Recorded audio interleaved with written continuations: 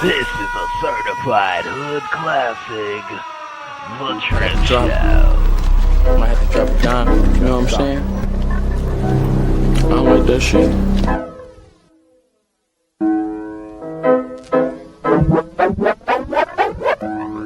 Got the drip, drip, drip, drip, drip. Yep, Drip Nation got 2.5 subs, y'all. Subscribe today.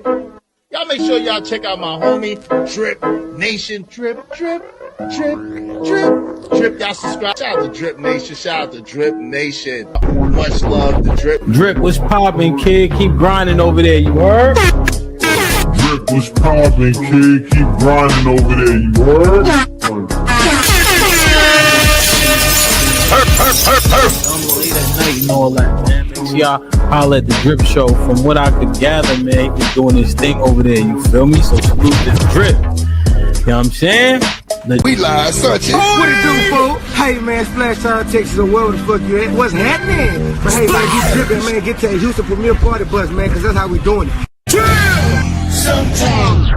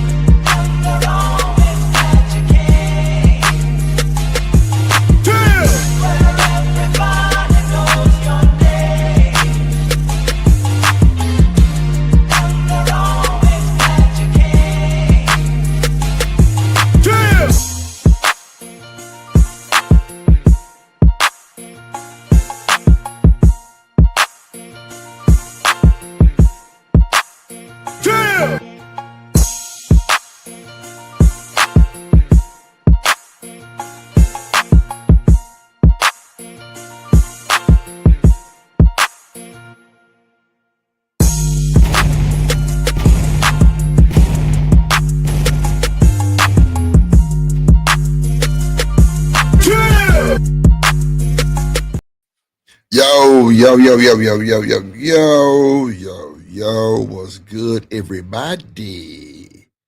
What's good, everybody? What's good, Jay? Welcome to the Drip Show. Welcome to the Drip Show. Let's go.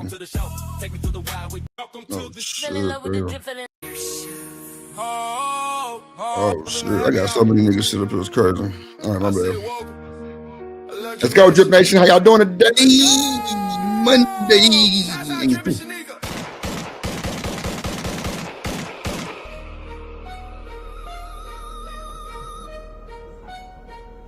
Shouts out Drippin' Shanika.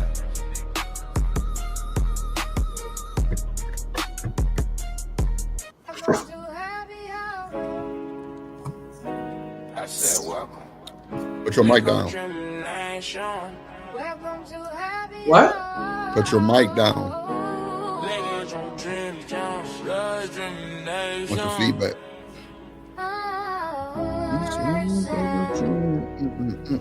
Shouts out Drippin' Shanika. Welcome to Happy Hour. Welcome to the Drip Show Happy Hour. Welcome to Happy Hour. We swingin', poppin', trying from the age of dreaming nation. If you a chill one, a real one. Side, side, get the show. So we happy hour. To the nation. Happy hour. Get happy hour, yeah. Drippin's my nigga the hardest. Like, comment, subscribe. Send a can side. Strip on the beat. Drip, drip, splash. Splash, bitch. Let's go. What it do, everybody? What's going on? Right now. It's cool. She fell in love with the drip, fell in love. Yeah, I might keep playing the wrong shit, bro. I got too much shit on here, bro. Too much shit. I gotta take some of these niggas shit off. Damn, bro. Oh, here we go.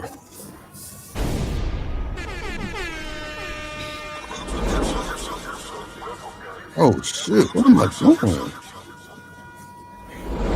Step in the booth, we got the Drip Talk podcast vibes. Listen close, let's unlock every drop's gold, wisdom flow, non-stop truth on the mic like a heart that won't stop. Drip Show shining bright, don't fade away. Voices in the night, got another way. Drip Show shining bright, don't fade away. Voices in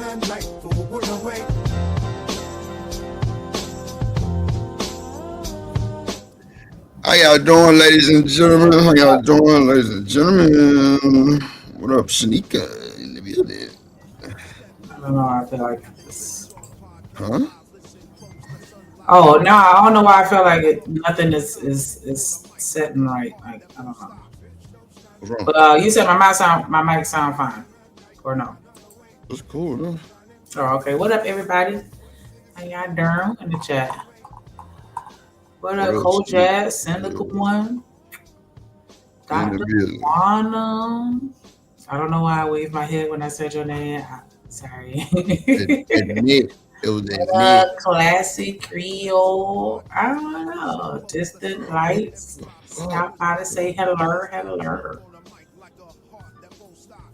Oh. My stream deck is on some other shit. Mod Squad in the building today. Bruh, this is some bullshit.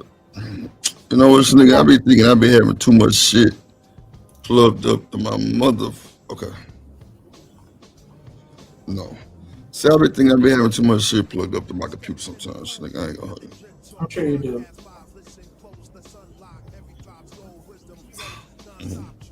Alright. What? You're right. You got all kind of you. But you got the MIDI board. There we go. Now we back. My stream deck when we're see, nigga, I was gonna send your funk ass a stream deck because I got another one. Where is it? It's somewhat down here. Somewhere. What are you saying it was? Nigga, because I ain't sitting in no fucking mode. The fuck? Wow. So let me tell you about this gas I've been smoking, right? So, well, first of all, let me shout out to Shanika, right? Because y'all, let me tell you how fucked up and good of a woman Shanika is, right? So, y'all know I'm healing this shit, right? You know what I'm saying? So she was like, Drip, you don't need to be cooking, you don't need to be on your feet. Ooh, hey, woo bop the bam, right? So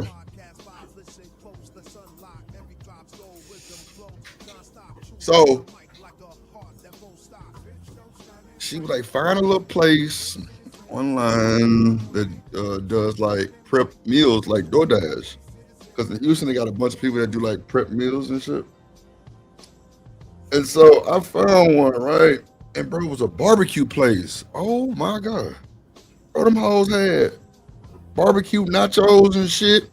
All kind of shit. But it was for 5 days, bro. And it was like,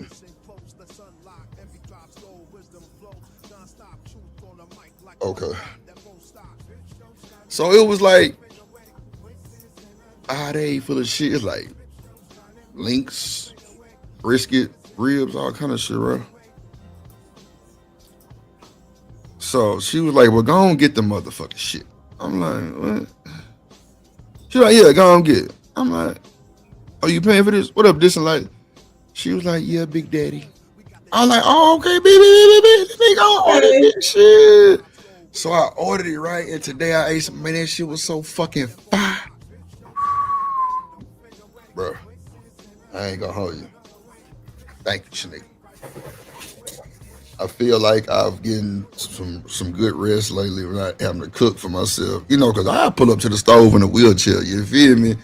And you know what I'm saying? You know what I'm saying? Because I done bought some new dishes and some skillets and shit, right? The motherfucker platinum shit, right? It's good shit. You know what I'm saying? Big ass metal piece at the bottom of the pots and shit. It's crazy. It's live. So, you know, I forgot the name brand, but them hoes was hiding a bit. Man, you get like 7 skillets, 4 pots, a big pot, and a big ass skillet, I think. Man, that shit was like $300-$400, bro. I'm like, bro, what the fuck? I'm upset. I don't like I paid that.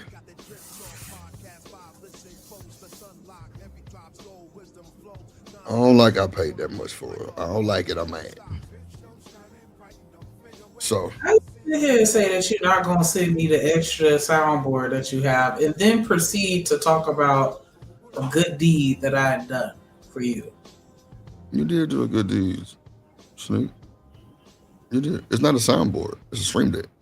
Okay, stream deck. Shout out to the chat, man. Top Mart, Wrench Game in the building. Shout out Cynical, Kojak, Classy. Social nigga, I told Classy Creole we get married. Yeah, we get married, man. Classy gonna we're gonna have plumber outfits on as our tux and tuxedo and a dress, and we're gonna have wrenches on our waist. You hear me? Yes, I hear you. Yeah. So yeah.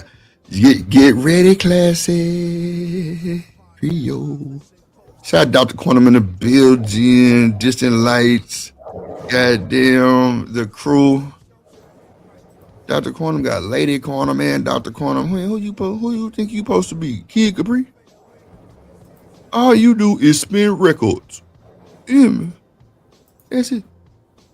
But nah, shout out to the chat, man. Shout out to all the cloud watchers. Classy, don't be denying it now. Don't deny me. Nah, I'm bullshit. But shout out to Classy. See how she did me, man? She put the hand over here like, motherfucker. You gonna tell these folks our business? A little bit. How your day going, Shanique? It's Monday. Oh, that's right. That's y'all busiest day, huh? Yes. She said I'm a lady doctor. Lord Jesus. Okay. So y'all backed up at work? A little bit. So all the shit that happened over the weekend, that's what we catch it on. Right. So, So y'all got 24 hours as far as the call-in point, right? Yeah, everything is 24 hours, but as far as like the actual claim itself, now is they don't assign them on the weekends. So if you file a claim on the weekend, they're not gonna holler at you till Monday. Sound right. So we're gonna start off with this, right? And me and Shanika had conversations about y'all ragged asses, right? All the time. And I talk about her ragged ass too all the time, right? So with that being said, it's like, you know, me and Shanika talk about life problems, you know what I'm saying? You know, her nigga be upset sometimes because, you know, we be on the phone, but, you know, I be telling that nigga, like, bro, chill, bro. It's cool. I don't want your gal. None of that type of shit, right? But, you know, he be having attitude with Shanika sometimes. And that's cool. So the other day, me and Shanika was talking about how she has a great job, right? And she just don't like this motherfucking manager she got, though. Ooh, man. Shut up, Travel One. Shit. Ain't nobody talking to you. To my dribbler's bully mode take over. I ain't no goddamn bully. I'm the coolest nigga on the internet. As far as I'm concerned. Now, what you want to do, Travel? You want to fight today? We can fight, Travel. Because I need some tickets.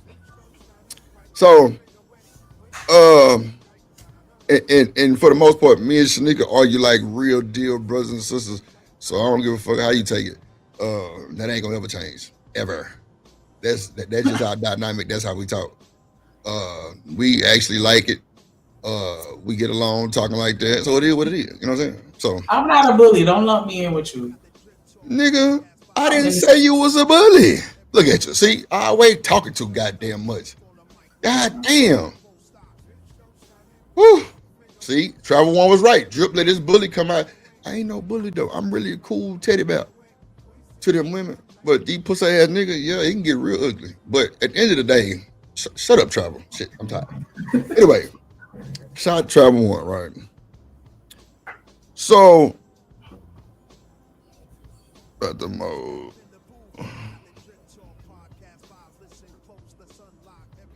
Oh, the mods. Oh, I'm tripping. My bad, Travel. Okay. I apologize. Thank you, Cynical. I gotta turn my screen because see, I don't know if y'all can see my microphone, but my microphone cord cuts through my screen. Like not cut it, but like it like the cord like comes through the screen, so I can sometimes the E may like an S may like an E because the cable is right here. Like, I don't know if y'all can No, I'm dead ass. Like you can see it. Like the Niggas will cable. say anything to excuse them not being able to read. I can't read. You think so? Look. Hold on. You know, you don't have to show them. You don't have to. Oh, I'm finna say my motherfucker's microphone cable is look. You can hear that bitch tapping on the goddamn screen right now. I'm tapping on the screen. I gotta move it. Hold on, let me see if I can do I don't this. give a fuck. I'm still say you can't read. Your mama can't read, Tramp.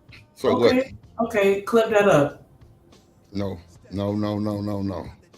Too late. Hold on. Let me move that away. Let me see. Okay. Oh, that's way better. Hell yeah. I gotta tighten this strap up though. But now, so Shanika dirty ass boss. Damn. See, this why. That's why y'all gotta stop pillow talking with these niggas telling them y'all business, because then all they gonna do is tell everybody else. Nigga, I don't pillow talk with your ragged ass. Fuck is you talking about? I was just saying, telling your business. I don't. No, it's not about telling. Man, why don't you just shut your ass up and let me finish talking though? God damn, bro, you just a bully, bro. All you want to do is take over the show and then belittle me. That's what you be want to do. And I'll let you do it for 58 shows, and I'm tired. Shit. Wow. Okay. 58 shows. I'm on Merc. Nigga, you stay on Merc anyway. Ragged ass weed grinder. Okay.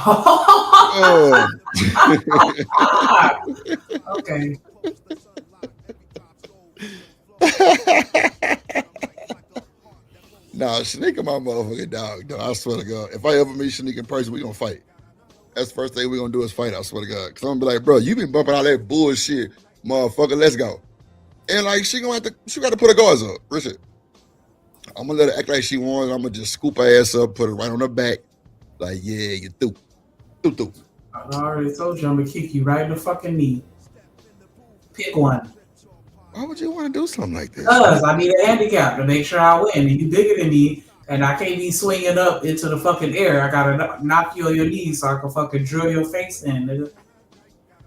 It's cutthroat right here. You see how she aggressive she is, Prove, nigga. You see how aggressive she is, bro? I have a point to prove. And I'll do anything to prove it. Like, you even be playing on my top. The bigger they are, the harder they fall, y'all. Trust me. Class, you see this bullshit? Run up. But just make sure you got to do your recon first. So, see if you can find out anything about them, any former injuries. That's the first place you want to aim. Trigger that motherfucker so that it starts thinking. Bro. Like, oh, shit, I remember when I fell off the bike back in 6th grade. Yeah, nigga. I tapped that ankle. Yeah. Man, I remember one time I had a real bad bike accident. Like, I almost died on the bike. My shoestring tried to end me. Bro, wait. Shanika, I don't mean to cut you off. I've done that before where the shoestring get caught up in the chain. Oh my God. I went home pink, just like my bike. And I had like one of those smaller bikes too, because I used to try to keep up with the boys. I was a tomboy growing up. So I still had my middle school bike, and that shit was, it was small. And I used to be on that thing, like riding it like a motherfucker. And so one day. Motherfucker can't ride shit. One day my shoestring. Motherfucker can't ride nothing but a motherfucking It was a weapon that was formed against me, but it did not prosper. Not formed against you. It tried. You walk through the valley of the shadow of clumsiness, motherfucker. That's what your ass did. I was going too fast too, because you was not. Dogs in our neighborhood, so you had to know how to ride. Dogs. And your ragged ass out there with probably some kid. Remember them girl kid shoes with the shoestring got? You got big feet. I had the British Knights. Oh.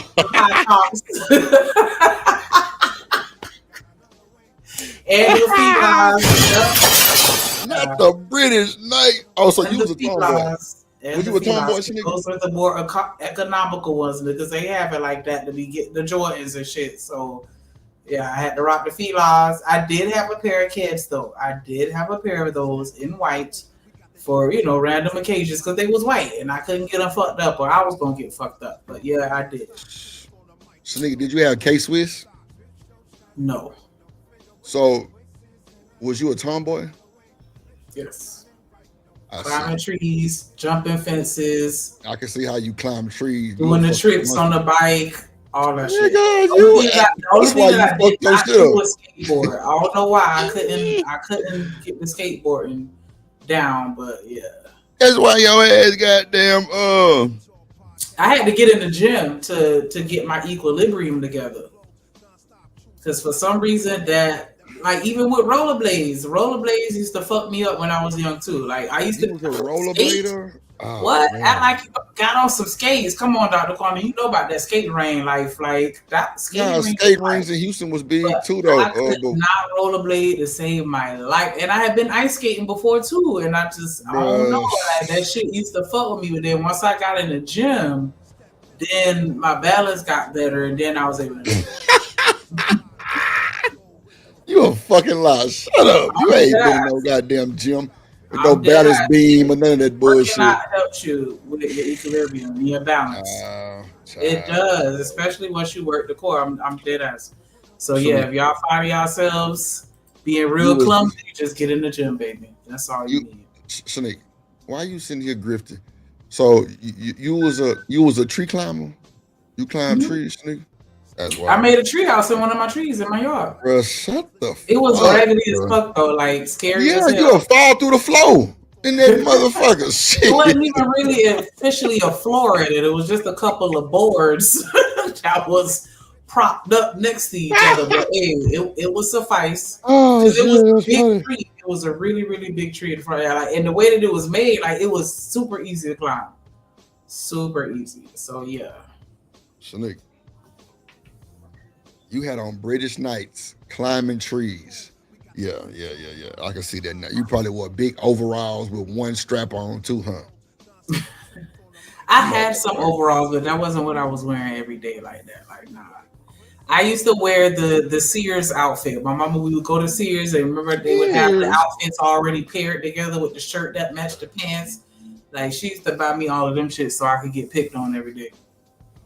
So you can get picked on every day. It's wild work. Yeah. It's so funny though, because I wasn't into fashion like that. And then one of my homegirls was like, come on, we had the whole makeover montage and then everything changed. It was just like the movies. The nerd turned into that gua.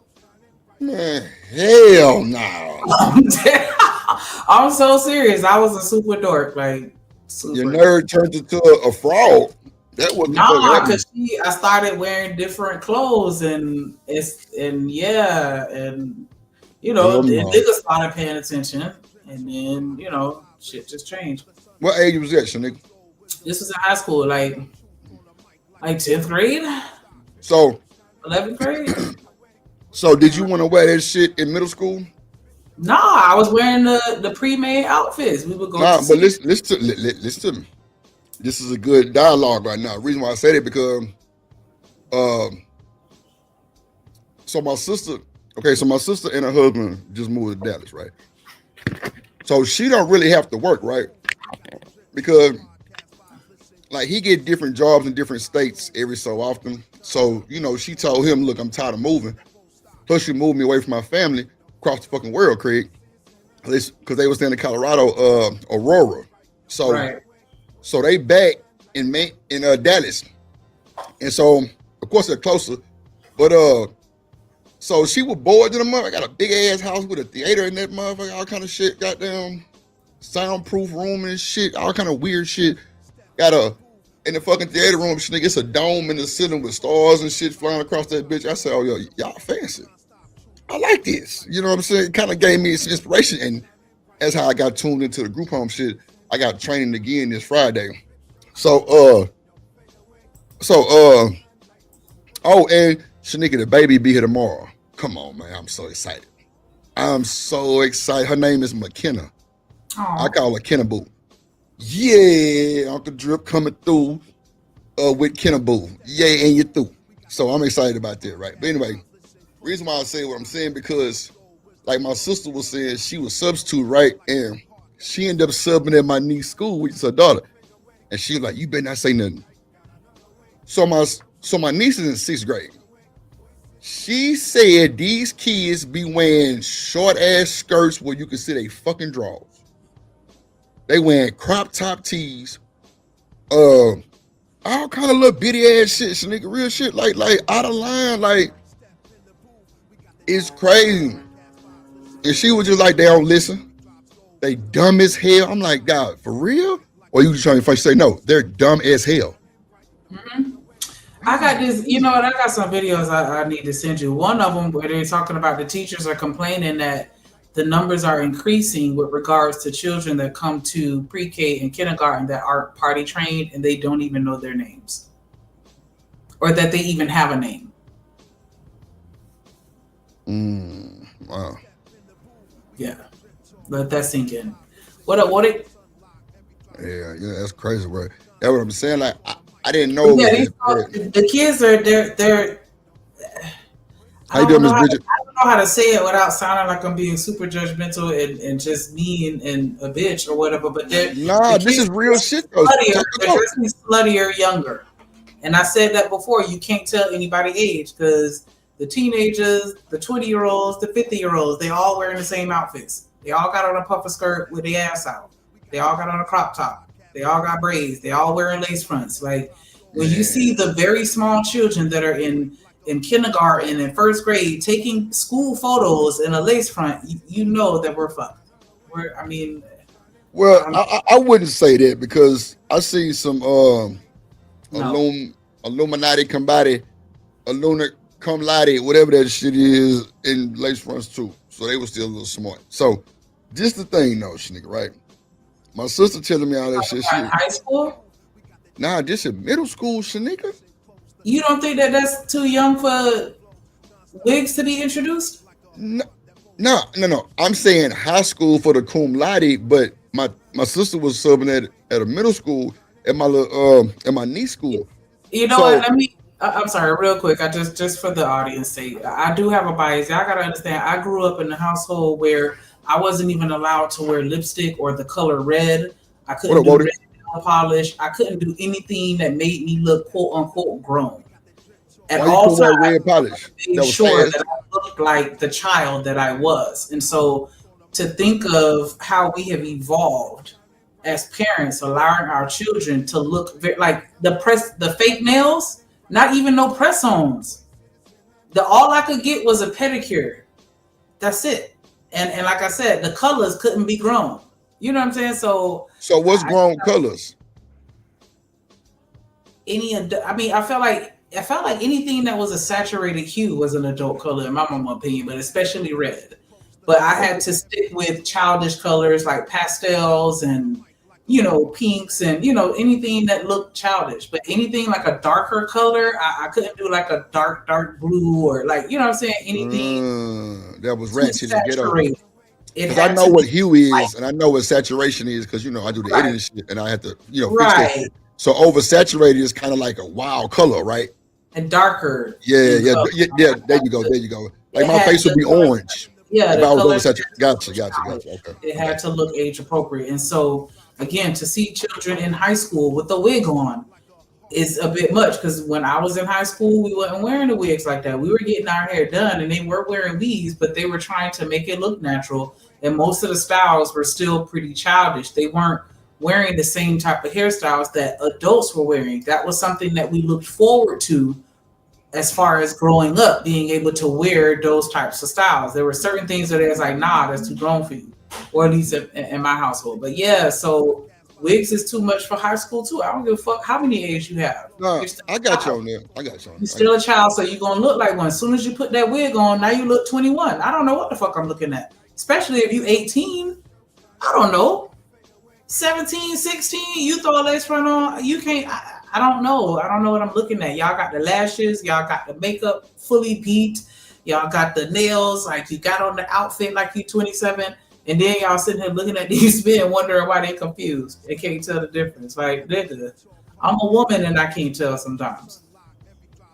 I be having to look, I have to have a conversation with you to know for sure you know, how old you are. Because sometimes if I stare long enough, I don't know. Why the fuck you staring? Cause I want to, and these my eyeballs. Oh, okay. I stare at people all the time. Stare at these nuts. Okay. Tell you how many hairs on them. What else, Smitty? Wow, that's insanity. Well, no, you know I ain't finna go there with your ragged ass because your boyfriend gonna get to jumping on the stream and trying to fight me. He gonna try to come find me. So, Shanique, so you said your mama, she didn't let you wear none of that shit till what 19, 11, 12, what? I had to be out her house. So you had one. Wait a minute. I thought the women had it easy. I thought they didn't have to get out at 18. What makes you think that? Well, I mean, my sister had to go no goddamn well. Okay, that's your right. That's the new age people. Not even. You know, that's just something they had an outlier type of relationship.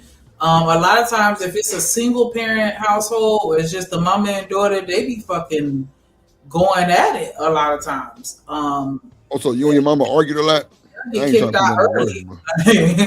Once you hit 12, and you know what I'm saying, like shit get real.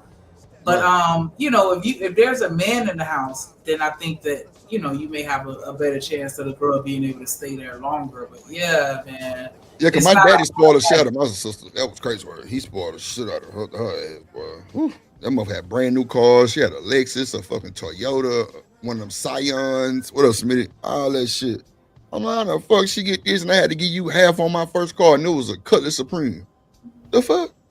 It was just some bullshit. I ain't gonna lie. I raised hell about it, but it ain't get nowhere. But at the end of the day, so Shnigga, do you think your mama was a great parent though? Because I mean, she kind of held you to the kid status as long as she could, right? Yeah, I don't know if I'm gonna go so far as to say great because she get on my don't make me call your mama, bro. Do not do that shit. Come on. She was a good mama. You know, we have our conversations and we talk about that. I definitely do think that she was a good parent. She tried the best she could, and she, you know, instilled certain things in me that I absolutely appreciate. Right. You know, in adulthood that I didn't understand as a child, but there we go. There we go. Talk your shit. That's what I meant. You know what I'm saying? Like, you know, did she make sure you stayed a kid as long as possible type shit? You know what I'm saying? To where, you know, you wasn't fast or how you say flip. You know what I'm saying? So, what else, Smitty? I don't know if I said what else, Smitty.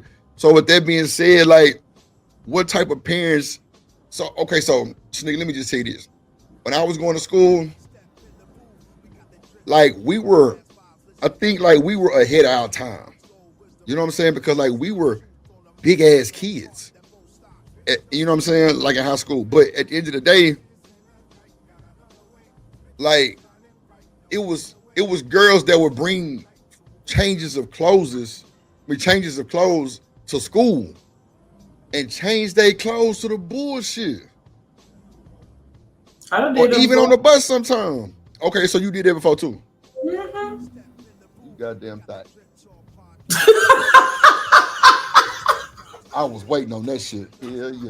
Shut up, shit. You raggedy.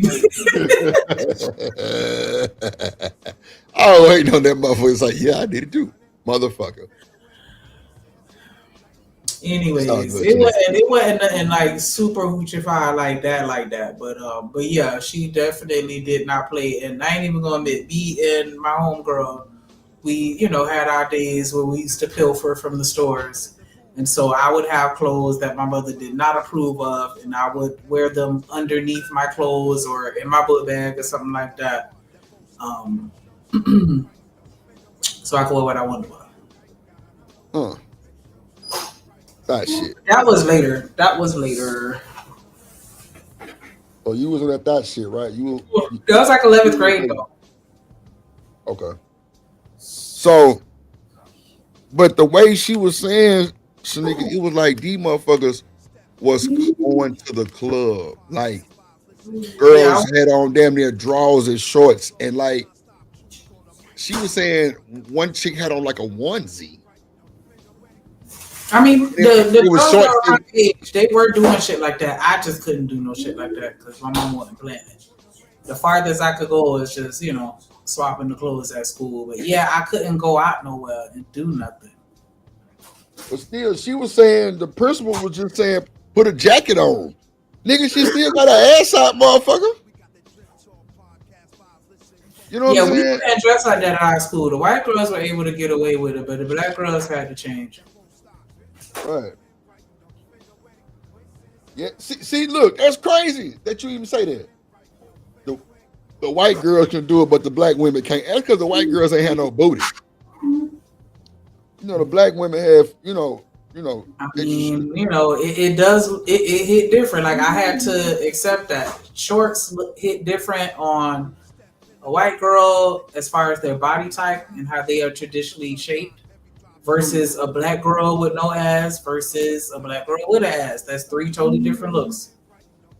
And it doesn't look as sexual, apparently, when certain people wear them.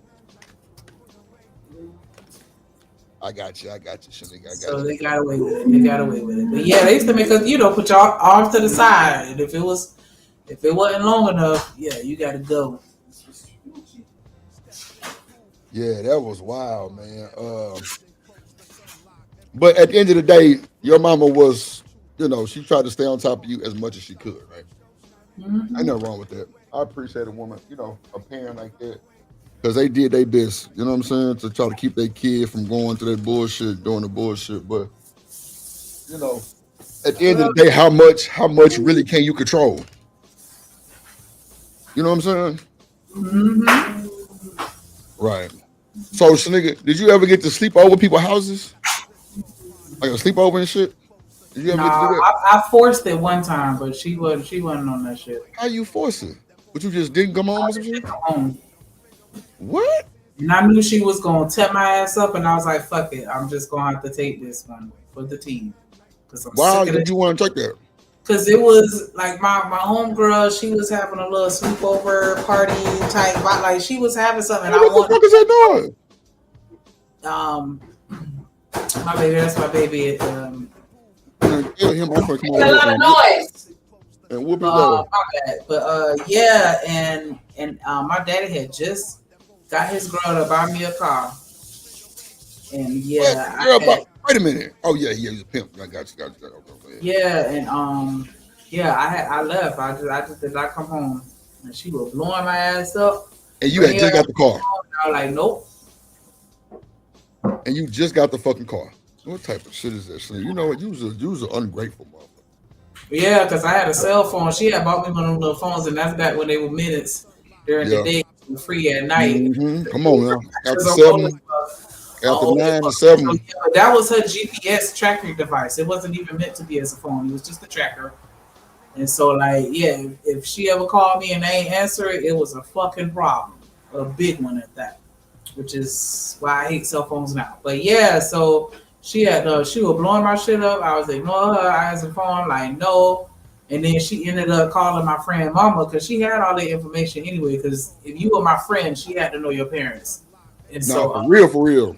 She called them, and then they kind of talked it out. And my homegirl mama convinced her to let me stay.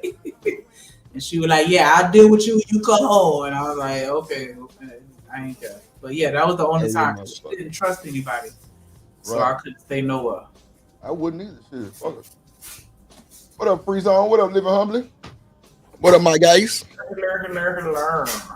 So, okay, shout out to Shanika and her mama being good parents. So, do you implement some of this shit to your kids? I know they boys, so you ain't got to watch too much of what they wear, but do you try? I mean, like, do you put them in like big designer shit? No. Okay. They get regular clothes, not like the cheapest of the cheap or no shit like that. The way they finna get picked on, nah. But I'm not spending hundreds of dollars on no shit either. Like, I will still get them the shirts out of Walmart. Like, it's certain ones that if it look decent, I will buy it.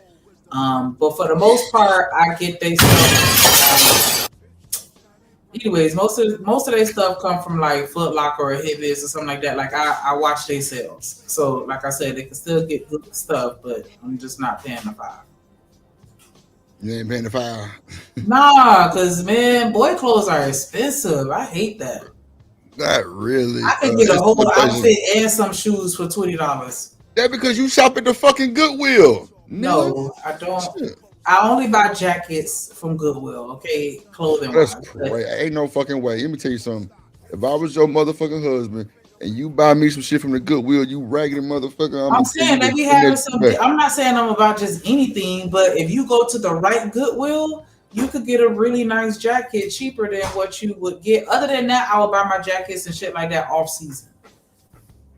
Okay, off season, I can see that happen because that's actually a good way to shop, really. On the yeah. But you can also get a fire-ass high-end jacket from Goodwill if you shop at the right ones. You can't go to the one in the hood. You got to go in the affluent neighborhood where they actually have some name brands.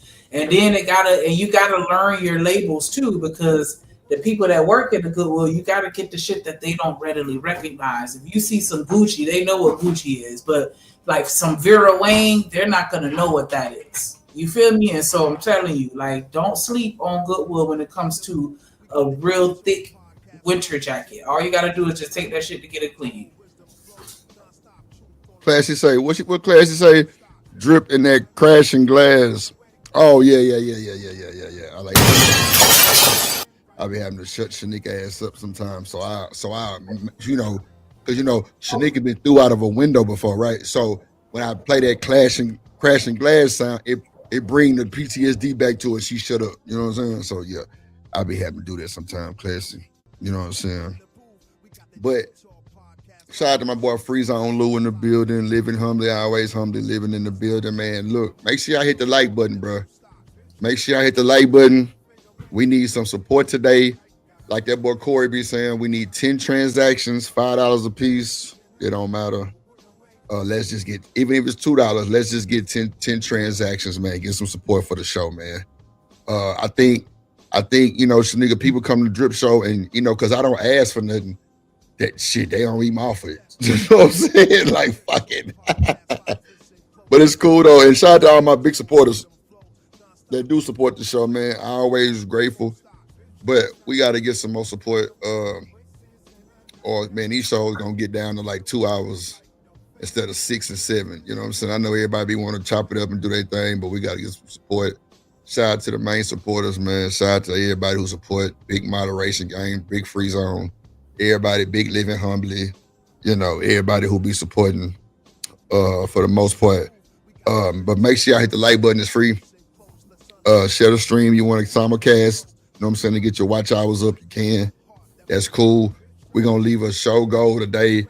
I'm going to starting. I'm going to do the show goal today. I'm going to do it like, 10 transaction is the show goal. From 2 up to whatever. And then, because, people be coming over here and be doing their thing and don't be supporting this shit. I be like, motherfucker, you just cussed everybody out on the panel and you ain't dropped it down. God damn. Nah, we need to fix that shit like shit. Nah, nigga. This ain't no motherfucking EBT stream. Hell no, shit. This shit costs. Oh, shit. What? I ain't bullshitting. This ain't no goddamn EBT stream. Came and cussed everybody out.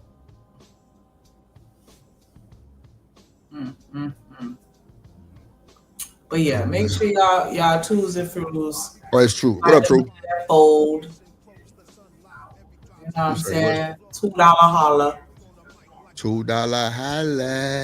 Yes. Put the $2 holla. Put the 40 on the nightstand. Thank you for your 40. We're gonna do the 40 and that's it. It's cool on the 40. Thank you for your services.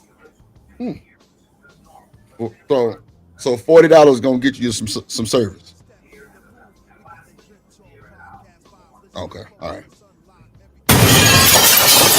So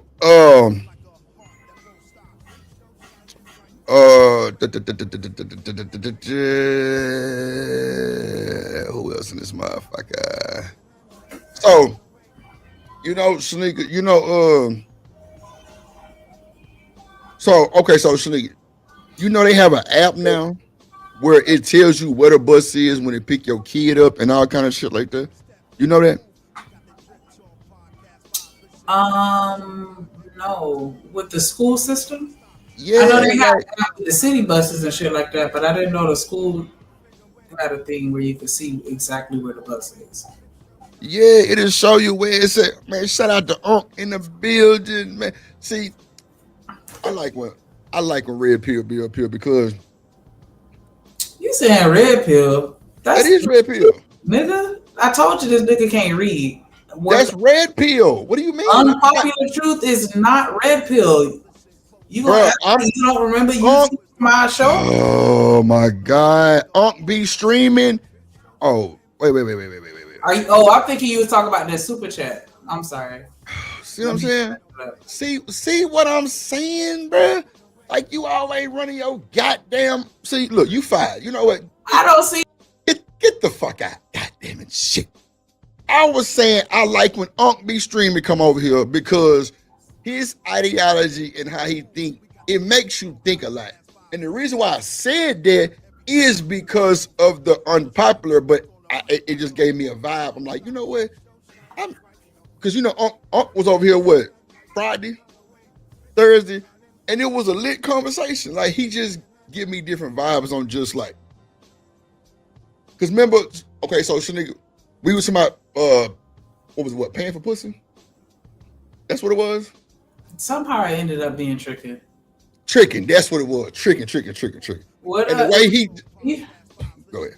And the way he broke it up was just insane work. But go ahead. You got this. Shanika. Go ahead.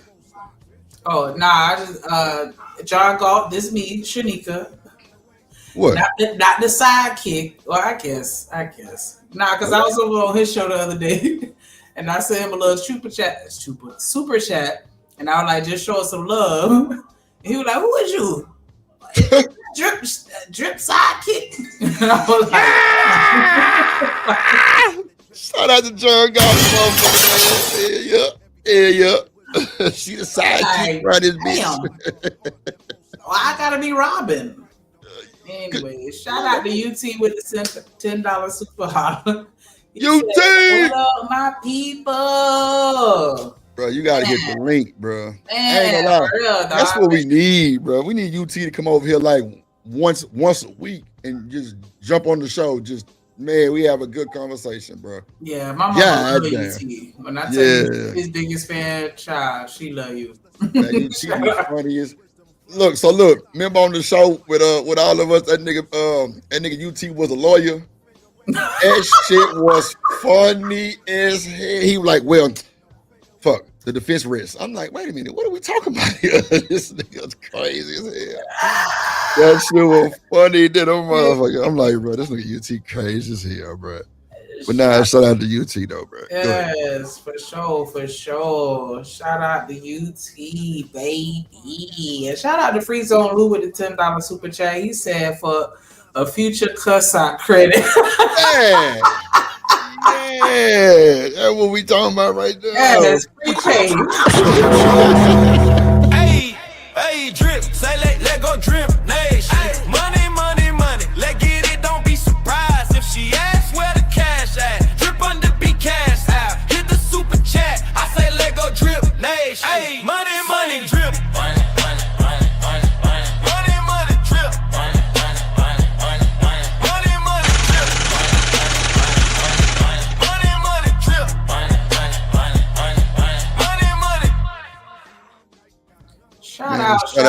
Shout out, and shout out to the big bad motherfucking bull running up with the $50 super chat. You better he said, blessings, Drippin' Shanika. You looking good, bruh. Pause. But how you feeling though? Praying you back close to normal. You did. So before you hype him up, right? Boy, I've been back to the hospital 3 times, bro. No bullshit. One night I couldn't breathe because my lungs, and then the other time I think I hit my motherfucking leg on the side of the chair and my blood pressure went up crazy work. It was wild. And it was something else I went. Shanika know. I don't know. It was something else I went. But nah, bro, like I'm going through therapy right now, bull. I'm going through therapy right now, bro. My leg, bro. I still got like 68 stitches in my back. That motherfucker just don't want to just get right. I don't know what it is, but that's a big ass hole in my back. But I think when I had my black eye from the wreck, I think it might have fucked up my vision, they saying now. So I don't know. I don't really see it sometimes, but I do know that sometimes my shit can get like a blur. Like it's like a quick blur in his back. I don't know, but I'm gonna go to the eye doctor Thursday and see, because clearly, bro, I went through so much trauma and they really surprised how I'm healing, bro. But they just like, bro, it's a lot of shit that might have fucked up other shit that we just don't know yet. So that's why we want you to slow down and heal right. So, you know, we can do a full evaluation on you. But I appreciate you, bull. I went back and looked in the Discord. That nigga Bull was talking to my mama. I'm like, goddamn Bull. Shout out to Bull and Kojak motherfucking ass. So Bull I appreciate that. Bull hit me up, was like, hey, come to the Discord.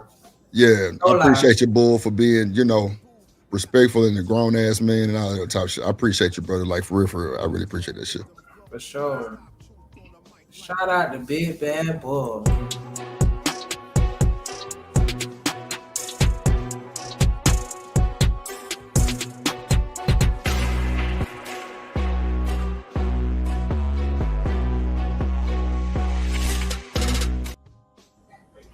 Yes, one of the mod fathers right here. I'm telling you.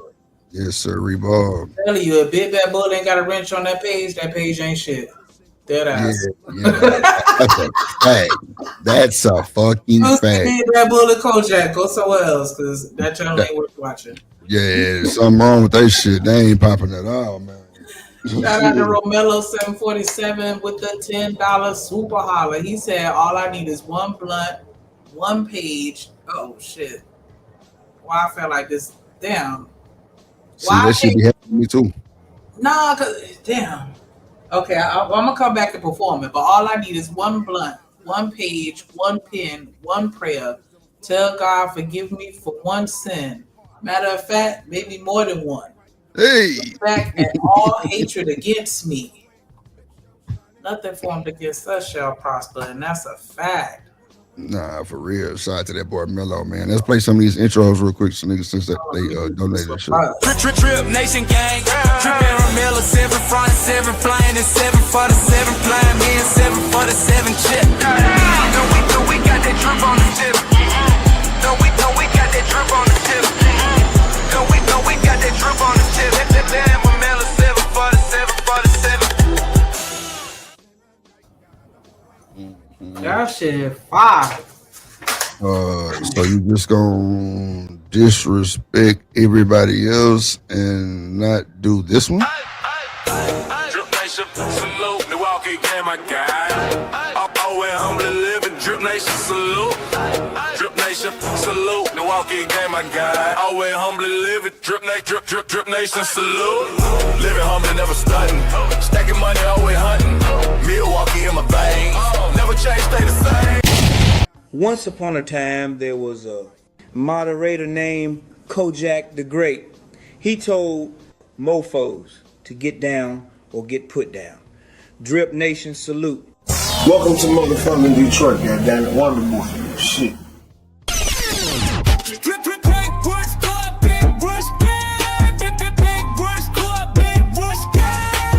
Get down or get put down on foreign. Salute to the Motherfather, he Emperor. Kojak 313, the great, the Motherfather. Shout out to the Motherfather, Dripping Nation, West Drip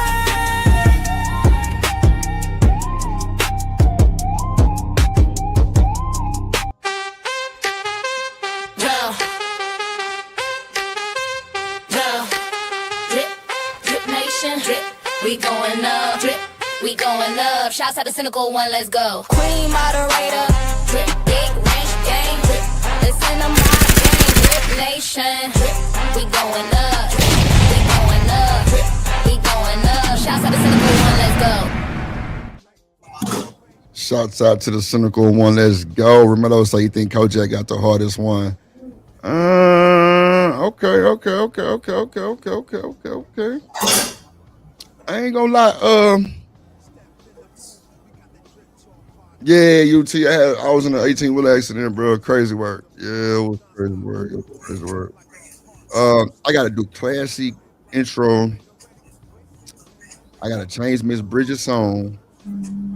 Oh Jesus, I got so much shit to fucking do. Shout out to everybody that just dropped in with the heavy donations, man. I appreciate that shit for real. I guess they say if you ask, they'll come, but you know, I know my people gonna come through. You know what I'm saying? You know, that's why I try to keep good business myself. Shout out to everybody in the chat, Mello and them. Appreciate y'all. So I got a few videos. So first of all, y'all know Jhené Aiko and Big Sean broke up, right? Oh, I didn't know that. Damn. Like, yeah, it's crazy work. They've been together 10 years. He must have left her because I don't think that she was ever gonna leave him. You're crazy as hell. Why would you think that? Please tell me right now. Because he was talking a lot of shit about how he wasn't ready to marry her. Damn, I'm trying to think of who he did an interview with where they would ask her like, "Why you won't just go ahead and marry this girl? Like, why are you tripping?" He'd be like, So you think he left? I don't know, but I'm just saying it seemed like she wasn't going nowhere because they've been doing this back and forth for a little minute. Because if I'm not mistaken, like they both was cheating, and that's how they got together or some shit like that. Or one of them, if not both of them, was in a relationship allegedly. Like it was just crazy from the beginning. But yeah, like she been sticking beside him, so I think she was gonna ever leave because everybody was like, "Sis, leave." Well, Shanika, she left. Oh, she did. Okay. She left, and the reason why she left is because of marriage. She had and this wasn't no instant breakup. It was an ongoing thing, right? She had been wanting to get married for about 4 years now. They have a 3-year-old kid and all that good stuff, right? So she left him because he didn't want to take that next step. That's a fact. So I'm gonna play 2 videos, and these videos are gonna pretty much give you history of what's going on with Big Sean and Jhené Aiko. And then we'll go from there. But she left him because he didn't want to get married. That's why the title is Why Don't Men Want to Get Married? So let me bring this video up. Shout out to the chat. Make sure y'all hit that like button, bro. Appreciate everybody for stopping by and being through. Being through. Lord Jesus, being here. Let's get to the content. Let's go. Oh shit. All right. Let's see. Round 1. What's up?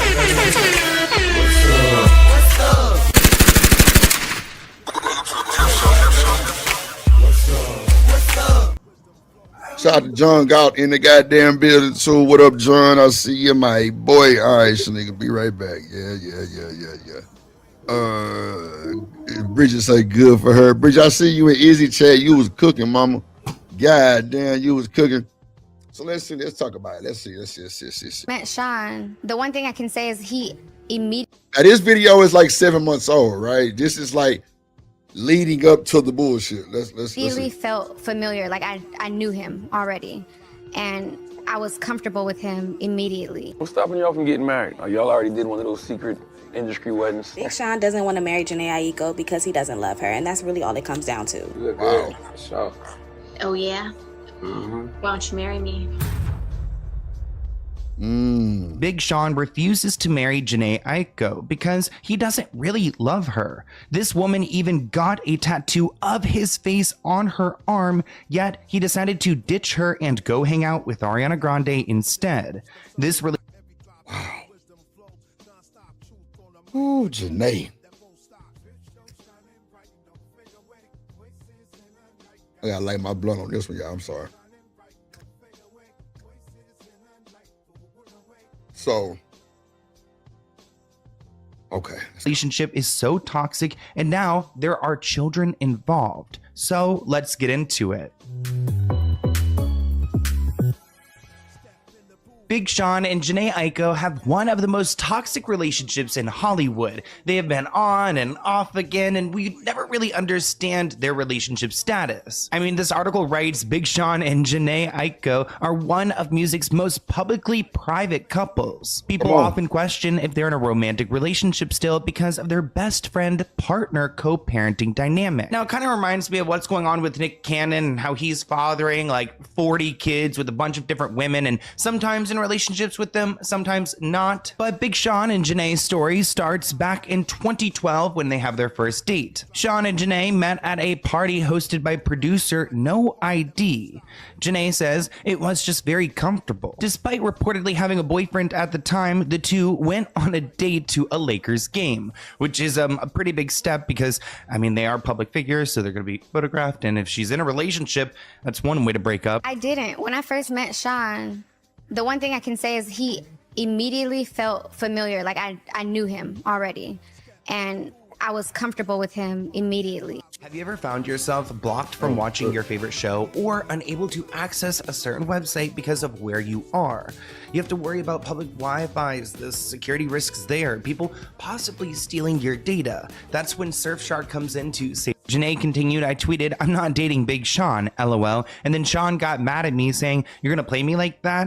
And I'm like, well, we're just friends. Now, to give you guys some context, they met in 2012, but they weren't romantically confirmed. I mean, in 2013, Jhené was linked to Donald Glover, also known as Childish Gambino, but there were still questions about Sean and Jhené. Though when 2014 came around, Jhené had no chance against Ariana Grande. Ariana is not only a skilled singer and actress, but she also can take anyone's man. So hide your men from Ariana Grande. So of course, Ariana scooped up Big Sean, and his relationship with Jhené went on the back burner. While he was with Ariana Grande, Jhené did go and date music producer Dot the Genius, and he was one of her most significant relationships. They began dating in 2014 and married shortly after, but divorced in 2016. Now, we don't know exactly why they divorced. It wasn't like a cheating scandal or anything like that. They kept it all very private. But in 2016, it seems like Big Sean and Jhené Aiko came together for Ariana Grande. I like Ariana Grande. She's a cool little shit.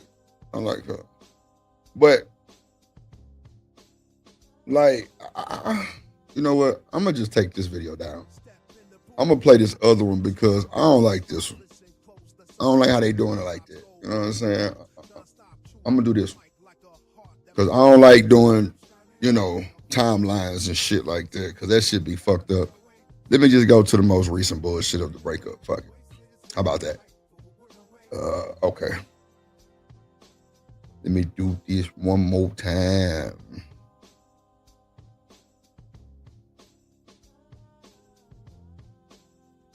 All right, let's do it. Let's do it.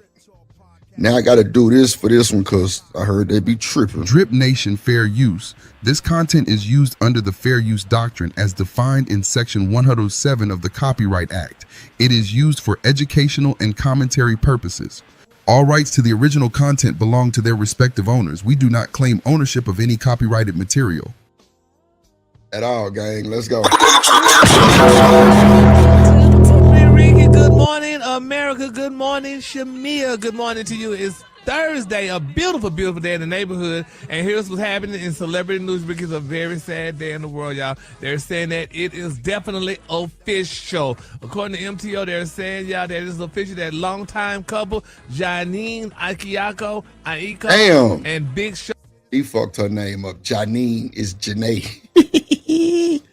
He fucked that shit up. Jhené Aiko. Sean are no longer together. Oh no! Yes, they had been broke up. They say after nearly a decade, Ricky, of music, love, and a child together, one of the hip hop's most adored duos has quietly y'all gone their separate ways. So let me ask y'all this, chat. Let me ask the chat this, and whoever cloud watching, drop down, whatever. So when people say, make sure you marry before you carry, is that more like making them like, if you want a kid out of me, you're gonna have to marry me? Cause what else is there to look for? I already got a baby out you. You tripping? Fuck it. I'm mad. I don't want to talk to you no more. Fuck it, we done. Plus, they wasn't even like they were just going together for 10 years. So, chat, let me know. When they say marry before you carry, you want to have something that nigga can look forward to, like that baby. You been with this chick for 10 years and you didn't marry her? I don't know about that, bro. I think that's a bit trifling. Yeah, I said what I said. I think it's a bit trifling, bro. Because at the end of the day, bro, you don't respect this woman enough to give her a ring, and she done got your big head ass tatted on her. She gave you a baby that's 3 years old right now. And it be wild because when they break up, they go to even more crazy shit. So chat, let me know, chat. Let me know. Like, what up, Trust? Like, I don't be understanding, like what's the problem here? A 10-year relationship that was private as hell, y'all. Private as hell. Private as hell, y'all. I don't know, man. It just really bothers me because, yes, if you can wait, solidify the relationship. That's what I always thought too, Miss Bridget. Let's see. Honey, they're saying it's definitely a very, very sad moment, honey. Very. Now, yeah, they said a source close to Janine told honey MTO that the breakup didn't come suddenly. They said it was the result of multiple ultimatums and long-standing disagreements about marriage. Now, according to the insider, they said Janine truly believed, y'all, that she and Sean were definitely soulmates. She wanted marriage, y'all. She wanted the commitment. The source said, y'all, they say Sean loves her deeply, but he just never wanted to take the final step. Now, bro, how do you love her deeply but never want to take the final step? Like, bro, what the fuck are we doing? We got to stop this shit, bro. Hey, y'all, let me know if that music too loud. For some odd reason with these other headphones, that shit ain't loud as hell.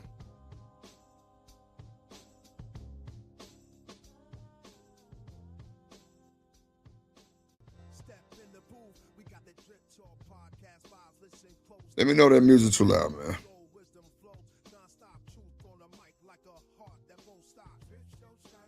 Music perfect, boy. Appreciate you, Pop. Appreciate you, Pop. a couple of y'all who share a 3-year-old son have been together, y'all on and off for years, collaborating on music and appearing, y'all inseparable to the fans, y'all. They say, but behind the scenes, the same source said, y'all, that Janine Honey grew tired, y'all, of waiting. And she shouldn't have waited. Why? I mean, you done got this woman pregnant, y'all, have a doggone child together and stuff, y'all, but you don't want to get married. Why? What you mean he look hard? He look like he had a hard life, huh? Oh no.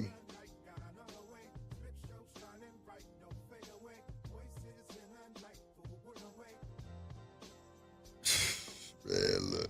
Why do men not want to get married? You do everything else.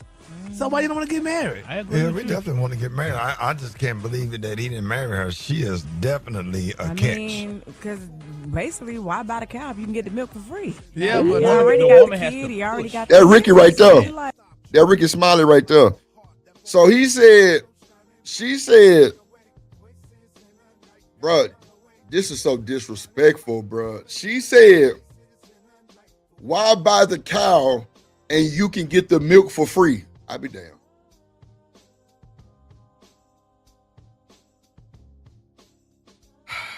See, it be that bullshit, bro. Why buy the cow and you can get the milk for free?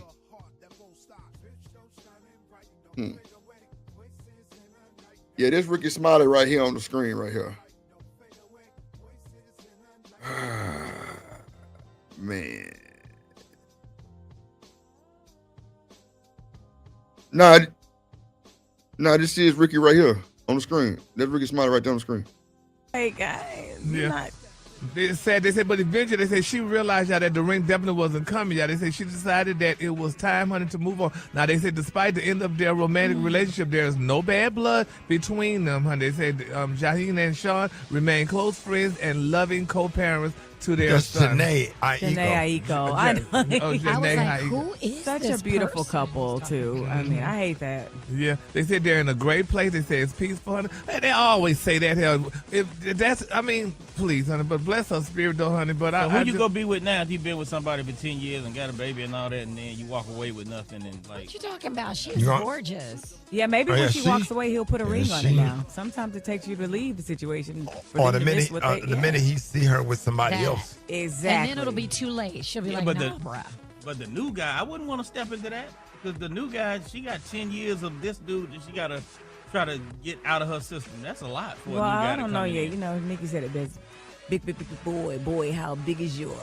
Give me all your money and give me all your residuals. We still haven't got the answer to any of them questions, and I know the ladies want to know. So, Big Sean, what's up? All right, then. Okay. Bars. Yes, Lord. Yes. All right, then. Moving on in other celebrity news, y'all. They say rumors, honey, are rumors, y'all. But they're saying the rumor mill is definitely in overdrive, y'all. They say, and this time is about the wonderful, my friend, Mr. Deion Sanders and Miss Karrueche Tran, y'all. It's being reported, y'all, that there's been whispers, y'all, that for months that the NFL legend and the actress model secretly, y'all, tied the knot, honey, earlier this year. And they say, honey, there's photos that fans are definitely saying that it is definitely true. Now, they're saying Karrueche, honey, made a stunning appearance, honey, recently, y'all, at the Variety Power of Women. Karrueche with old Dion, man. God damn. Damn, man. Wow, man, that's crazy work. Either, let me see. Anybody came in here? Yeah, no. I'm tripping, UT. That was Gary, the one who was saying honey. You hear Ricky Smiley in the back. He got the deeper, raspier voice, but yeah, that is the Gary guy. He said that when it first came on. I'm not even looking at the screen, but now I definitely see what y'all talking about. Yeah. That's the Gary guy. That's the Gary guy. So let's see. Hold on. Event in I'm gonna Los drop the link in a Angeles. They second. said she looked radiant on the red carpet, but they said what really caught everyone's attention was she had on like a 10-carat diamond ring, honey, on her left hand, honey. 10 carat. That's bigger than all y'all's girls. Making me hide my ring. Yeah, used to you, fam. That's bigger than all y'all girls. Ooh, honey. Nigga. But they say, honey. See, one thing about them GAYs, boy, they talk they shit and they don't give a fuck what you say about it. Like, them women don't be getting, like, so do women get live with GAYs? Kojak say him downstairs. Some on some American Cookies. Wild word. It's wild, bro. I don't know. Let's see. Got it. Why are you coming for me? Well, y'all put those 2 carats behind. Let me hide it. Okay, just sit on it, honey. Sit down. They said at the time, insiders said, baby, that the couple, honey, wanted to keep their union private, choosing intimacy and family over fanfare. They say neither Deion nor Karrueche, y'all, has publicly confirmed or denied the rumors, but both have remained extremely private about. But wait, how? Karrueche sound like 30. Karrueche sound like she about 30. Deion's 65. Damn. Miss Bridget say, what good is a carrot without the husband? Well, let's talk about it, Miss Bridget. What's good with the carrot without the husband? It's nothing. It don't mean nothing, Miss Bridget. Nathaniel. Nothing. It don't mean nothing, Miss Bridget. On my mama, it don't. It don't mean nothing. Because if you got big carrots on your ring, that's just a fucking ring. Oh. Now, Miss Bridget, I'm glad you said that because you know Gilbert Arenas did that shit, right? Gilbert Arenas' wife left him after she got like a $15,000 ring. And then he act like he wanted her back. Gave her another ring, which was a fake ring that was like $4,000. So it must have been one of them Mosenites or whatever that shit called. And took the big ring and took it back. And gave her the fake ring. Now, this how she found out. When she tried to go pawn that motherfucker. When she tried to go pawn it, she found out that the ring was fake. Yes. So that's how that worked out. You know what I'm saying? That's how the fuck that worked out. You feel me? So, I mean, Gilbert was like, fuck that. You ain't taking my money. You ain't taking my money on. Yeah, 37. I knew it, boy. That's what I'm saying, bruh. Dion can't even. Karuchi Dion. All right. Shout out to Lil Ruchi. Shout out to Lil Ruchi. Because you know, folks didn't have Lil Ruchi. You know, she was a whole Chris Brown reject, but okay, let's just see. Their relationship now. Make sure y'all get the like something, hit the like button, Appreciate y'all. Let's go. They said Dion is only 57 and Karuchi is 36. Have reportedly been seeing each other quietly out for some time. They have never. So it's 21 years. 37-51. I mean 37-56. Huh. What y'all think about that, man? I think that's too much of a. Hey, what up, bruh? Kojak. I ain't want to say it like that, OG, but goddamn, that's what's going on. He got bladder cancer. I knew it was something like that going on, bro. I'm like, wait, this nigga got some type of shit where he lost his toe and some other shit happened. I'm just saying, bro. Like,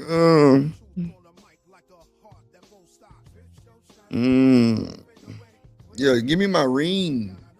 You can't take the ring with you, baby. What you mean? This ain't Oprah. What, you get a ring, you get a ring, you get a ring, you get a ring, you get a ring. Hell nah. Give me my money. It ain't fucking happening. Especially if I done went spend my savings on your shit. Give me my shit back, motherfucker. Or I'm calling the police. And I said what on Instagram official and rarely appear together publicly, which has only fueled y'all speculation about how serious things are behind the scenes. Despite their silence, they're saying the clues keep adding up, and that diamond ring, baby, they say isn't doing anything to cool the chatter. So, I mean, that'd be nice if he married her, you know, if they married together. I mean, because, you know, Dion needs somebody. I mean, he and Trace are no longer together, huh? He needs somebody by the bedside. Yeah. You know, the kids was asking if she was the one hurting. He needs somebody by the bedside, bruh. I wonder if she really getting that dick, though. Because if bruh got bladder cancer, bruh.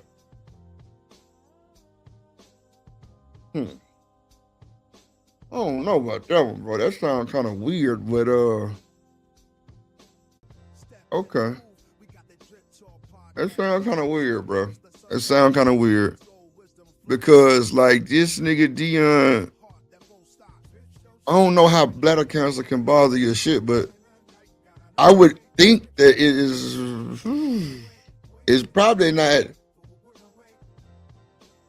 it's probably not giving field goal status. I don't know. Oh, classy. I appreciate that. I'm gonna do it tomorrow. Or shit, we might bring it up today. Hell, depends on how the show go. But we definitely going full stride show. We got a lot of donations, so we definitely going. Yeah, that's crazy. Damn, classy. That was a hard ass topic right there. I ain't gonna hold you. We might have to switch up. I might have to change the title to that.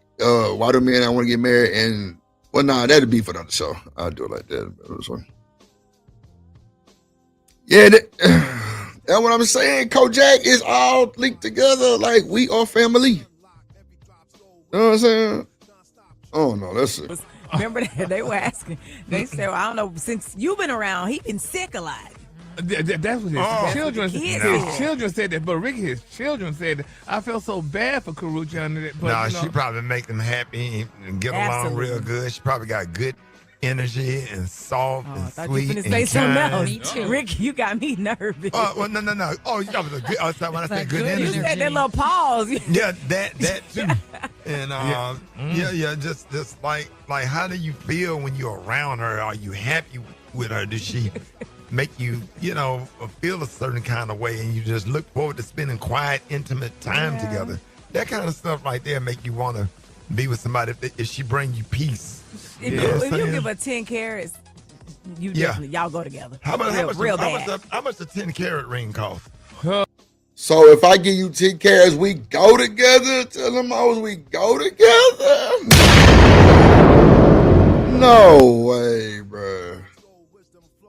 Not 10 carats to make you go with me. Child, please. Child. I don't believe that, man. I don't believe that, man. I don't know. What's up, Renee in the building? What up, Renee? She said, a man with bladder cancer, every case is different. Okay, you may can still have sex or not. Okay. She said, smicks. Thank you, Renee. She said, smicks or not. Hey, that's crazy. I be wanting to say marriage is a scam. Damn. I be wanting, man, you got to break that shit down, bro. You're going to have to hit the link one day. What up, Kasim? I'm going to drop the link in like 5 minutes, man. Yeah, we got to break that shit down, family. For real, I'll be worried. You just dropped a bar in the chat. God damn. It depends on the clarity. What, that 100,000? No, are you crazy? 100,000? That's close in the millions. Close. Yeah. What? Absolutely. Yeah, 10 carats of 100,000. No. That's about. 10 carats is not 100 million. What are you folks stupid as hell? A 10 carat ring is not no fucking $100 million, bro.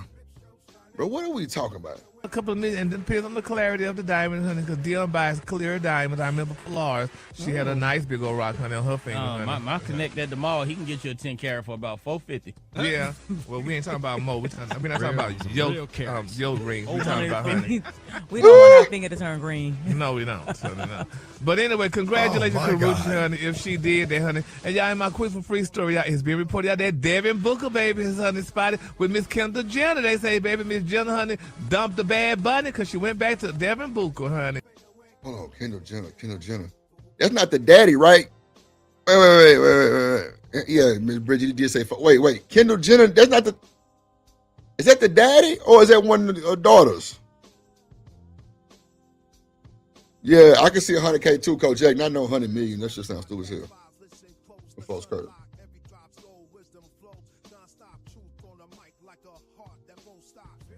That shit crazy as hell. Damn, I gotta do this. All right, let's see. Okay. As one of the daughters, I thought that was the bootleg daddy. Okay, I'm sorry. So congratulations, because they said, Bad Bunny, I guess he was a Bad Bunny. And Miss Jenna, honey, she like black men. So, let her go back to what she like, honey. So don't let that girl be dealing with no Bad Bunny. Bad Bunny was not her type, and, he's going to... Yeah, Bad Bunny, he got GAY allegations anyway? That's crazy word. Yeah, he had it. Now with the Super Bowl and stuff, you don't want to mess up the brand for the Kardashian Jenners, so... Oh, you said don't the Bad Bunny have a clothing store in the mall? Yeah, he got Psycho Bunny. Yep.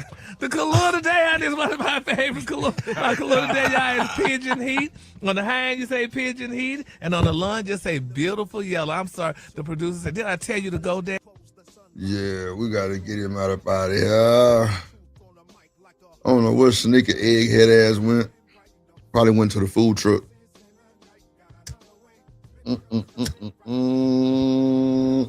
So, why do y'all think men don't want to get married? I need the chat to respond on this because I need to know how y'all feel about this. Why do y'all think men don't want to get married anymore? I be worried to say marriage is a scam. So if shit, I be worried to say marriage is a scam.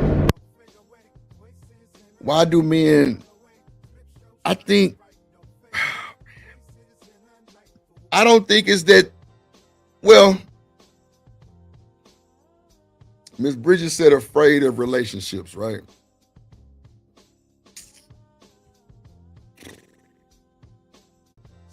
Miss Bridget, okay, so look, I can.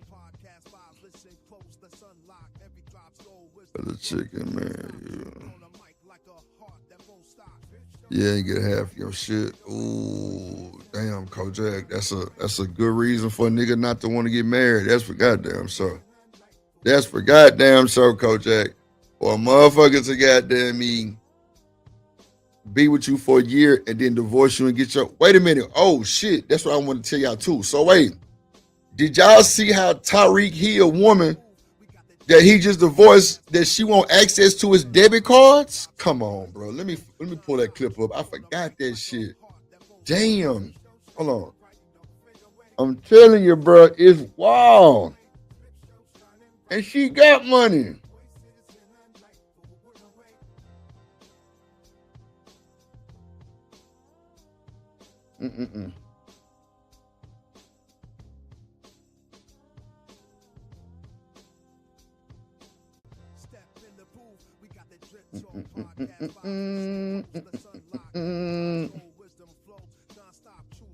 I'm telling you, I ain't bullshitting, bro. I'm gonna show you. I'm gonna show you this shit, man. All right, let me clip this boy real quick. Let me download it. Yeah, bro. See, bro, this shit not good for niggas that's single, bro. Telling you, bro. This shit not good, bro. Come on, man. Crazy work, bro. See, these little clips and shit just expose that shit so bad, bro. Like, damn. Like, bro, we really be trying to, like, wipe something, bro. It be them punk ass women, bro. Like, I don't know what they think is, bro. They think they can have their money. They shit like Burger King. Yeah, I'm finna fire Shanika, motherfucking ass. Don't you worry about it. Here we go.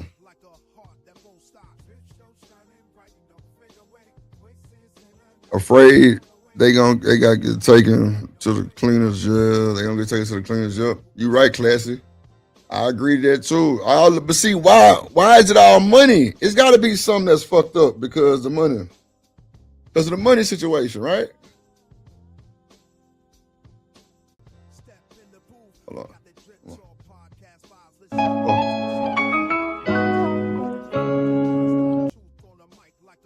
Hold on.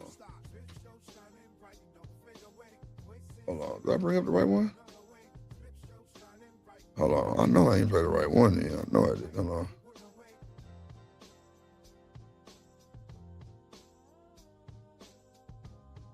Oh, okay. Let me see.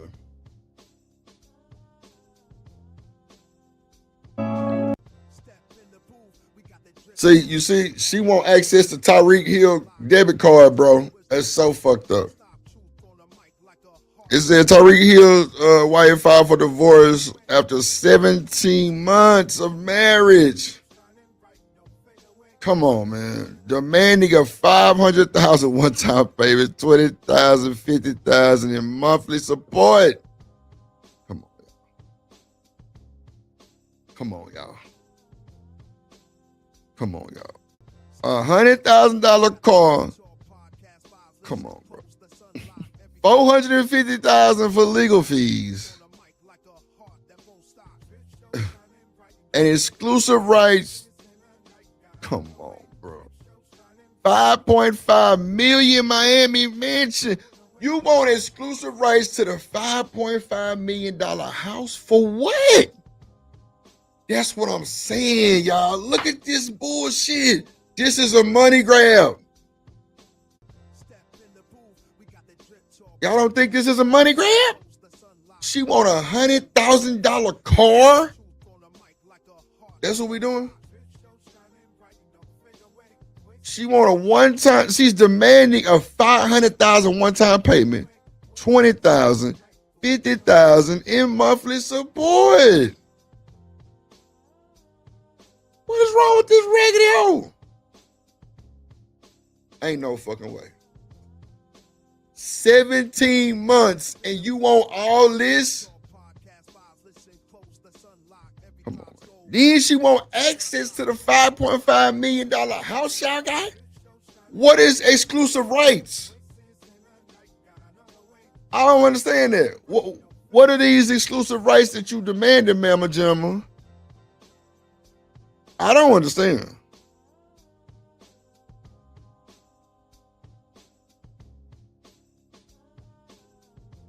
Ooh, boy, I tell you what.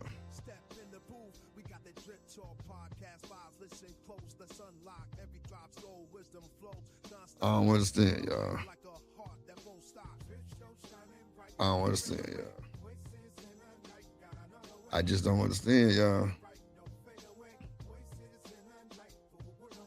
All right, there we go. Oh, man. I just don't understand, y'all. What up, Warren? What up, boss man? Let me see what's coming. What up, Third Ward? What up, Third? I was talking about your ass earlier. Hold on, let me drop that link I was saying I'm going to drop. Well, not earlier, but last night.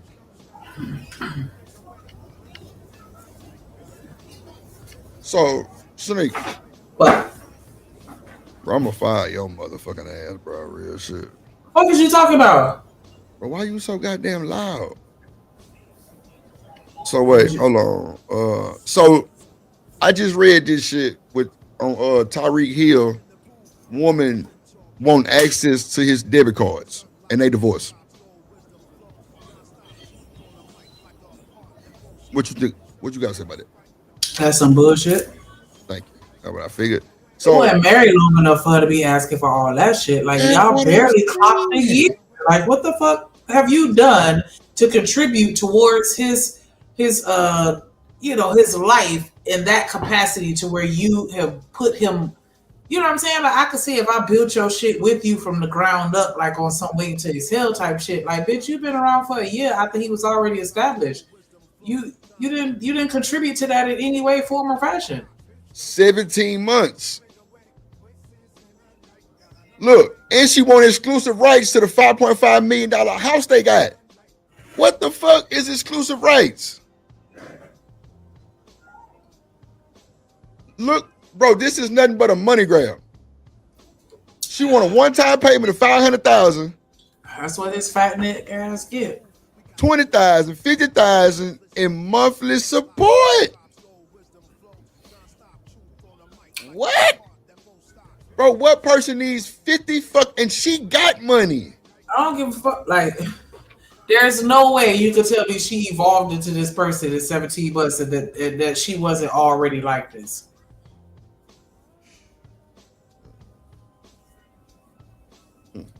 I understand that it's possible, but I don't think that it's highly likely that she just within a year morphed into this crazy person. I can't help but feel like she kind of was like this beforehand, and he didn't care because he had it, and he married her anyway.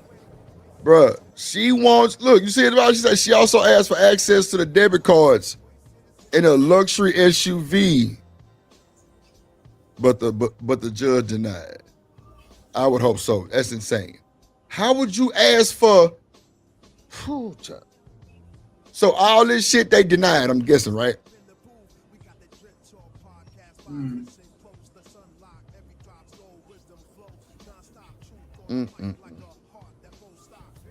She got balls to even ask for it, to be honest. The judge denied those requests, saying this was already receiving more than enough. Come on, man. I'm curious as to how long they dated before they got married and if they have any children, because I didn't see anything about child support, so I'm assuming they don't. Yeah, I ain't saying about child support neither. But I am curious as to how long they dated before he married her. What's their backstory? Where the fuck he met her at? But I mean, hey, you play with the light-skinned bull, you get the horns. Wait a minute. What is the light-skinned bull? That nigga say the light skinned boy, bro. You fucking crazy. You know, I got a light skin, so that's light skin behavior. That nigga say the light skinned boy. I'll be down. What up, Artifacts? What up, boy? Yeah, you have to pay for a certain aesthetic. That's the aesthetic he wanted, so you gonna have to pay for that. She say Tariq Hill got an open case for domestic. Yeah, I heard. I think this the chick that is on too with this chick right here. I think that's shit. But yeah, that's fucked up though for her to ask for all that. Like that's a lot. That's a lot. Come on, man. That's too much. You don't even need all that. Like, what you need all that for? Like, what are we doing? Come on, man. What kind of lifestyle you living where you need all that and his debit card too? Like, boy, she's spoiled rotten. I thought I was bad. Ooh, you talking about riding, boy? Crazy. Yeah. Ride. Yeah. So, hold on. Let me see something real quick. So we got. What up, big dog? What up, Marcus? What up, big dog in the building? Boss man, Artifacts. I already spoke to MJG. John Galt. I don't know why I renamed you MJG like Mr. John Galt. It just sounded cool in my head. But Nah, MJG hard though. That's hard. John Galt don't go stealing Shanique idea neither. So that's why I mean. So I'm talking to you when I say MJG, like Mr. John Galt. Nah, what up, Richard real. Yeah, I was at John motherfucker channel the other day. John think he a player. Yeah, some little old Mashitashi.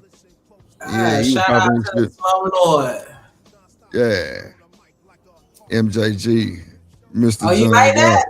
Yeah, but I'm saying that shit sound hard as fuck. That is hard. That's hard as fuck. That was my secret nickname for you, but I figured since I said it earlier out loud. Yeah, that's hard. MJG is hard. I ain't gonna I like that shit too. That shit sound hard. It definitely can replace cause niggas gonna be like MJG. It's MJ Big J in this motherfucker. Let me work out the extension for one more month. Yeah. You gonna pay that 70. Bro, Step into my office. Let me tell you, I'll be listening to John motherfucking ass. He be having that blunt on the side of his mouth. That's the pre-rolls, because I done seen him with an empty one before sticking out his mouth. I'm like, he like, yeah, motherfucker. And well, shit, I just cut you 10 to 5, goddamn. I mean, I'm just trying to say, I'm just like, goddamn.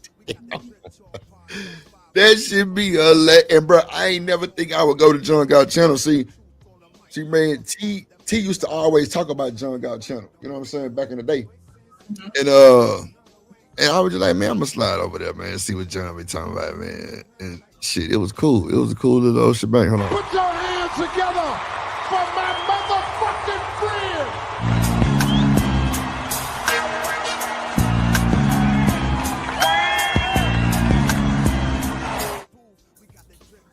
What it do, my boy? Third in this motherfucker, third ward in the building. What up, boy? Hey, what's going on, bro? What's good, my guy? Nothing much. Hey, what's going on, Shanika? How you doing? I'm doing good. Hey, I had to get in on this real quick. It's on okay which part? The Tyreek Hill? That in the marriage thing, really the whole let's go. Let's talk about it. Okay, so I'm gonna start out with Tyreek Hill first. I don't feel sorry for the nigga, and I'm gonna tell you why. Cause me neither. The nigga like put himself in this trick bag, you know, and I'm gonna be honest, he's pretty much like your typical dumb athlete who think just because he got money, he got fame, a little bit of success that he can do what he want to do. Like he got married to that chick, had a bunch of babies outside of the marriage, and I mean, come on, bro. Like when you a public figure like that, you making millions of dollars, and it's publicly know how much you making because it's on ESPN, it's on these sports shows and shit like that. They telling you motherfuckers how, you know, how much you make and what you re-signing for and how much you guaranteed and all of that. And then you doing all this other, you know, like, you know, type of bullshit, you know what I'm saying? You having babies outside the marriage and stuff, bro. Like, you don't think these women, especially women nowadays, bro, they gonna take you to the cleaners, bro. I mean, it is what it is. Like, my thing is, bro, like, I feel like this. If you an athlete, you got to know what you want, bro. What do you want? Do you want to be in a marriage? Do you want to have like a wife and a family and stuff, or do you want to just be a playboy? If you want to be a playboy, that's cool, that's fine. My thing is, bro, just don't get married, don't commit to nothing. Like, honestly, the person who I think did it the best as far as like being a playboy, living that single life until he retired and got old and was like, okay, you know what, I'm ready for a family now. He did it the right way. Was old boy that played for the Yankees back in the day, Derek Jeter. He did it the right way. The nigga didn't get married till he retired completely from baseball. His ass got old. He sat the fuck down and was like, okay, you know what? I done dated celebrity women. I done been, with this one, that one. Okay, let me just chill, sit my ass down somewhere. Okay, you know what? It's time I start a family. You know what I'm saying? He did it the right way. But unfortunately, a lot of these niggas, they want to have a woman at the house, some in-house, you know what I'm saying, and all of that. And then they want to be on the road having all these other little groupie little hoes that they messing with while they out of town. Because, most of these athletes, but they only probably see their family or their wives like maybe every so often because, they be on the road all year. You know what I'm saying? So, and, they be like, okay, it ain't going to never get back to my wife. It ain't going to never get back to my woman. But when they get out there in the public, because, everything is like instant now with social media, now you got to come back home. And, you got to deal with all the aftermath of that shit. You know what I'm saying? And so with Tyreek Hill, bro, he just one of them dumb athlete niggas, bro, that thinking that he could just do what he want to do, bro. And, it backfired. Like I said, bro, these women nowadays, bro, they looking for the easiest way to the bag. And when you giving them the easiest way to the bag by cheating and it's documented, it's out there, multiple babies all over the place. I mean, you basically handing them a layup in court, bro, to take you down. Layup, that was For bar. real. I agree on that, bro. I agree. Because all that old flashy shit you be doing, bro, and then, bro, you got like 13 kids from like 9 women, bro. It's like, bro, them women know what time it is. See, bro, you got to understand something. It's a clip out there, and I'm going to get it in a second, with Ari talking about money bag your kids, right? She say she didn't know the nigga had like 9 kids when she first met him. She said, hold on. So you got to miss background. So she was like, so she ended up going to his house one day and all the kids came over and she was like, wow. And then he asked her to do something for the kids and she was like, oh, well, I guess I'm playing stepmama. And she never looked back. So the problem with these niggas, bro, they don't like, they just be living life on the go, and they just kind of like, they don't really like when you're in a position of power like that to where you got fame, you got status, and you got multi-millions of dollars, bro. You gotta have discipline and you gotta have some self-awareness as a man, because if you don't, bro, you're gonna end up in these same and this is like the billionth time we've heard a story like this where a nigga was up, had all the money, was top of his game, but because he couldn't figure out how to keep his shit in his pants, or he couldn't just be with one woman, or just be like, okay, you know what, if I'm not gonna be a one woman man, I just need to be single, not letting committing nothing, not getting these women pregnant, not trying to put a baby in every one of these women, like, because they don't understand how to do that, bro. That's why they get taken down every time. And then a lot of these athletes will tell you, like, once they retire, them checks don't come in no more like they used to. Them checks don't be hitting the same. You know what I'm saying? Them shit start slowing down. And out of all the professional sports organizations, the NFL players, they get paid the least. Like, they don't get paid the same amount of money as like the baseball players or the NBA players. You know what I'm saying? Baseball they get pay the most.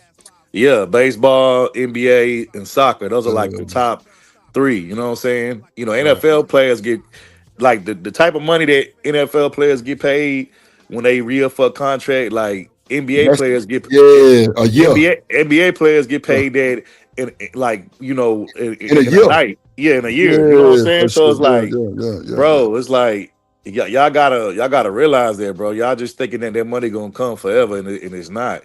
And then third ward, you gotta know these niggas got lavish lifestyles, bro. That's why, bro, you gotta stay, bro. You gotta live in your means, bro. All them old $10 million houses and you got a $20 million contract. Come on, bro. Nigga, the AC bill might be $9,000 a month, nigga.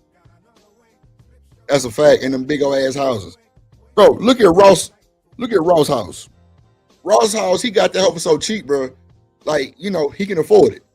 he got other houses. He got 2 in Houston, big ass mansions, and he got one like on Star Island, all of those type of shit, right? But at the end of the day, bro, Ross got a label. He got passive income. He got shit coming in by the day. He got investments. A lot of these niggas don't know how to invest, bro. And they be That's playing another that thing stuff. too, bro. Like they don't have outside of maybe they contract from whatever league they in, and maybe like 1 or 2 endorsements.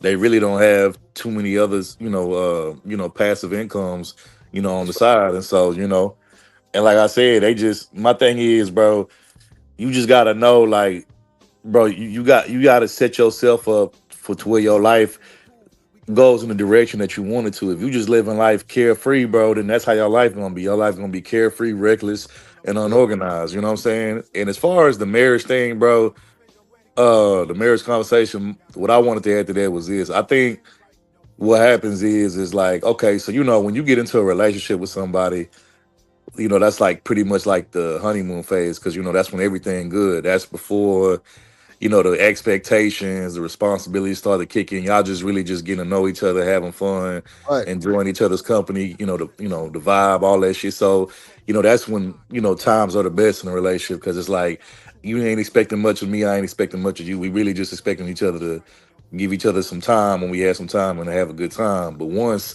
y'all get out of that phase, you know what I'm saying, and y'all hop into the committed phase, y'all might be moving in, y'all might be engaged, and then to get to that marriage, that's when things get tricky, because what happens is a lot of times people get real comfortable and complacent because they feel like, I got you already. You know what I'm saying? You got me, I got you. You ain't going nowhere, I ain't going nowhere. And so what happens is the shit that people did in the beginning to get you or to keep you, they start to slow down on that shit. They don't do that shit as much or as frequent. You know what I'm saying? So, what happens is you just like, y'all both become lazy. Y'all kind of take each other for granted. And then it's like, once y'all get to that marriage stage, if y'all was already dating for a minute before y'all got married, it's kind of like, well, I really ain't got to do too much, you know what I'm saying? Because, he been here, I've been here, where we gonna go type shit, you know what I'm saying? And then it's like I said, you don't do the extra shit that you used to do to keep or entice that person. And like, I've had conversations with like older guys, you know what I'm saying? I remember older guys used to tell me all the time, like even when I was a teenager, used to be like, man, don't get married, bro, because man, shit change after you get married. When you say I do, that's when everything changed. Like, they don't be the same no more. They don't really put in that work and that effort. They don't care about looking good and looking sexy no more. You know what I'm saying? They ain't, like this one dude I was talking to, he was saying like before him and his wife got married, like everything was good. They used to do things all the time, go on trips, kick it, just have a good time. Then he said they get married. He said the first year the marriage was good, but then he said that second year and everything after that, he said it just went to shit. He was saying like how like basically she wasn't even giving it up no more. That she didn't even want to, you know what I'm saying? Like it was almost like she looked at it like having to give it up was like a chore to her. And then she didn't want to cook no more. And I'm just like, damn, bro. I'm like, is that what marriage is like? I'm like, if that's what marriage is like, I don't, like I personally do want to get married, but I'm like, damn, bro, if that's what it's gonna be like, that shit don't sound too enticing, or it don't sound like something that I'm looking forward to. You know what I'm saying? I'm with you. What up, Miller? No, I'm with you on that, G. And see, bro, that's why I said, like, bro, this nigga was sloppy with it, bro. Like, I ain't gonna lie, bro, you get all that money, it's easy to be sloppy with it.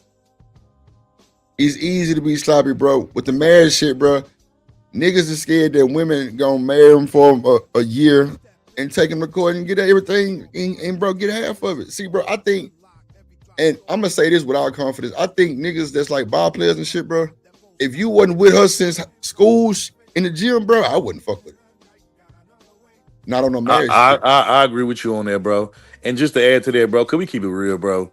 Yeah. Most people nowadays, they get married to the wrong individuals, and they get married to the wrong individuals for the wrong reasons. You know what I'm saying? Like, they get married to a woman that look good on the outside, but she fucked up and ugly on the inside. Like, you know what I'm saying? Man. They get married to a woman that got the look of a wife, but she don't know nothing about being no wife. You know what I'm saying? She probably better off just being in the streets. You know what I'm saying? Like, they don't really marry women that have like certain qualities that you be like, oh, okay, like that's perfect for what I need in a wife, what I want in a wife.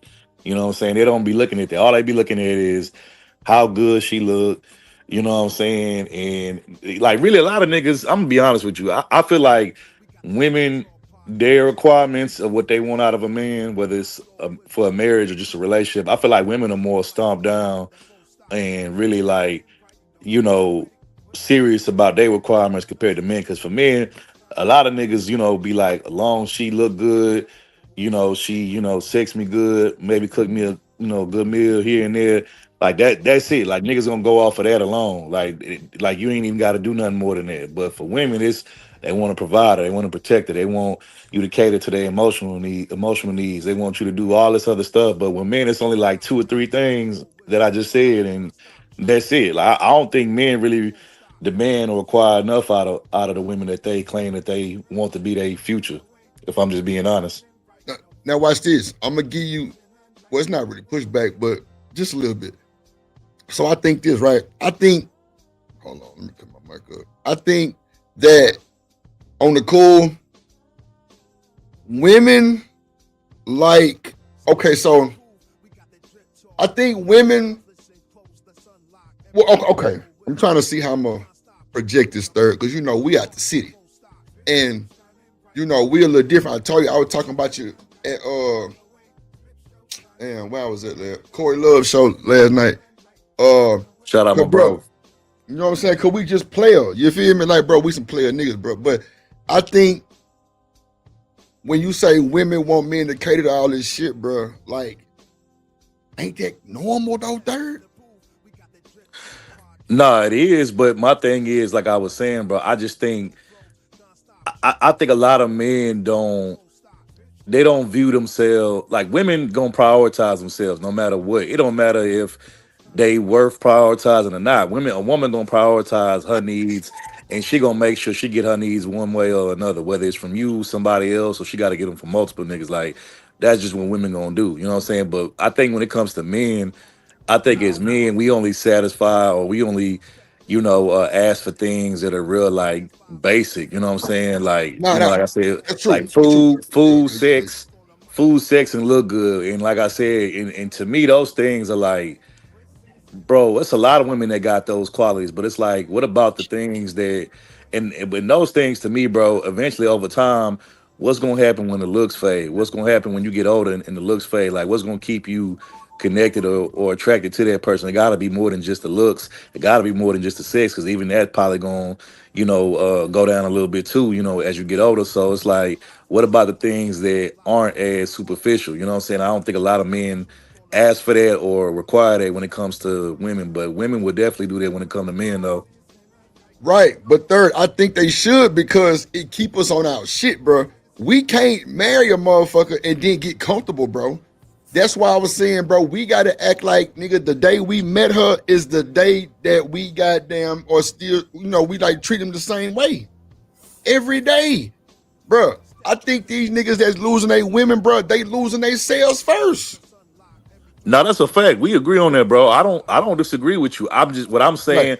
Like we saying the same thing. I guess what I'm saying, for bro. sure. What I'm saying to you though is that I think like women, regardless or not, you know, women gon' prioritize. Like I said, they're gonna prioritize their standards, and they're gonna, you know, it's not even so much. Yeah, they want certain things out of a man, but they want these things regardless. But I think when it comes to us, we only want these things if it's a woman attached to it, or if it's a woman involved, you know, in it. If the woman ain't involved, we don't care. You know what I'm saying? I'm not saying all of us like that, but it's a lot of men that's like that. You know what I'm saying? Like they don't.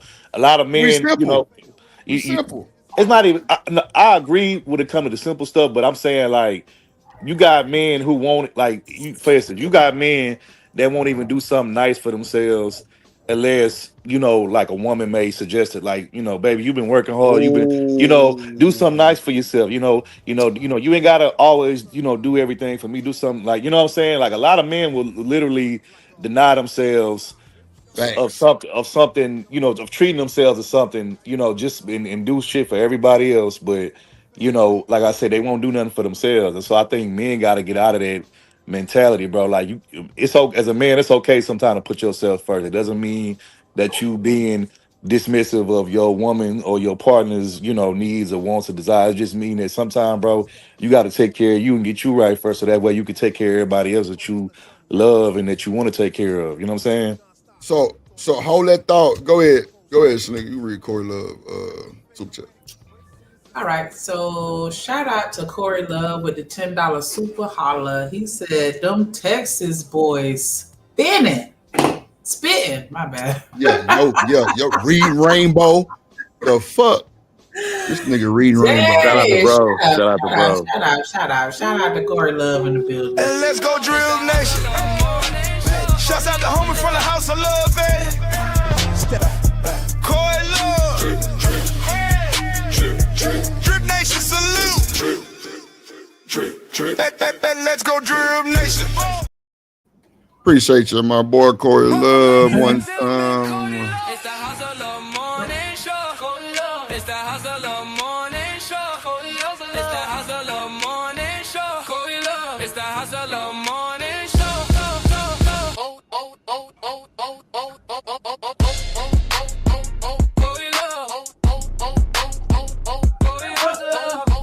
Yeah, man. See, we got a lot of Corey shit up here. Let's see. Welcome, ladies and gentlemen. See, third, this one we need to come down in.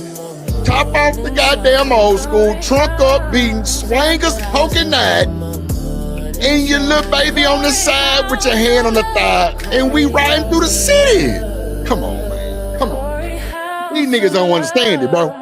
See, Drip, bro, you gotta understand, bro. Hold on. My bad, Shanika, my bad. You good. Shout out to Mella in the building. Thank you for joining us. Shit. Hope we having a good day today. My bad, Mella. We up here. We over having men talk. Mella, my Taurus sister. What's going on? Hey, everything is definitely up. This is really beautiful. Y'all kicking it like you're supposed to. I'm energized. I just want to contribute my personality, skills, talents, and abilities of conversation. Yes, I'm here to join you. Yes. I'm impressed. I'm energized. Like, okay, because it's a lot of boring channels out here. Ooh, nowadays. Talk your shit. There's a lot of them, and I'm energized. I'm like, they let me on. So I'm here. I'm here. I'm glad you're here, Miss Miller. One thing about you gonna keep it a buck. What's going on, Mel? What's going on? Yeah, you gonna keep it a buck every time, Miss Melly. Every time you pull up over here, you keep it a buck. I like it. So I appreciate you too. But now third, like I say, like I think as men, bro, we need to what up, Miss Joy? I think, bro, see, so I don't know if it was Izzy or Corey. They was reading something, bro. And the scripture said a man is not supposed to give all his energy to the woman. If y'all can remind me where that came from, Corey, I'm sure you got it in the deck. I don't know if it was Corey or Izzy, but they read it and it said a man is not supposed to give all his energy. I think that was the Proverbs 31 thing, or something like that. I don't know. But it was something like, okay, Ms. Joy said that was Izzy. What was that? What was he reading? Was that the Proverbs 31, Miss Joy? I think it was, but Proverbs 31, I told you. They said that the man is not supposed to give all his energy to the woman. How you feel about that, Shanika and Miss Miller? As far as I can recall, Proverbs 31 is about a woman being dutiful. Everything that she conducts from the sunrise to the sunset is about her man, her husband. That's what she's about. I would have to refamiliarize myself with Proverbs 31 to that specific scripture. I don't recall hearing that specific statement in a scripture. Yeah, it's verse 35. Hold on. Corey said verse 3. Proverbs 31. Verse 3. Corey said verse 3. Proverbs Pull 31. Pull it up, Shanika, real quick. Pull it up real quick so we can all see. Can I just interject Go ahead, one thing? thing? Yeah. Go ahead, Third. Go ahead. And I've been saying this for years. I've been saying this is like 2018, 2019, bro. The problem with a lot of men, bro, is that when it comes to the dating realm, right, or the dating dance between men and women, the one thing I give women credit for, when you first get a woman's interest, especially if she wants something serious with you, Like women make, I don't want to say make, but they is men have to basically show women like, okay, you say you want me, you say you want to do it, okay, well show me, and men have to do certain things to show women that they serious, otherwise they not gonna take these men seriously for that. You know what I'm saying? But when it comes to men on the other end, when it comes to us with the women, we don't do that. Like I said, we only thing she got to do is, have a pretty smile, wink at us, all of that, and then we already going. But it's like I tell men all the time, like if you want to see if a woman really like mess with you, like how you constantly got to prove yourself to her, make a woman prove herself to you. And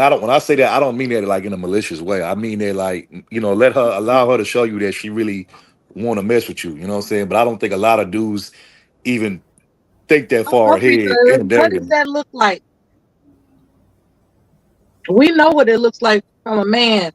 What does that look like from a woman? It's kind of the same, maybe just a little different. Like for instance,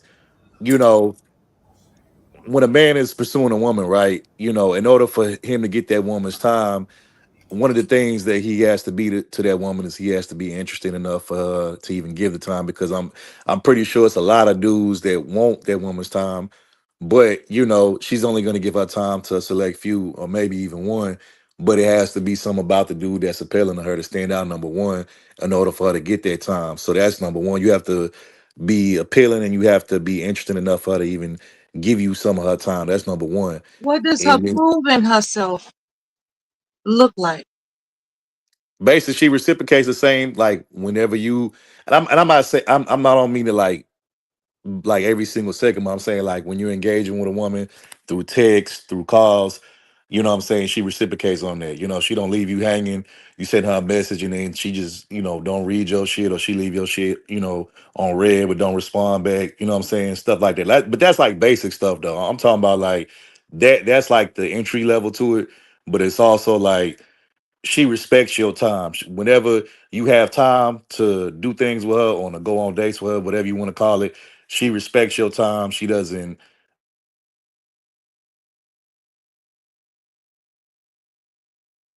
Hello? She doesn't answer her phone when she's on the date?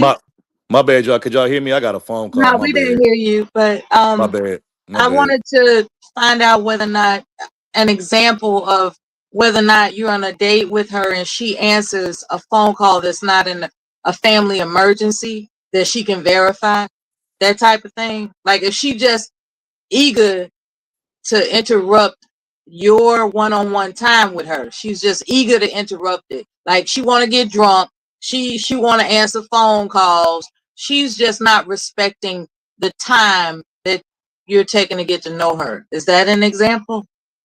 Yeah, that's an example if she's not interested in you. But if she is, she's gonna do the opposite of those things. Like for instance, like I was saying, when a woman is interested in a man, she makes time for that man, even if she has a busy schedule. She, whether it's through work, because of work, maybe raising kids or whatever. She's still gonna find time to communicate and have time for that man or individual that she's interested in. And it's the Like same thing on the other undivided end too. attention when you are Yeah, together. correct, Okay. correct. All right. I got it. And I think a lot of, because like I said, it'd be a lot of, like I've heard women say, man, like I have a lot of dudes that be in my inbox or be in my text thread, but I really don't even be responding to none of that they saying, or because I'm not even really interested in any of them. You know what I'm saying? But it come along and be that one guy that she really like, and then the things that she wasn't doing with the other guys, responding back to their messages, calling them back, what I'm saying, reciprocating that same type of energy, these are like basic signs of her basically being interested in you. But I think a lot of men, they don't, like I said, they steady be the ones that trying to, show women that they interested, but they don't allow a woman to show them that they interested back. And I think that's where a lot of men go wrong in the beginning of dating phase, or whatever you want to call it. Right. I get what you're saying, because it's kind of like one example in particular. Like I like you if I actually sit on hold for you. Like people, all my friends, family, whoever, they'll tell you like I don't sit on hold. Like You leave me on hold for longer than a couple minutes, I'm getting offended because I felt like you either forgot about me or you just felt like the other conversation was better, and so it's got to click back over. Like I don't do that whole shit. But if I like you and you say hold on and you click over, I'll actually stay on the line and wait for you to come back. Whereas with anybody else, I'm immediately hanging up. As soon as you click over, I'm hanging up. Like, well, you better than me, because I will tell somebody when they say hold on for quote unquote a second. If I like them that deep, if I'm that deep, right, where I prioritize this undivided attention I'm giving them, and for whatever reason, there's this hold on for a second. When they come back, I'm like, let me explain to you what a second is versus a moment. Okay, what you're gonna have to do is respect me enough to say, hold on for a moment, and if I like you, I'm gonna wait as long as I feel like it, or not. But if you so ignorant as to say, hold on a second, it's like you don't even have the intelligence that I need to waste my time with. Because ain't nobody answering the call in a second. You feel me? Yeah, I mean, in most cases, as soon as you say, hey, hold on, I'm gonna tell you right there, yeah, just hit me back whenever you finish with that person. Because I mean, I don't want to pressure you to rush the other person on the line. And then once I got older, I did understand the nuance. Because like my mama, like if I click over, even if I tell her somebody else is on the phone on the other line, like that's still gonna be like a 3 to 5 minute conversation because my mama is very long-winded. You know what I'm saying? And so, you know, I get it. And I'm right. You know what I'm saying? Pressure you to click over fast, and then I don't want to catch no attitude. So that usually be my compromise. Like, hey, just call me back when you're done talking to that person, and then, you know, we can chop it up. But I hate being on hold. Yeah, I don't like that hold on. I hate it. Just standing up with the phone to your, I'm not saying nothing. I ain't listening to nothing. I'm just standing here with the phone in my ear like that. You got time to hold on, straight up. So yeah, I'll just tell you like, hey, just call me back. You know what I'm saying? That way I don't have to fuss at you for keeping me on hold too long. Cause I'm spoiled. I'm like, hey, I called you first, so you need to talk to me. You know what I do with my husband is I'll conference the call. I don't remember the last time he or I said, hold on. Like we conference the call. Yeah, like period. It's like conferencing a call with such and such and so and so. It would be either our parents or a relative, but yeah, we don't do that hold on stuff because we have learned our temperaments, and he knows that my temperament is not to be on hold, and I know his temperament is not to be on hold. But peacefully, we just let one another be ourselves. You know, you do you, I do me. We still married. Cool. Oh. But going back to what Third was saying, like I do think that guys do need to kind of step back a little bit and let the women show them that they're into them. Like especially on like sexual stuff. Like let the woman start the first move. Like don't. I mean, I know in certain situations the woman gonna want you to make the first move, whatever. But I don't know. I feel like you should wait till you get those signs, or wait for that reciprocation on some level to know that she actually into you. Go ahead. Do you think women are more likely to, as the men would infer, to play games, emotional games? Because I think that's where they're getting at. It's like everything would be cool if she didn't play emotional games with me. I mean, I think that we all do it, but especially as women, we do it. Yeah. For sure. And that's why, you know, I just like to be pretty vocal about how I feel about stuff. That way it's like you don't have to read between the lines.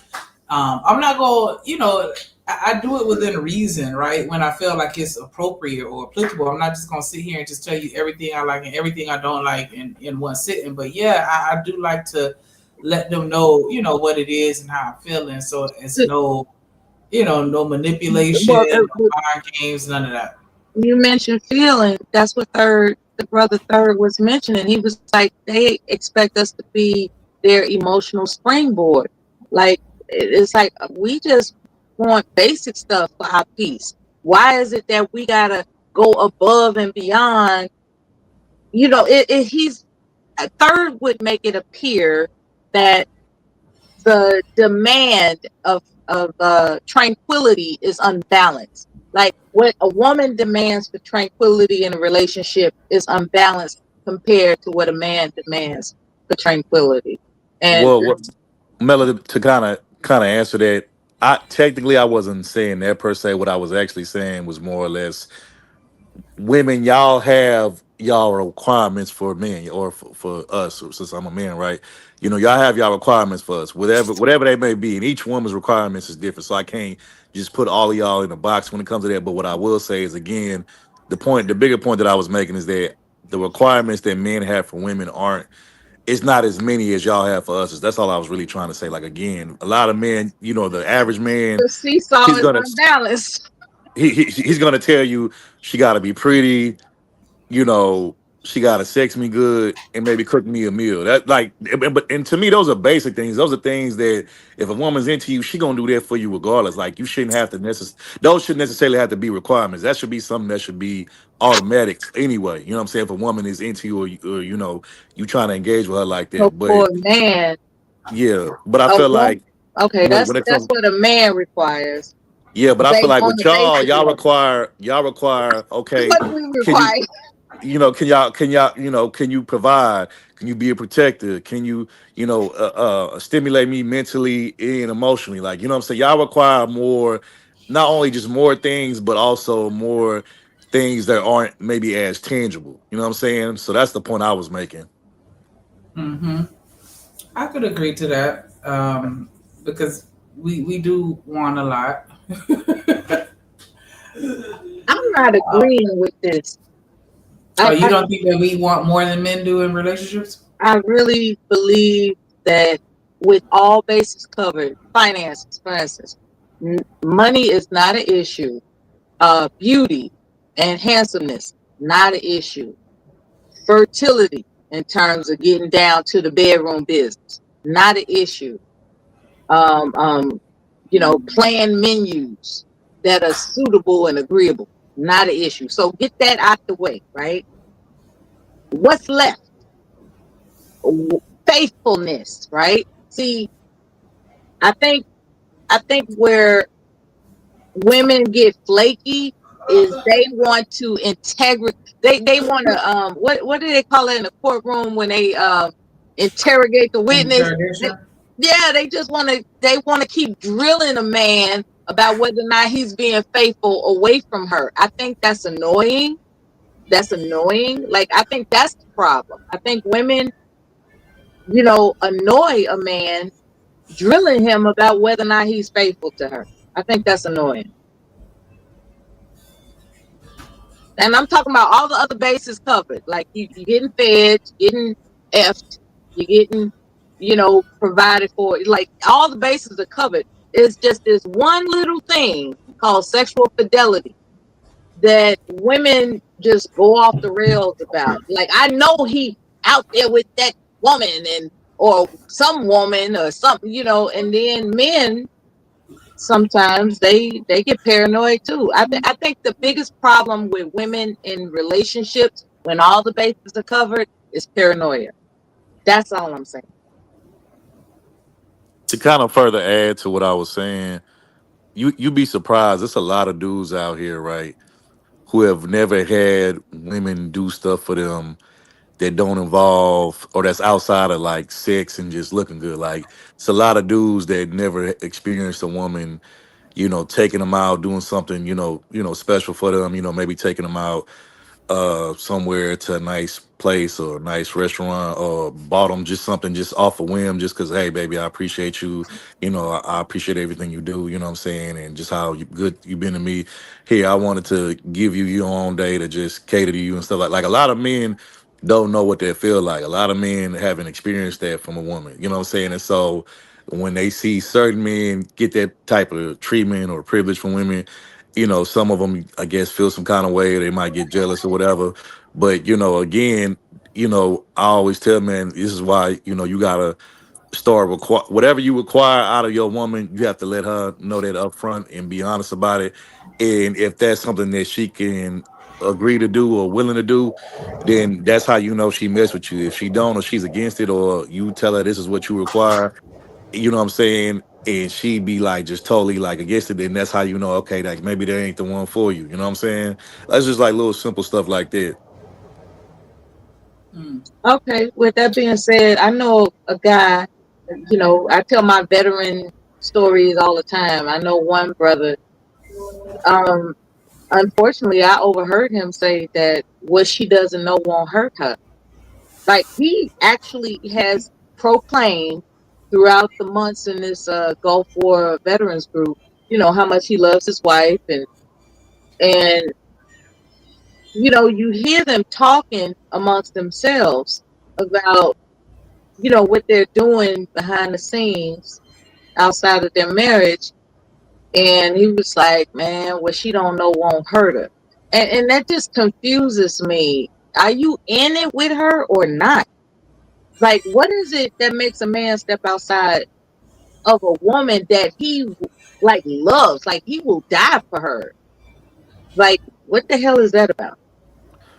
I mean, honestly, the only answer I could give to that is that he already was that type of nigga anyway.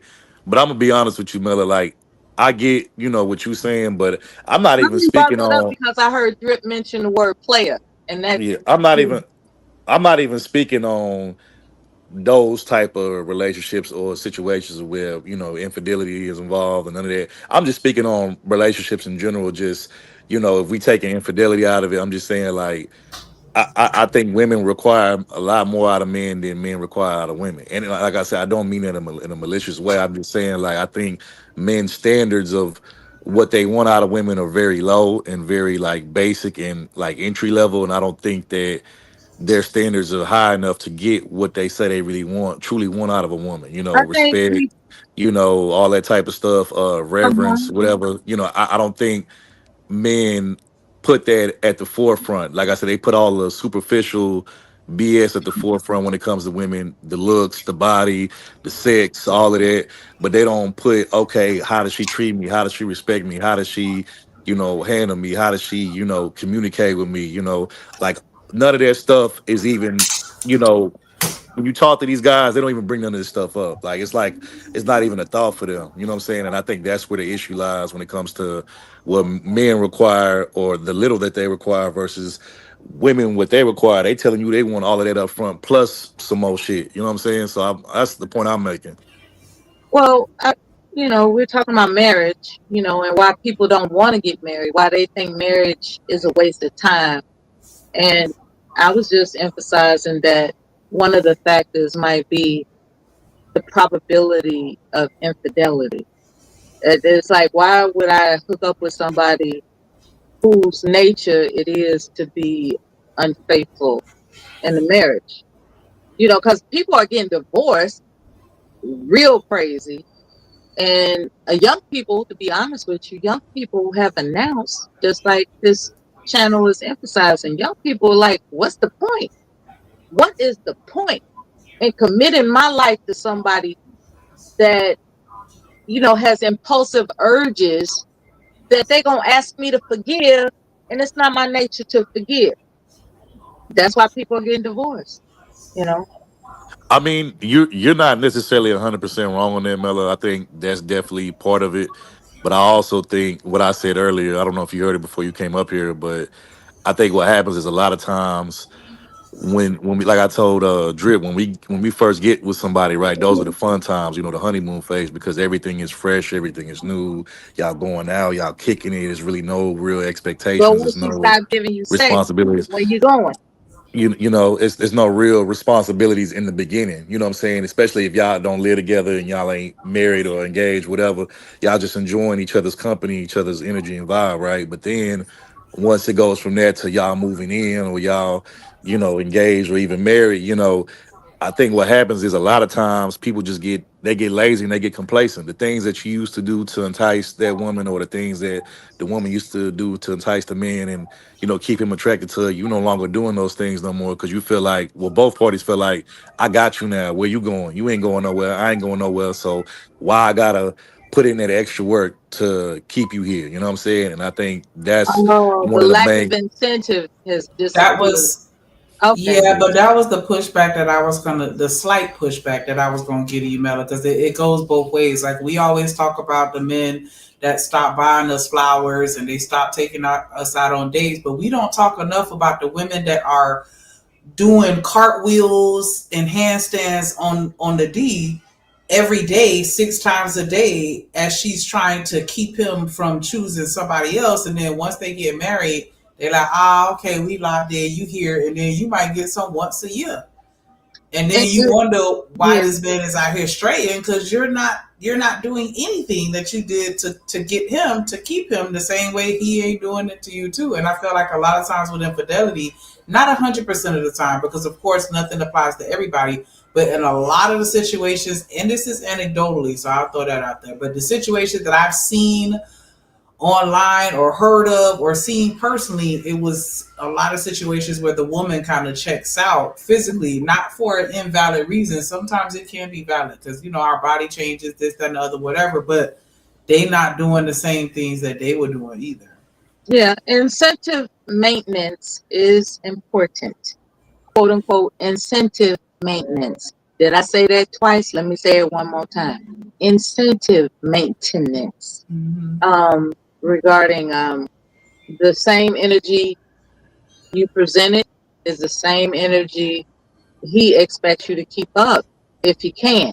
If there's some valid reason why you can't keep it up, then that's different. But if you just in a mood, that's like, wait a minute, you weren't in that mood before I married you. What's going on? So I get it. Incentive maintenance. I get it.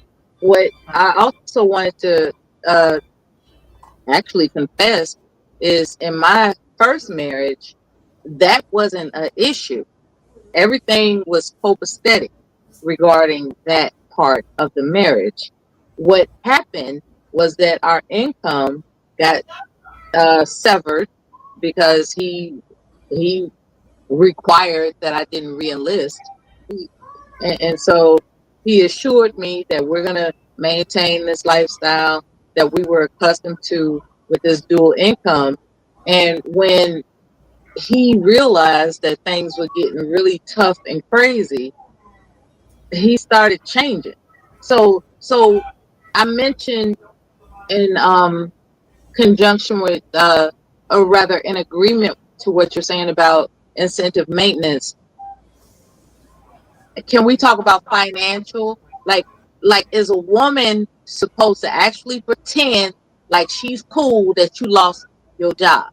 Is she supposed to pretend like she's cool with that? Okay, so Miss Miller, let me answer that, right? Hold on, I got you. Okay. Let me answer this. Hold on. Let me answer that for you, Miss Miller. If you think we finna be married 15 goddamn years and I lose my job and you leave me, that's a problem. That is a problem, because you know why? You don't even know how I can bounce back. You ain't hit me with no type of conversation. You just get up and leave. You was never down for my niggas in the first place. You was a what they call it, Oscar award winning actor. Because if any woman leaves a man out the Drip, I think you lost your signal, Hello? bro. I think Drip must have lost his He's signal. not passionate with that one.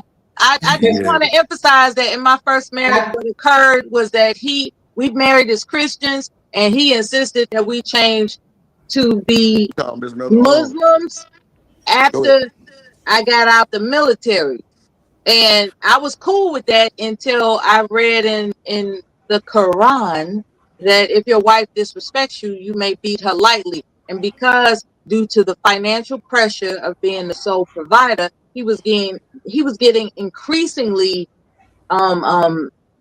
just easily, he was changing. He was getting to be a mean-spirited individual. He wasn't the guy I married. His personality was changing as he became the sole provider of us. And So he said, we're going to be Muslims. I said, but we married Christian. He was like, okay, we going to be Muslim. I said, okay, no problem. I'm your wife, no problem. And so I'm going to these studies. I've told this online before. I'm going to these studies, and that's serendipity. It just so happened that the Quran opened up to this passage that said, if your wife disrespects you, you may beat her lightly. And I just felt like I was getting set up. So I didn't leave him because of the money. I left him because he was getting increasingly ridiculous with his aggression. And the fact that he wanted me to turn over to a religion that, according to that moment, that landed in my lap. I was young. If I had it to do over again, I would be more understanding. You have to, well, you don't have to do shit, but what I'm saying is that I was very young, and I just had this paranoid conclusion that he's setting me up for some slave shit. So Miss Miller, did you Oh my gosh. I know. I was young. I don't think that way now, but I thought that way then. Yeah, Drip, you was cooking, bro. When you got cut off, bro, you was cooking. Nah, man, somebody called my phone. So Miss Miller, did you choose wrong? No, he was actually. No, I didn't choose wrong. Okay, so look, I'm glad you said that, right, Miss Miller? Because when y'all motherfuckers say we chose wrong, that shit is like a blanketed bullshit statement. You know why? Because just like how you think that he was I'm every man and you know you every woman, you know Whitney Hutton style like on Martin, that means he changed. So what if we picked right and then she changed? That's not picking wrong. That's something that really happened in your goddamn life. Yeah, I was too young to be understanding about that. Yeah, but see, Miss Miller, there's nothing wrong with that though, because that's the option that you chose to take. In your background history, you know it's supposed to be with this man, you know, rain, sleet, or snow. Not on no death shit, but like on some death do his part shit. So I can respect what you're saying. It's just the fact that for me, well, I can't answer for you because I'm not a woman, and I try not to answer that shit for no woman because that should be crazy. But if I'm studying this book of Quran, and there's no shade to the Muslims, and I'm seeing that this nigga can beat me, I'm gone. I'm out. We gotta talk about this. We gotta talk about this. We gotta have a conversation as a family because you just popping up one day saying that we Muslim, I just can't change like that overnight. I'm sorry. I can't do that. Let me respond to you. What you said something. Oh, my bad, Shanika. You got it. My fault. Oh, I'm sorry. No, I was just going to say, like, well, just on what he was just talking about. If I'm not mistaken, she said that you can, the discipline comes as a result of disrespect. And so I would be curious as to, how you define and disrespect, or at least how your husband would have defined disrespect. And and do you feel like your actions were disrespectful and that's why it could have been a setup? I'm glad you mentioned that because he started with the speak when you're spoken to doctrine, and that was really shocking to me. He was like, don't speak unless you're spoken to. And that turned me off. Yeah, I bet it did. I bet everything just like, shoo. So hey, real quick, I want to. Can I respond to something Drip said? I just want to respond. Go ahead, Derek, because I forgot what I was saying. Go ahead, so I can crank it back up. Go ahead, my bad. Okay, so I'm gonna say this. A lot of people may not agree with me, but this is just my personal view on it. A lot of men say that they don't want to get married because if shit go wrong in a marriage, they could be on the hook, especially if they worth something. They got a bunch of stuff. A woman could take me to the cleaners and divorce court, all of that, right? That's what they say. But what I really think it is something that you just said not too long ago was that the one unknown variable that I think a lot of men are scared of, but don't want to admit it publicly or out loud, as far as why they don't want to get married, is the change factor. You know what I'm saying? Because when you're dating somebody, you know who you're dating, after you've been with them for so long and, after things go a certain way. But then, when you marry somebody, it's kind of, I look at marriage kind of like, it's like a new beginning. You know what I'm saying? Because now you're going to a deeper level of commitment and lifestyle with that person. You know what I'm saying? First y'all was just casually dating. Then when y'all get engaged, that's like another level that you go up to. But then like once you get to marriage, that's like a whole another level of commitment and all of that type of stuff, right? And like now you realize that okay, like if this go wrong, it can have like major consequences for it. You know what I'm saying? And so for what I think a lot of men, I think the main reason why they don't want to get married is because they like, well, damn, what if she changed on me? What if the person that I've been dating all of these years, that I've been in love with all these years, what if she turned into somebody else? And I've seen and heard about that happening to a lot of individuals, not just with the men and happening to the men with the women, but also with the women with the men. You know, you get married and then all of a sudden it's like you don't even know the person that you marry no more because it's not that same. And I get it. The older we get, we are going to change. We're not going to always stay the same. Every little thing about us is not going to stay the same, and we're going to change. And some things definitely do need to change. But I think what happens is, like I said, if you change to a whole new person that I don't recognize, and like Mella was saying, you don't do the maintenance. You know what I'm saying? You're not doing the same things that you was doing in the beginning to keep me interested in you. Then it's like at that point, it's kind of easy for people to detach and be like, I want to walk away or I want out. You know what I'm saying? And I think that's kind of the thing that a lot of men don't want. They don't want to get with somebody and then she change up on them, and then you already married to y'all, 2-3 kids deep in, and you like, damn, like what do I do if I leave? A lot of men feel like if they leave or divorce the woman, they're gonna be abandoning their family. You know what I'm saying? And so, I think that's a catch-22 that a lot of men find themselves in these type of situations. Yeah, and while I totally understand where you're coming from, and I definitely wouldn't invalidate it because there's levels to everything, right? But I do still call a little bit of cap because when you move to another state for that job, you taking a risk. When you know what I'm saying? When you go and sign that lease or sign that loan to get that car to pay it off for the next 5 to 7 years, you taking a risk because you don't know what may change in your life that will make it to where you can't afford that car or that new mortgage that you just signed or this. Whatever, life is just about taking risks. And I think that a lot of people are afraid to get into marriage because deep down inside, they don't think that they have it in them to stick it out and do what they have to do to make it work. And then they don't have faith in their partner to match that energy as well. Because I feel like if we both are on that same page, well, we like, hey, no matter what happens, that's why I respect the fuck out of Eden Man. I ain't even gonna hold you because he was like, think about the worst case scenario, your deal breaker, whatever will break your heart the most. Think about that. And if we can't work through it, then we not gonna get married. Because back in the days, that's what a lot of people was doing. They like, fuck it, we finna stay married. You had that baby on me, I had this baby on you, you beat on me, I cheat on, whatever the case may be, they both made sure that they were not going to give up on each other. Even if it made them look stupid public. Hold on, let me just get it out because I hadn't had a chance. Oh my God, hurry up. Jesus. Go ahead, you got it. Forget, the drugs gonna kick in, so nigga, I'm gonna forget. Okay, thank you. Let me just say it real quick. So look, I think, Shanika, and I'm gonna get right back to you, but I just had to get this part out real quick because I know I'm gonna forget it. I think it's too many options. I think there are too many options when there's a marriage. Huh? Think about social media. Think about this, nigga. You and Third Ward married. Me and Mella married. You and Third Ward got a banging ass relationship. Everything good, kosher, goddamn, everything. Okay. So you know what I'm saying? Like everything good. Yeah. So I see everything good. So you and Third got the best relationship. Y'all got new cars. Y'all got good jobs. Everything. So me and Mella struggling. Yeah, we got a house next door to you, but we still struggling. Why we got to be outside looking struggling? in, it look good. From the outside looking in, it look good. Now watch this. Me and Third talking.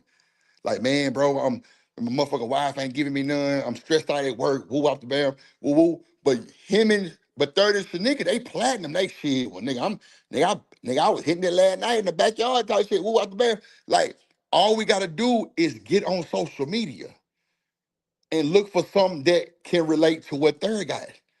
And that's why a lot of niggas cheat right now. We had a stream where niggas was like, nah, I wouldn't do nasty stuff to my wife. I would cheat on them before I just like degrade her. I'm like, nigga, how you degrading her? That's your motherfucking wife. Cause I was like, nigga, Bro, mine I gonna don't swallow. understand that at all, bro. That when niggas Bro, say that, I I was be, like, bro, mine gonna yeah, I swallow. don't They be was like, feeling Over that. the swallow. moment. I don't get that at all, bro. Because I feel like if your woman can't be, intimate and nasty with you in that type of way, then Yeah. it's like, what is you doing, bro? Like you got the wrong one, bro. Like if you can't do that type of shit to your wife, then what's the what's the point? That's what I'm trying to figure out. Third, I'm sitting up here talking So about it depends on what level of nastiness we talking about. Miss Miller. What you mean? You my motherfucking woman. Ain't no If I level. want If you we to watching sleep the with, movie, we gonna hold do what the on, movie do. see, this is where we test each other's taxes, right? Okay, go ahead. If Go a ahead. You got it. woman is married to a guy that is in his freaky season of life, it's like, baby, I don't think I can be satisfied unless I hook up with you and another woman. And so let's switcheroo it. Okay, baby, I'm in this freaky session of life. I don't think I can be satisfied unless I hook up with you and another man. Is that cool? Yeah, there's the pause. I For the wasn't, but there's the I pause. wasn't necessarily. I See, wasn't talking about that per se. But yeah. I mean, See, if that's where you see, want to go that's with it, cheating. Miller, that's fine. That's cheating, Miss Miller. Your ass a cheater. That's what it is. You cheating, right? So But you okay, cool so with a woman no. Miss being Miller, I never involved with said your the freaky third season of wheel life, though. right? I Okay, wasn't so even watch this. speaking on that, Miller. I don't know where that Hold came on, third. from. I got you, third. Hold on. Let me say this, Miss Miller, because she did say what type of You freakiness, said and I try did say thing. whatever. Emphasis on thing. No, Miss Miller, I got you. You right. You did say what type of freakiness. You said that, right? So for me, I'm talking about the standard freak, like the corn hub without an extra third wheel, just you and your man. If that nigga want to bend you over backwards on the balcony and do what he want to do to you, it's fair game. Not let me go cheat on my woman Oh and no, now I'm no, I ain't exposed. talking about. Yeah, that. I mean, you all should explore each other. I'm talking about bringing That's other what I'm. people No, Miss into Miller. it. That's what I'm saying, though, Miss Miller. The conversation was I told them niggas my wife is going to swallow. Them niggas was like, what? Swallow what? I'm like, nigga, my neck. The fuck you talking about? And Shanika agreed. Everybody else And we agreed. Except gonna like eat the 4 niggas. groceries.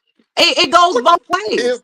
Miss Miller, if that's what we doing, niggas scan the If that's groceries. what we 40-11 is doing, for it's bananas. Game of Thrones with this shit. Well, Miss Miller, y'all to turn 40-11 is for this bananas. show What you into mean? a freak panel, man. Marriage What you is Y'all mean? wild. real, okay? Marriage Y'all is some wild. real shit, Boy, okay? y'all, I'm trying to tell you. But Miss Miller, them niggas was like, He hell gonna nah, eat I the ain't doing none groceries. of that She gonna shit. swallow. It But Miss evolves. Miller, they was like, I can't do that to my woman. I'm like, what? So you gonna go cheat on your wife to do that type of shit and then end up getting exposed or getting pregnant, all kind of shit, but you won't do it to your own woman? I was through. There I are was through. men that think like that, though. I've heard some veteran brothers saying that going down on a man is for prostitutes. I've heard men say that. Well, look, give me the best two that's gonna be dedicated to old Drip because That's what I uh heard. I heard that they can't imagine their wife going down on them. That's for prostitutes. That's their mentality, you know. man, Miss Bella, I ain't never heard no shit like that till I got to the internet about 2 years ago, and them niggas is lonely now. So it is what I it is. heard it But I'm 20 just years ago in a veterans group. yeah. See, I ain't know when the veteran 39, but at the same time, I just don't get it though. Why wouldn't you want to have that comfort in your own home with your wife? But guess what, Miss Miller? She might like that shit and you don't even know it. I think when it comes to freakiness, what people have to do is designate, you know, a look forward to calendar, you know, like Freaky Friday for couples, right? So, you know, it's like, this is the day I'm going to do this to you and you're going to do this to me. I think that's reasonable to start it up to prepare for the impulsiveness. Like, you can't just be like, hey, baby, I want you to do this right now today and all. You know, it's like you got to build each other up to accept this new change. See, we discussed change, right? When you change as a couple, you got to like smooth each other into it. You can't just be abrupt because that's a turnoff. You can't just like come in kicking the door in talking about this is what we doing today. Like, no, that's shocking. But Miss Miller, if that's the fucking cosplay that we Here we doing, I'm go. gonna break the motherfucking door down. I'm gonna break the door down if that's what we doing. You can't leave out the door at, sometime in the morning for work, and then come back sometime in the evening from work, kicking the door in, talking about this is what we doing. And it's like, wait a minute, like we have a routine. Like what the fuck? We have a routine. I'm gonna be texting you the whole day though. Like, yeah, baby, when I get home, I'm better have that motherfucker door. But I'm saying though, that's just normal though, Miss Miller. Let me run it across you. What you think about this? Then we text all day about it. That's different than just kicking the door in abruptly, like, hey, we gonna be Muslims. Okay, so right. Miss Miller, you're absolutely right. That's why I said if that's the cosplay that we're doing, meaning, we acting, like, yeah, I'm gonna come kick the door in, you better be on the floor, goddamn tied up type shit. That's, you know what I'm saying? That's what we know what's gonna happen, not just me just abruptly breaking the fucking door. No. And when did this turn into sex? Like, I thought we were discussing the sanctity of marriage as an optimal solution for society. And why? No, we are talking about absolute. Miss Miller, we talking about all that. The fact of the matter that these niggas, see, this is the thing. When Shanika just said it's women turning cartwheels for like 3 years and then stopping when y'all married, that's so disrespectful. It's selfish. You have to. And Miss Miller, you just said something I agree with. What I was talking about. Okay, cool. So you were saying, goddamn, we need to have date night and all that shit. That's what's needed. And Shanika, you did say women are doing these guys, turning cartwheels on a dick, acting like the best woman in the world, and then when they get married, they getting it once a year. Yeah, I did say that earlier in the conversation. I thought you were talking about what I was talking about when you interrupted and then the conversation went to the left. I was saying the conversation ain't go to the left, motherfucker. You always trying to tell me where the conversation went to. See, I wasn't talking about sex. For the public? Why you like showing out for the public? I wasn't talking about sex. I wasn't talking about nothing. We wasn't talking about sex. I was saying that my comment that I was talking about that you interrupted is what led to the sidebar conversation that turned. Now watch this. Y'all just seen how me and Shanika just had that back and forth. Now I really would have grabbed the motherfucker throat. Cool out. I would have grabbed. Man, I don't give a fuck about no company. I would have grabbed her motherfucking throat. My motherfucking point. I would have grabbed her motherfucking throat, Miss Miller. What the fuck? They're gonna have I don't care. Conversations. I don't care. What the fuck I was talking about. Miss Miller, let me tell you something. Miss Miller, watch this. Watch this, Miss Miller. I would have grabbed her by her motherfucking throat. I would have said, "Come here." I would have said, "Come here and shut up and give me a kiss." That's what I would have said, Miss Miller, because I don't give a fuck about that shit. Yeah, I know. You mad? Oh, now you want to okay. Miss Miller, I'm not an argument person. I'm not finna cuss out and bitch. No, I got respect for some nigga. Like this is something that we do every day. Well, we do every day. So he can get his point out. It ain't gonna be no back and forth. It's just Shanika shutting the fuck up so Drake can say what he got. Nah, it wasn't. Go ahead, you sensitive ass nigga. Shut up. You just sensitive. He always gotta get his way because he fucking spoiled as a fucking jit. And you spoiled me for the most part. Exactly. But why you so loud though? Nigga, you got a ragged ass microphone, motherfucker. It's better than yours. Okay, well, send me another one if this one's up. Fuck you. I ain't sending shit. So what does your love language sound like, you guys? I don't talk to Snicker. She got a whole nigga at home. I don't fuck with her ragged ass. That's just my co-host. What the fuck she just asked you? She just asked you, "What's your love language?" What the fuck? No, she said y'all. She said y'all. Okay, so you answer it then. I answer slowpoke.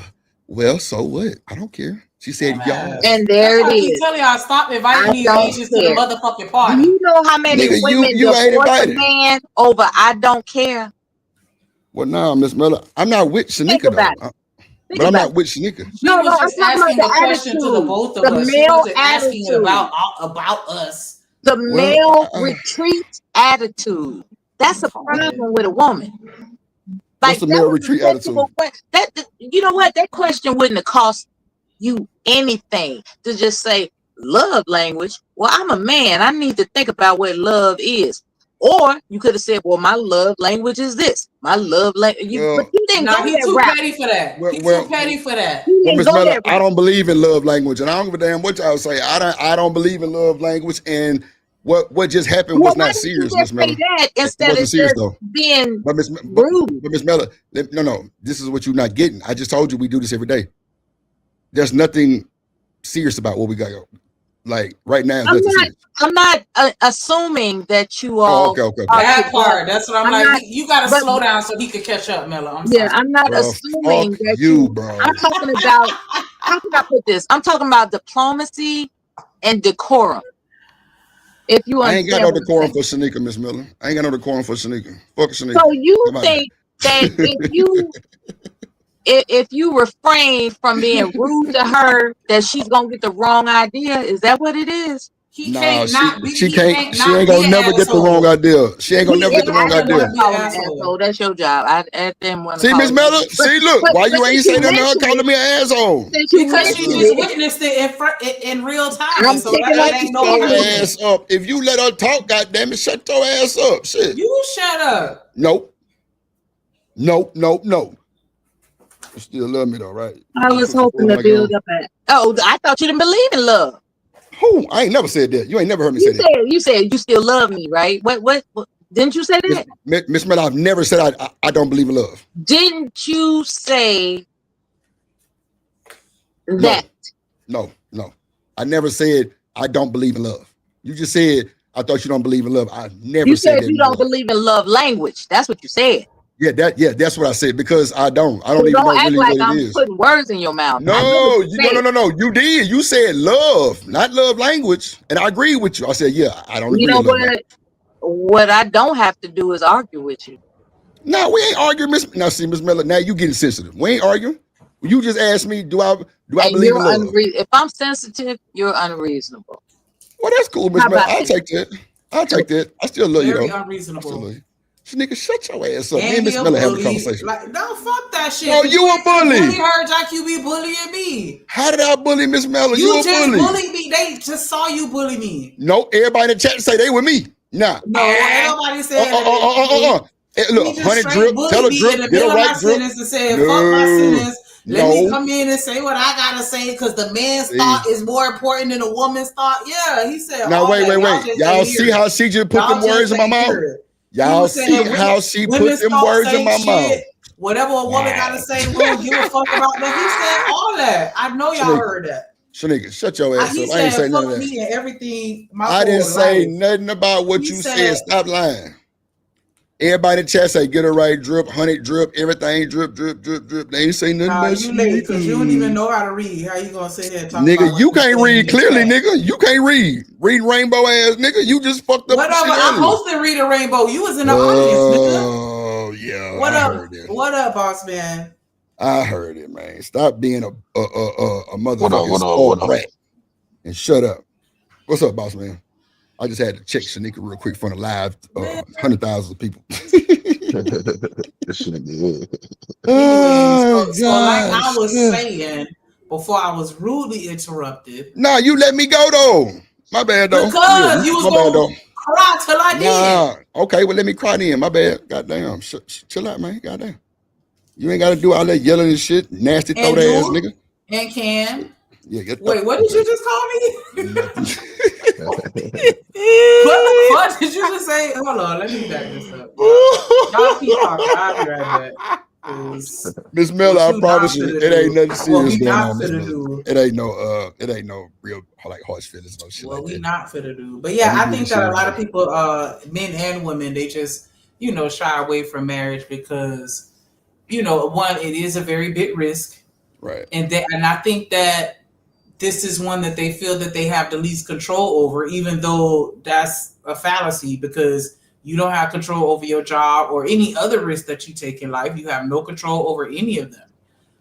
But I think just the fact that you have that other party in it involved, like that's where, a lot of the skepticism and the fear comes in that because if I lose my job, then I know I can do what I need to do to get another one or whatever. Like it's more of an individual type of situation. Whereas with that marriage, I don't know what the fuck that person is going to do. And if they're going to want to still work or what, you know what I'm saying? Like that's the variable factor that I think that distinguishes that risk from others. And a lot of people just like, hey, I don't know if we're always going to be in that place where they're going to want to work on it. And I feel like a lot of people lose the communication so that when that change does happen, you don't notice it or you don't do anything about it or address it in any kind of way. So can I speak now? That's what I was saying, Sneak. I was agreeing with what you were saying, and that's why my comment, because I was gonna forget it, was I think that there's too many options. And It's not though. You don't think it is? It's an illusion. It's an illusion of options, if anything, but it's not actual valid options. Okay, so watch this. I do see what you said, right? So watch this. If we say we together, right, and you pissing me off, and I just get on the ground and start scrolling and start liking. Now I'm in a DM. Now I'm in a few DMs. It is options. No, the fuck it's not, because you could be in them DMs, but how many of them DMs are going to actually turn into an actual date? And then how many of those dates are going to turn into you actually getting in a relationship or actually smashing? A lot of times the shit don't even lead to DMs. So nigga, if I want all fucking 5 of them, what you mean? I ain't going to no people that's out of town nowhere. I'm locally. Everybody don't have no options where they could just jump in their DMs and just pick a book, motherfucker. I didn't say that's what you said. I'm making my own separate motherfucking statement, which is why I didn't start it off by saying you said, nigga, damn. Anyways, everybody don't have those fucking options in reality.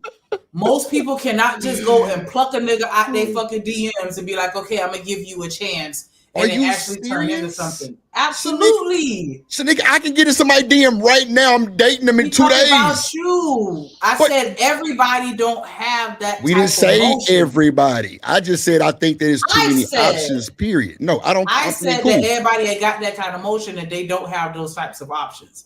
I mean, go ahead. We know everybody don't have them type of options. So nigga, I do agree with you. I'm just saying. So I'm just saying, like, I'm not trying to speak on you as an outlier. How am I outlier? Boss man can get in the DMs right now too. And third. So y'all think that that's the average male experience? He just come on. He just said Thank you, boss man. That's not the average male experience. I agree with both of y'all. I understand. Everybody though, Sneak. I'm saying some people have those options. I just told you, boss man and third and me have those options. There's 3 people on here already. Okay, that's a minority. What? Okay, so look, anybody, the majority of men can't just go pluck a hole out their DMs and slash. Okay, so everybody in the chat, including women, if you can go pluck a nigga out your DM, put a 1. Everybody. That's still a minority though. Thank you. It's still a minority. Okay, so in this space, we talking about, yes, it would be a minority because we don't know a lot of people. No, right? In real life, nigga. In real life, though. Bro, niggas can hit that DM, bro. I think they can. Think about it. You still gotta have game, nigga. That don't mean nothing. Nope. It don't matter. It don't matter. It don't matter. It don't matter, Snake. You can still pluck them out the DM. No, you can still at least get a date. Okay. One day. Sure. So, Snake, you don't think? Okay, so all your friends that you know. Absolutely not. The majority of people cannot just go and grab a date from the internet. Absolutely not. What?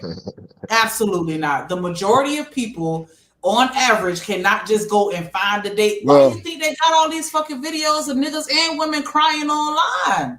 Because they be skits. Okay. I'm not gonna argue the fucking big fat right ass because you motherfucking know that everybody ain't got that type of motion. Because if that was the case, okay. Go ahead, Sneaker. They be skits. They be skits. They do shit. Face is a fucking skit. Yeah, mama a skit, motherfucker. Shut that up. Nah, go ahead, Sneaker. But now, for real, like I think. Oh, but you know what though, Sneaker? Absolutely not. I'm going to agree with what unless you look like Corey Love, you ain't getting that type of motion. I'm sorry. But nigga, you sound like a fan. Goddamn, go on over there and brush his hair. Go brush that nigga hair. That nigga got good wavy hair. I'm not talk about him because he in the comments, nigga. I wouldn't give a fuck. You a fan. You a fan. Shut your ass up. My man, let me correct it. Unless you look like Drill. No, you ain't gotta say no. See, one thing about me, we don't do dirty macking. I just say it sound like you a fan. That's all I said. And a subscriber. Next. Lord, you made me drop my goddamn. I don't even do light skinned couples, but I fuck with him and his wife though. Like, I fuck with him too. Like that's the reason why I go fuck with Mr. Love and Mrs. Love and his little babies, man, because he's a family oriented man. But for real though, if you're not aesthetically or conventionally attractive, you're not getting those types of odds online though. Like Okay, so watch this, Shanique. Men and I feel women, you on that, right? and women God too. damn, you gonna finish talking? Shut up, shit. Listen, I feel you on that, right? I do agree that the majority probably wouldn't, but how many niggas have got caught just talking to them, Shanika? Come on now, that's still cheating. A nigga can get in a goddamn DM and just have a conversation. I'm not Am I denying lying? that. I'm not Okay, cool. denying Okay, that. cool. I just said that the options that everybody think they have is a fucking illusion in most I don't cases. think it's more now meeting. I give you that, Shanika. I give you the meeting. That is probably an illusion. Okay, I buy that. You can get entertainment, as That's in what I mean. somebody might entertain you and have a That's what I back mean, and forth then. conversation, but they ain't That's no what I mean. actual viable option. Okay, so I do still think it's an option, but I still think that niggas can get they shit messed up out of character because of just talking to random ass women that they might not know or they might know online. That's all I'm saying, because you know that shit can fuck with a nigga head. Oh, Yeah, well, I nigga, just let me. don't. Okay. I just don't think that it's an option if it don't go nowhere. What? But no, Shanika, you can't. Shanika, how many women you know get divorced from men talking to women and having online relationships? Yeah, that's just insane. Come on, Shanika. Like, I don't know what motherfucking rock you been laying under. What the I'm motherfucking saying bridge. is a lot of people don't actually get dates and getting married. We off of understood that already. social We media. talking about just cheating, talking to a woman. Just period, Shanika. Like, okay, just say you tired of your nigga at home, right? He ain't cooked no good food today. You mad. You scrolling on Instagram, you see one of these AI niggas with a 6-pack, 9-pack, all that old shit, right? And you get to hitting the AI, thinking that you talking to somebody and y'all have conversations for a week straight. And you still talking to the nigga and you married. That's cheating. You ain't got to meet. So look, I give you the dating part. I bow down on that. Right. A lot of niggas might not be able to go meet some immediately. But that conversation is there. That conversation, that's nigga. I don't give a fuck what you say. You can't make That's me fine. believe I that was just you saying can't that. talk. I was just saying that these people ain't real options. That's all I'm saying. I mean, so okay, so It I'm is glad you said cheating that. for you to Okay, entertain somebody. okay. There you go. on any level. It Okay, is there you go. cheating. There you go. Okay. The Because I was gonna say, conversation with somebody else is cheating. shit. If it's a If it's like romantic that, conversation, then yeah. boss And if man, it's y'all not have been overseas romantic, too I long. feel like it's borderline. Because what y'all talking for? Boss man been overseas too long, so don't worry about Boss man, if this is somebody brand new that ain't been your friend for the last 15 years, what the fuck y'all got to chop it up for? What you need a new saying, female Shanika. friend for? That's what I'm I mean, saying, I Shanika. don't. I'm Go ahead, cutting boss all man. that shit off anyway. So you know, I was just Exactly. asking. So yeah, don't talk to I was that just hoe. asking. If You you don't wouldn't gotta. do it in my face, then it's cheating. Thank you. That's what I'm saying. Niggas cheat every day on social media. Come on, Shanika. That's true. I You know how never many denied that. Oh, okay. Well, that's what I'm saying. Funny, Talking boy. because listen, them conversations can turn into long conversations. Am I lying? Nope. Come on, Shanika. That shit can turn into what? How you doing, boo? Good morning every fucking day. Every day that shit can be like that. Good morning, cutie. You see your nigga saying that shit to another motherfucking female every day. That ain't cheating. See, that's why. Niggas can get conversations every day. My bad, boss. Go ahead. Nah, you good. I was gonna say that's why I don't think my woman can't have no friends, bro. That outside influence. Come on, man. Fuck Yeah, all this nigga that. talking about it. I just said. I'm just messing with you. No, because I'm gonna say, don't make me knock the rice pudding and orange sauce out your fucking ears. What the You always being violent. What up, bully. Tierney? Fucking bully. Because Fuck you. You ain't Nah. shit. But now, like I said, so okay, so Shanika, let me ask you this. You don't think that their social media is influential option? Real shit. With a couple that's kind of already on the downhill. You don't think they got parts in that shit for real? absolutely. Okay. The only thing that I disagree with is that people have options. They think they got a shit ton of options and they don't. But I do agree that it is possible for you to establish a rapport in a relationship with somebody solely online. I do agree that entertaining that bullshit can be something that can drive a bigger wedge between your relationship, especially once you start getting some attention. You know what I'm saying? Like, Right. so I'm not disagreeing with you. I was just saying, like a lot of people with regards to the breakups and shit, they think that somebody else gonna want them, and it's like, yeah, they'll entertain you in the DMs, but they don't want you for real. You don't have no But real. Shanika, that's not true though. What if they do end up liking that person? You can't just say nobody wants you like that. I'm saying that's not common, is what I'm saying. That's not what the most people are experiencing, where they have a whole bunch of people that are going after them online, and they can just pick and choose whoever they want. Like, that's all I was saying. Like, that's not common. Most people, it's just an illusion. Those people don't actually like. You moving the goalpost, but I'm gonna let you. No, I'm not. I'm saying the exact same thing over and over again, and you just not catching it. No, nigga. What up, Teddy, man? We were talking about your ass yesterday, just in case somebody told you that. Yeah, we was. What up, Art? Miss Never left. People leave because they think that they got options, and in reality they don't. What up, Rooster? Now I can kind of see where you're going with that, Shanika. That's what I've been saying this whole time. Man, I don't give a fuck what you've been saying the whole time. God damn it, listen to me. I'm saying this. I understand what you're saying, right? That it's an illusion. Thinking that just because you're mad at your wife, you can go get you a date online and then y'all get married. I totally agree with that, right? But that's how it can start the process, though. And it's not no fucking illusion. That's what I'm saying. What if that motherfucker really liked that person? What you say? We got a match. I said it's possible. It's just not common. Yeah, but what if that one is common though, and he get it?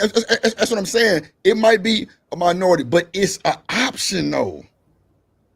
And me saying an option like a nigga can go talk to a woman instantly, you don't think that's an option? He can get on the internet and tell a motherfucker she pretty and she respond, and it's a conversation going. And he ignoring your ass for a week. That's an option. What are we talking about? That don't happen. That's all I'm saying. In real life, on average, in majority, in mass, that shit don't happen like that. Is it possible? So watch this. Absolutely. It's absolutely possible. I'm not disagreeing with that. I just said that ain't everybody's story. I didn't say it was, but watch this. Google this for me, Shanika, real quick, because you trying to fight for no reason. You hungry? You hungry? Okay, so look, do this. Look up how many social medias have canceled relationships. Look up how social media. That's moving the goalpost, because we're not debating. We're not debating that the relationships are ending because they think that they have these options. I agree. People leave the relationship because they think that they got all these options out here. They think that all these niggas that's liking my post, then clearly is other people that want me. All these girls responding to my DMs, clearly they want me. Like, that's what's causing the demise of relationships. So I agree with that. Okay. I'm just saying most people can't just get mad at their girl, go holler at somebody in the DMs, and then next thing you know, that person like legitimately likes them. It turns into a relationship. They need it. Like, nah, it don't be working like that. It be way too many people complaining about how they've been on social media and been single for years because they ain't getting the kind of emotion that what you describing. I still think so, though, Shanika. I'm trying to tell you, I think they are getting it because a lot of people do it. Not saying nothing's wrong with you saying, but Shanika, a lot of these folks are, bro. Even the older people say social media has ruined how people are in a relationship. That's a fact. That is a fact. So why would you say that's not an option then? Because they think that they have options. That's what's ruining the relationship. But if they can, then they do then, right? Of course, but most people can't. I don't know, man. Most people don't have that kind of game, that kind of swag. That's why over 50% of the men ain't getting no coochie right now. I don't believe the 50% of the men not getting coochie, but I'm just saying this. See, look at your ass coughing on that Reggie. I told you about smoking that goddamn Reggie. Okay, but then send me something better. I'm gonna send it to you. You keep saying, "Hey, I want y'all to clip this because this gonna be like the 18th time when he said." I ain't never told you, nigga. I told you one time, you raggedy motherfucker. I ain't never told you that. This the 57th time. I ain't never told you. I'm gonna send you a motherfucking thing. This the 79th time that he done said it. You a bullshit liar. 112, and he still ain't sent one nub yet. I ain't never did that. Ain't sent one nub yet. This the 12th time. Clip it up. Stop lying to these folks, bro. That shit not funny. Stop fucking lying to these folks. You know I ain't told you that shit one time, ragged ass nigga. But at the end of the day.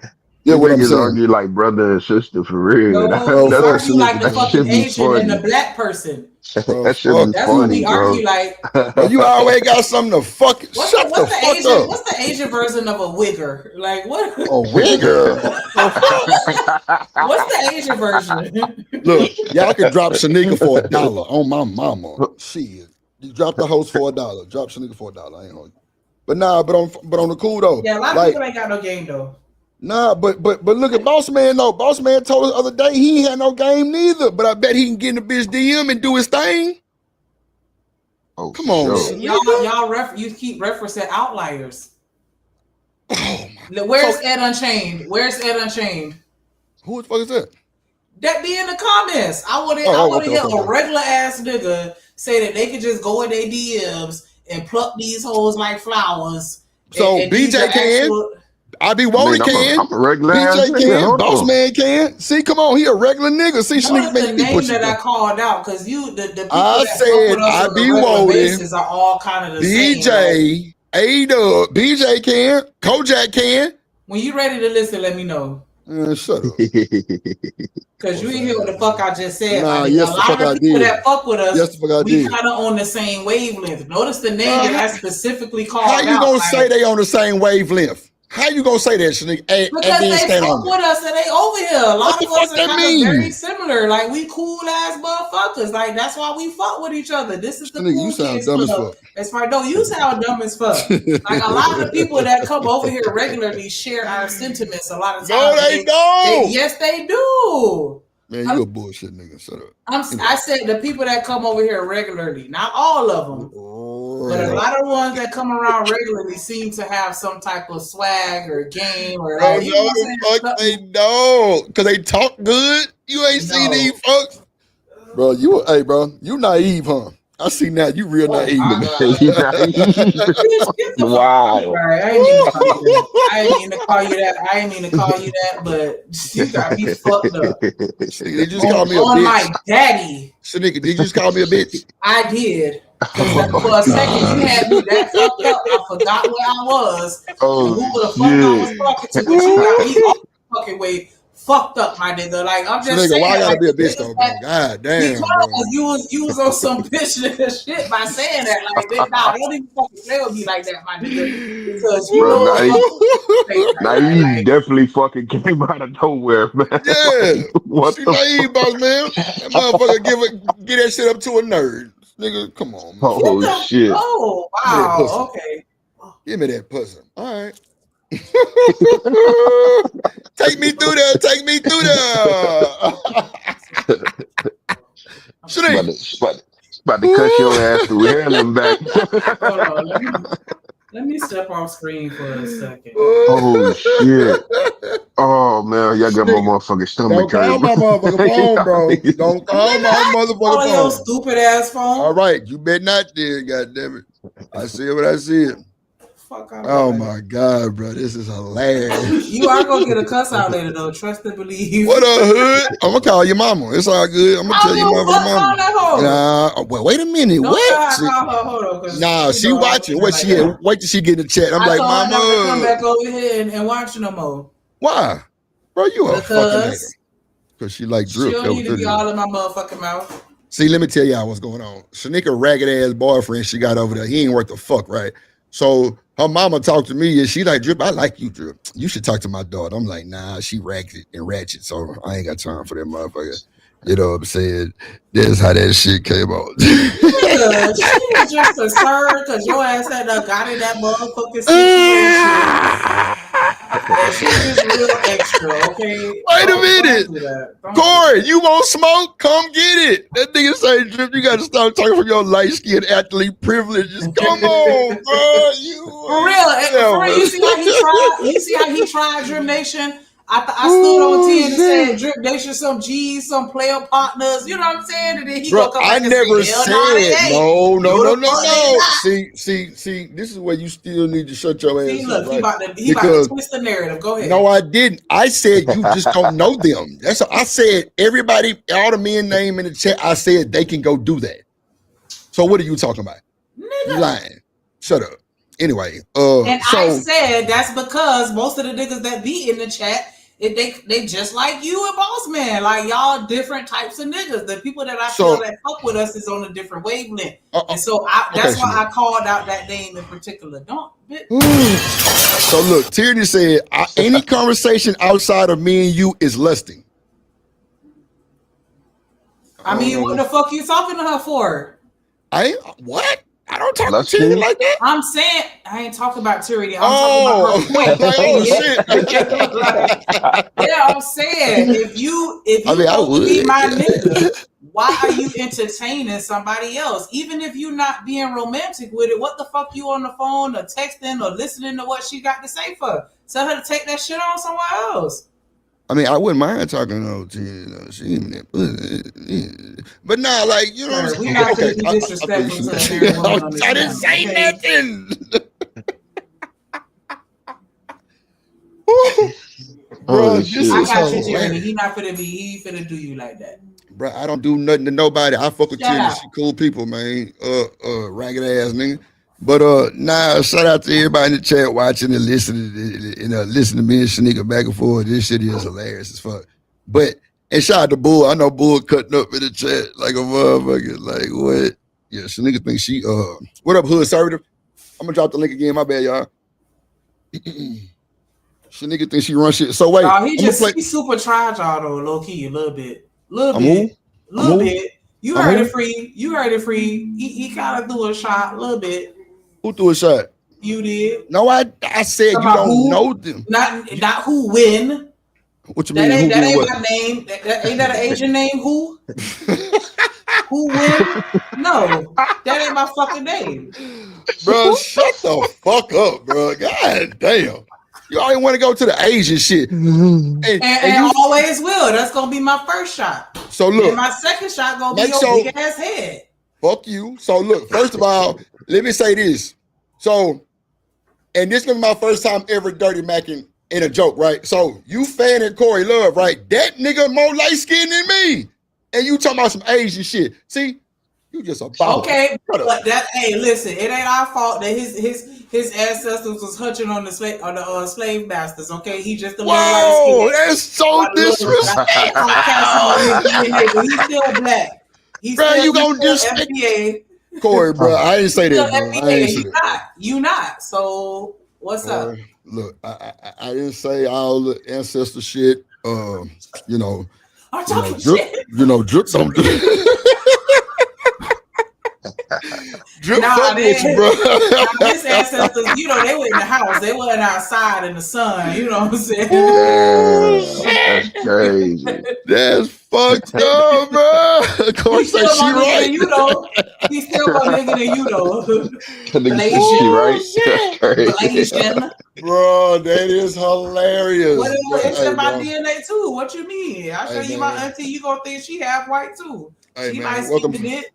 Welcome to the Drip Show, y'all. Welcome to the goddamn Drip Show, bro. I tell you, bro. This is what's going on. Shanika ain't living humbly. You about to be on that rap too, because I don't know. I need to see your black card. I think he have Spanish and half black. So you almost on a rap with Drip. I don't know. We might have to say your ass. Well, look. Well, then you got to put some more boards on that motherfucker. It depends on if you agree with me. No, you get 7, my nigga. If you don't fit, then. Nah, me and Living Humbly can't ride on those 7 boys, man. One of y'all can hold on and paddle in the water, and then y'all can swap it up, and then you get your ass in the water and fucking paddle. But Humbly, he gonna be slow because them knees ain't shit. You paddle, motherfucker. I ain't paddling nothing. Yeah. I'm gonna be on the plantation eating my watermelon and fried chicken because I'm all No. 17 cents will provide for your ragged ass. That's all we need is 17 cents a day to keep your ass out the way. Yes, Lord.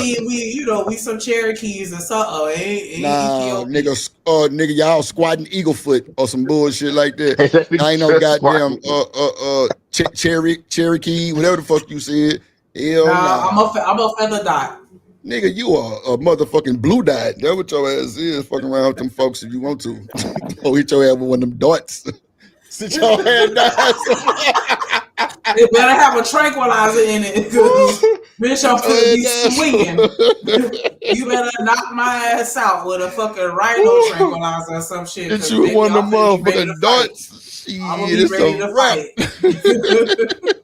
And you better hit me from the back where I can't pull it out fast enough. Shit. Look. See, you can witness. Ain't nobody talking about hitting you in the mouth. I'm talking about the dart. You better. That's where your scales at. The dart, because I'm gonna. That's where your scales at. That's where your scales at in the back. Wow. Okay. That's where your scales at. Yeah, you got them scales on there. Hold on. So look.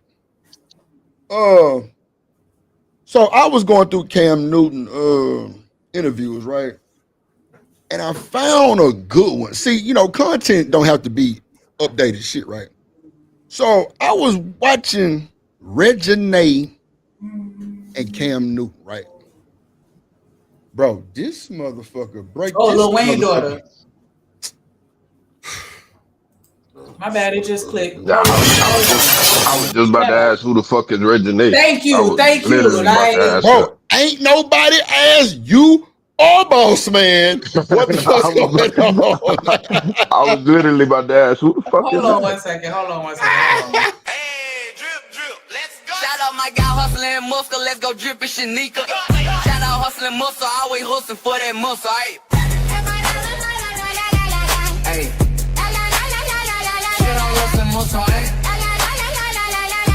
I love like that.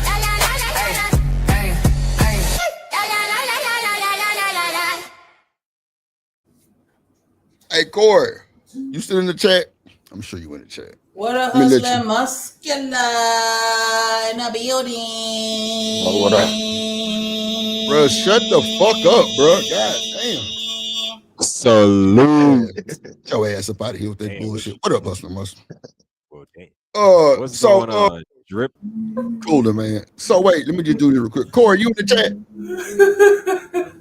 This slow motherfucker. Let me play this song I did for your boy. You in the chat? I want to make sure in the chat before I play this boy, man. You know these niggas out here be trying to compete with old Drip. Not a chance, nigga. Let me play this one for I made for your boy. Excuse me. Did I hear someone say, wait, hold up? He said, dope conversations deserve dope donations. Ladies and gentlemen, let's show love and hype them up. Mr. Izzy Bands, Izzy Bands, Izzy Bands, Izzy Bands, Izzy Bands, Izzy Bands, who? Izzy Big Bands. Welcome to the Real Spill with Mills. What you made for Corey, though? Everybody to the podcast with Izzy Bands. Make sure you support the show, support the stream. Nah, I mean, let's welcome the host, Mr. Izzy Bands. Let's go.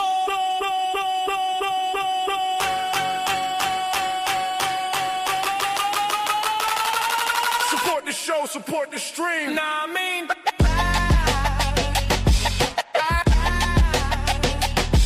Yeah. Excuse me. Come on, man. Stop playing with these funky motherfuckers. Shout out to JD 975.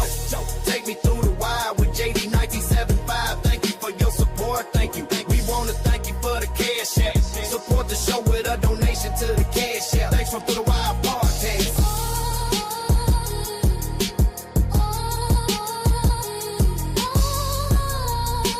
Come on, woman.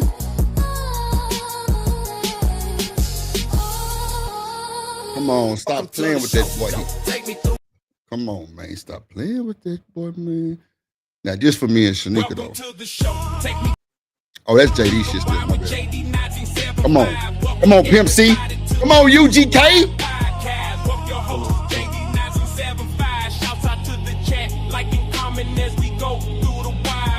Welcome everybody, welcome to the Through the Wire podcast. Let's get bitches to your hotel like 75. Come on, man. Y'all better stop playing with this nigga name. All them happy hour. I said welcome. Electric Mansion. Let's go! Shots out Drippin' Shanika.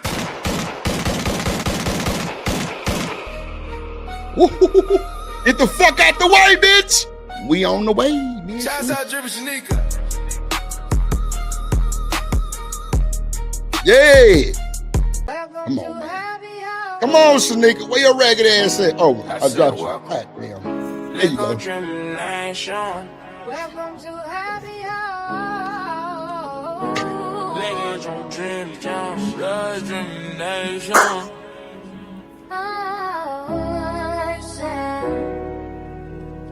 Real H-Time shit. You know what I'm talking about? Welcome to the Drip Show Happy Hour. Come on, man. We swinging, man. We swinging. We swinging. We swinging, popping, trying from the age of dreaming nation. If you a trail one, a real one. Side, side, get the shine on. So we happy high. To the nation. Happy on. Get happy on, yeah. Drippin' some nigga the hardest. Like Yeah. She bragging in the motherfucker though, but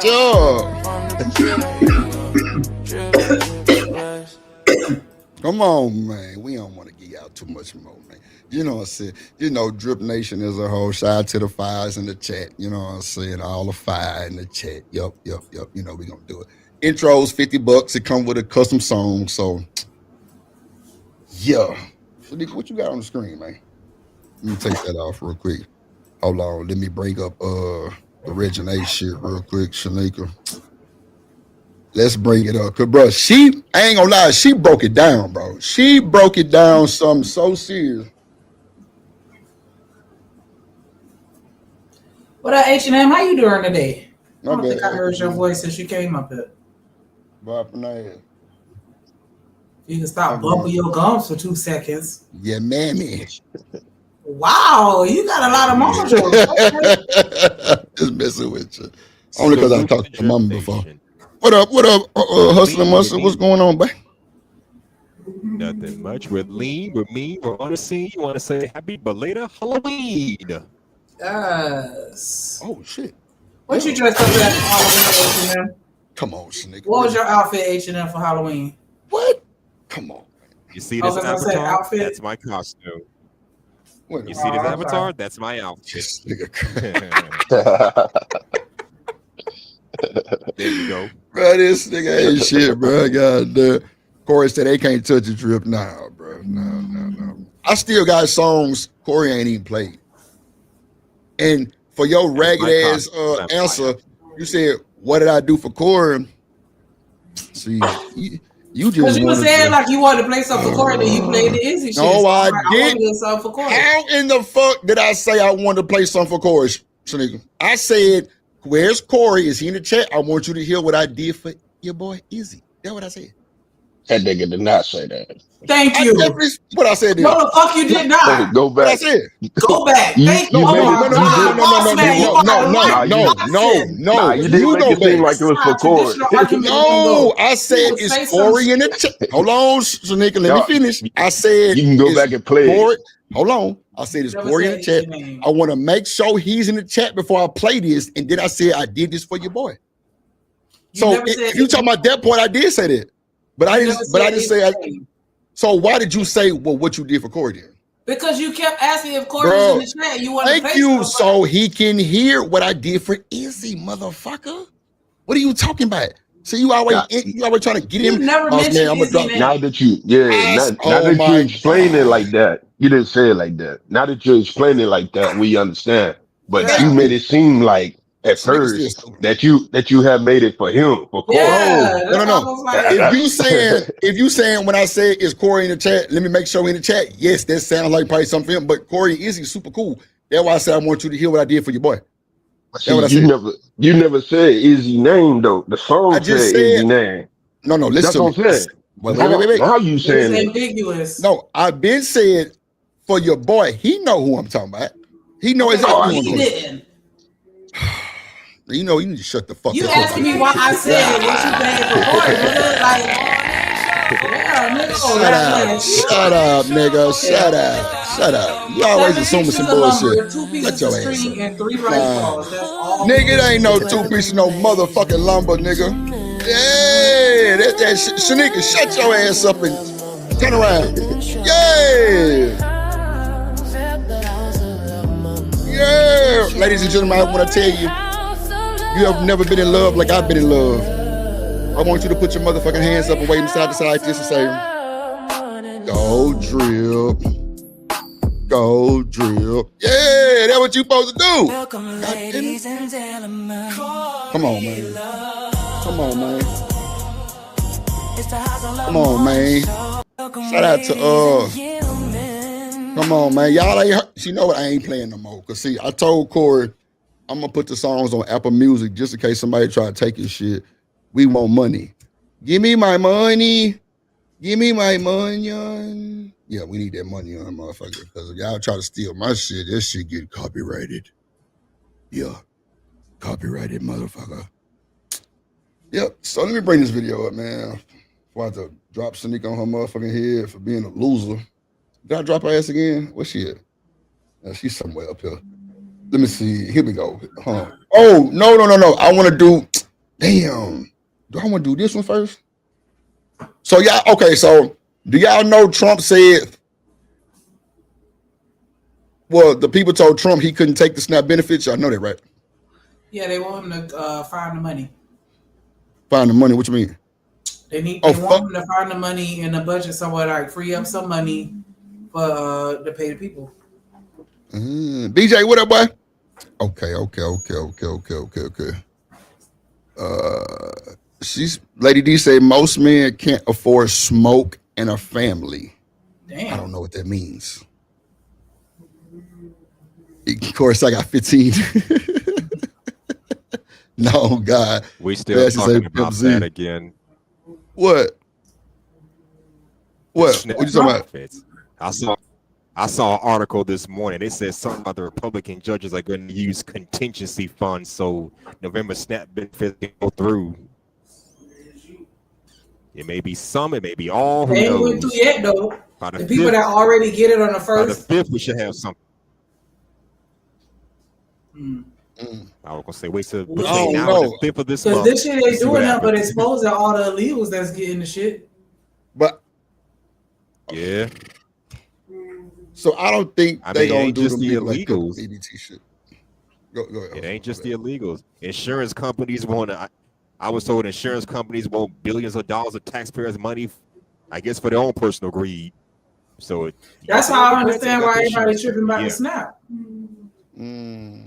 Because they spent years relying on this shit, and now they're mad that they can't take advantage of the government no more. I knew this shit was coming when Trump was talking about cutting Medicaid and Medicare back in the summertime. Shit, I knew this was coming. I'm gonna say this.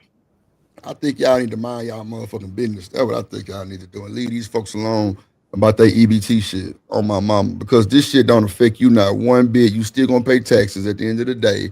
And it is what it is. Let them folks have a little old parity and poverty mindsets of that shit. We can't get on their level with that shit. So you cool with paying a woman for 5 kids and none of them is yours? Man, I ain't paying a woman for shit. I'm just saying where you think your taxes going? I can't control that though, boss man. You said what? I can't control my taxes going to them, right? Yeah, you can. You turn them motherfuckers off from getting snapped and EBT and all that shit. What you talking about? Oh, okay. So you saying like not turn your taxes off, but like turn like go against it, you know, with the government. Go against where your money is going. Okay. That's your money.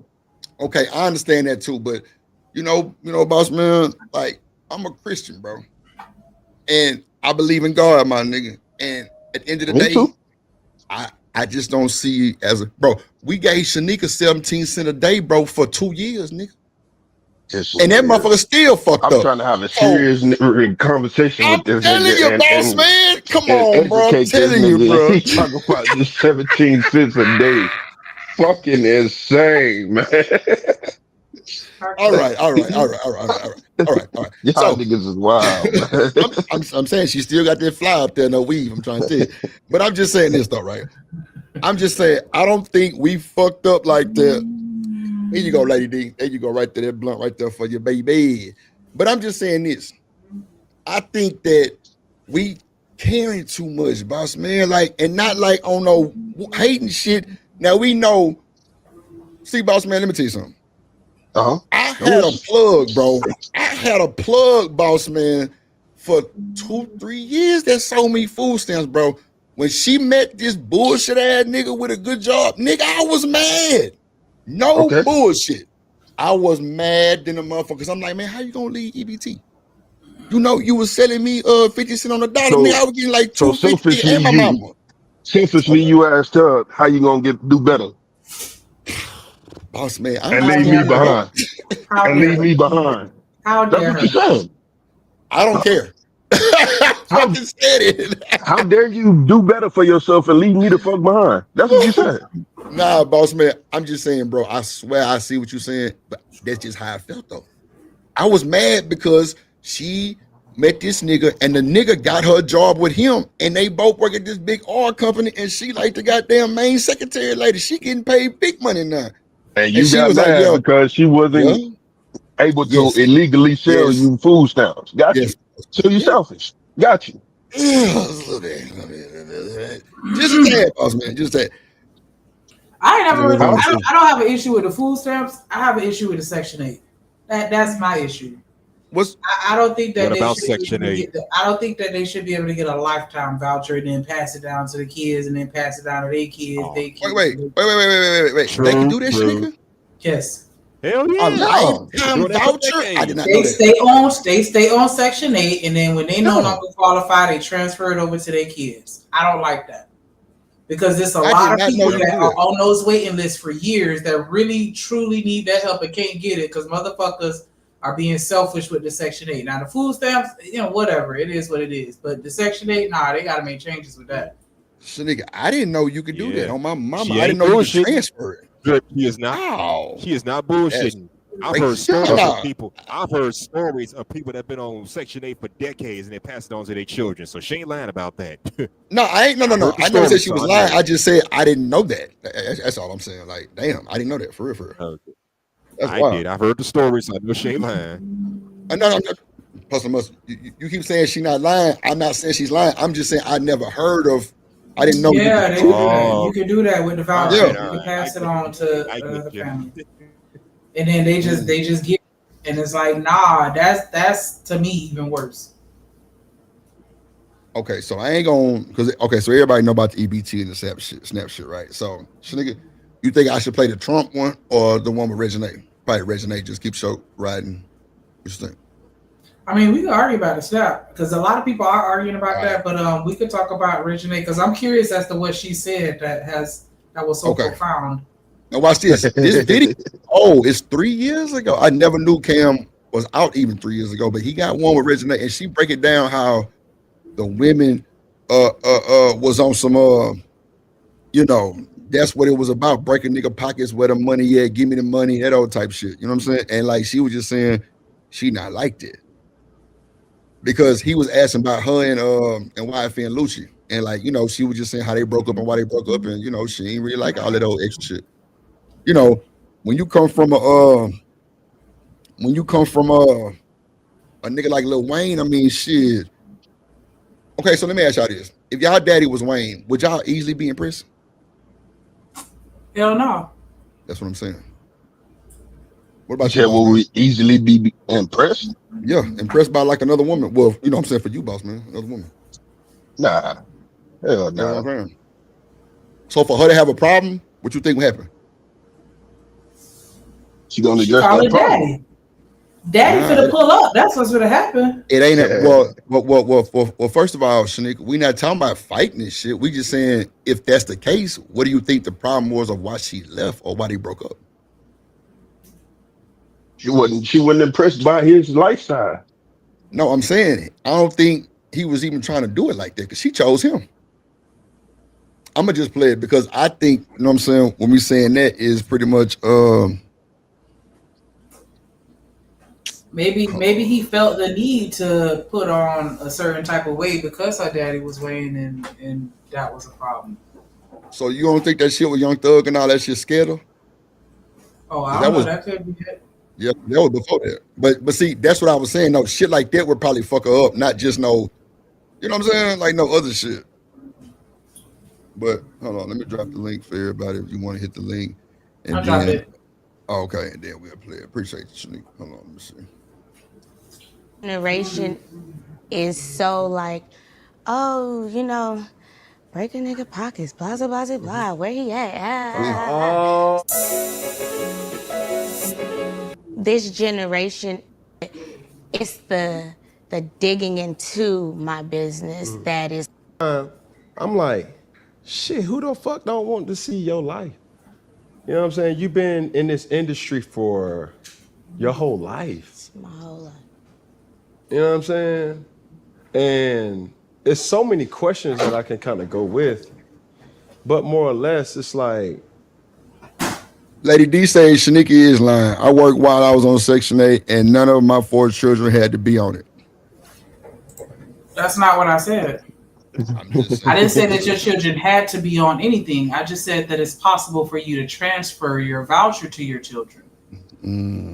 Okay. A lot of people on Section 8 work. The majority of people that are receiving Section 8 work. I do know some people that benefit from the loopholes in the system.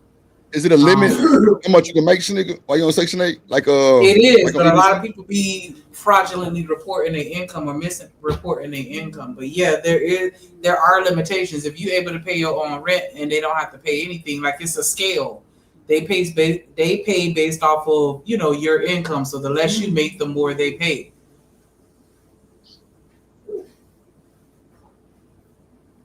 But it's not a requirement for you to give it to your children, but you can. It's an option for sure. I gotta work on BJ shit too. Damn. I ain't forgot about you, BJ. I still got you locked and loaded, bro. I just got so much shit going on I do. But these motherfuckers, but I got you though. Hold on.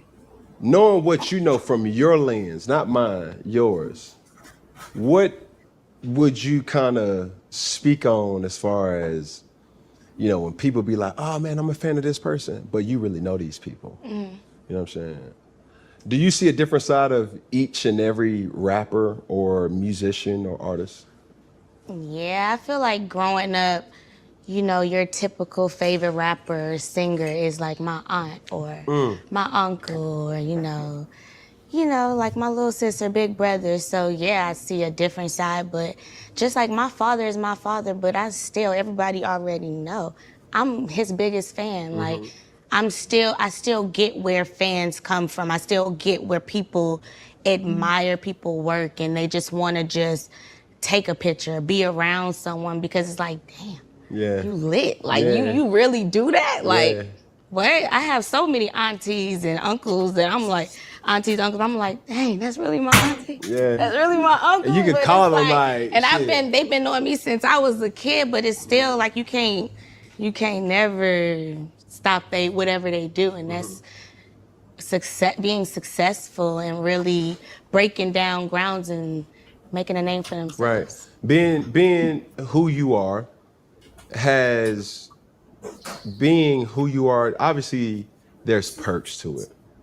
What's up, Hood? Afternoon, what's going on, y'all? Evening. What's going on, my boy? How your day going? How you doing? No, I'm on the car. I just wanted to check in, sit on the panel. Get them coins. Yeah. And them watch hours. Shit. Coins and watch hours. Can't be mad at that.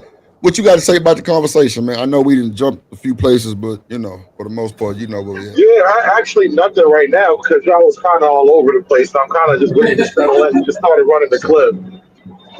Bet. All right. The downfall of being you? The downfall, I would say everybody being in my business, but it's kind of like, say for instance, like the social media, and like we were talking about earlier, YouTube and everything, like you put out what you want people to see. That's one thing. If I post a picture, yeah, I want you to see that, but it's the digging into my business that is like, dang, yeah, I did show you that, but I ain't tell you all. I ain't say this. You making up your own stories. No. Yeah. I don't know about that, Reginae. See, you a little young cricket. You know what I'm saying? I don't know, man. What you mean you sent the nigga the picture, but he don't need to be out in your business? You sent that nigga some news, what you mean? He gonna ask what? Man, did y'all hear that shit? Or am I tripping? I thought she was talking about social media. Nah, listen to what she was saying. Okay, let me bring back a little bit.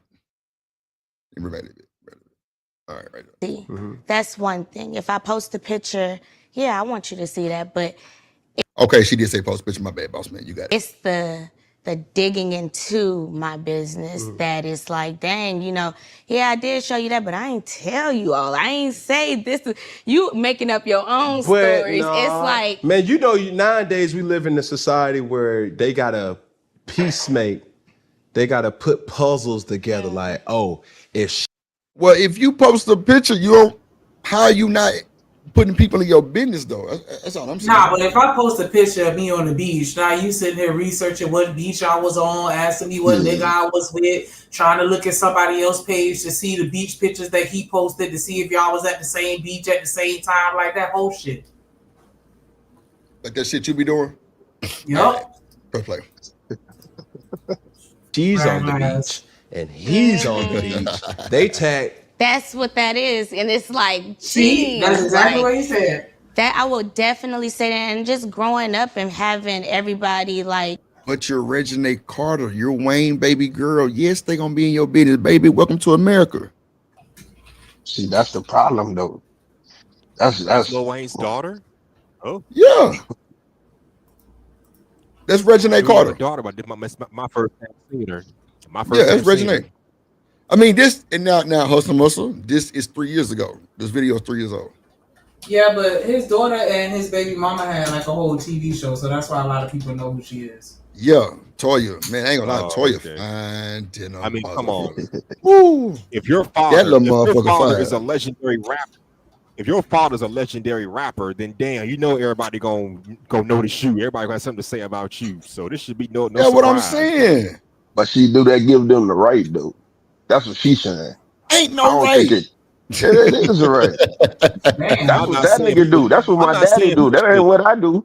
Yeah, I got you. I'm not saying But if people it's should be public, stalking her Yo, or no, harassing her. But I'm if just she got her saying, own show, if she's on TV, her own media, one, you used your daddy's fame and wealth and all that to get you to that point, and then two, now you're a player. Once you're a player, the game gonna do what it do. yeah. Trust say all Toyas are fine. Yes, Lord. I've never met an ugly Toya, I don't think. Yeah, man. Go ahead. Hold on, Hood. What you said again? Say it again. I'm just saying she's a player now. So once you're a player, the game gonna do what it do. Okay. Yeah, Classy, the time change got me messed up too. Yeah, Come you on, can't big benefit big off bad of it and then get mad at the downside. Come on, boy. Shit. All of the just above. complain about publicity. Nah, Ain't but no you getting away can't from that when you're famous. you can't use his fame to benefit from it and then get mad when people actually pay attention to who you are. Like you put yourself out there when you did that whole TV show. So now we in your business. Yeah, we really in your business now. And if I didn't want to be, that TV show would entice me to be in your business. Mella, hold on, Shanika. Let's apologize to Mella real quick, Shanika, because she thought we were serious. So Mella, What me and you talking Shanika about? with us arguing. She say, "Are we getting along yet?" She thought we were serious. Oh no, I'm so sorry. Like, I mean, it's still fuck this nigga, but nah, not like that. Like, not like that. I love Drip. I genuinely love Drip. Like for real.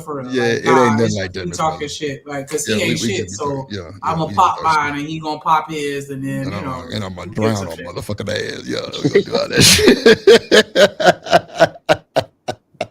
Yeah, Miss Mella. That's why I was trying to tell you, Miss Mella. I was just like, it wasn't nothing serious, but clearly you had already had in your mind like this nigga Drip is a mean ass. No, ma'am, not even a little bit, Miss Mella. I fuck with Shanika. That's my ace. I can't we talk every day. Her husband be trying to fight me, boss man. So I ain't tell you about Shanika's husband, right? Try to like get on the phone one day and try to like say something to me. Damn, I'm like that. I'm like, bro, you know who I am, bro. Your woman called me, nigga. Oh my god, shit. Boss man, I ain't bullshitting. I told that boy just like that, nigga. Your woman called me, nigga. What? Hey, so you calling this nigga? I'm like, bro, you know she my co-host, bro. What are you talking about? Yeah. Insecure ass nigga. Don't do that. That nigga ain't on Everybody don't do YouTube, nigga. Shut up. All right. Look, Look at Classy. She thought we were, come on, Classy. You know, Drip a nice guy. I wouldn't be talking to this nigga like that if she still be on my panel. Hell nah. She been booted a long time ago. Hell nah. I fuck with Yeah, that. that shit don't bother me. I grew up in a family full of trolls, so he ain't said shit that they ain't said that was worse. Oh, the fuck? Like, Okay. Yeah, you dropped that ragged ass weed tray too. Piece of shit. That what that Reggie D to be on the floor, motherfucker. Yeah. whatever, because I sweep that shit the fuck up. I would definitely see you some weed. Man, I remember one time I dropped that shit in my homegirl car. She was so fucking mad at me because it was the last of the. It was the last. It was the last one, and I had done. Oh no, you ever like dropped a little bit and then tried to pick up a little bit and then dropped the whole bunch because you were trying to get a little bit. Like, damn, boy. And we was on a 90-minute drive too. Like, yeah, she was fucking pissed at me because I tried my darndest, but I had already grinded it up, so it was a dub after that. See, so nigga, that's the thing. You know, when you use that grinder, you ain't supposed to grind it to the motherfucker shake. I nigga. know. Just But break it up a little bit. I'm a perfectionist, and I do papers, and I want it to be shaped a certain way. And it's like if it's too, like you don't want no sticks and stems and shit sticking out of it, and I don't know. I can't live. Why with don't that. you use your goddamn hands then? Oh no, hell no. Your nails is like daggers. Hell nah, you ain't gonna make it. Okay, nah, that motherfucker got some long ass nails though, for real. Okay, but still though, okay. So let me tell you something. When I did use a grinder, when I was in my dumb days, like I would put like 2-3 buds in there and just 1-2. I get that. Like if we was using blunts, then yeah. But with them papers, like you gotta make sure because anything will pierce a hole in it. Yeah, but are you using a roller? If you're using that roller I sent you, then I'm saying at that time I wasn't. Now I use the roller. Okay. Yeah, fuck that. That roller for life. And I seen one. Roller for life. But yeah, they got another one where they done upgraded the design. Man, look, I seen that motherfucker. It's like they a little send me book or thing. something. You close Yeah, it. And close it, out open the it up. other and end. it's- Yeah, I was like, oh That's what shit. I ain't gonna lie, I almost got that one, but I was just like, that bitch like a motherfucking cigarette person, some shit. I was gonna say that's how old school cigarette rollers used to be. It's like you just pop it all in the little box, close the box, and open up, and the cigarette comes out. Oh, that's what it do. Yeah, I ain't never That's seen exactly that what it before. That's what I'm saying. It's the old school cigarette machine. And that whole say cigarette roller too. I ain't gonna hold you. It say cigarette roller. But you know, we ain't smoking no cigarettes. We smoking goddamn gasoline.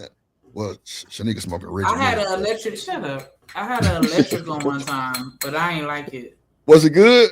What? So you ain't like it? Why you ain't like it? A spice grinder is nigga, the that's legal food. term for it. Look at God. But yeah, so we gonna go ahead and hit play while he get his T-Move ass internet going. My shit fucked up. Like yeah, you What's wrong? froze for a little second. Oh, okay. Yeah, I don't know.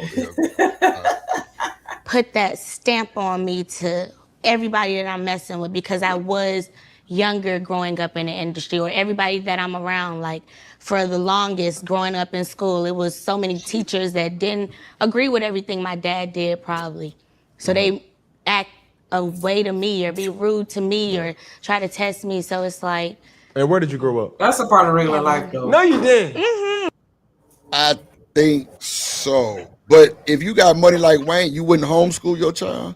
But you know, homeschool can fuck your kid up too, though. I would have thought she would have been in private school with a whole bunch of other rich kids. Yeah. They don't give a fuck about that shit. Right. Yeah. That school come with a tax bracket. Yeah, because they on payroll anyway, probably. Yeah, I got you. They on their payroll for sure. Because I'm telling you, when I went to this private school downtown by TSU back in when I was 4th grade called St. Peter's, bruh, Kenny Smith's son was there. Some of the Rockets, not Rockets, but the Astros kids was there. You had Warren Moon daughter there. Bro, it was crazy work. It was then, bro, a lot of politician kids was there. And bro, we was dressed like nigga, we was going to Bel Air. Blazer, gray pants, blue pants, you know what I'm saying? All black shoes. Nigga, I had the white feelers with the black strap. Nigga, I had the Grant Hill. Man, I'm trying to tell you, boy, I was ready. It was going down. Hold on. What high school you went to? I went to North Atlanta. Yeah. When I was set in the middle, my See, I knew your ragged ass was gonna say that. Shout out to them ragged ass dead snakes at Florida A&M. Shout out to North Carolina A&T. She talk about a fucking high school, nigga. And my people from Atlanta, so that's why I said boo, nigga. Shut up. My son went there. Oh, I know it's saying that. Yeah, but that shit crazy. The one where they got You say your son went there, Sneak, or your cousin? My bad, I ain't shit. Went where? North Atlanta? Nobody that I know that was worth shit went to North Atlanta High School. Like, oh, okay. I got you. Okay. where they moved to. So it was a bad school, you think? no, don't nobody give. I mean, I'm talking about band culture. So of course, there's certain high schools in Atlanta that we gonna know, and North Atlanta High School wasn't popping like that as far as with their band. So who gives a fuck about them? I mean, I ain't talking about the band. I'm just saying, like, was it like a small school? Was it like a? That's what I was saying. Like, if your band wasn't shit, we don't know who you are. Oh, got you. Oh, okay. Yeah, like she should have said Southwest DeKalb or something. Okay, I got you. I see what you're saying now. Yeah, band life is kind of a big thing for high schools for sure. In Florida, band is like football a little bit. Like, is that? I agree. Texas too. I agree with you on that. Texas is too. The TSU and all the marching band storms and we ain't band geeks in Florida at all. the jukebox, TSU, like nigga, Fuck I'm the talking jukebox. Okay, I'm sorry. See, boss man, you see the disrespect, man. We got the whoops, nigga. Fuck the jukebox. Fuck Prairie View. Fuck Jackson State. Fuck Southern. Who else? Fuck North A&T. Aggies. Yeah, man, y'all some y'all ain't got shit on family. Florida. Fuck Florida A&M grass snakes. Y'all some grass snakes, nigga. Whatever. Florida A&M grass snakes. You see my background, nigga. You see my cousin right there up front, drum major for Prairie View, motherfucking A&M University. Let's go ahead and put them on the big screen so I can talk shit about how they look right now, because they drum majors is garbage. What, nigga, my cousin holding it down for the South Side, my baby. Man, why you fucking it up? What we not finna do. Yeah, so let's look at this bullshit. Let me get the comments out. Look at them boys, man. Ain't trying to get folks. Look at get folks. Then we swing it on the bitch. Yeah, we gonna run your ass over. Buddy second from the left ain't even cuffing. Where his 90 degrees at? Like, what the fuck going on? And then are they paratold? What are you? You was a trumpet player. You used to blow. You wasn't a motherfucking drum major. Nigga sound like kiss my ass. See that sound? They ain't shit, bro. That sound like kiss my ass. Look at this. Only buddy on the right actually scuffing. Everybody else like, what you got to do? Look at them boys. Look at them boys. Nigga, get them motherfucking knees up. Nigga, you was a trumpet player. Shut up. Shit. You wasn't doing my blowing. That's all you were doing. You wasn't no goddamn drum major. Okay. Yes, the best blow, mother. Yeah, you blowing. Get this shit off my face. You raglass. I hate you so much. These niggas ain't shit. Look at him. And then he look like a white boy too. Get them out of there. Dang. See, that's how you know that band ain't shit. Bro, come on, man. Come on, man. Slide up. You bullshit. You was a bullshit nigga, man. All right, anyways. With 11 stories. Oh, you with the new North Atlanta. Mm-hmm. You new. Mm-hmm. Oh, I thought you was the old. I'm 23. Oh, wow. What? Very wise. What the hell Cam Newton got going with his fucking No, house? no. I'm going to put it like this. Because honestly, I put, and please don't take this the wrong way, but I put you in the same category as like a Kylie. You know what I'm saying? And we've seen you all our lives. I'm not taking that bad at all. And you look at it like, damn, like how old Kylie is, how old Regina is. Like, these motherfuckers been on my damn. I've known of you for so long that it's like, I know you. You dig what I'm saying? It's just like you pop up or in some way, shape, form. Obviously, me being a big music fan and stating that shit, he is the best rapper like ever. Because there are so many different projects that I can kind of relate to. The No Ceilings when I was in JUCO. Then it was like when somebody really put me on motherfucking the Carter 2. Like, oh shit. And then he made all the suffixes. And speaking of, let me just speak on music has changed. Hold on, fast forward to or not tainted, but being around men, right? Mm-hmm. Has it changed your view about how men are? Definitely. I've seen so many different men though. Like, and I'm young, but I still seen so many different men, and they're just all different. But I always had like a soft spot for men because they're black men, I would say, because they go through so much, especially nowadays, because this generation is so like, oh, you know, break a nigga pockets, blah, blah, blah, blah, where he at? So let's talk about it. Shanika, that what y'all was doing when you were 23? You trying to break a nigga pockets when he ain't shit? A little bit. I ain't even gonna hold you. Like, listen. Now, I wasn't as bad as a lot of these other chicks are. Like, I wasn't a gold digger per se, but you know what I'm saying? Like, if you want me to entertain you, then you have to entertain me, and you gonna most likely end up spending some money in order to entertain me. Type shit. So I can't take you to Discovery Green in Texas downtown and not spend a dime. I guarantee you I entertain you. I guarantee you, Shanique. I guarantee with the visuals I'm saying that's out there, I won't spend a dime and I can entertain you. See, I mean, that's yeah, why. I'm not saying that. Well, hold on. Let me just get this out. That's why I said, hold on. That's why I say it's good for niggas to plan the dates because they can pick places like that. And in Houston, it's a shitload of places. The average man isn't going to be that thoughtful and creative and you know, putting shit together. And I think that that's a complaint that a lot of women have. Like, y'all suck when it comes to planning dates, right? But to be honest, and I feel like this is the case with most women, like it all depends on you, how much I'm feeling you or how much I'm attracted to you, and then how you're responding to it. What are you saying to me? What are you doing? Because everybody don't have to pay. This niggas out here getting it for free every day. So I'm not saying that every single person that I interacted with had to compensate me in some way, form, or fashion. I'm just saying if I didn't like you, then yeah, you was going to gotta pay the ugly tax. Oh my God, there's a tax on being ugly.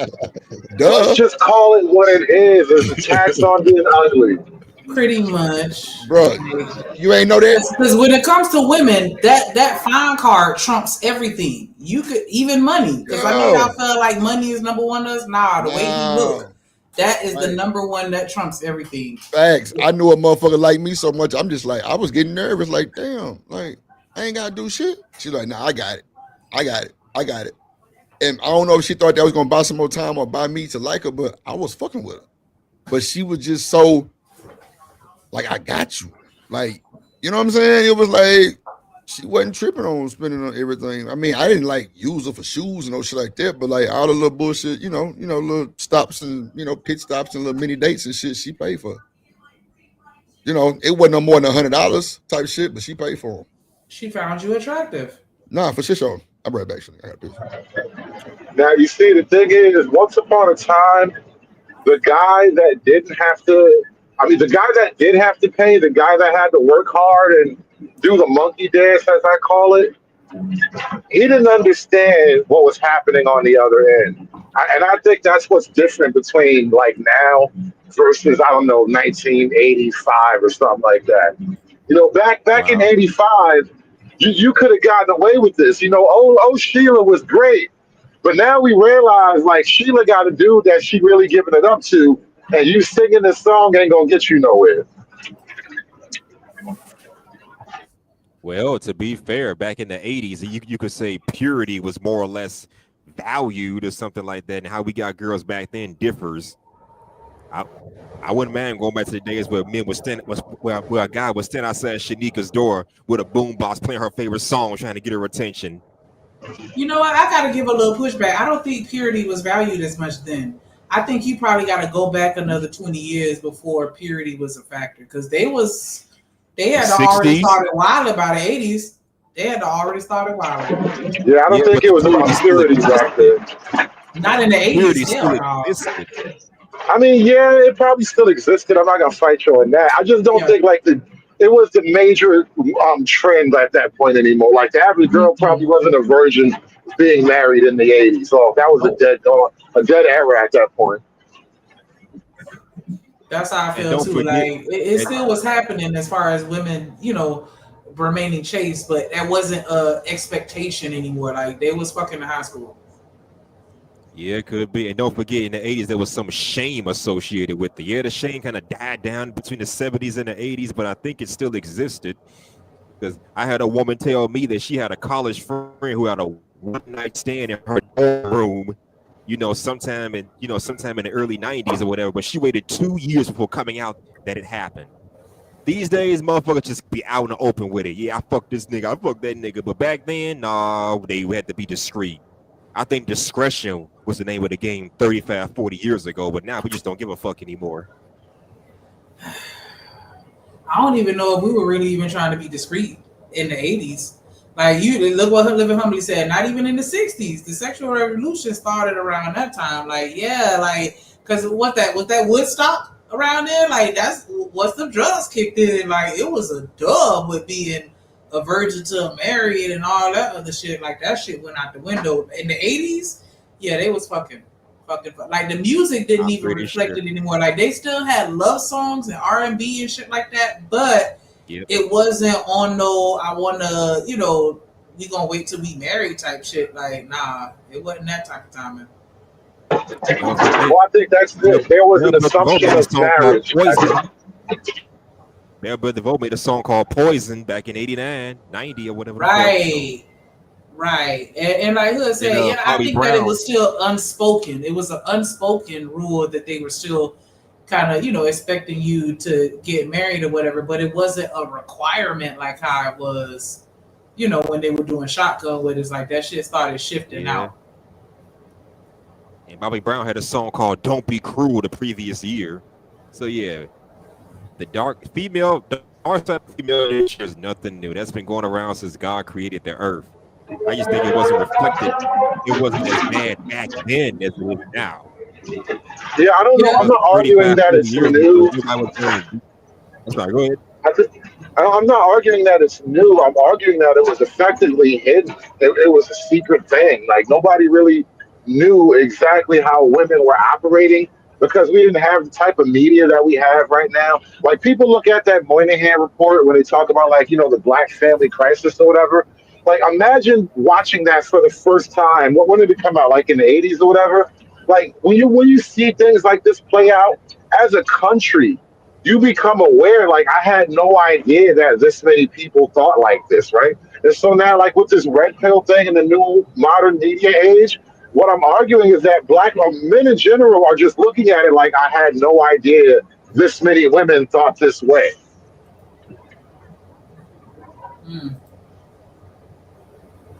Yeah, because I think that a lot of the modern day talking points, I guess for lack of a better phrase, that that women have is the same shit they were saying back then too, just on a smaller scale, and especially it wasn't amplified by social media. But some of the things that they're saying and doing, they were still saying and doing back then.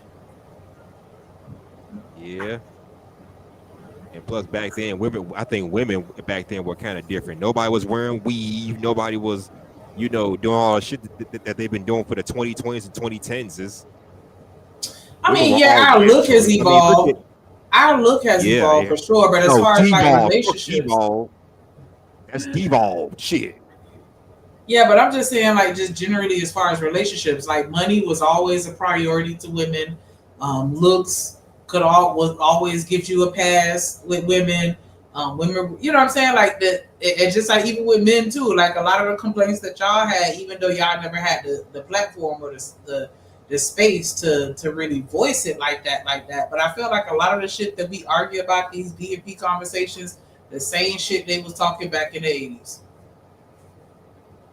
Yeah, I'm sure of that. I mean, well, I know for a fact because I've caught examples of some of them. Every now and then the clips go around in the manosphere. I think these conversations go back to at least the 70s. No, it was probably like the late 60s when I did the longest, the oldest video example I have of that.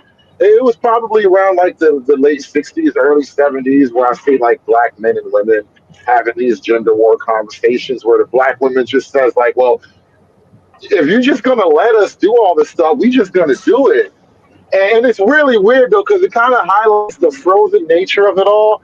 Like I think a lot of women don't like to acknowledge that legally they've kind of found themselves in a superior position, yet they expect the men to still kind of operate as if it's not true. And it puts the men into a bad spot where it's like, you realize I can't just overpower you the way you really say that shit. It doesn't really work like it used to.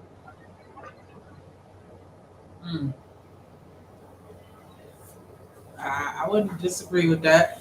Liver Humbly said he agreed with H&M. He said they don't give a damn these days, but that's not all the way bad because it helps you distinguish the women you want for a relationship versus the women you want for a good time. I understand why you would say that as your perspective, but a piece of me feel like it kind of does it a little bit. And the only reason why I would give some pushback is because I feel like a lot of these young girls are just going along with fads that they don't necessarily resonate with, but they're just doing it so that they can fit in with the other women that they find appealing or aspire to be like. And I think that influence is what's kind of ruining us to a certain extent, because you know what I'm saying, everybody want to be a baddie. Like, girl, sit down. You know what I'm saying? Everybody want to talk shit. Ask these niggas for money. Get that money. But a lot of them ain't even bold enough to ask. You know what I'm saying? Like, they're just projecting who they want to be, and they're not even, projecting who they really are. And other people are just picking up on that and trying to match that energy. So it's like, you don't want to be no hoe out here for the streets. You just doing that shit because it seemed cool. Like smoking. Absolutely. Cigarettes used to be back in the day. Like, I don't think everybody smoked cigarettes because they really wanted to. Some of them just did that shit to look cool. So it's like peer pressure. Yeah, and I mean, so it's still right because it's like you don't want to fuck with somebody that can be easily influenced by society or their peers. So it does still help, but I just think that our mind or the youth is a little more malleable. Well, no, I guess maybe we've always been malleable, but it's just the overall message is like, I don't know, I feel like it's just blurring the lines with regards to individuality and people actually being, their authentic self, if that makes any sense. But these people be faking the funk. Yeah. Especially, go ahead. I don't know about you, but when I was younger, I knew how to separate reality from fantasy. Yes, I wanted to be like some of my favorite rappers and singers back in the day, but I knew in the back of my mind, it ain't gonna happen. I used to dance like MC Hammer when I was 5 years old. That ain't shit compared to these dudes want to be gang and thug like these modern day rappers out here. That's all they talk about. At least back then, we had a balance of clean hip hop, dirty hip hop, and whatever the hell anybody can listen to. But music today, just keep it on the adult side. So I think music may play a part in it as well. Then NWA came along and changed the whole game. Shout out to the OG NWA, rest in peace to Eazy-E, and who else passed away? I think it's a combination though, because I feel like yes, the music does influence the culture, but I think that the culture also influences the music because they're going to sell what sells. I mean, they're going to market what sells at the end of the day. You feel me? And so it's like if we are no longer interested in listening to R&B and songs about being in love, ain't nobody really checking for that because they can't resonate with it because people ain't in love no fucking more, then nobody really gonna be trying to make that kind of music because there are artists out there that make R&B musics, akin to what we used to listen to back in the days. They just ain't really getting no play like that. Yeah, and the fact that music existed 35, 40 years ago meant that romance kind of still existed. I heard a good love song in who knows how long. So it kind of still existed to some extent. Yeah. It's because they're not being pushed. I want to go out. I'm going to say something harsh. Love songs. I know, like since when do I not say harsh things? I know, right? Fucking villain. Love songs feel like lies in this current climate. It just does. And I don't know. Is it a me thing? I don't know if it's me or if it's like the world. Like, do other people kind of have a similar take on it? But it feels like, because think about it. The love songs of the 90s are what brought us here today. So somebody had to be lying to me, goddammit. I'm not gonna bop along while you lie to me to a pleasant melody. That's kind of how it feels. Like the love songs are just lies at this point, and I don't know how to unshake that shit. I don't know, because when I listen to old school R&B, I still get sucked into it, right? And so I do too. I feel like my hope when it comes to love hasn't just completely faded, right? I'm not jaded all the way, but I just don't think that it's easy to resonate with current R&B because it's not real. They're not even really talking about love though. They talking about because I don't mind if you was a dancer in the evening, or working the blade. I don't care. Like I still love you anyway. Like what? Like I don't know. Like when I sit and listen to what they're actually saying, it's like this isn't love. What the fuck is this? Yeah, I feel like that's not even a love song. That's the nigga spitting game. Right. You just rapping over a lullaby or some shit. Like I don't know. And so that's why I don't know. Like I still, like I said, the old school stuff, I still feel it. But yeah, this new age stuff that is actually popular, I can't relate to it because a lot of it is broken love. I get so much of that Summer Walker type shit. Like, damn, girl, like I don't want to just sit here and sing along to my heart getting broken all day and all night. Like that's not my vibe. Yeah. What about Drew Hill? Let's take it to the 90s. What about Drew Hill and Backstreet? Yo, that was my group when they first came out. Drew Hill, that was my shit. Beauty Is Her Name. Oh, they had that whole album was low key fire though. Yeah, but what will be their parallel for Gen X? Because I can't think of one. Their parallel for Gen X? Yeah, like what? I mean, not X. I meant Z. Sorry. What boy band or male band group or like it's none of that. I can't. They don't have boy bands at all. They got a couple of male singers now, but nobody popping like you said. There's no big stars right now. That's what I was gonna say. They don't have no superstars. And I mean, we do have to give them a little more time. I get that. You know what I'm saying? But yeah, who's their Chris Brown or Michael Jackson? One thing I saw recently, for the first time ever, for the first time in a long time, like 40 years, there was no rap. I thought it was the top 100, but it's the top 40. There are no rap songs in the top 40.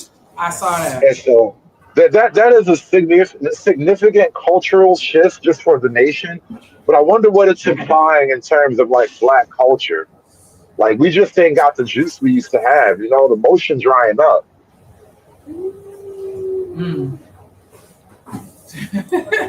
Humbly, I wouldn't care if you was the P2 and if you hit every band that you ever do exactly like this is what they're singing to the beat of a love song. Like what are we doing?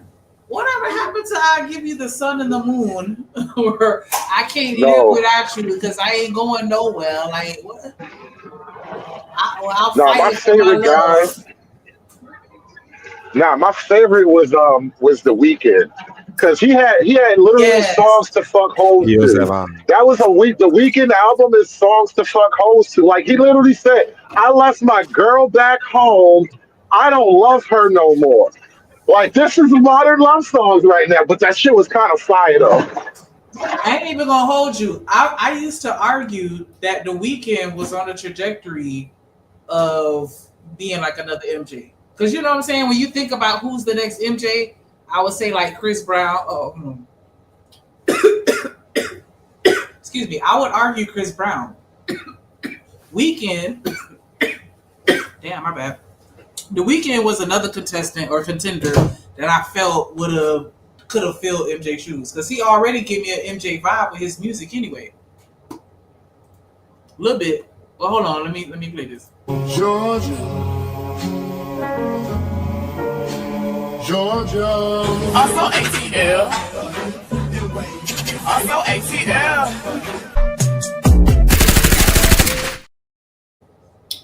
What up? What up? What up? What up? Eat a man in the building. How you doing?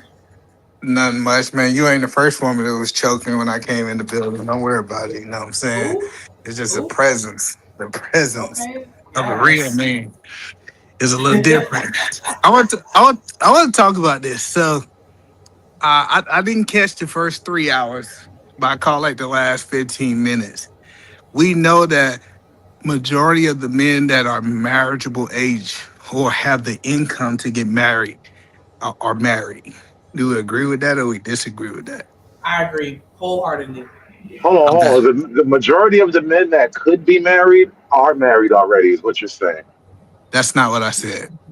Yeah, so walk it back. Explain that part to me again. I think you misheard what I said. Most of the men that are marriageable age, that are in the financial gap, that they're financial stable, that's 30 and above, are married. You're saying most men 30 and above that are financially stable are married. I don't know if let's move the let's move this financial stable. Most men become financial stable around 30 and above, and most of those 30 and above men are married. So most men over 30 that are financially stable are married. That's your position. That's correct. Okay. You got like is that statistically true or is that That is just statistically true. So statistically true, the majority of the men that are not married are under the age of 30. And the reason these men are not getting married because they believe that they do not have enough money to financially support a woman. It have nothing to do with they don't want women. There's a group of weird niggas that don't want women, but the most of them want to be married. Now, either man, how many times have I been on this panel and other panels and I said it's not a romantic problem, it's an economic problem, it's a financial problem? Oh, no, I never disagree with you. I'm actually making that point now that men want to be married. They have men have this possession where they want to possess the woman. They don't want that woman to be with nobody else. And that usually comes in the form of marriage. So men want to be married.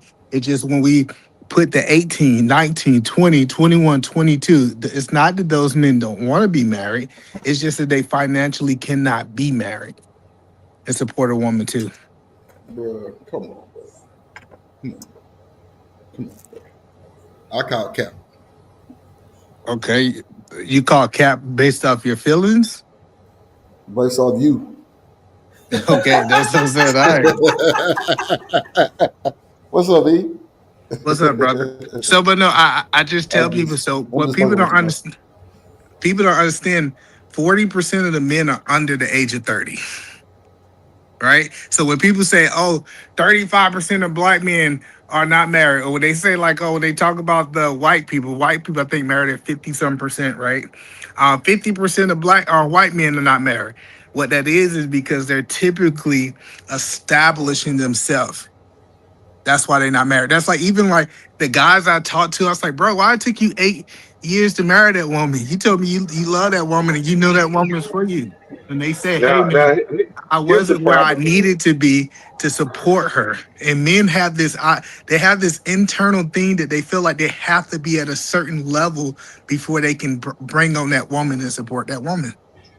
Well, if you actually have to support another adult, if you have to support another adult, then you just have to do that. You have to get to that point first. But I would argue, though, if you want to fill out that picture a little bit more, I don't think 20-something-year-old young women want to be married to these young men, especially while they're financially unstable and all that, too. And so the point I'm making is that marriage almost always exclusively has to be done by the young 20-somethings. Like getting together in your post-30s in marriage, it doesn't produce the benefits that society needs, bro. Well, I really disagree with. Yeah, I think that's crazy. That's crazy. I think the perfect age, especially for a man to get married, is around 30. That's when he starts settling into his career. That's when he's typically stopped traveling all around the world, doing all that stuff. And you're right. Those 25-year-old women don't want to get with 25-year-old women. I mean, men. They want to get with the 30-year-olds. So those 30-year-old men getting with 25, 26 years old, he's in a perfect financial situation to take those women on. So we have no problem with it, B. Yeah, okay. No, we're not. We don't have a problem with the gap. We got a problem. We got these old ass niggas 60 years old want to talk to 18-year-olds. But nobody would have a Now, that's just problem. weird shit. That's That's weird nobody would shit. have nobody on this panel would be like a 30-year-old shouldn't talk to a 25-year-old. We wouldn't even say that. Like that wouldn't even go through our mind because we understand that those two are in the same bracket. Oh no. Is it So because we're on not that- trying hard enough in our younger days? Because trying to No. date past 35 is just it's kind of complicated. I think it's not. Bro, y'all niggas sound weak as hell. It is complicated because look, your average 20 something, so what's that, a millennial or a zillennial or whatever? That girl right now makes as much as that guy. And that is not a recipe for women to get married. Hold on. So you said the average 25-year-old 25-year-old woman make as much money as a 30-year-old man? As far as I understand, when it comes to like Gen Z or the 25 to 18 or whatever crowd, the women make about the same as the men. And you need men making significantly more than the women for the women to see these men as marriage viable, right? I don't think so. I think that we see a lot of I think we see a lot of nurses getting with nurses. We see a lot of people in the same fields getting with each other. Like it's the people that need this big age gap are the money gap is the 30 plus. It's these old women. Younger women are willing to pay bills. They have already accepted that they're gonna pay bills. When you hear a woman talking about come in and pay all my bill, that's an old woman. That is not a young woman thought process. Look at every video you watch. You don't see no 18, 19-year-old woman talking about come in and pay all my bills. No, I'm telling you, it's usually the older women that says that. Those be the gold digger ones. Mhm. It's not about being gold diggers. They grew up in a time where that's what men do. But when you start talking like my daughter's in college and I like talking to her college friends. They have the idea that they have to contribute to the household. Young women have lost that ideology that a man's gonna come in, Prince Charming gonna come in on the horse and pay all the bills. Most women don't even have that ideology no more. That's an old woman talking point. And when I say old, I mean the older woman talking point. Is that a bad thing or a good thing? Just asking. Now, let me give the caveat to it because I want to make sure I'm being clear. The caveat to it. Now, if a man is 50 years old trying to get with an 18-year-old, she damn sure ain't gonna pay no goddamn bills. Now, she feel like the reason That's a she's sugar getting with daddy. him. No, the reason she feel like she's getting with him is because he paying all the bills. But if she's closer to her age, if you got a 25-year-old talking to a 26-year-old, they have the understanding that they gonna pay some bills. I think Yeah, but overall, most women though, don't want to. They pick and choose who they want to go down that road with. And then so much they don't want to do it. They just pick and choose who they want to do it with. right. And it's back to like what Shanika was saying earlier. Like, so there'll be some guys who he has to be the 50-50 guy. And then there's other guys who it's like, listen, I'm going to give this nigga whatever he wants because I want to be around him or whatever. And it creates this weird imbalance where the impulse that brings people together, that used to bind people together, it's just not there anymore. And so it's like earlier, I'm not earlier, it was a different woman up here maybe, or no, some other panel. Miss We Miller. were talking about love versus need. And so right now, because young women and young men are roughly equals economically, the young women are saying like, you shouldn't want to be needed because you have the money and you make decisions. You should want to be wanted. Ain't that enough that I want you? And my whole problem with that is You're asking the man to willingly take an inherently unstable position and then cast all of his investment into an unstable, shaky position, which is she's just gonna love me But or I like think me or whatever. hold on. Nah, I gotta make hold sure I hear on. what you said. Hold I on, think her. hold Oh, go on, ahead. hold on. Yeah, I ain't said nothing. Hood, bro, that's the nigga fault. If he go put all this shit and all these old castings and all that shit into a woman that he ain't sure of, that's that nigga fault. She can't No, make that's them how do that. relationships work. If you're in a relationship, you're investing in the future. That's the only way to do it right. No, What no, the the fuck world? it That ain't. is crazy. If you're in a relationship, you're That's not crazy. investing toward the future. What are you doing, humping? Man, Hey, Hood, I hello. don't Help know, us bro. understand. Maybe we making a prejudgment. What do you mean by investing in the future? Because most niggas paying their rent for this month. Come on. Well, They either way, not. you're surviving together. And my point is that if you're telling the man to tie his life to hers in a situation where she has no real bond to him other than my feelings that change from fucking moment to moment, it's an inherently shaky position for him to be in as a man. Well, no, but that's a crazy. It's crazy when we talk about marriage, right? Because it's not a feeling. It's a legal thing. So it's not like only thing that's connecting them is feeling. I'm trying to figure out where you feel that when you equate Well, marriage to. because on a practical level, she doesn't need him. All the need, the actual practical need has been kind of erased. Because remember, they got their own money, they got their own everything or whatever, and so now it's just a pure I want. And the Yeah, but moment you that's don't good want though. anymore, it all just blows up because you have no practical need to actually temper your sense of want.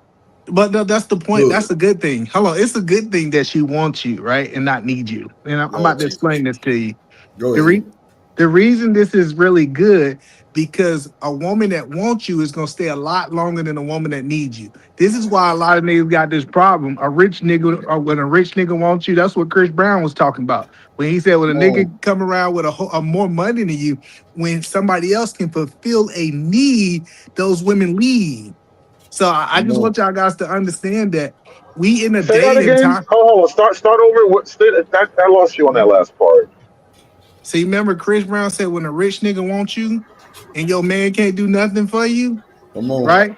That's when a nigga that's making twice as you can come in because he can fulfill that need and she don't have a desire of want there.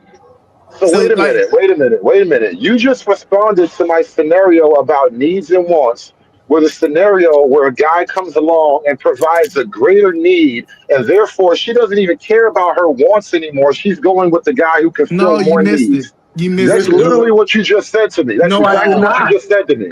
No, I did nah, not. Hood. You missed it. You You missed it. You missed it. you missed it. Say If it a again. woman needs you, right? That means another man can come in and fulfill that need. Do you understand that part? Facts. I agree. Okay, yeah. Well, All right. theoretically, yeah, yeah. If a woman wants you, now This the one here. difference is now she have made a choice to choose you. Now that that woman made a choice to choose you, another man cannot come in and just fulfill her needs because her wants is going to override her needs. This is human nature. It's a fact. I think you're ignoring the human nature of how family and marriage has kind of been built for the last millennium. There has been an exchange of value and need and practical desire. Like the desire on the woman's part was always kind of a secondary thing. It was just a simple exchange on the basic level of it. And what I'm arguing is that because the exchange has been corrupted, there is no real draw to keep people together anymore. And Well, no, so you're because arguing, you hold on, make let me you land right Landon. here. You're arguing that women are going to stick around based on pure want, but there's no evidence of that. Their wants tend to change, and then once the want changes, it's over, and there's nothing you can do. So wait, Nah, let's ask the lady on the panel then. push back with that one. I'm Go ahead, sorry. Shanique. Go ahead. Let me Go ahead. slide back over into the box. Yes, Nah, slide that box. that's absolutely not true at all. The number one priority is always going to be what we selfishly want, which is why every single day you see women online talking about these bad decisions that they made with these niggas that ain't shit, and they knew they wasn't shit, and they still allowed themselves to be a part of that toxic ass, shitty ass relationship simply because they wanted that man that bad. They didn't give a fuck that they had to sleep in the stairwell, because you saw that video with the girl and the dude, they were dating, they were sleeping in the stairs. Like, she wanted that nigga that bad that she'll sleep on some fucking stairs. And then how do those relationships work out? Your relationship based on your vaginal wants doesn't build a good relationship. But with the point that we're trying to help you understand, a woman will walk away 10 times faster than something she needs than something she wants. Come on. I get that. Chicks are flighty. Chicks are emotional. But I'm telling you that the very concept of the relationship between men and women has always been built on a practical exchange. And that simple reality is corrupted in the modern day. And all you have to tell me, all you're trying to sell me on is her wants, which you all acknowledge they can change momentarily. And now you're just stuck holding it down. No. We agree. Let's meet them halfway. We agree. Hold on. 1 second. Hold on. I got you. So wait, what does women are flighty mean? What that mean? Their emotions can change. So what she wants can change from moment to moment. So nigga, that's true? A little bit, yeah. Yeah, I understand what he's saying, but no, so the point that I'm trying to help you understand when it comes down to because we arguing this wants and needs. I done seen a woman pay all the bills, have a nigga laying on her couch for 6-7 years because she wanted him. I done seen a woman who needs a man leave the man and go into the shelter. Like, she needed that man to support her, and she said, I don't want this man anymore. So she completely abandoned everything she needs. Matter of fact, I done heard hood conservatives say that women are the most unlogical beings on earth. And then I'm literally hearing him trying to say they're gonna make a logical decision and stay because of their wants and not, their needs and not their wants. No. But you see the shelter thing, that's acceptable. You chose to live a lesser life because you abandoned what you needed for what you wanted. I'm willing to let you live that deal. So, but what it really comes down to is, you got to find a way, because this is the secret. Let me tell y'all the secret. You got to find a way for a woman to need your presence. You ain't got shit to do with money. Like she said, hey, I need your presence. I need your guidance. I feel like I am a better woman because you are around. Like, if I leave you, if all the money left us today, and she says, I feel like I will be in a better place because I feel like you have the wisdom to take me to the next level of my life. I know we get so caught up in money and providing for women, but I think men have found the art of their presence being needed inside of a household. I think you're trying to sell romantic bullshit, and the money just needs to be right. If the money ain't right, it's all poetry, bro. No, I don't give a fuck about how much money you have. I need to know that if you lose it, you could get it again. Because anybody, and I've seen this, I've seen people have it and lose it within a blink of an eye. That's why I'm always saying all it takes is one legal situation, because I've seen that. One legal situation took a nigga out. One medical situation took one of my homeboys out. He was good. Fucked around and had a situation, and that shit took his ass out financially. And he's still trying to bounce back from that shit. Like, you can have it and lose it. Do you have that mindset, though? That's what matters more to me. I don't give a fuck about what you got. Can you get it again? Because a lot of people can't. If they lose it, they're gonna lose their fucking mind. What that mindset do? So yeah, it's not always about what you have. It depends on the type of woman that you involving yourself with, though. Because them simple-minded bitches is just gonna look at what you got, what's flashing in front of them. Nah, a real bitch gonna want to know what your head on. You got a good head on your shoulders. That's the phrase. I agree with that. I've never heard a woman in divorce court or family court sue for guidance and leadership. All of that shit sounds good because you need to make the point, but as a practical matter, none of this comes up. Hood, you ain't never been in no fucking divorce court or marital court. I've been to family court. I'm just making a point. I'm fucking with you. Oh shit. I understand what you're saying and your perspective. I definitely wouldn't, invalidate that. I just, and I guess maybe I have a bias because I'm a woman and I talk to a whole bunch of women and I see how we move and operate on an intimate level. Like us women, like we shallow and selfish as fuck. Like, that's just really what it is at the end of the day. Mm-hmm. But I'm just saying, like, especially if you can if you can give a woman a solution that can really kind of change her life, I think men just don't understand how valuable, like us being logical, supposed to be a valuable tool for women. It's actually a good thing they're not logical and we are logical. So when we can bring logical sense into them and they can actually implement that thing and have good success, women will feel that she needs that level of logic for her to maintain what she's doing. But I just think men haven't learned the art. And I know it can sound romantic. I know we can make it sound all crazy. But when you say, man, I just need, when you got a woman just say, I need your presence, it's a different game. I'm just telling you. This is the type of shit you could only talk about after feminism. When was that ever true before feminism? It have always been that true. That's what I'm saying. Like when you're saying that men somehow had this like secret intuitive understanding of women and we just lost it? No, what I'm saying is that like even if I go back to my grandfather, I remember when my grandma used to tell me is that she needed his guidance because she felt like his guidance was superior to hers. She didn't think that she was smarter than him. So that's what I'm saying. And I get it when people haven't had these level of men in their family, they don't understand it. But I seen it like when my grandfather used to come in, the whole room got quiet when he spoke because he spoke from a level of wisdom.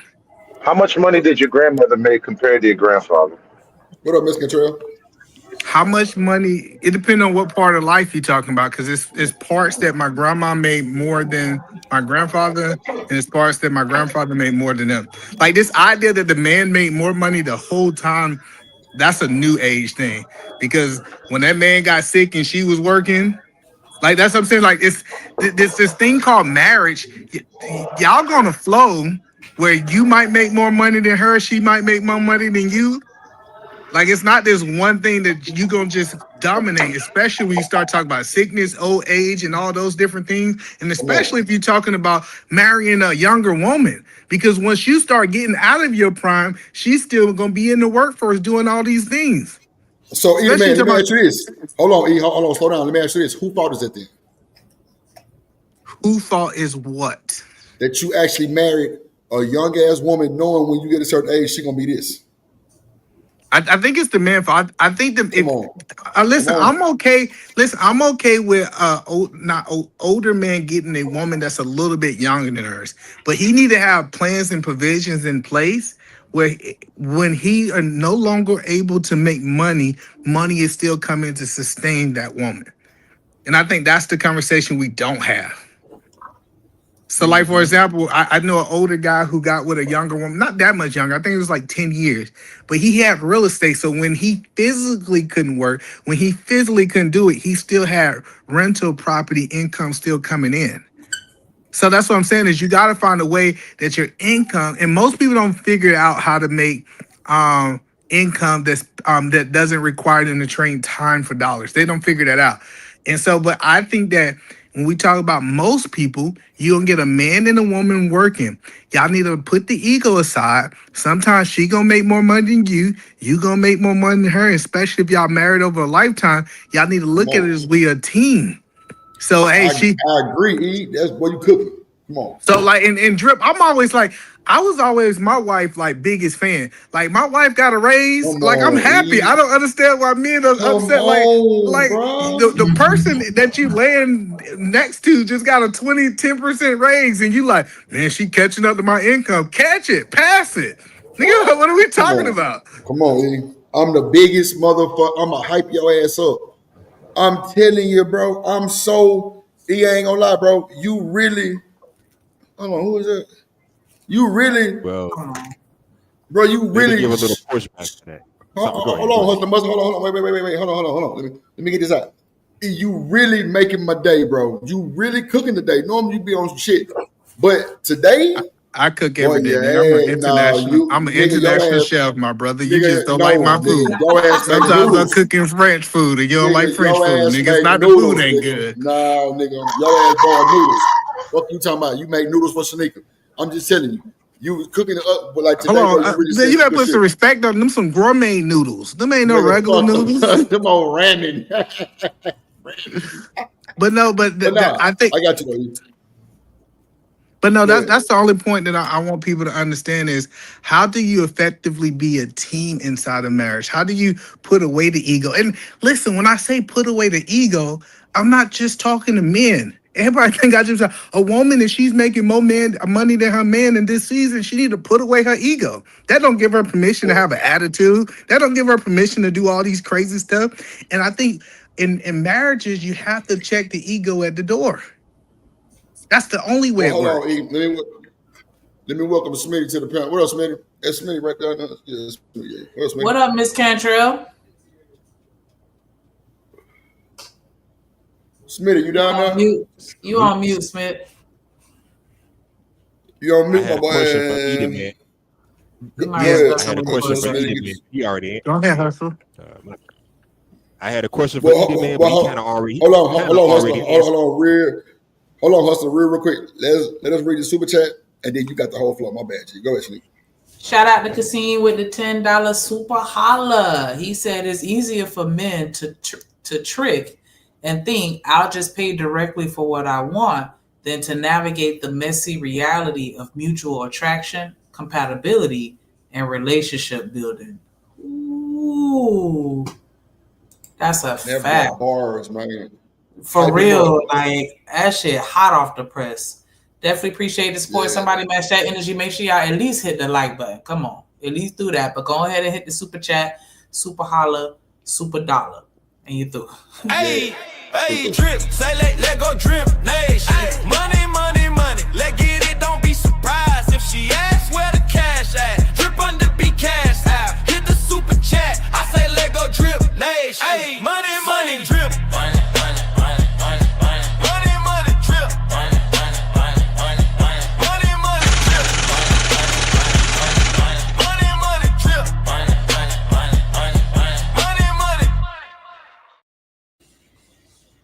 Salute. Go ahead, Hustle, you got it. Oh, hold on, Hustle must get it out. Yeah. Well, originally I had a question for Edie Man, but he kind of already answered it for me. But my question was, if your woman is making more money than you, and she feel like, oh, I'm better than you, I don't need you because you're on beneath me now. But like he said, leave that fucking ego out the goddamn relationship. Both women and men need to leave them egos out the relationship. So he kind of answered that question for me. Appreciate it. Yeah, but hold on. I want to take you to another letter. Go ahead. Well, hold on. Let me just ask you this. First of all, so I said, and I think you was the ones that kind of went against me on this, but it's cool though, because you might have a change of heart. Remember when I said it'll take me probably 2 or 3 years to get married? Not saying that it will take that long, but I don't have a problem waiting. These are the reasons why. Because the whole thing of what if I lose a job in between me vetting? You know what I'm saying? I get to see what type of woman I got, bro. That's why I was saying that shit right there. Well, not like everything, but like one of the reasons why. So people don't know. Like, I took a year that I was retired. I guess you can call that. I guess I was redefining my purpose, right? And my wife, this is when she was working, right? I think men just gotta figure this out. How do you bring value to your family outside of money? I don't understand why we don't even like. It should be a class. Like, this is what I thought the red pill space was gonna be. Hey, how can I bring value of the presence of a man without it being money? Like, when we start talking about discipline, when we start talking about order inside the household, when you start talking about how the kid's supposed to act because of the presence of a man there, women notice these things. If you bring, go ahead, I remind you, No woman in family court or divorce court has ever sued for leadership or guidance or even father time. They actually fight you on father time. So you telling me it's no woman? I want to make sure I understand this. It's no woman ever went to court asking you to spend more time with your kids. Yeah, they do that shit. No, because that's what I'm saying. I'm trying to understand what he's saying. No, it's Generally, they not about sue for generally. money. No, I'm No, saying, but don't, because you're not generally, going to one off your way out of that point. Generally, they sue for money, not for no, leadership. because they can't sue for time. That's what I'm saying. They can't go and sue for time. If it was a possibility that they can, if women can go to court and say the judge said you gotta spend 5 or 10 hours with your kids, and you gotta give her a break so she can go out and do what she want to do. Women will be getting that too. But a judge can't make a man spend time with their kids. So when you make these strong man arguments saying, I never heard nobody ask for something they can't get. Come on, They can Lyra. mandate, if the judge can mandate 50-50 custody, they can do No, he something like cannot. make you spend time. He cannot. He 50-50 is cannot. already the law. No, 50-50 is he can. already law in some states. Don't interrupt me. Let me just finish the point. All I'm saying is it can be done. And if they wanted it, they would at least ask for it, but they don't. Hello. I know some that do. Hello. No. Listen to what he said. He said a judge can make your baby daddy, Shanika, spend 50% of his time with his kids. Have you ever heard it? I'm Googling because I've never in my life heard of that. That's what I'm telling you. So Like I a gotta man can. research it so I could, before I respond. So, I'll just Google it. Ask AI. AI a little faster than Google nowadays. I don't even Google no more. I just ask AI. Listen. Hey, get off my fucking pound with that shit. No, but the point that I'm telling you is, can you imagine me sitting in the courtroom and he said, "Oh, you gonna get these kids Tuesdays and Wednesdays." Listen, I'm just telling you, it doesn't happen. Like it doesn't happen. It doesn't happen. And a judge can't force you to do something. Now he can force you to pay from a financial point of view, but he can't make you take your kids three times a week. Yeah, that was what are you talking about? They can't even force you to pay because I done seen plenty of niggas dodge all types of court-ordered fees and just don't care. I don't know, man. I know people who can't get passports. Listen, I get it, but it's repercussions for that. If you don't give a fuck about a passport or having a valid driver's license, if you go to jail, assets in somebody else's name, it's a bench warrant so that he gonna have to get caught. They're not gonna actively pursue him. They're not gonna put people and hunt him down with a bounty. But no, you gotta understand that's almost like having a actually worse than having a felony. Listen, most men ain't going hide. Listen, go into this state of hiding, can't get no job, literally being a bomb. What I'm saying is, from my experience working with child support enforcement, it's still a lot of niggas out there that don't give a fuck. They will go get a job under the table. What else you were saying? Like they go skirt around every way. You know what I'm saying? They don't care, and that's why I'm saying. You can't force people to pay. You can't force people to do nothing. But you can highly influence somebody to go pay their child support when you take their license, their passport, and they know if they have interaction with the police, they're going to jail. That's a good influencer. I'm not denying it. I'm just saying it's still niggas out there that don't give a fuck about all that. Yeah, I used to see that. I used to see that all the time where, it didn't matter what you did to try to make them pay that child support. They still wasn't paying it. And you was around a whole bunch of criminals. Let's be clear. This is how criminals, the majority of the population don't move that way. I understand it might have looked that way with your job, but most men pay. All right, but that's neither here nor there. But I just think that men have to figure it out. It's like I said, it's the art of war. It's the art of marriages to find out. I gotta bring value to this family outside of money. Do I need to have money? Yes. Why'd you call it the art of war? I think it is a war. Well, when I say the art of war, I'm talking about from a spiritual point of view. I know some of y'all don't align with that, but I think that from a spiritual point of view, you're doing a horrible job selling marriage by calling it war. Like the conversation is over now. The conversation's over now. I hope your opponent doesn't kill you in your war. No, because the war is not with your wife. See, I think you miss. Like I said something that I realized went over your head. When I'm saying the art of war, it's a spiritual force that don't want y'all two to be together. A lot of people think it's their spouse that don't want to be with them. It's something outside of it. Like I said, that's too high of thinking. Let's go back down to the world level of thinking, right? So it's literally an art of being able to bring value outside of money, and I think people don't understand that.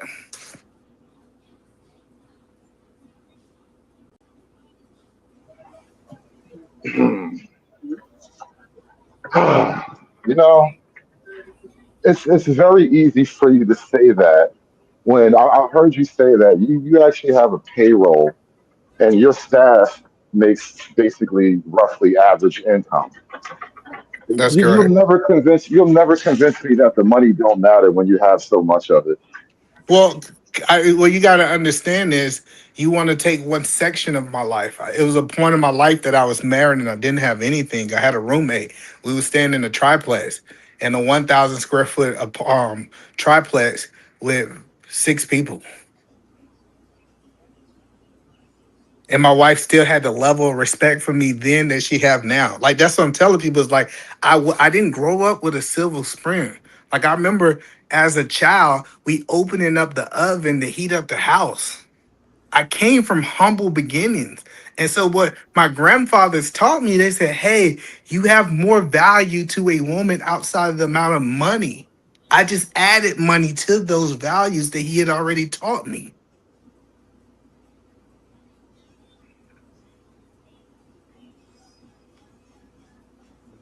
Okay, you're right.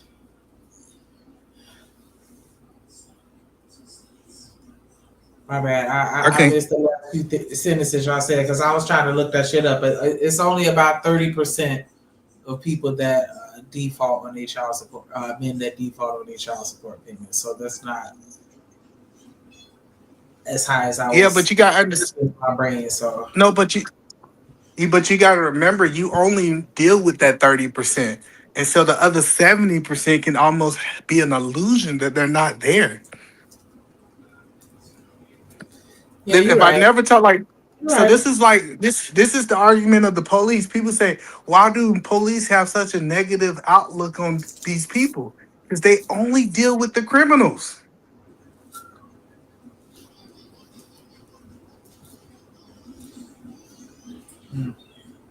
So going back to the title, because Jip was saying why men don't want to get married. You feel like the men over 30 at least that are financially stable actually do want to get married. Yeah, but the answer to the question, the reason a lot of men don't want to get married, because I believe that they're not financially stable to support a family in America today. So you feel that outweighs a disdain or distrust of women? Absolutely. You know why I believe that? Because most of these dudes try. When I hear all these dudes, these stories, I tried to be with a woman, I wanted to be with a woman, and she hurt me. And I think She that's where the broke me. distrust does the distrust thing does play a role. I mean, like seriously, let's say starting from scratch, nobody's had their heart broken. You're both 21 years old. Is there really a lot of reason you would encourage an average young man to just trust and have faith in an average young woman? Yeah, it is proven by scientific fact that people who are married, he's going to make almost 4 times as much money as he would make as he's single.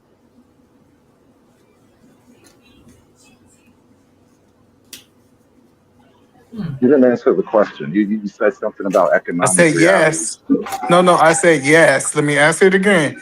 Would I encourage a man that's 21 to get married?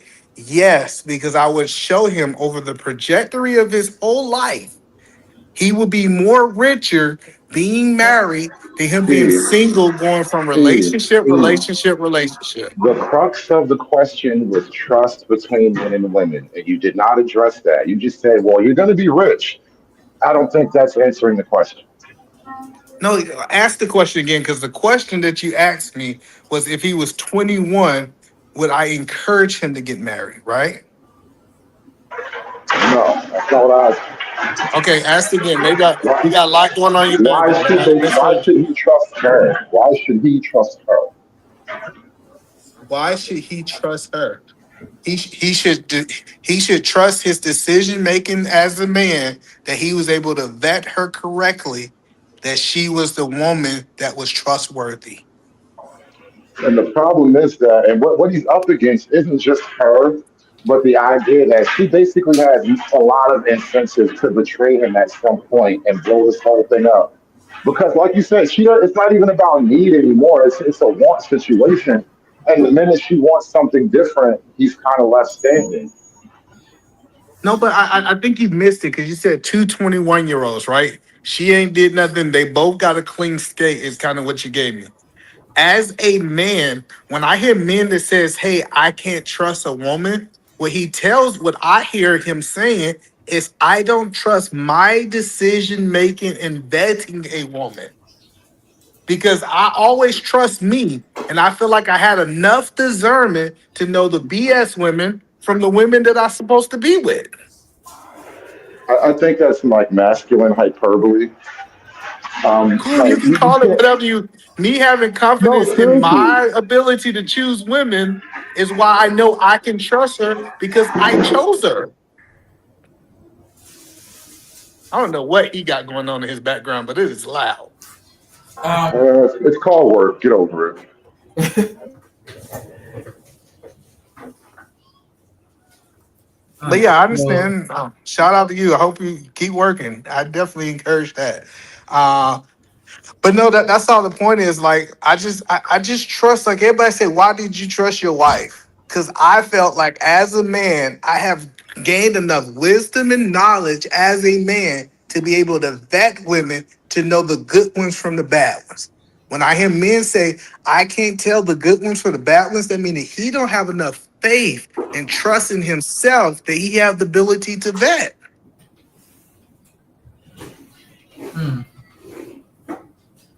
I think it's beyond vetting, though. That's kind of the problem. It's beyond the trust issue. It's out of your hands in a lot of ways. Well, then, but you got to ask the question: 50% of marriages don't end in divorce. So that means that 50% of the people must be doing the right thing.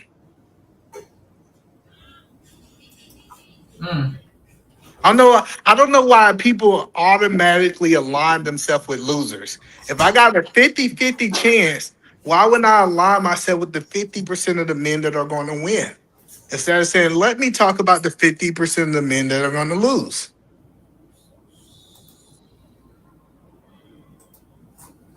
Yeah, I hear you. I definitely understand that. I was watching this video on quantum physics and it was just stuck in my head, but I feel like that was kind of like the basis of what she's saying. Like, you have to align yourself with the version of you that you want. Like, you know what I'm saying? Like, not because I don't like using the word manifesting because I feel like it has such a negative connotation, but it's just kind of like, you know, like the energy that you putting out there is the energy that you're going to receive in so many words. But you have to visualize it. You know, if you can't even visualize it, it's not going to happen. But just think about it. Why wouldn't you say, I got 50 of the guys who are going to be successful? Why don't we ask, how was that 50% successful? Why do we always talk about the 50% that got divorced? Because I guess we focus on we focusing on the problem more so than the solution. And I mean, that does happen because like even in work environments, something go wrong, you're going to have that group of people that's going to sit and, you know, want to talk for a whole hour about what went wrong. And then you're going to have the other group of people that's going to be like, fuck it, they're going to fix it and then go back and reassess what went wrong to take preventive measures. You know what I'm saying? So people just respond to shit differently. And the average person is going to focus on what went wrong. because they feel like if I can figure out what went wrong, I can avoid doing that instead of just fixing the problem. But the highly intelligent people with wisdom say, let me step back. I have a group of people who did something wrong. I have a group of people who did something right. How can I be a part of the right? I don't like the worst thing I hear people say is experience is the best teacher. No, the best teacher is other people's experience. Second to the Holy Ghost, but that's a whole nother Both go conversation. hand in hand. They can go hand in hand, I guess. Your own experience with that person's own experience. Learn from each other's mistakes, I guess. I don't know. Whatever you did wrong, I know not to do it myself. You know, whatever I did wrong, you know not to do it. But when I hear people talking about not wanting to get married, it's usually them old niggas like Hustler. Ain't no young niggas. Old? Who the hell you calling old? We the same age, bro. Come on, man. Close in age. That's funny. And half of the old men that talk like that. You hear young men and women saying they don't want to get married. Bro. Hustler. They've been divorced at some point, so yeah, they talking like that. Right. And listen, the marriage rates are flat for young people, bro. They're not really hopping the room like that. So look, this is what I hear from young people. I hear young people saying, I'm not ready to get married yet. That's what I hear from young people. They say, hey, I don't think I'm ready to get married yet. I don't hear people saying they don't want to get married. When I hear, but those are the people who are supposed to get married. This is what I said earlier. Those post-30 marriages don't quite get you the result because you need people having children and making families early in life. Like the numbers, everything skews once you start to get older, bro. But no, what you're saying, but I think the most successful marriages are the older people, the people that's over 30. Measure success by what metric? So if you take the people in the 50% of successful marriages, most of them are over the age of 30 because the number one reason that people are getting divorced is because of finances. That's why younger marriages don't work for the most part. But young women make as much as young men. So this is back to what I was telling you. If you want it to work, the dudes have to make way more. So what's the excuse for the old dudes that make more than these women? Oh, they've been through it. They stick with women. They already know what the deal. Young dudes are young. They have hope. They don't know yet. But yeah. So like, Shanika, do you go to weddings? I've been to some, yeah. Okay. I was just wondering. Because I know we keep saying that marriages ain't happening.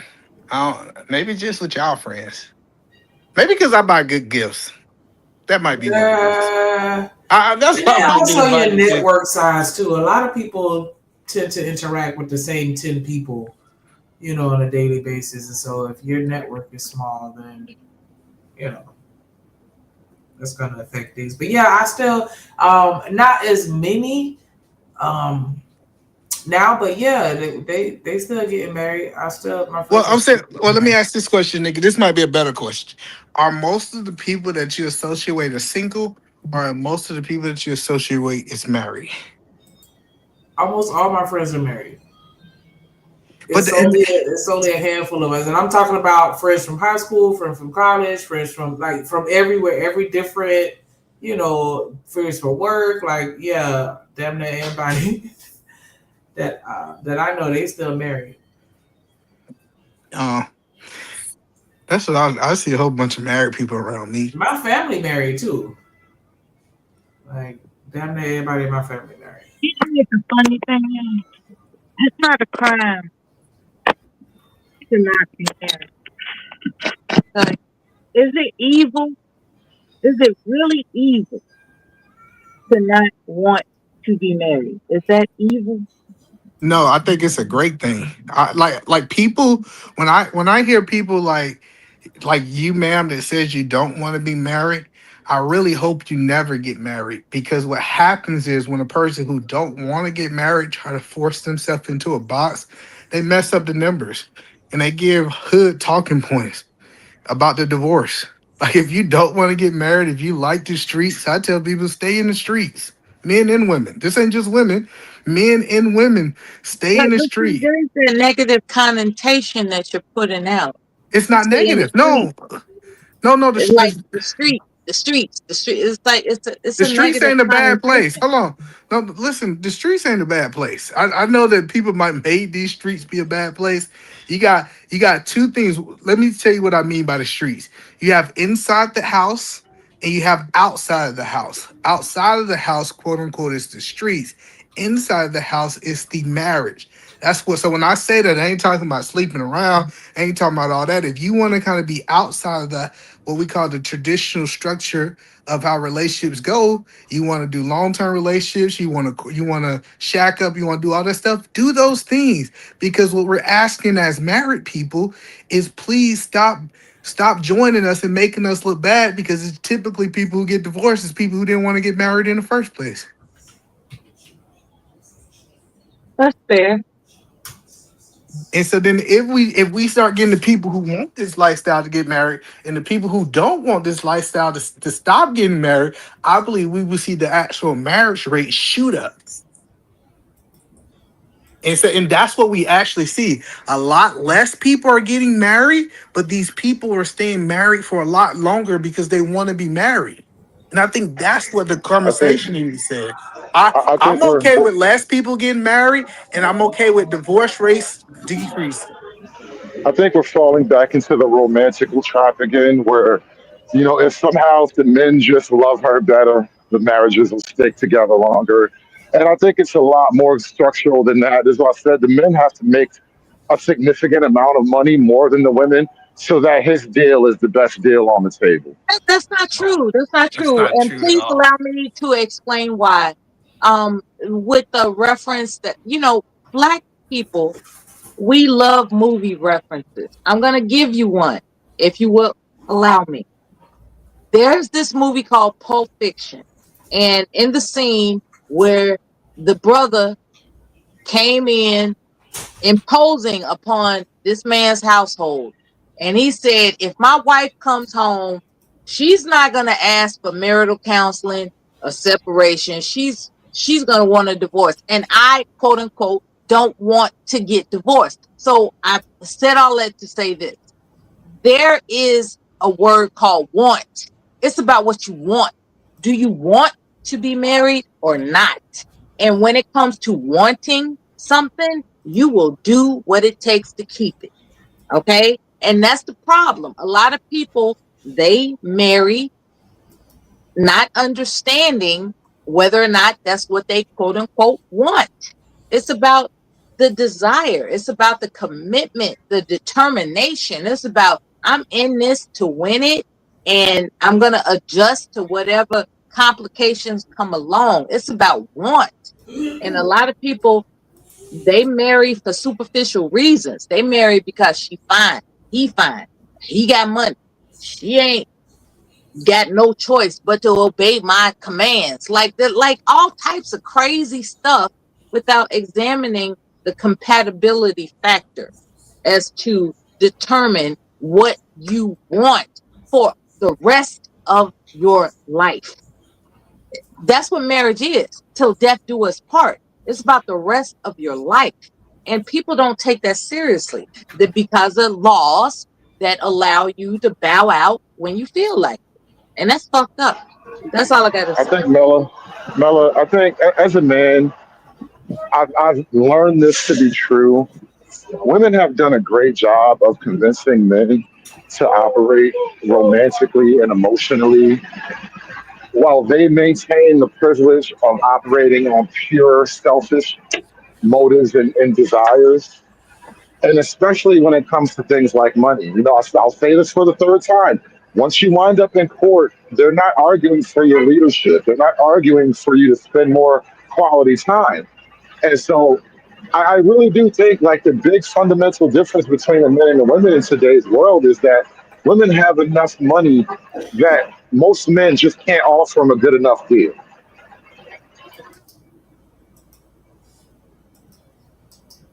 Were you looking for my reaction?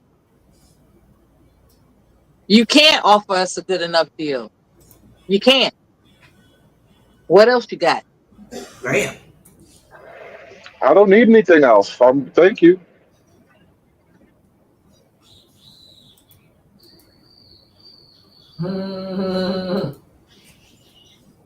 That's crazy. Now you notice how, and this has happened once or twice before. You notice how when there is a dude on the game, it's his job to speak on behalf, effectively, of the women and all that, and he does a great job for it, right? He does a great job at it, rather, right? However, when the women actually come up and tell you with their own mouths what it is, what more do you say now? What more can you tell me now? I want you to understand something, if you would allow me to say so. There's this thing called devotion. A woman can pick up on whether or not a man is actually devoted to her. A man can pick up on whether or not a woman is devoted to her. Those are the dimensions that need to be discovered before you make those vows. If you don't discover those devotion components, you're doomed to fail. Like, it's about devotion. That's what I'm saying. It's like I believe everybody's you. talking I about believe you. money. No, I'm serious. Everybody's talking about money, right?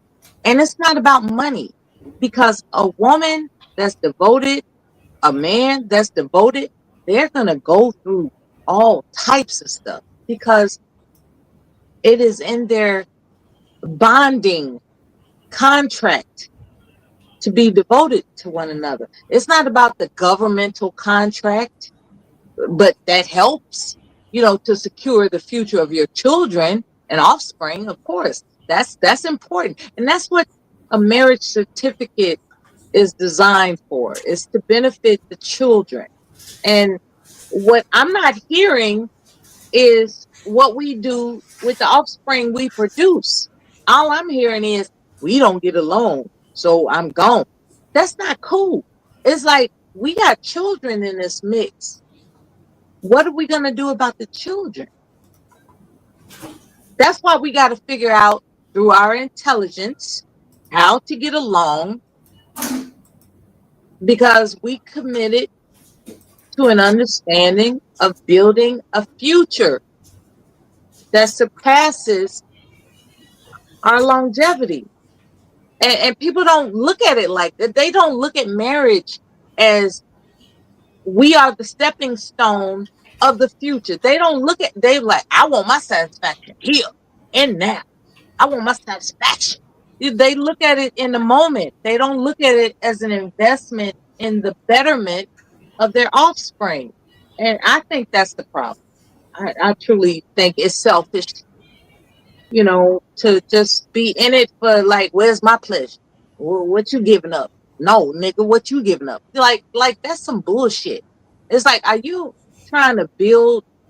Are you all actually committed to a mutual agreement and understanding that we are best suited to build a future, or not?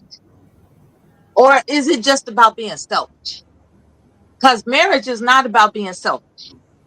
That's all I gotta say. You know what I think? If I can, I think that a lot of people struggle with finding balance between a person that's good for them and a person that's good for their children. And that may seem like a weird thing to say, but I feel like from what I've seen, just my own personal research, it seems like you could get one or the other, but it's very rare for me to see people get both.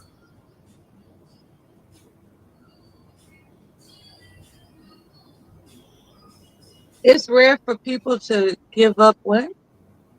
I'm saying with regards to relationships, I feel like a lot of people I feel like the discourse comes from trying to find somebody that's good for you and somebody that's good for your children at the same time. And that in a lot of situations, they get one or the other. Like, this person is really good for me, but he's not a good parent, or he's a really good parent, but the relationship, I'm not feeling a relationship with them, or you know what I'm saying. Like, it's That's not a that fact. often. That's a fact. It's not often where I see people get both, where he's great for me and he's a great parent. Like I don't see that. It takes a wise person That's a modern to woman discern, problem. yeah, to make that discernment. Oh, okay. Yeah. I give you that, Hood. I give you that. Well, because it's like after the fact, you kind of have to make that calculation because normally it would just be the father of their children. But modern women are basically acting like the people that they have children with aren't the people they want to be with long term. And I really don't know how to sort that out for like a woman, you know? Oops. I understand. Well, But, the last but I- person I want to Mhm. argue with is Hood, but I would say that there are selfish motives and there are sensible motives. I'll say that. Can I ask you a question, ma'am? Yes, sir. A lady just told me this, and I just want to know if it's true, right? So let me ask you this question, and I'm gonna tell you what she told me. So, what was your father have a heavenly presence in your life? My father was ever present. God rest his soul, yes. All right, and so your dad was present in your life, and you feel like Ever present. never. Ever. EVER. Yeah, he was in your life, right? That's what you're saying, correct? And influence. The chief influence. Yes. Okay. This is why I have the confidence that I do. Yes. Gotcha. And so, in your adult life, you never wanted a man to guide you in that way? That's a good question. Because what I failed to recognize is that I know that my father is monstrous. You know, like when it comes to other people in life, I've seen him do things that were, quite frankly, he should have been arrested and jailed for. He, how can I put this? When it comes to anybody disrespecting his family, he overreacts. I'll put it that way. And because I picked up on the vibe of overreacting, that's what you have as Mela today. I'm very opinionated. I overreact. And yeah, so I have my father's influence. And I'm attracted to men who are agreeable to that. Unfortunately, most men aren't agreeable to that. I'm not vindictive, believe it or not. At least I would like to believe I'm not. I guess I can be. Wait a minute, let me take that back. Yeah, I can be vindictive. Yeah, I can be fucked up. On these YouTube streets, especially. So, you know, what I'm saying. Look at you co-signing. What I'm saying is that it is my father that has given me the confidence that I have. That's what I'm saying. No, I get it. So, because it sounds like I'm trying to make sure I understand what you're saying, and I'm really not trying to misquote you in real time, right? That's why I'm trying to take it slow. So, I heard you say the type of man that I want, I cannot find. They're not in the type that I am attracted to. Is that what you was trying to put out? No, not at all. I'm married legally, but we have military war issues that makes us just be, you know, like we're separated. You know what I'm saying? Like we're separated. And because I choose not to screw around, I mingle with you good people on YouTube. Like I can actually, like for instance, if he accuses me of being with somebody, right? I can refer to a live stream. Like, how could I be screwing somebody when I was sitting up here cussing out people on Black YouTube? Here we go. Here's the live stream. You know what I'm saying? It's my intention to be an honorable wife. And if I have to do some dishonorable things on YouTube, that's better than screwing around. You know, I am actually married. Like Yeah, people but don't believe that because I'm on YouTube, but I'm but actually married. that changes everything. Because it changes everything if a person is married saying that they don't want to be married versus a person that is non-married. Because I think that's kind of what the conversation was. People who are not married, why don't they want to get married? Do you Because understand that? eventually you outgrow one another and you separate for a while and then you come back together and it goes back and forth like that. But on paper, you've been married for 30 years, like on paper. But the under the same roof living situation is adjustable depending on, you know, whether or not you can stand each other, because that's what it is to change. When he changes, I'm not going to deal with it. When I change, he's not going to deal with it. But nonetheless, we're not filing for divorce. We want to look good on paper so that our children, our grandchildren, our great grandchildren can announce Big Mom, Big Pop was married, you know, such and such amount of years on paper. But that don't mean we live together. So is that legit? No, but Like, are you supposed to force yourself to be under the same roof as somebody that wants to give you flack because no, they but changed, because they're going through a midlife You know, crisis? Hell no. you know what I hear, honestly, Hold on, hold man? on. Go ahead, go I ahead. hear two adults trying their best to get it right, and it's complicated as hell, bro. Yeah, I get that, but the problem what I'm having is I might be wrong. She can say I'm wrong. At some point in her life, she had a desire to be married. I'm still married. I know, And I but have a desire. What I have a desire for is to respect my husband. That's what I have desire for. but you Okay. said, is it okay? I'm just understanding from the original point that you came from. Is it okay for me not to want to get married? Right? And maybe I'm wrong. Hood can tell me if I'm wrong. I think that's a different It's perspective not. if she already. I talk to young people and they say they're not interested in marriage because it's just going to end up in a catastrophe. And I'm looking for the answers as to what to tell them, that it doesn't have to be the quote unquote traditional marriage. It can be where you set up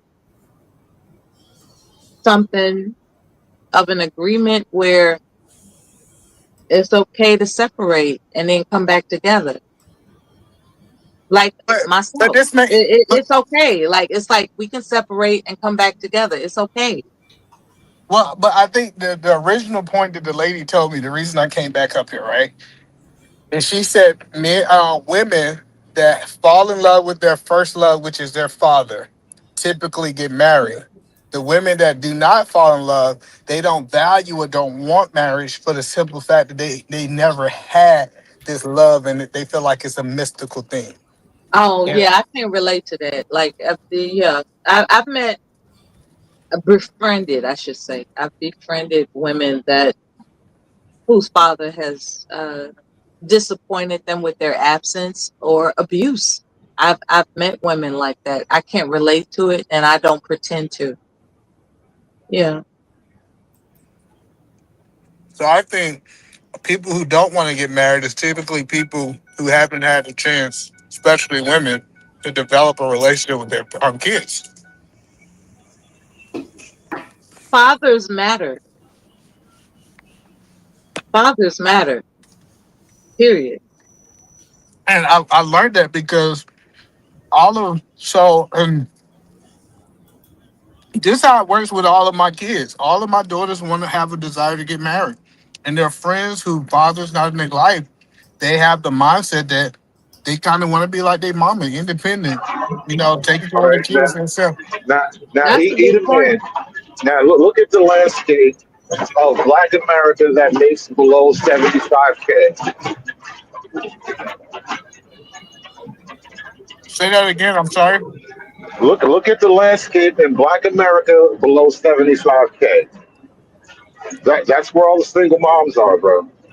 He's bringing up money again. He says 75K. Well, it's not just the money thing, but for you one, brought up money.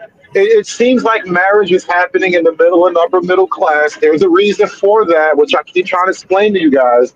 And then also, when you're talking about the fatherhood influence, well, among the lower classes, there's just less fathers around. I can give you that. I think that's a valid point. There are people that are having children they can't afford. Yeah.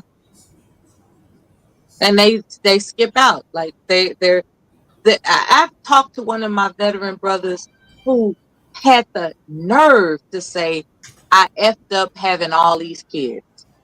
That's what he said out of his mouth, as if he had no connection with his offspring. And he said it, trying to file, for I don't know, maybe he was trying to file for benefits or something, but he was disheveled, he was desperate, he was, and he said some awful things like I messed up having all these kids. So What do you think I'm the asking financial you, brothers, burden does to him psychologically? Like that's not just a robot. That's a man that has to carry that every day. You think it's an easy thing to deal with? Even though what it's I'm his mess that asking he you, made, brothers, but now he has to carry this burden that's heavy as hell. is how is it that men judge women for being single mothers when they themselves procreated with them? Because the same thing happened with women. Women judge men about being single fathers. I think it's a human thing. I know. I think the two things are radically different. Like, if you're a single father, like you have custody of your children and you're alone raising them, that means you fought, you worked, you were up against certain odds to get to that position, which is ultimately a victory for the men. For a lot of women, they don't have to fight. The fight is already once for them. But hood conservatives, if a woman see a man with kids, even if he got custody, we see a whole bunch of videos that she look at him some type of way versus a man who don't have kids. So she might, but I'm just saying, from a factual standpoint, we are not the same at all. We're not even in the same class. I know that the internet rant with women having babies or being baby mamas is the reason they don't get chose. I think a lot of baby mamas don't get chose because of their attitude. Because all the women with great attitudes that baby mama end up married. Yeah, but the two go hand in hand. I mean, being alone with children in the world is stressful enough. It's gonna kill your attitude. These things tend to develop over time. Don't we all wish we were young and innocent 20-year-olds? It would all be so easy if we were innocent and 20 years old again, but we're just not, and you'll never be. So I just want to understand, because I know what you're saying. What do the world have to look like for you to want to be married? I don't know why that's such a thing for you. Because, I mean, to tell you the truth, I do want to be. I just don't know how viable it actually is. So I don't make it a pursuit that, I'm going to focus my life around when I don't know how great the odds are, right? But overall, I think it's a good thing. I think it's a good thing overall, and I think you should aspire for it, especially while you're young. What are the attributes in a woman you would find suitable to make a commitment of marriage?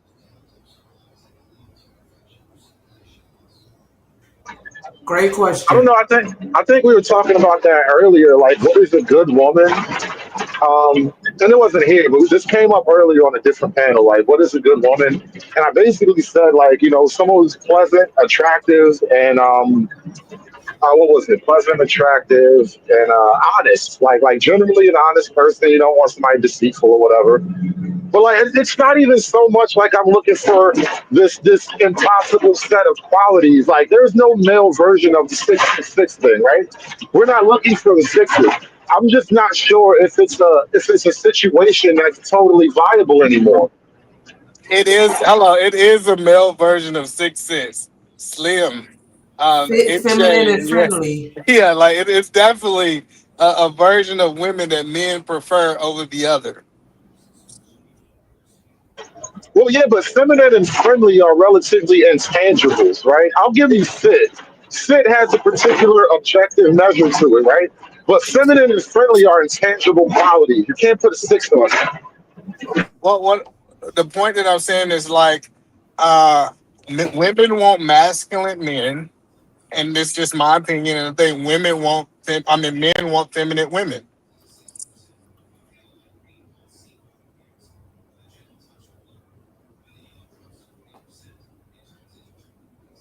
Shanika, yeah, that's what I'm saying. Like, I think that we want. I don't want to say the opposite because I think both people want people in shape, but we almost looking for something we're not. I'm glad you said both we're parties do looking for that. something that we're not. We're looking for our opposite. Is that what you mean? Almost. I think as men and women, you're supposed to fill the gaps, right? Like as a man, I'm not looking for a chick who's like me. I want you to have qualities I don't have. But I said that's why it makes sense for men to want feminine women, and it makes sense for women to want masculine men. Yeah, like this phrase called a woman's touch, right? There are men that desire that. They know that when they're in their dwelling, they just have a functional residence. But here comes this woman that they're dating, and eventually, as time goes on, she's influencing the fact that curtains would be better than blinds. She's influencing that a wall could be an accent color. Just little things like that.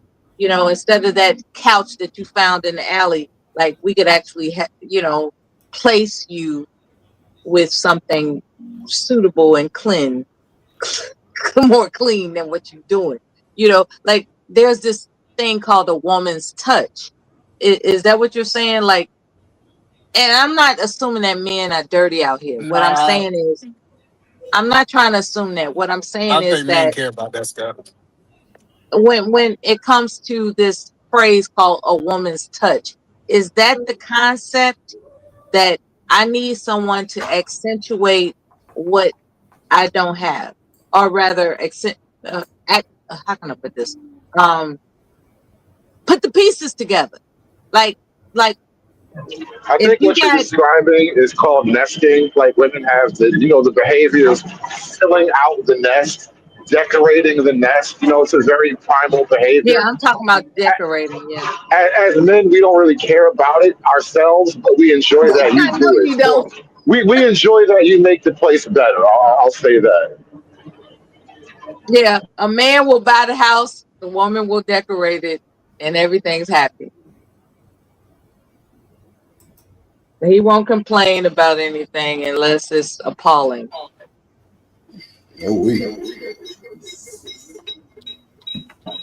Whoa, somebody has a killer echo. That was me, my bad, y'all. That was me, my bad. A lot of times, like people who have YouTube channels,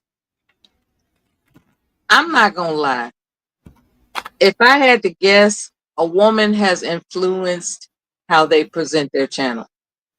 If it was left up to them, that shit would be janky. Okay? I'm not calling out any names. I'm talking about a prominent YouTuber who he was janky on janky, just janky, but talking smack, and it was appealing. But then all of a sudden, he got a woman in his life, and his background changed. You know what I'm saying? It started looking studio ready. You know, it started looking appealing. And I think men are attracted to women that can enhance their lives in a way that's appealing. That's all I'm saying. I don't know about that, Miss Miller. I actually want to fall in love. Like, I actually want to love. You know what I'm saying? Like, I actually want to be able to say that I've been there for my woman. You know, if she have to go to the hospital, like, I'm there by her side. Like, you know what I'm saying? I want to experience all that. I want to experience real love. Like, I want her to know her nigga to where if anybody say something about me or say where I was, she know where I'm at. Like, you know what I'm saying? I don't want to have no cold. Oh yeah, there's that fact too. The defender. I mean, I'm just saying that's just me though. Like The I don't want to argue defender. with my woman. Yeah. I don't want to argue with my woman. Like for what? Like, okay, we could sit down and talk like two adults. We ain't got to get there. All this old, you know what I'm saying? I ain't got no money to provide. My That nigga, would be cool if you don't fuck up. Like yeah, that's the problem. Like people be fucking up. You're It's right, like, Miss what are you supposed to do with that? You're right. You're absolutely right. Niggas be fucking up. That You're that absolutely right. that would be cool. Like I could stay by you through thick and thin, as long as the thick and the thin doesn't include you having oops moments. Like what's up with this betraying me when I'm devoted to you? That's the uneven that's that bullshit, right? It's like I'm devoted to you, but here you go with your oops moments. And I'm not talking about stepping out, fucking around. I'm not talking about that. I'm talking about just like, for instance, you know, we agreed that you're supposed to do such and such and so, and you fuck up in a Like, way what? I that mean, affects us. so and So so I'm don't tell me devoted nothing. to you. I'm faithful to you. I'm doing everything you expect me to do. But here you are on constant oops moments. So Like, explain your oops moments, Miss Miller, because you didn't say nothing. You said whoop de woo. I mean, I don't know what that means. okay, oops can include not being timely with payments, not being timely with your agreement to pick up the children at a specific time, not being timely with maintenance. Oh god damn it, the dishwasher is fucked up. Or you know, just basic bougie shit. Like I'm talking about bougie lifestyle. Like what Miss Miller, you that's know, not bougie. That's just real nigga incidents because I know a nigga who no, have I'm those talking about a moments. man. I'm talking about a man or a woman that has oops moments like, oh, we agreed that I'm responsible for this and you're responsible for that. But you dropped the ball on your responsibility and I'm supposed to act like it ain't no big deal. It's like, but if I did it, it would be a big deal. So I'm Nah, but talking that's what about I'm telling you. I know niggas that's like that, Miss Miller, that actually have those oops moments that actually, you know what I'm saying, leave the trash cans out too much. You know what I'm saying? Refrigerator don't make ice. He wait a month to fix it. I know niggas like that. So, you know what I'm saying? that's what I'm I saying. The understand what you're saying. neglect. Yeah, It's yeah, like yeah. I got you. neglect is cool for one person, but it's you know, like all hell breaks loose if they do it. It's like that's an uneven situation. It's like, why is it that you expect me to be perfect, but you're not perfect? Well, Miss Miller, I don't think any man wants to expect anybody to be perfect. That's just not logic. I mean, that's just not going to happen. I mean, I think we know that, you know what I'm saying? And you know, Miss Miller, I think you're an easy woman because your oops moments are not nothing serious. So I think, I mean, I don't really think how you got problems, Miss I'm Miller. an unforgiving person. I'm an Okay. unforgiving person. Oh wow. I Okay. don't see nothing. Okay. And this is the problem with men. They want a forgiving woman. That's the problem. They want a forgiving woman. Tell him now. Tell him now. I want you to love me even when I fuck up. Yeah, like so you're not gonna forgive me for the oops moments? You want a forgiving woman. I'm just asking you personally, like you know what I'm saying, like okay, so you said you're unforgiving, so you never forgive? I mean, how is that going to progress anywhere if you don't forgive him? I mean, because you would want him to forgive you, right? I adhere to my commitment. Oh, I adhere to my commitment. Okay. Why should I forgive you when you fall, when you're inadequate. Why should I forgive you when you're inadequate? Why should I You do know that? what's funny? Not funny. You know what's interesting about this, right? Nella is a woman of a certain age, right? You're not 20 years old. You've gotten to a point of self awareness that you can express openly. Imagine having to sort through this shit when you're 25 and you have no idea why the fuck this woman won't cooperate. Right, got you. She don't even understand what the hell is going on inside her life. Cooperation. You know what cooperation means? I know, You but I'm know, just trying to you point know what out, that like, from the means, male right? point of view, is like it took you a while to get to that point of honesty. And I'm just saying, as the man, you understand there was a guy that had to try to sort that shit out at the point where before you were even being honest with yourself about what you were doing. There was a guy that had to try to deal with that shit. And so it's just I don't think people If I'm understand gonna give enough where flack, like it's if not I'm gonna fun, give bro. It flack, is not fun having to sort that out. if I'm gonna give flack for mistakes, then you get flack for mistakes. I mean, I'm saying, Miss Miller, why you What's so good for the negative, goose man? is good for the gander. No, And what I find in men no, I is get that that. they don't want that shit. They don't want that what's good No, for the as goose men, is good for the gander shit. as They don't as want that. men, as men, no, as men, Mella, to keep the house together, I'm gonna forgive you way more than you forgive me most of the That's a time. fact. Because That's you a know fact. what? As a Oh, woman, you're really? gonna get on my nerves multiple times a day. As a Oh, really? dude, like I gotta like go cheat on you or something for it to really be an issue. Oh, really? Yeah, I Yeah, that's mean, how it works. Because you, as a That's woman, not you just how it do shit works. that's like, oh. That's how you want it. There's a difference. No, That's not you've how it never been works. the That's guy how that you has to want it. keep the woman happy, Mella. Mella, you've never been the guy that has to keep the woman happy. And I promise you, multiple times a day, we just let you have it. that's a fact, Miss Miller. Look at all the shit y'all want. We don't want shit. I'm not When you ask asking. go ahead. You know what? Women are not asking for you all to yield to us. We're actually interested in cooperation. See, cooperation is one-sided when it comes to a man's mindset. Cooperation is one-sided. That's the problem. Miss Miller, you don't It's even like I forgive a want nigga. cooperation But Miss Miller, on you my don't even side. forgive. You know what I'm saying? That's what men think. Nah, man. I'll take one band, one sound, and I'm gonna stick with that shit because that's what worked for me. One band, one sound. We under the same roof. Goddamn, if we married, it ain't no if and ain't no 51-50. It's 100%. I got it right now. All my bills on automatic pay. If a motherfucker I get married to and move in, I'm not gonna expect her to pay a dime. It's But at the not end of about the day, money. It's not about money. I'm not saying it's about money, Miss Miller. You gotta let me, Miss Miller. You gotta let me finish. I'm just saying this. Me, I pay my own bills. I have a certain type of lifestyle. I'm going to vet this woman in my lifestyle. That's how I'm going to do that. Like, I'm not going to be with no cooperation. If you don't act like I'm going to beat you with a belt. No, I don't even want to argue with my woman. She going to play her woman role. I'm going to play my man role. Anything Nah, nah, Mella. that utility, I'm going to fix utility. She going to do her other shit. Christmas tree decoration, I'm going to get out the attic. She going to decorate. Go ahead. No, I understand because E and Mella are coming from a similar place when they're saying it's not about money. But as a man, that's the only way we know how to make order and logic out of this whole scenario because you're asking me to live inside your emotional fantasy world, and I can't live there with you. That's why I got to make the money so the bills keep getting paid. Hood, you the leader, bro. You ain't got to do a motherfucking thing. You the fucking leader, bro. You ain't got to live in front of And this there ain't it no is. fucking fantasy of mine. No, bro. And You there it already is. been. No, Miss Miller, stop, please. Because we're vetting y'all for years to marry y'all. We already came together and bonded as one. Ain't no fantasy. It's real life shit we going through as one.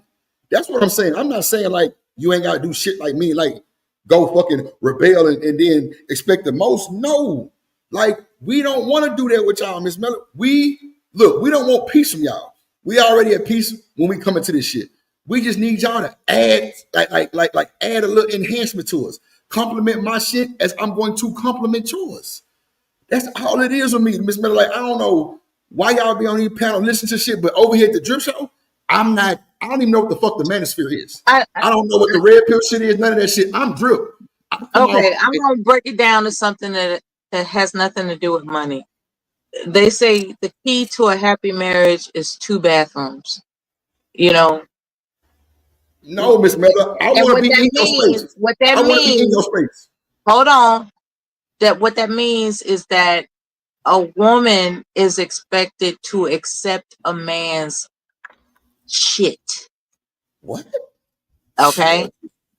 And when I say that, it's like, okay, because I make the money, you gotta, live up to quote unquote my expectations, as opposed to him considering what it is brings her peace.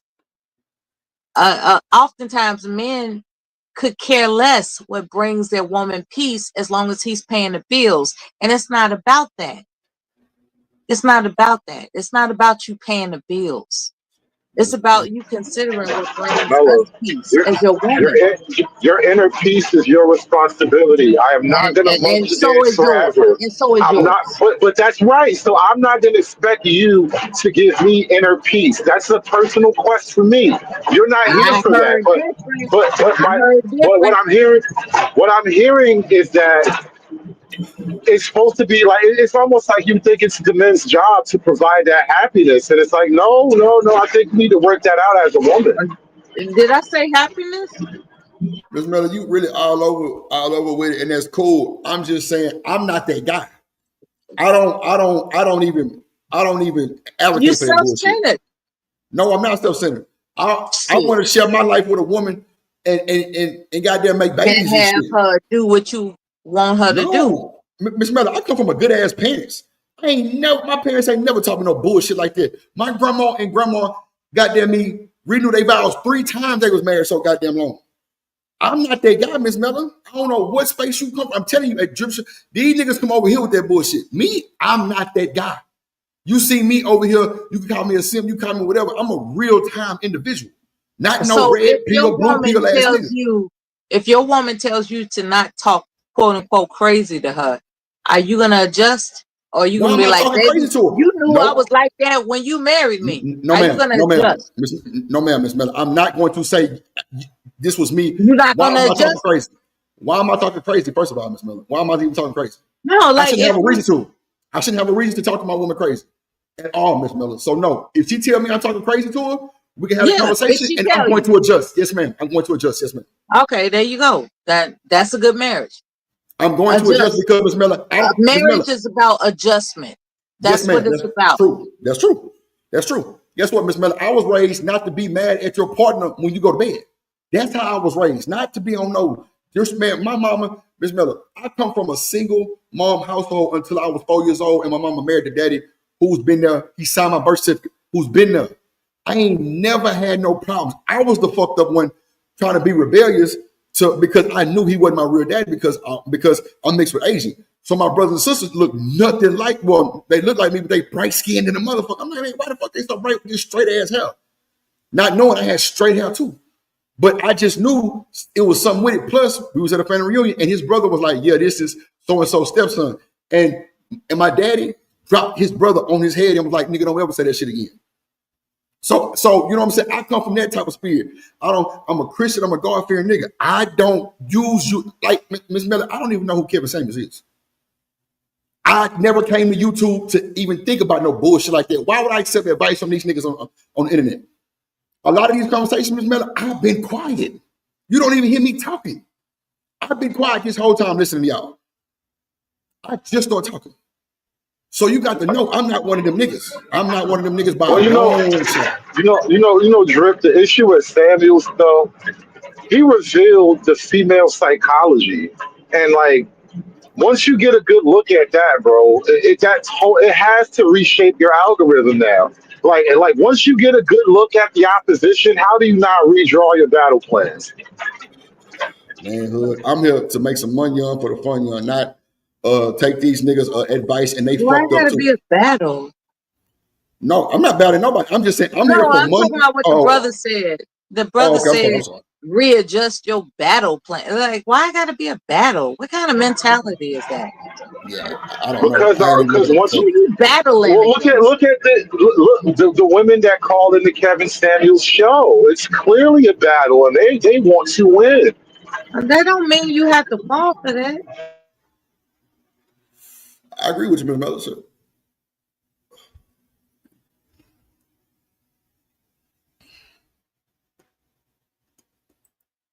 Sometimes people want to fight. That's what they want to do. You know, you don't have to be influenced by influencers who just want to battle women and think, yeah, that's what we ought to do, battle women. You don't have to do that. I don't want to You can battle. think for yourself.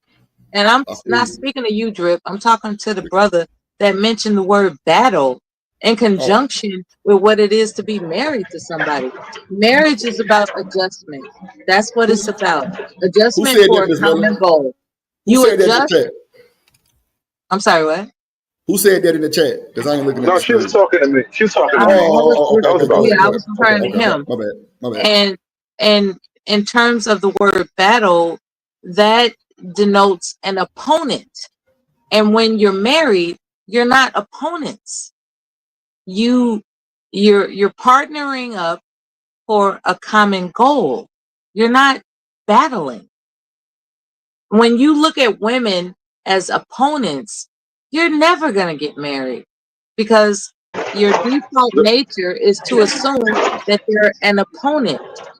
You got to drop that mentality if you want to be married. I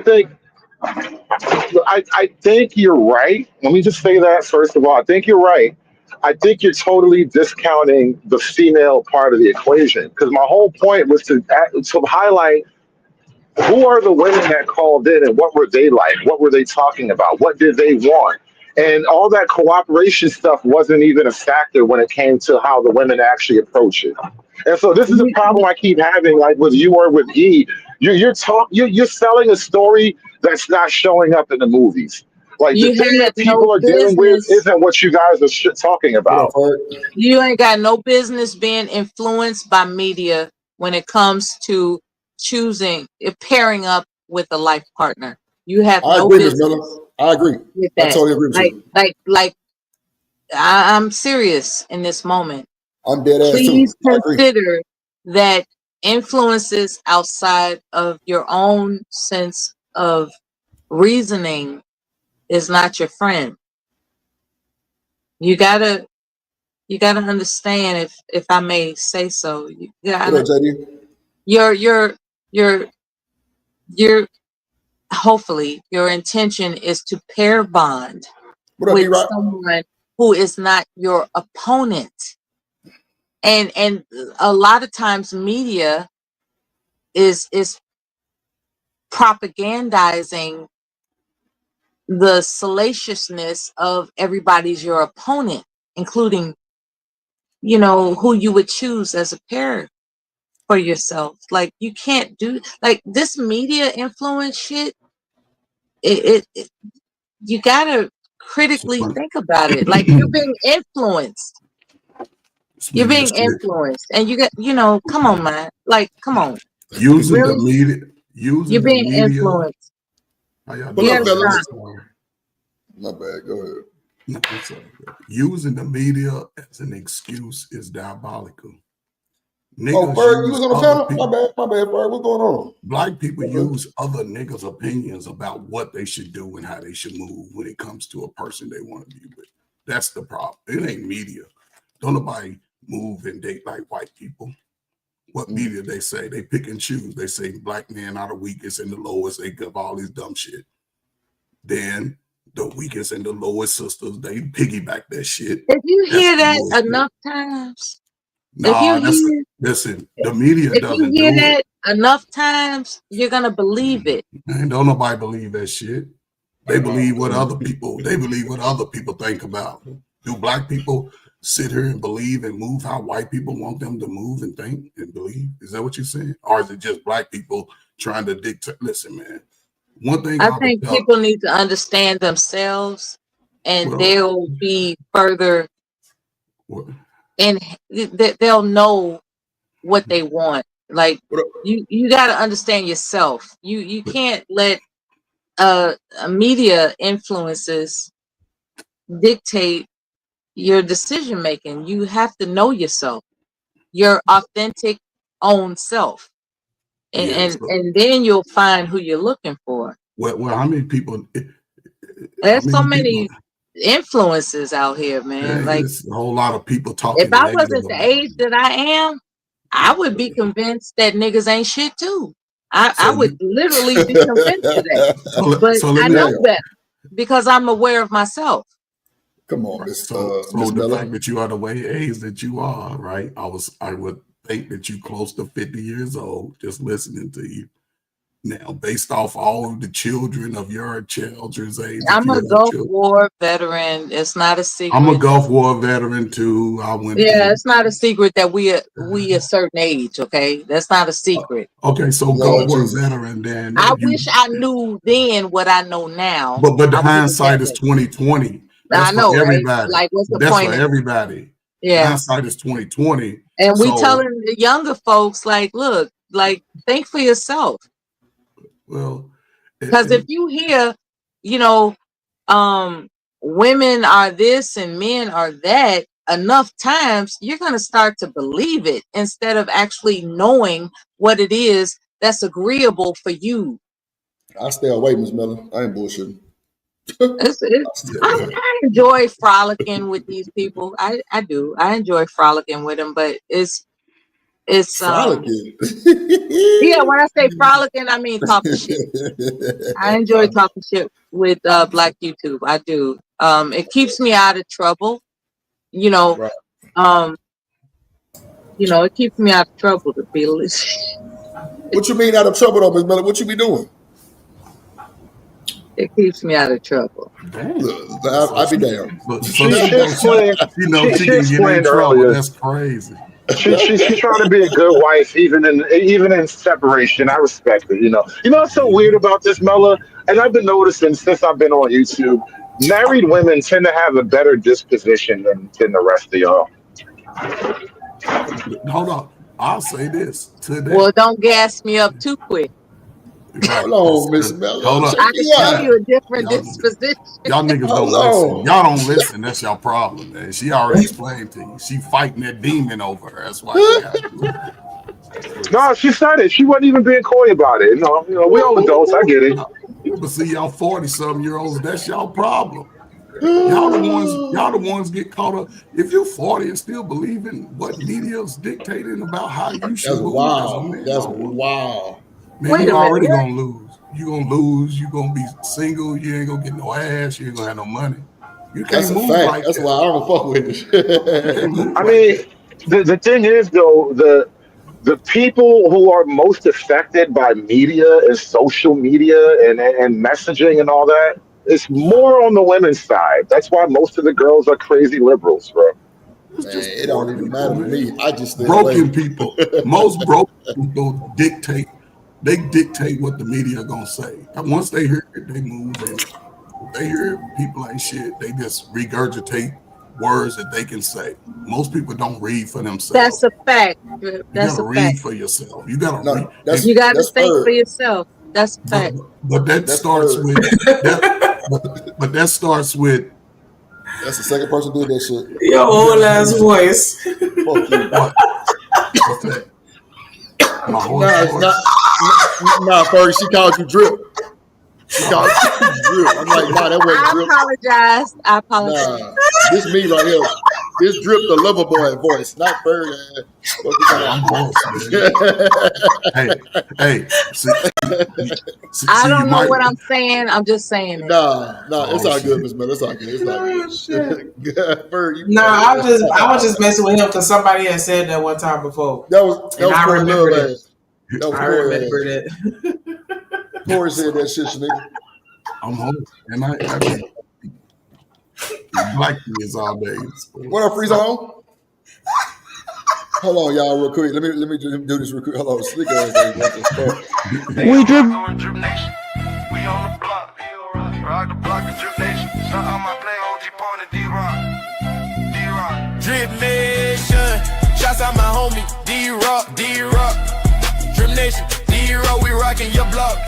D-Rock, running the block. Drip Nation. D-Rock.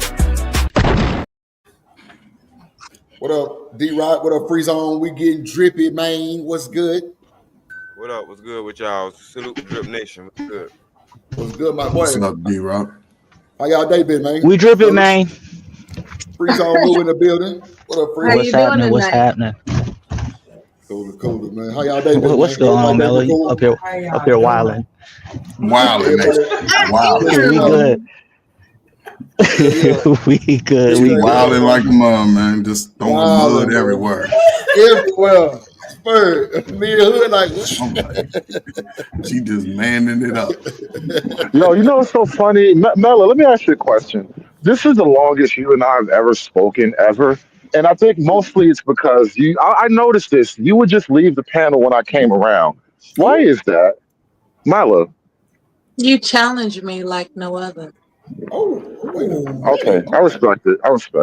Hood, you better run, nigga. You better run better fast. not run. That sounded a little sexy. That sounded a little bit too. That was.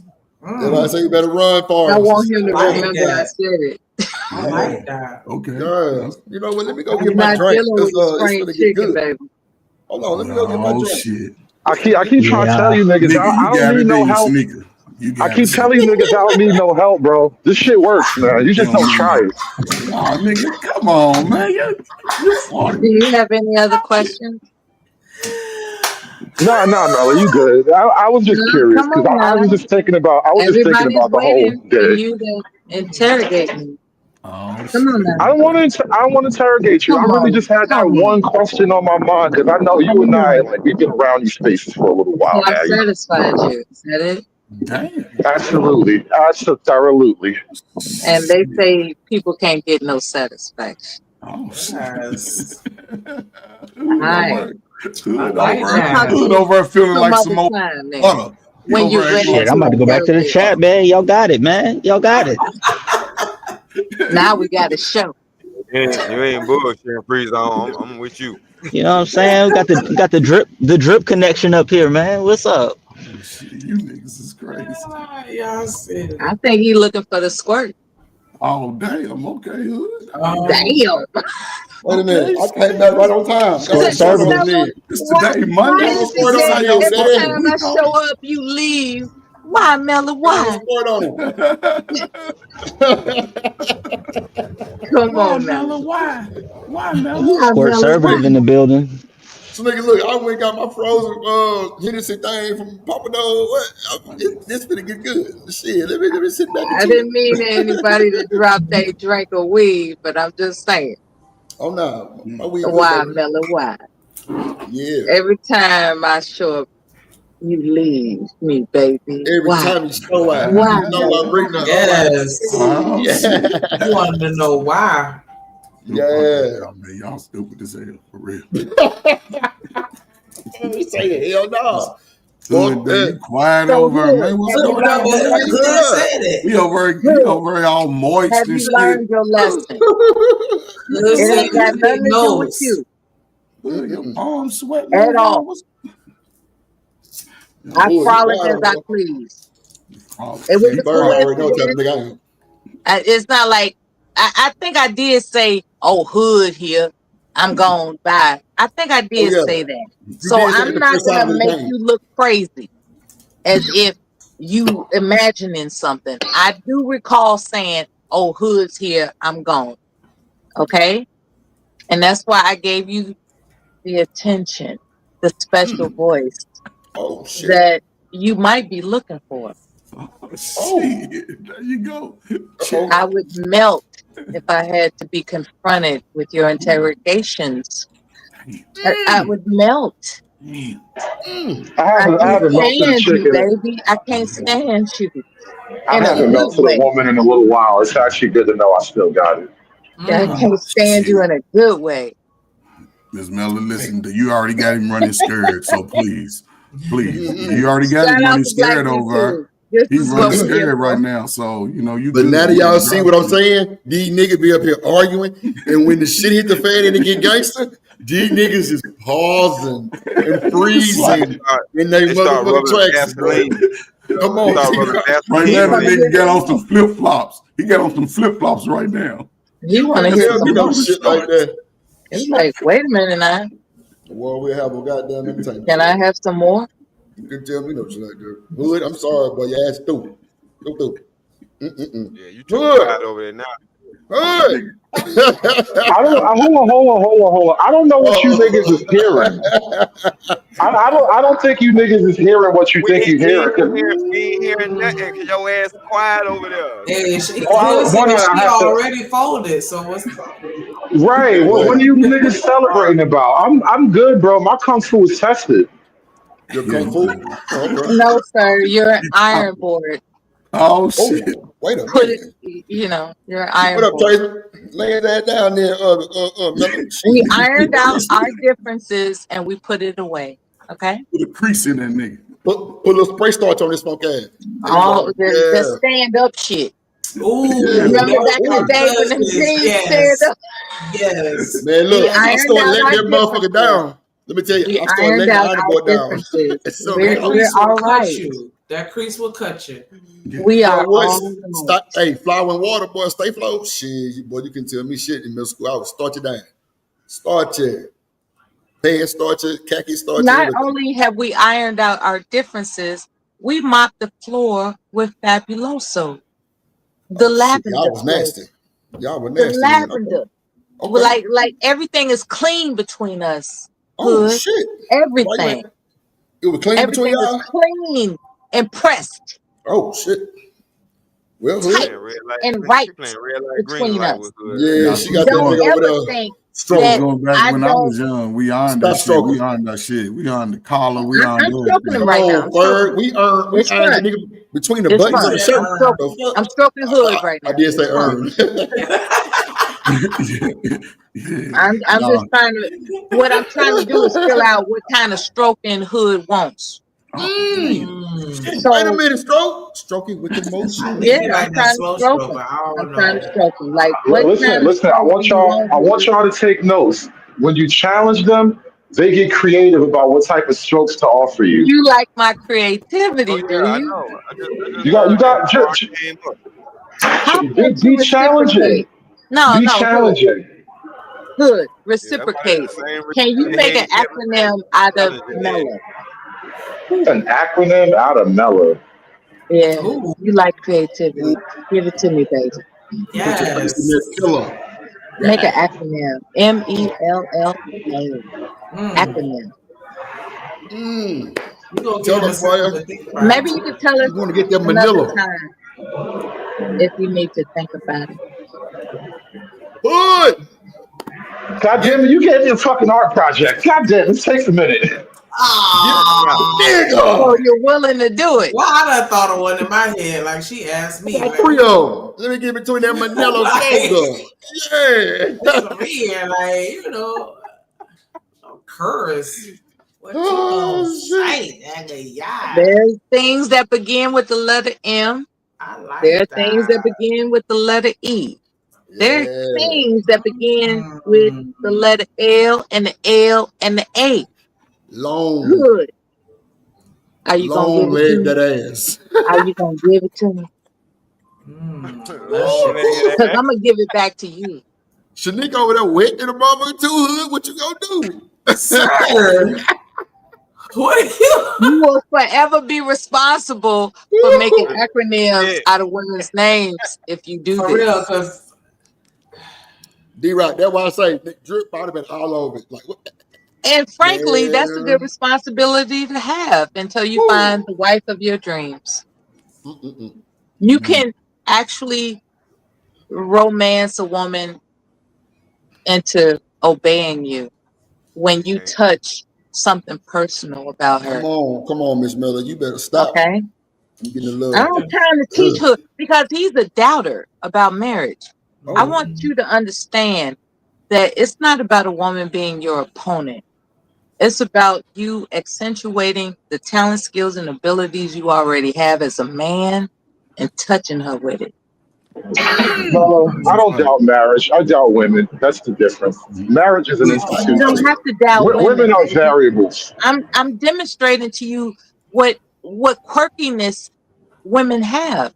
Like that's quirky, right? To ask you to, make an acronym out of my name, that's quirky. But you are enchanted by that because it appeals to your analytic nature. Oh. We can actually understand one another. Bar. Right? Uh-oh. We getting Damn, trippy, I man. just thought of one too. That's crazy. He ain't ready. But this ain't my fight. This ain't, yeah, go ahead. Come on, man. Can't even say nothing, I know how to play chess. Gloves on the night there. I forgot to tell you that too, Hood. I know how to play chess. Boy. Yeah, Bridget said, what does that imply, Miss Miller? It means that in the event that he's as analytical and detailed as he is, I'll figure out a way to adjust to him while he figure out a way to adjust to me. And I'm saying this hypothetically, not us actually personally. I'm saying this is a demonstration of an exercise that he can utilize to not just use media influences to judge a woman before even getting to know her. Like, you got to get to know a woman, baby. You got to get to know her. She said, baby. As opposed to just off the rip, like, yeah, she this, she that. It's like you are judging women based on media influences that have instructed you to consider them an opponent. And women are not your opponents. They're like, you know, there are women that you are intelligent enough to discern who don't fit you and your criteria of compatibility. And those who are compatible, you can actually entertain what level they are acceptable at. Hood. You know, Where the fuck you Hood can at? do that. Like, you can actually do that. You don't have to It just seems follow it seems these like media influences. these conversations always devolve Marriage into an is a good opportunity thing. to fix me. What if I'm not broken? What if Oh my gosh. Wait. I meant what? Miss Miller, run. That's not what. Run. What did he say? What if she don't slob or knob? What? No. Oh, no, Say you you suck trying to dick. fix him. Fuck that. Fuck that. But go ahead, Slick, my bad. I'm Oh, no, just I was making a saying, joke. you trying to fix him, Mella? No, Man, I was waiting on that acronym too. Crazy. I was waiting on the acronym too, because I thought he was going Yeah, to come up man. with something So jazzy. wait, I feel we like just Hood is a witnessed. creative. Like, I He's don't not going know. to do that because he thinks I'm a vindictive person and he thinks I'm going to use it against him in the future. And I promise you I won't. But he No, doesn't take my promises it's seriously because it's I'm a just sort woman. of no, it's just one of those off What the is going wall on? requests. It really was such an off the wall request. It was like when I was in high school and a girl would be like, "Put my name in a rap song," and I'd be like, "Okay, Keisha, I need you. You're a keeper. I won't leave her. I You know, would all have right, dropped are the you fucking ball. happy now?" Like it's that type of thing. Wait, Julia, I want to make a fool of you. I want to have you in my place and your legs around my waist. And even in my face. Put that pussy in my face. Yes. So I can brush with some toothpaste. Yeah. Then I'm going to grab you by your I waist. got that from that movie. Wait a minute. I got that from that movie because it was so hilarious. I got that from what's that movie? Daddy's Little Girls. And Good she was servitor. That's going the on movie. blind dates. And this one guy, he was an aspiring 45-year-old rap artist. And she was like, okay, let me hear you rap. And he was like, Julia, I'll never make a fool of you. I want to have you in my Hell no. face with your legs around my waist and even in my face. I was like, oh my God, that's sick. Hood. Boy, you a lucky That was nigga, boy. good for What real. up, Mr. Lister in the building? How you doing What's tonight? good? What's good, Shanika Drip? What it I hope is, I'm making man? you all laugh What it tonight. is? This is Mella. I am, man. Yo, you smoking that good za, I see. Yeah, we on some cherry berry. Cherry Yeah. berry. I never heard of Cherry that before. Yeah, me neither, but it's good as fuck. That sounds like it tastes pretty good. Man, that hoe is scrumptious. How was y'all weekend? Blessed, I hope. Absolutely. Yes, Good. the weather. Nigga, my niece come tomorrow. I'm excited. I'm lit. Oh, that's what's up, Yeah, Drip. my little brother, new baby come tomorrow. She having a C-section at 11. All right. Little McKenna gonna be here. Dang, y'all already named the baby and everything. McKenna. Wow. I'm gonna call her Kennaboo. I'm gonna call her Kennaboo. You know what I'm saying? But her name is McKenna. You gonna call the baby cannibal? No. Look at you. Not Cannibal, Kennaboo. Well, cannibal. Okay. Kennaboo. She said This is how black nicknames start out. It was Kennaboo, and then eventually it just became Campbell. Right? Yes. It goes from That's Papa to crazy. Coco. It's crazy how you can get a Names nickname. You ain't evolve. even born yet. That You shit already might got even your nickname. remix the candy. Bro, I have my nickname since when I went to Dallas, bro. That probably about 2-3 months ago. I already had a nickname. I'm like, yeah. I've never had a nickname. Child. Well, we gonna call you Mellow Yellow. I'm gonna call you Mellow Yellow. That's crazy to me. I never had a nickname. I'm sure Hood got one for you. Not even your family ain't never give you no nickname. Right. No. My father I would say not have your it. husband ain't give you no pet name. That's what I'm saying. Oh like, yeah. I have a yeah. Absolutely. Okay, all right. There you go. So what we talking about? See, Ms. Miller, I get your game. Hood run, bro. You just better run, Hood, because But what you exchange, between somebody is different than what people call you all over the place. That's different. Oh wow, what you gonna call Hood? Hey, shout out to my gang. Clue came up with an acronym right there. See, job done. Had to farm that one out. Had to crowdsource that bad boy. Shout out to Clue. Monday Evening Liquor License Association. Crazy work. That's romantic? adorable. That's adorable. That's actually complimentary to my YouTube persona. Like there are people that accuse me of being inebriated, and so yeah, that fits. I like it. It's all right, man. I had like 9 of them already, but I'm gonna just shut the fuck up. But yeah. So what's up, D-Rock? What's going on? Free zone? Goddamn it! What I got going on? Man, shit, I'm just now waking up. I've been having a lot of 4:00 mornings on the weekend, so. Woo! Get your wrist up, boy. I feel you on that though. Oh yeah. I feel you, man. But now I jumped up and said, let me see if the fellas of Drip Nation on, goddamn, and y'all was up here, and I heard that crazy shit. I said, oh Lord. 2:15 every day, man. 2:15 every day, man. Unless management say something else, but 2:15 every day for sure. Are you married? But you know what? Who? Hood or me? Drip? Who? The gentleman who is speaking, is he married? Yeah, I'm married. You like it? Love it. That's what's up. I like how your voice just dropped a note, a tone, a note. Goddamn, you like it? T-Rock, yep. Absolutely love it, for real.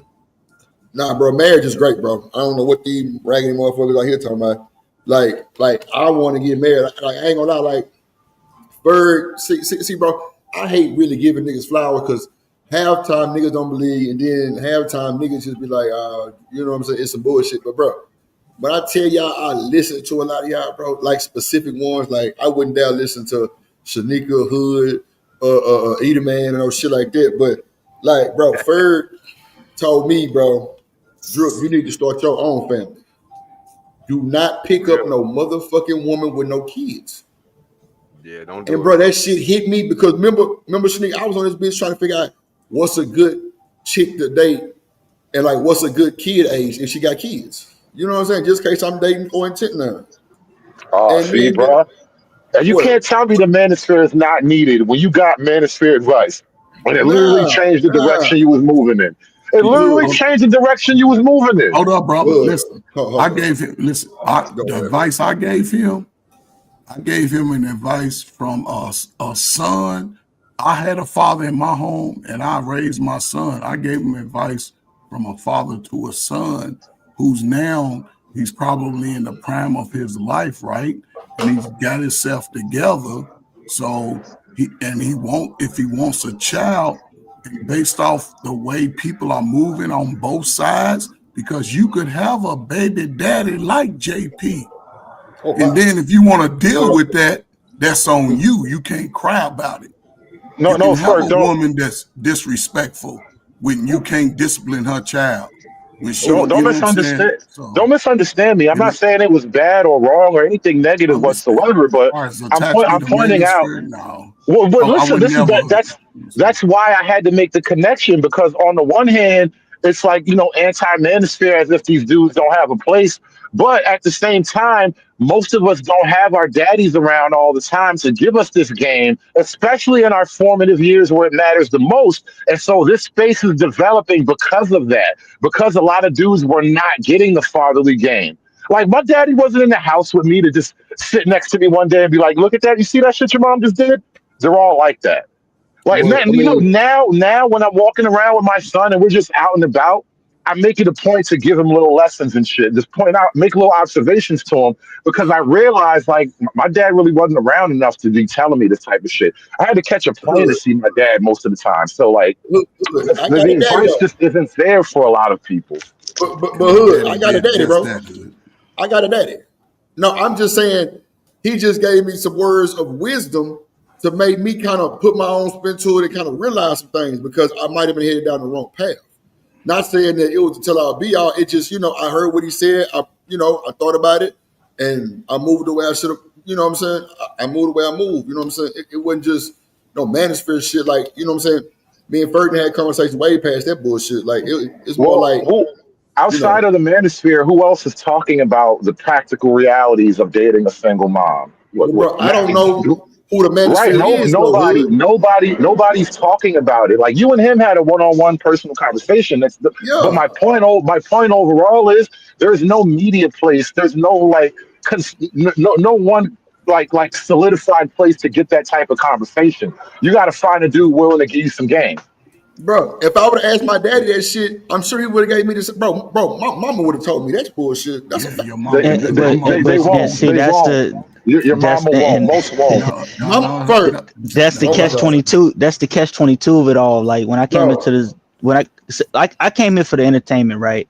And a lot of what made it entertaining was guys that are in their late 20s, early 30s, hearing for the first time something that I heard as a kid growing up. And so it's like, I don't disagree with a lot of like the red pill talking points, the manosphere talking points, the things that people say. It's just that when you just realize it when you're older, I don't think people realize how it comes off. Like, it's hard to swallow. It's hard to accept. When you're older, and this is where I hope brothers get the message instead of get your fucking feelings out of it, so you can hear how it can advance you. Even the women, I would tell a woman, you young, no children, find a dude that ain't got no kids. There's plenty of them out here. Now, if you say it's all most of them do, that's because you're looking at the wrong type of men, especially when you got your shit together. You don't want to come to know. It's a different mindset. It ain't about shaming a person. It ain't about being mad at her because she don't like your ugly ass when you pull up on her. And I'm talking about myself. It's that there's somebody that you can match with, but you got to be willing to sort of weed through the weeds. But a lot of dudes move with their emotions. Yeah. And you can't do that in your 30s and 40s. You got to think logical about life. Forget the women. Don't compete against no more sisters. Compete against that white boy, that Asian boy, that Hispanic boy, that Mexican, that Arab, that African. Compete against them, and the women will show up.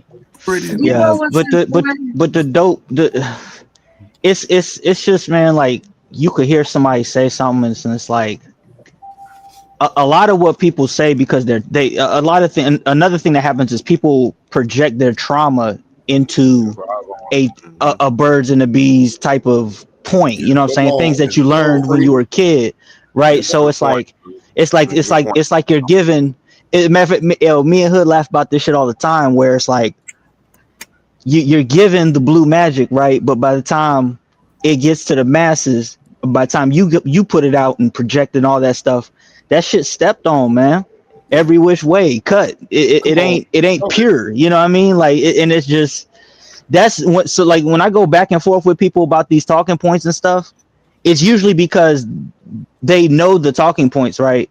But they don't know how it fits and how it's actually put together because they've never had to deal with any of that stuff. It's like some of them, it's like they just learned it like a month ago, and you could tell because they don't have the experience to back up what they're saying. I want to say this real quick. It's important not to be needy. That's a big problem too. A lot of people come across as being needy, and no, not just women, men. A person can pick up on, like, for instance, this resentment that somebody didn't respond to your good morning text. Right. This resentment that comes from that's neediness. It's like you have to understand that who is for you will make themselves evident. It's like, just because you're fixated on a particular woman or a particular man, that doesn't mean that is for you. So, this fixation that I've seen all types of people erupt on YouTube because they thought they found the one and they make their relationship public. And next thing you know, there's this big ass scandal and exposing and all this other kind of, crazy soap opera stuff, which is really good entertainment. But I think about the human factor. It's like, damn, this is embarrassing as hell, and what I would suggest is that when it comes to your decision as an individual to want to take somebody seriously, keep it private and don't be needy. That's what I'm saying. But not a lot of people on YouTube exposing their relationships. Nah, I've experienced so far. What I'm saying is, I've seen it. I was just like, oh my God, why did they do that? But the people who really thriving in that shit ain't doing all that. People who really thriving now. People they came up with a plan in the bed. Yeah, baby, we gonna make a whole lot of money and da. But the problem with most black folk, everybody want to be right, even how stupid my right is. It's my truth. It's my right, regardless of that shit. And that shit don't work, and that's the problem. No, you can't do that. You see, people won't listen. You better get you somebody totally opposite. This particular incident that I'm referring to, without mentioning name, this guy gave this woman a whole lot of attention, and this was back in the not the StreamYard days, but what was that before StreamYards, when you could have panels and it wasn't StreamYards? That era. And Google Hangouts. So the what, baby? What? Google Hangouts. Yeah. So he's giving her all this attention, right? He was faking. And she's sucking it in full throttle to the point where she went to visit the guy. And you know what he turned around and did? He exposed in deep critique what was foul about her. I know. You know what? He was faking anyway. And it was so humiliating. That's a different kind of problem. Hold on. Fast forward. She started doing live streams where it got to the point where she was considering offing herself, right? Unaliving herself.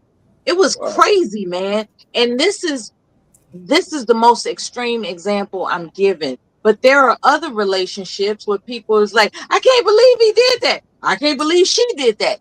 Just all types of stuff. Even couples have felt betrayed by people. So what I'm saying is, don't be needy. No, in the modern world where we got media saturation, there are no private L's anymore.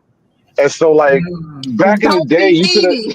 Well, no, you could have been needy and nobody would have known. Like, even if you wrote a love letter, there would have been no face to attach to this letter. Only a handful of people could have possibly known that you poured your heart out and she stomped on it in public, right? But now that shit go viral. And like, look, There was a woman the other night, and I totally jumped on the bandwagon. She had a public crash out. She was crashing out live on air because her husband was cheating on her ever since before the marriage.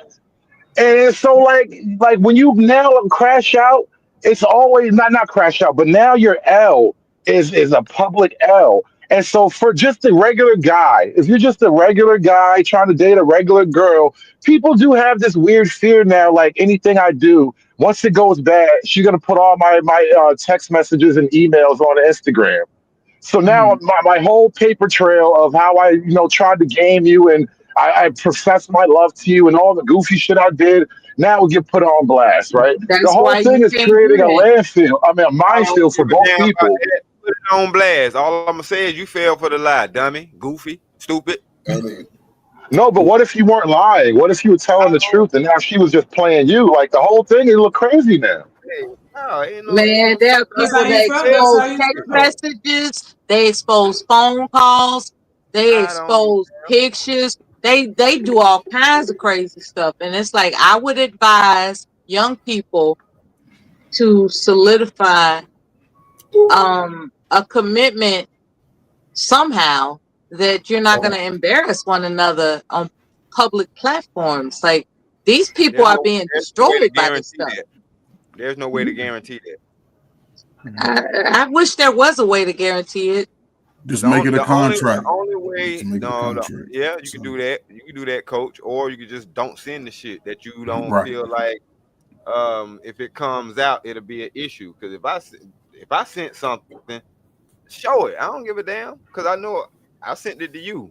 If you decide to leak it or whatever the case may be, that's a you thing. That ain't a me thing. I'm not gonna be embarrassed about the shit that I sent you, especially if I meant it. Yeah, especially if I meant this shit. Come on. Even when I was a jit before all the social media, my mom used to say, "Don't say nothing out loud that you wouldn't want everybody to know." Come on, right? That part. That's what I'm talking about. There you go.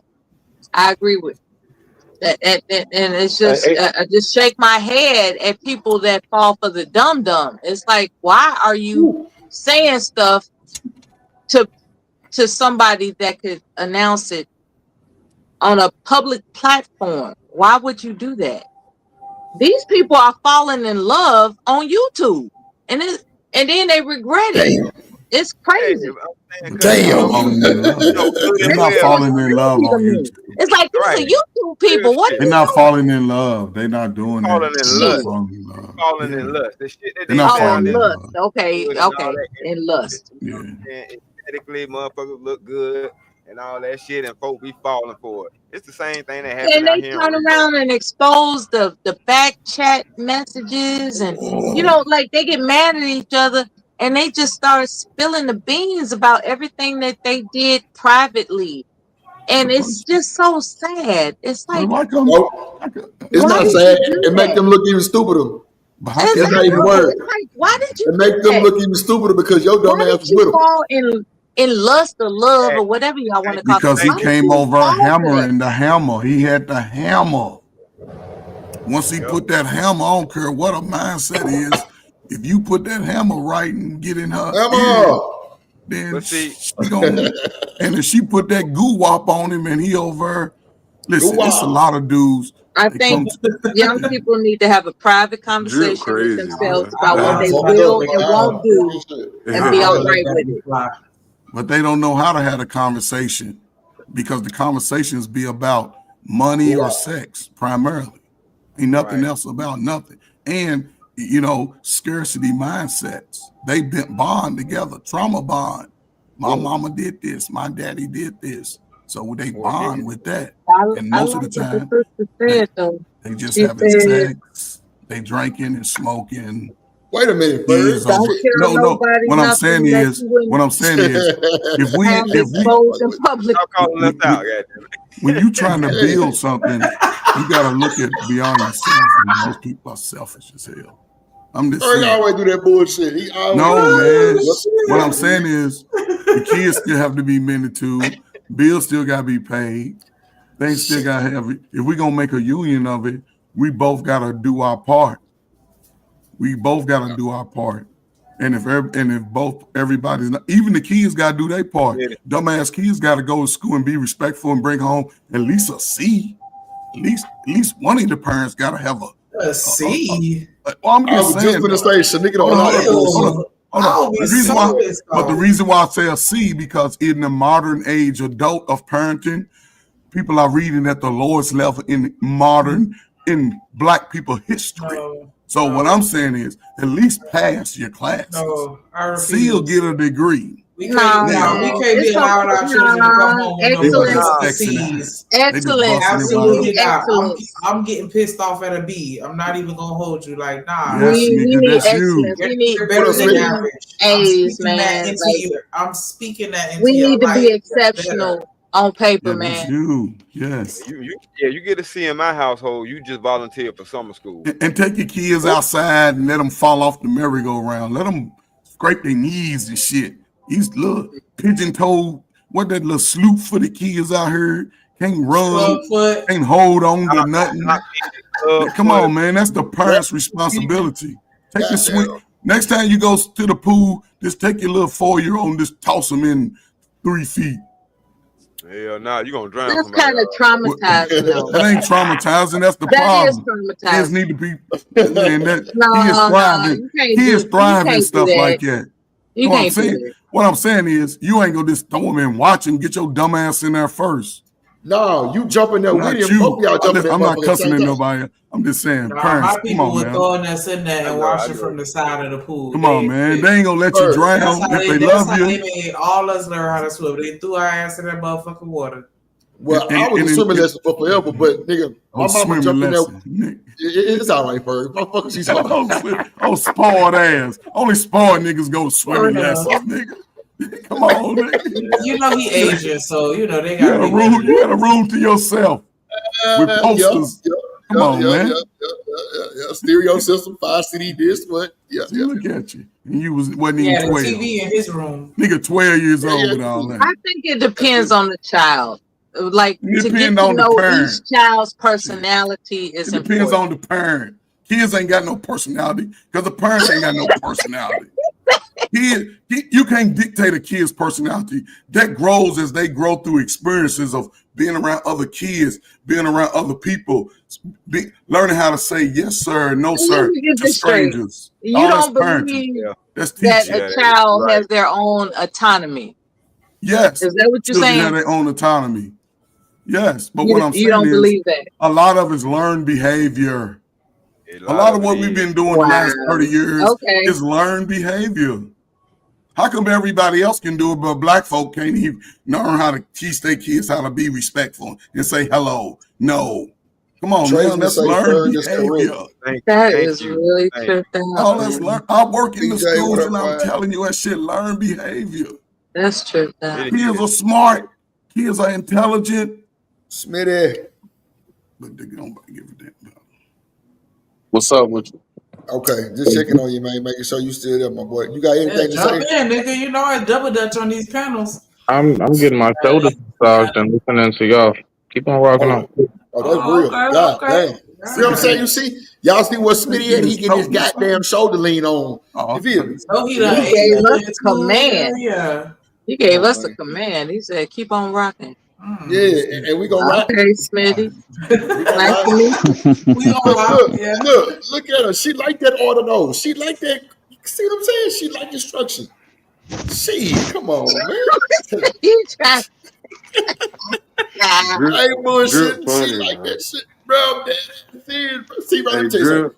Drip should host one of them pop the balloon shows. Bro, I'm telling you, bro. He'll be Ferg, good at bro, that shit. bro, y'all niggas be scared to say some of this shit, bro. I'm fucking. I don't give a fuck. They talk to us crazy. I'm gonna return the energy. That's why, you know what I'm saying? I had to apologize to Miss Miller earlier because she thought me and goddamn Sneaker was arguing for real. I'm like, nah, that's I just thought y'all was arguing for real. Yeah, I did. It was disturbing. I was like, wait a minute, he talking to her like that? I'm gone. Nah, that's not me, Miss man, Miller. I'm That's so not me. That's sorry. not me. That's not me, Miss Miller. I don't even move like that in real time. That's a fact. Me and Shanika just be talking shit. That's all. We already got to understand that, and ain't no boundary gonna be crossed. Like nothing like that gonna happen. Nah. But nah, she still ain't shit. But like My thing is this though, see, you know what I'm saying? This the thing. Niggas be so weak to communicate with the bro. You gotta tell these women what the fuck you want sometimes. I think that'd be a problem, bro. I think like honestly, I think these But niggas so it turns pussy. into a shouting match. No, I ain't talking about like that. See, you see how you when just you took that tell so me negative? what you want, and I tell you what I want, and then you tell me what you want louder, and I tell me you tell you what I something. want louder. I'm not gonna. It I'm not turns gonna. into a No. shouting match. That's crazy. You gonna already know what I want. Nah, hold on. You gonna know what I I'm want. gonna get goddamn. softer when you get Hold louder. on. It shouldn't be a back and forth. If I'm telling you what I want, shut the hell up. But when you pick another time, I'm not gonna do that. So now what? Like if you got Somebody a clip woman, that right if now. you got a woman that's not gonna shut the hell up, now what? I'm gonna make it short right now. Clip that shit, please, Lord Jesus. We don't mind. We talking This about nigga me D right Rock say, "Shut the hell up."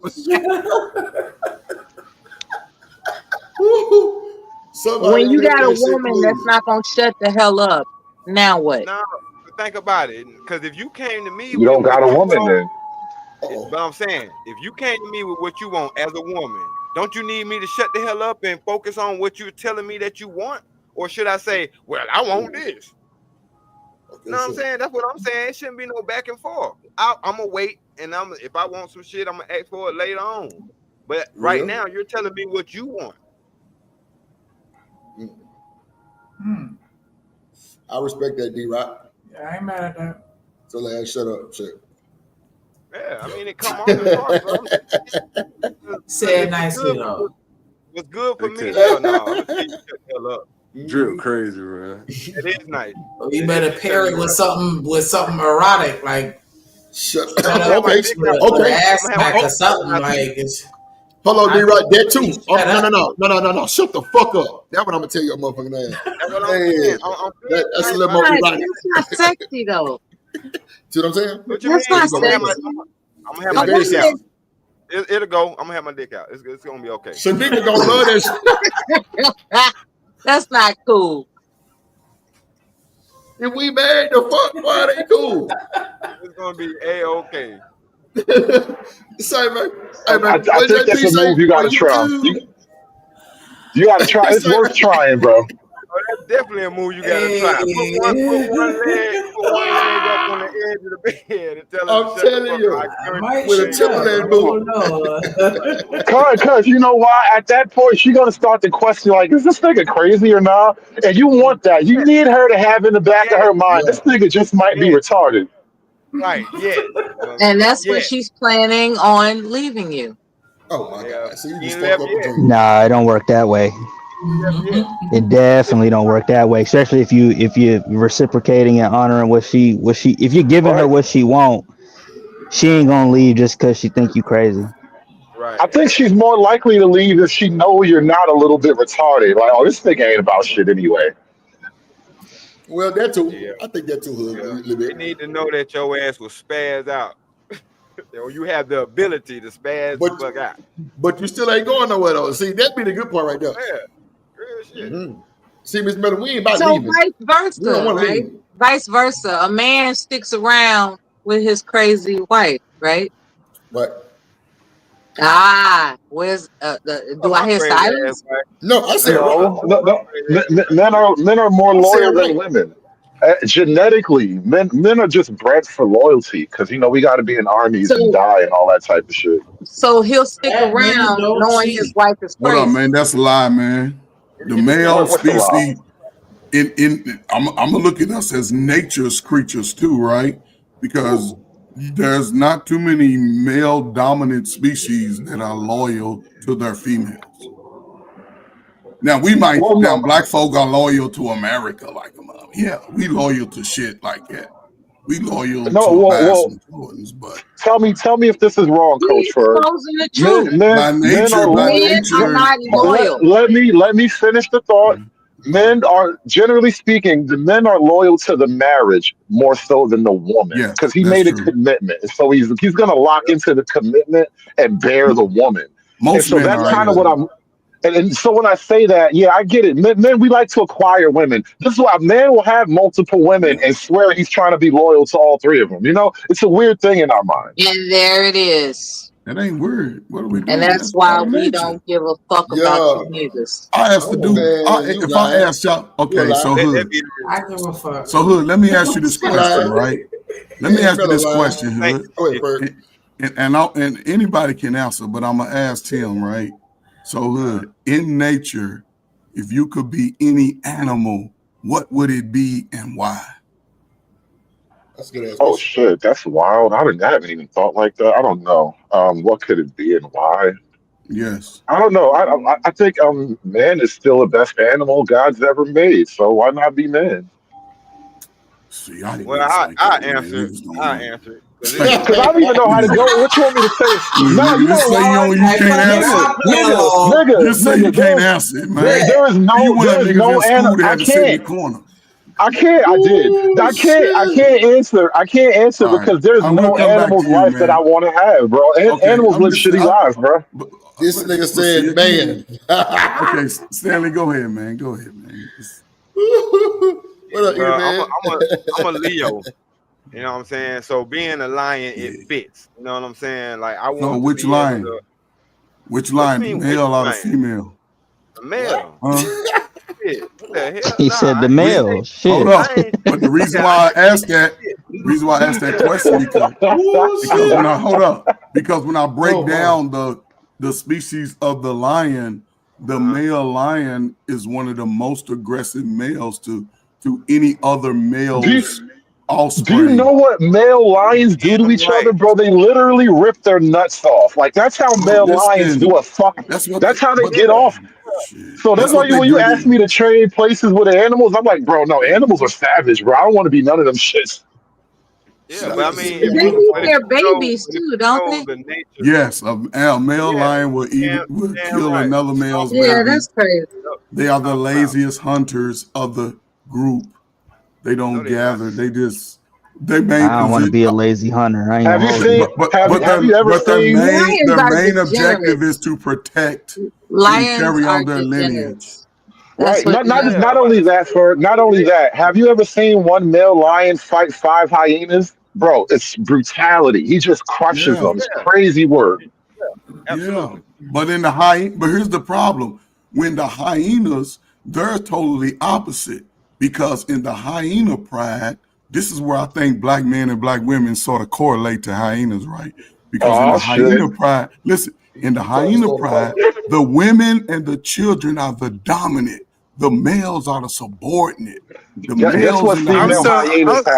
I'm so sick of these old ass niggas. I'm so sick of these old ass niggas asking. We dominate over every species, and you ask us.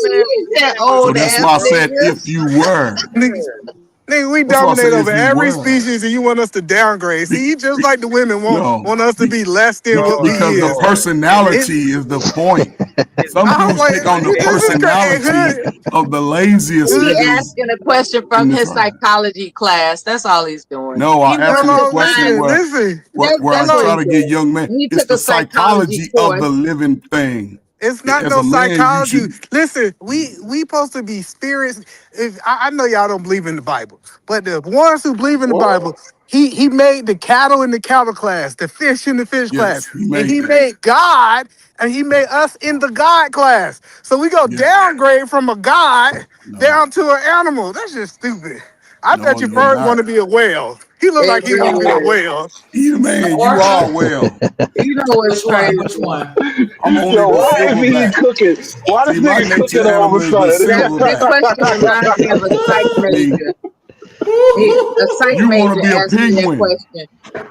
And I was young, very young at the time. I think I was 20 when the psych major asked me what animal I would be. And no, he just said those are the same objections I had. That's why I can't really conceptualize it properly because for the same reasons he was just pointing out, it's really impossible. Knowing what I know about the animal kingdom, you don't want to be none of that shit. Be glad to be whatever level of human being you are. And that's a mature response.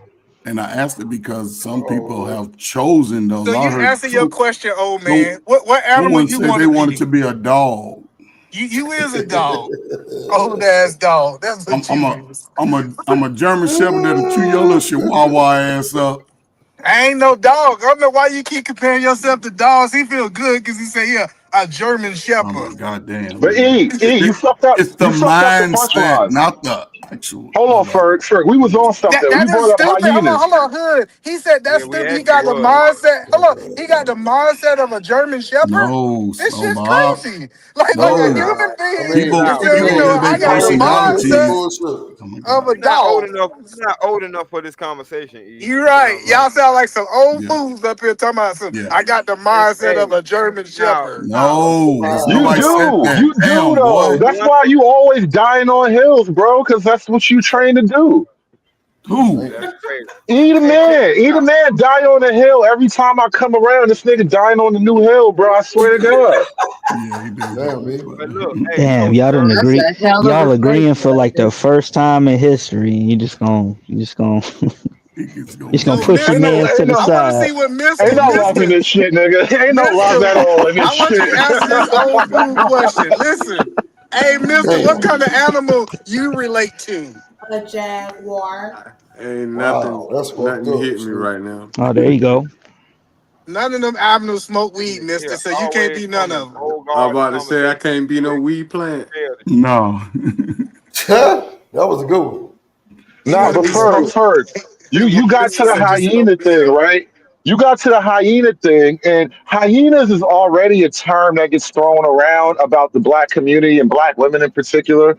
I think Crimson Cure, she always calls the black girls hyenas. And the thing is, the female hyenas have a pseudo penis, and I find that so fucking strange.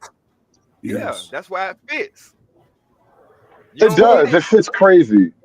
Yeah. I guess I'm gonna be a billy goat. Yeah. Hey, Drip, what animal you want to be since you want to listen to these old fools? You see Mister on the side of the wall, just on one little piece of rock, sitting there chilling. Shanika. I'm scared looking at him and he chilling. I said, Shanika, I expect D-Rock to say some shit like that. Hey, look, if D-Rock would have came and asked that I'm gonna question, pass you the blunt. Yo, I'm gonna be Rafiki, the monkey from the Lion King. It is time. Question. Easy. Thinking about it. These astrological We dripping, charts man. is all I'm sticking to.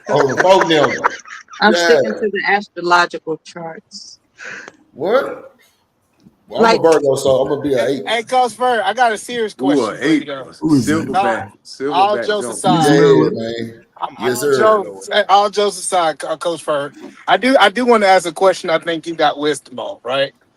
Why do you think some men? You got wisdom on?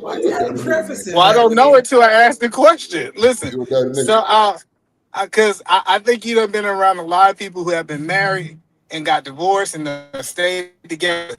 Why do you think some men cheat on women and others don't? Why do I think some men cheat on women? Because it's sort of fade out. Is what you say? Why do I think some men cheat on women and some men don't? Like, I'm trying to figure out what do you? No, think is that what you're difference asking me is though? Between them? Yeah, I'm asking. What do you see the difference between the man that's cheating and the man that's not? Like, what do you think the difference is?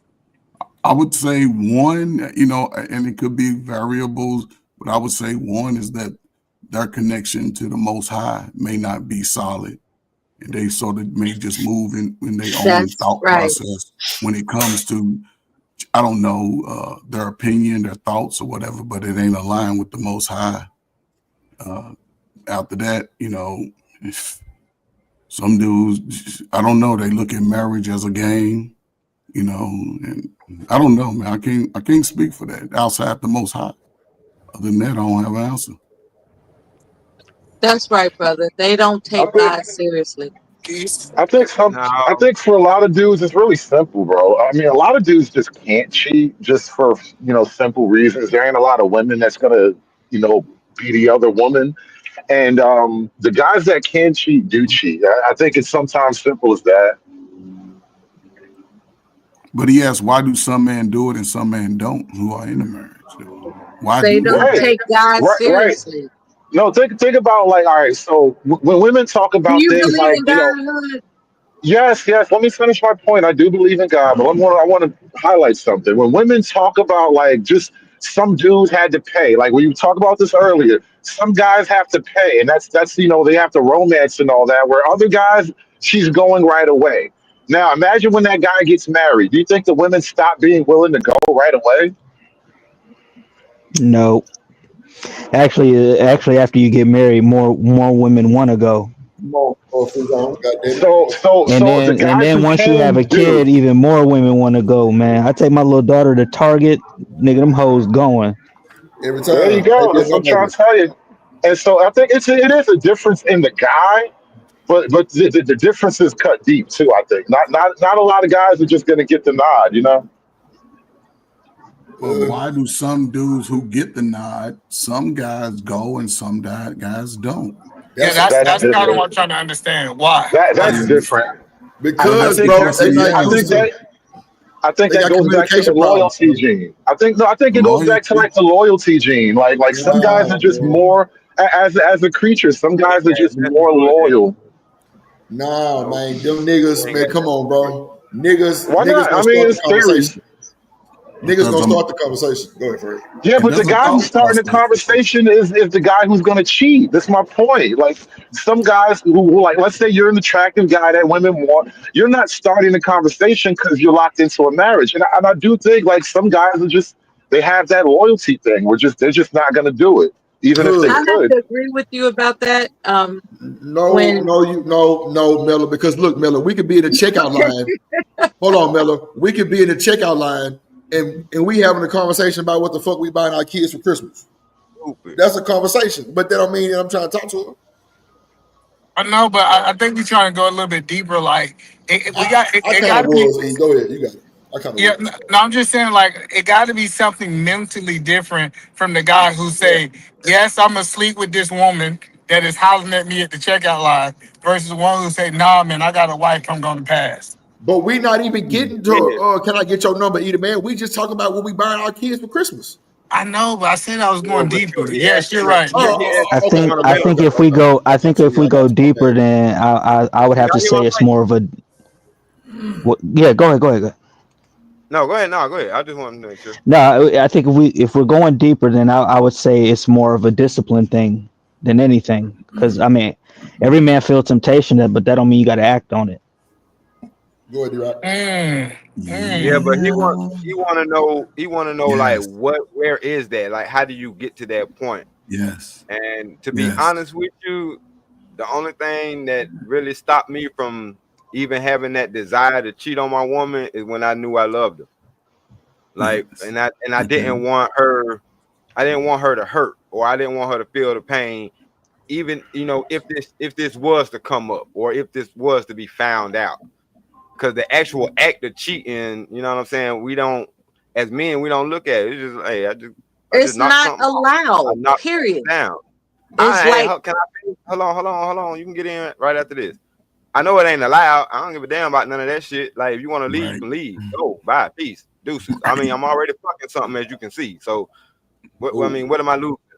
But at the end of the day, we care about our women. We don't want to have to do that. You know what I'm saying? One, we don't want to have to do that. Because everything we felt like we wanted, we got it in our wives. That's why we married her. That's the only reason why you put down the ability to have sex with everybody else for this one person. So if this one person allows, hold on, but if this one person allows you to have what you need in her, the ability to step out, this shit starts to shrink, bro. Damn near get invisible. Yeah, that's why cheating is not allowed. Hold on real quick, Miss Miller. Let me let Sneaker read the super chat. Go ahead, Sneaker. Appreciate it. Shout out to Trucker Yale with the $10 super holla. Pull up, Truck. He said, I identify as a Diclorolongosaurus. This nigga. Hey. I know. You know, it's something else. There's another angle of cheating I think I want to talk about. Because then now I'm just being, I'm Let me going ask on. him Let me, real listen, quick, though. Let me just go ahead and celebrate him real quick. Definitely appreciate the love, y'all. Make sure y'all hit that like button, subscribe, and match his energy. Hey, hey, drip, say let go drip nation. Money, money, money, let get it, don't be surprised if she asks where the cash at. Drip under be cash out, hit the super chat, I say let go drip nation. Hey, money, money, drip. Money, money, money, money, money. Money, money, drip. Money, money, money, money, money. Money, money, drip.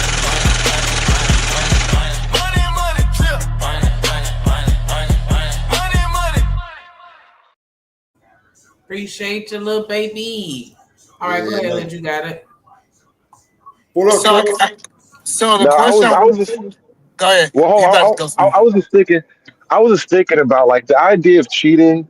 And I remember like when I was actually trying to be like in the family way and be the man in the family and all that, I wasn't gonna cheat on my baby mom at the time. I wouldn't have cheated on her just because like it's not gonna work. It's gonna fuck up everything. Like for all the reasons that our bro was just saying earlier, like I'm not gonna do that to her and all that, right? But then like years later, when the entire nature of the relationship is different, I could not give a fuck, bro. I swear to God, I had no guilt, no shame. It was whatever now. This shit don't mean shit anyway. Like, so I think when you're in a relationship and things are happy, it's easy to commit and it's easy to turn other women down, right? But when she getting on your nerves and it's always some bullshit, bro, other pussy feels so good. So because everybody kind of hit on it. So I think two different things is, so for me, I think the reason I don't cheat is the first thing is, at this point in my life, I don't want to disappoint God. And I know people might not understand what I'm saying, but I feel like, I know people say letting their wife down. I feel like as a man, as a person that's trying to be an example to my daughter, it would almost be a disappointment to God for me to do it, right? And then the second half of it is, I also want to be the man that I want my daughters to marry. True. And so, how can I tell them it's a man out there that can do these things if their father cannot even have these disciplines? That is very You lead by mature. example. That shit sound good, but I'll That's tell mature. my daughter the real shit. Just because I cheated on your mama, don't mean I didn't love her and all that extra shit. Like that's crazy. But either man, That's that bullshit. the mindset you have is from a married man, right? So you're a married man and you're leading by the example. So you understand that. You know, most guys don't really have that foundation. You had a foundation. That remind me of Tony your father Braxton was song going back to be in the the day. one that got Love should have brought you home last night. That's part of it. See, that's already in your DNA. So, but Coach Fergus, like, I think about it. I think I can say all the women can say men ain't shit. The women that comes through my household should say, I saw a perfect example. And I know I'm not perfect. I know I mess up. But I should be like, it's somebody out there that I had seen for 20, 30 years take care of my mama the right way. I just don't understand why that thought don't even go through me in the head. Especially when they got daughters. But why would you not? Why would you expect that if most people say they didn't have that example? Especially like you say, you wake up when you wake up with your father, and as you see it on the other side, there's no other feeling greater than that, right? So you had that, and you were only exemplifying what you saw. That's why when I talk to my son, my father kept it real. He showed me self-respect, respect, hard work. I mimic that. And everybody I try to come across who's under my information, I try to mimic the same thing. Be a stand-up person first. Be an honorable person, hardworking. Have some self-discipline about something. Even listen, and this is why I just tell guys smoking weed. Okay, man, you in school. You can't smoke weed Monday through Friday. Wait till the weekend. Let's take care of business first. Wait till the weekend. Oh, we were talking about being faithful to your wife. But that's part of it because when you get into a marriage, it's like you touched. I hit that bitch every time we say something. You have to respect that from a greater feeling and emotion beyond where you are. You have to respect that marriage. And the You know marriage what I is noticed, fine. Ferg? Disciplined people tend to have discipline across the board. There you go. Man, them niggas discipline Monday through Friday. Everybody else. No, but like, how you do one thing is how you do most. yeah, because like I figured out the more the when I got dick discipline, I got financial discipline. Like it's so much of these things. Like a lot of people are broke because they fucking everybody. They haven't found out what discipline is in their life. And I know that sounds crazy. Some people, I learned this. One of my mentors taught me this. He said, "You lose money on time that you're not accounted for." Mm-hmm. Hey, eat a man. That shit ain't crazy, bro. Because I realized when I was younger, man, if I wanted to get disciplined in one area, like if I wanted to get disciplined in finances, or if I wanted to get disciplined in the gym, and I felt I wasn't up to the task, the way that I would do it is by getting disciplined in another area, because that shit carry over. Yes. You know what I'm saying? Because sometimes it's just the developing the habit of discipline, however you can, whether it be making your bed, whether it be something big or something small. If you can be disciplined in small things, then you can build yourself up to be disciplined in larger things. But you got to start somewhere. And you're 100% right. Like I just tell people, like having dick discipline have nothing to do with women. It shows you how that you can conquer. I think the hardest thing for most men to conquer. You know, you're absolutely right. And that's one of the things that we like in my channel, we laugh at, like the black community, the community. Because SKC has this concept, eat, sleep, fight, bust. And like, as long as you're locked into that pattern, like there is no progress, there's no profit. There's just the endless cycle of eating, sleeping, fighting, and busting. Yeah, that's just how crazy as hell. Whoever said that bullshit. But at the end But of no, the day, that's what niggas fall into because they don't have discipline. When you don't have discipline, you're a slave to your. When you don't have discipline, you become a slave to your whims, and your basic instincts are eat, sleep, fuck, and fight. Those are your basic human emotions, and if you don't have discipline, you're a slave to your basic emotions, and it's eat, sleep, fuck, fight. That's all it is. Well, tell them motherfuckers to get off their funk ass and let's make a change. But I ain't never heard no shit like that. Hey, Drip, I done seen that shit on panels, bro. You talk about 6-hour panel. A nigga will get on a panel eating food. They'll fight with Miller for an hour. And then after that hour, they'll be like, hey, man, what you know what I'm saying? Then they'll start trying to flirt and shit. Miller, I know you know what I'm talking about. Arguing with you for an hour and a half, and then after everything calmed down, they start trying to flirt and shit. Yeah, man. That's another thing that I think men should conquer. Resisting the urge to masturbate. All this stuff it makes you into a better person. Hey, that shit sound gay too. I ain't resisting shit. Fuck that. My woman. If I'm single, goddamn it is what it is. Y'all boy be careful, boy. Like it come on. Not the 5-finger girlfriend. Hey, and that mouth. Let me tell you something. Discount.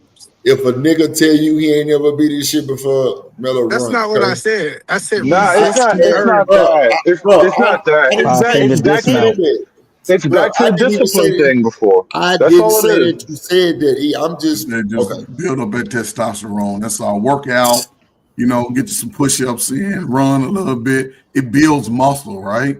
And it allows your brain to your blood flow. Do something. Find you a fucking hobby. Especially in the prime of your life, man. It's true, but there's a point of no return, bro. I believe if these niggas stop jacking their dick, they'll see the value in women. It might. That too. You all make it seem like having a penis found the right lotion. They don't found the right lotion, man, and that lotion is a win. It's not about that. It's time for the jerkinator. Is having a penis a burden? So wait, I think that. Is it a burden? Wait. I think that. Hold on. Walking around with that thing, is it a burden? No, it's not a burden. It's a prize. Because y'all gotta come up with all these complications. Mella, with great power comes great responsibility. You never saw Spider-Man? With great power comes great responsibility. That's all. Miss Miller disrespectful the motherfucker. I don't know. Like, I'm trying to figure out, like, what is the burden of having a penis? Like, what's the burden? You could never know until you have one. You like it's literally out of your capacity to understand. Like, yeah, I ain't finna explain I'm that. asking for an explanation. Hold on, what is the burden of having a penis? Ain't no fucking burden. Y'all got the burden. You got to ask the man in your life for that. That's the goddamn burden. You can't handle your nuts being full and all this other kind of rumors. But you know, Miss Miller, them niggas with their nuts full, that's a them problem. That's a them problem. I just don't like, because I don't have that physiology. I know I'm asking too much, but like, what is the burden of having a penis that hasn't fucked? Like, what is the burden? Why is that Gravity, a burden? goddamn it! It's gravity. It literally pulls your balls down to earth. This testosterone, he gonna be So nuts full is a thing. Okay. See, I ain't gonna lie, Miss Miller, you disrespectful, right? First of all, let me just tell you that bullshit. Why? Because I'm discussing biology. No, you just really trying to D goddamn me. Look, you trying to bump us down to a lower quality, first of all, with all these silly ass questions. But it's cool. We're gonna let you make it, right? But at the end of the day, I think men should keep see, bro. It's reasons niggas get these little old situations where they can't perform. Just like how Miss Miller just disrespected the fuck out of y'all and y'all laugh. She say y'all having that thing with all these complications. Oh my God! You ain't even catch that. No, hold on, Hood. No, I think it's different. I'm aware. Hold on. Me and Ferg caught that bullshit. Me and Ferg caught that shit, right? So that was disrespectful. But I think a man's erection is his own problem. Well, Miss Miller, I bet you do. Go ahead. Let me just say, never a problem. Right. It's situations that make that shit happen like that. It ain't just no random shit that pop up. They know what leads to that shit. And if it's not done properly, like it's a small percentages or whatever, you might catch that shit. Whatever it is. You know what? For as much confidence and as much wisdom as they like to project, she has no idea what's going on internally with us. Thank you. Yeah, I know that. That's why I do not. talking the way I'm talking. Yeah, because most of it is mental. Most of it is mental. Exactly, it's mental. Sometimes we be mentally checked out, especially when y'all talk to us like that. Cause like even in that conversation, that's what I'm saying. Like we can't talk about something that we might be experiencing or going through without somebody saying, "Oh, it sounds like it's a burden." Like that shit is it's kind of dismissive as hell, though. You know what I mean? Well, like, here's the thing, right? When it comes to women experiencing a menstrual cycle, you all get. Yeah, we don't give a damn about that. Shove something up in it and shut up. Well, that's what I'm saying. We don't give a damn about your erection. Well, no, really don't. I think it's more like this. And to be a little bit charitable to the women, bro. You know what I've come to realize? They almost don't realize that we're people, bro. Like, think about it. It's a weird thing, but it's like they can't fathom that we have an internal dynamic that works something like how they work. Damn about our biology. But we do. We have to. We actually have to live with you. You know why? You know why? Mel, we don't give a damn about your biology. At one point in your life, you sent the nigga to buy you tampons. I bet you at one point in your life, you've asked the nigga to go to the store and go buy them shits for you. And I've been on that mission. And so my point is though, like from your perspective, you've never had the burden of having to understand that I'm actually a complete human being that has a whole internal shit going on. Inside of me So when you get into these little moments, it's almost like you're shocked that we're actually fucking people. That's not true. But then you ask questions like, is it a burden? Like, it's like you can't fathom that we're fucking people. I just want to understand how we can get together with mutual respect. That's all. I know you have the good intention. I hear that you all don't want to understand us.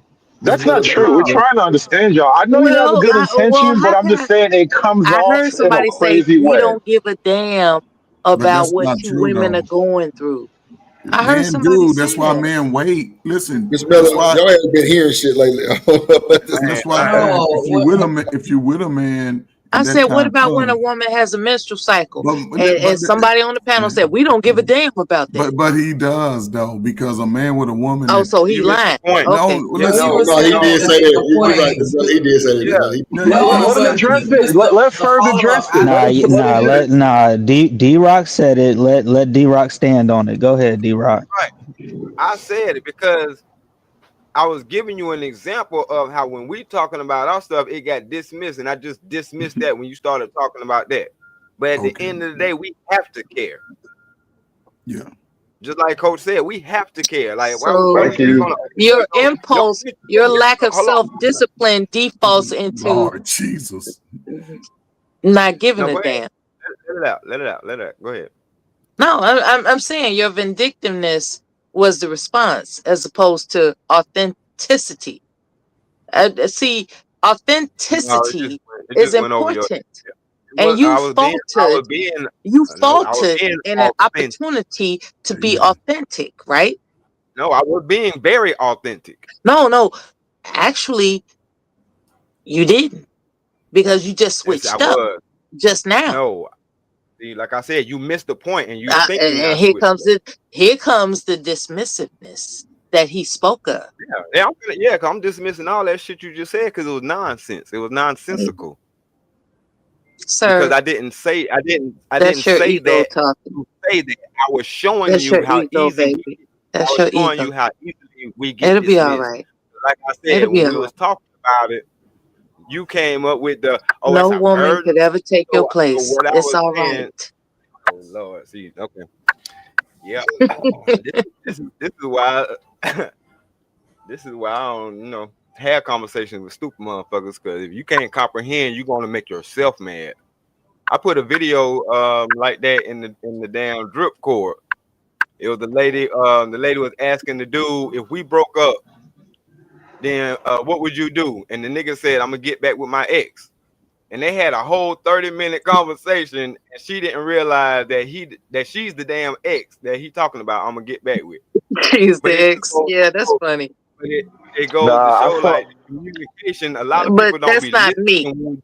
I'm not the ex. Okay, we're on the panel discussing in real time. Again, you missed the your point. hypocrisy. You Like I switched said, up. You backpedal. That's what we're discussing. Your shit keep You going over your backpedal, head. brother. This shit is ridiculous. What up, Chucky? Yeah, how you doing this evening? Hey, what's up, y'all? What up? I'm gonna still get on tonight, backpedaling or not.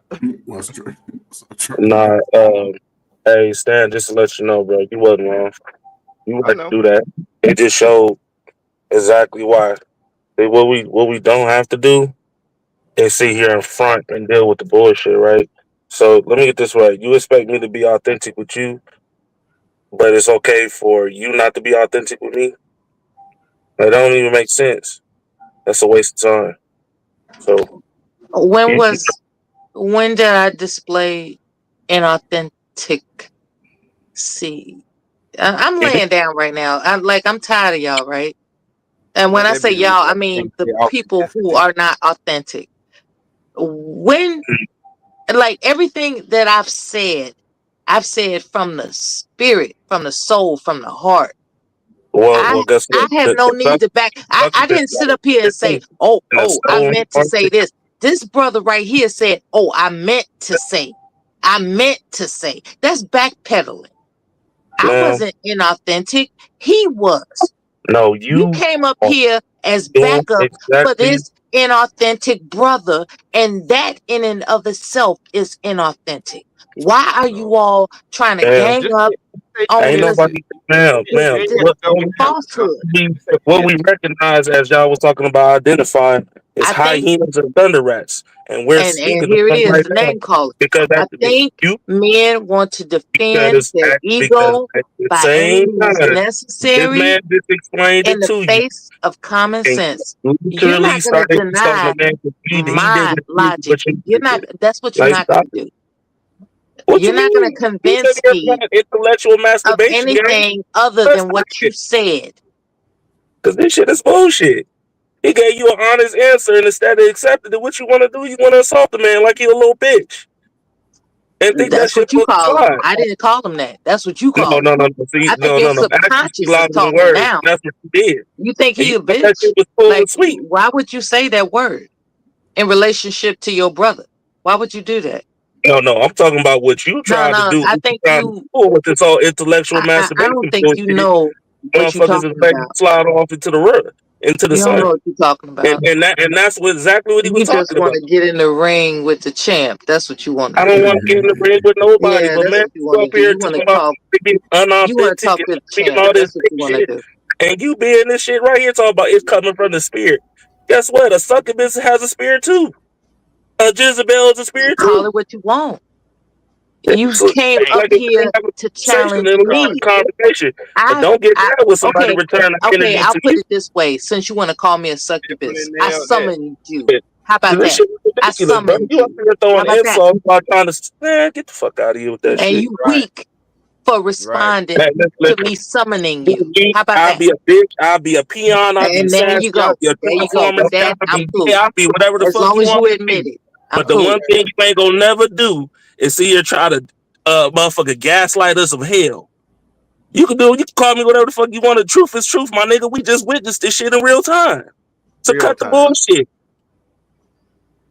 You Just can't never because hide you the loud motherfucking don't truth. mean you These proud people about say what it yourself. is. They ain't stupid. It don't mean you proud about yourself, man. Call it what you want. So Shit. with regards to like the mental strife, do y'all like? Is it still what? Damn, I feel like it's a crazy ass question because I'm like, y'all don't ever encounter any type of women that actually see you for who you are and give a fuck about what's going on in your world. Yeah, I married her. And I mean, outside of a romantic situation, like No, nobody. No, Women let's generally keep don't it real. care about men. Yeah, it's sad, but that's the truth. And unlike this lady here that's coming up with these bullshit ass That's hypocrisy, melon. Let's stay on That's topic. melon, honey. I'm Melon. telling you off rip, it's a sad world for most men. That's just what it is. Like they You even got realize I'm a persona, right? they even have I'm a persona. right, Like cool. like literally, I'm a persona. They even have like in real time, Shanika, how there was an actual matter of fact, I go by this. There was an actual woman who tried to be a dude, tried to be a man, and she deleted herself within 2 years. There are clips of men What getting you got to like a do man with? would start hitting on a woman, and the crowd would jump on him. But as soon as a woman start whipping his ass, they would sit there and laugh about it. That happens a lot. Like Oh, real okay. shit. I get what you're saying now. The biasness of compassion. Okay. Yeah, I agree. There is biased compassion between the genders. I agree with that. Yeah. Like when a woman is going through something where it might promote her to unalive herself, there's this outcry. But when a man unalives himself, it's like, well, he probably did something that deserved him to do that to himself. Yeah, there is a bias. Yeah, absolutely. There's a bias. That And when it's a I dude, don't they treat it like advocate a for that. skills I think issue. it's wrong to cheer for the downfall of anybody. I think it's wrong. And I'm saying that personally. Like that's I didn't fight for this country Well, for here's people the to be thing, fucked Mella. up out here. Here's the know. thing, Mel, and this is why I try to kind of give you a little grace at the beginning of it all when I said like it's just a weird quirk of the female psychology. Like they have a hard time seeing men as people. Like I swear to God, it's really that Okay. simple. We're just not really people to y'all until you have a son of your own. Then you can see your Okay. humanity as extended through your own offspring.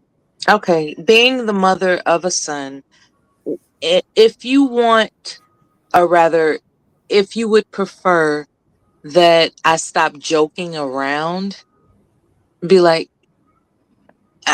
please say We don't I prefer want anything, you Mello. We like, take cause you I'm as you joking are. We're just around. Like making the I'm points. literally joking We're around. just we're I'm a just making the persona. points, Miss Mella. It's not that we want you to be this or that way. I'm just trying to explain No, a it's thing like to you. I'm joking around, and you all are taking it like I don't care about men.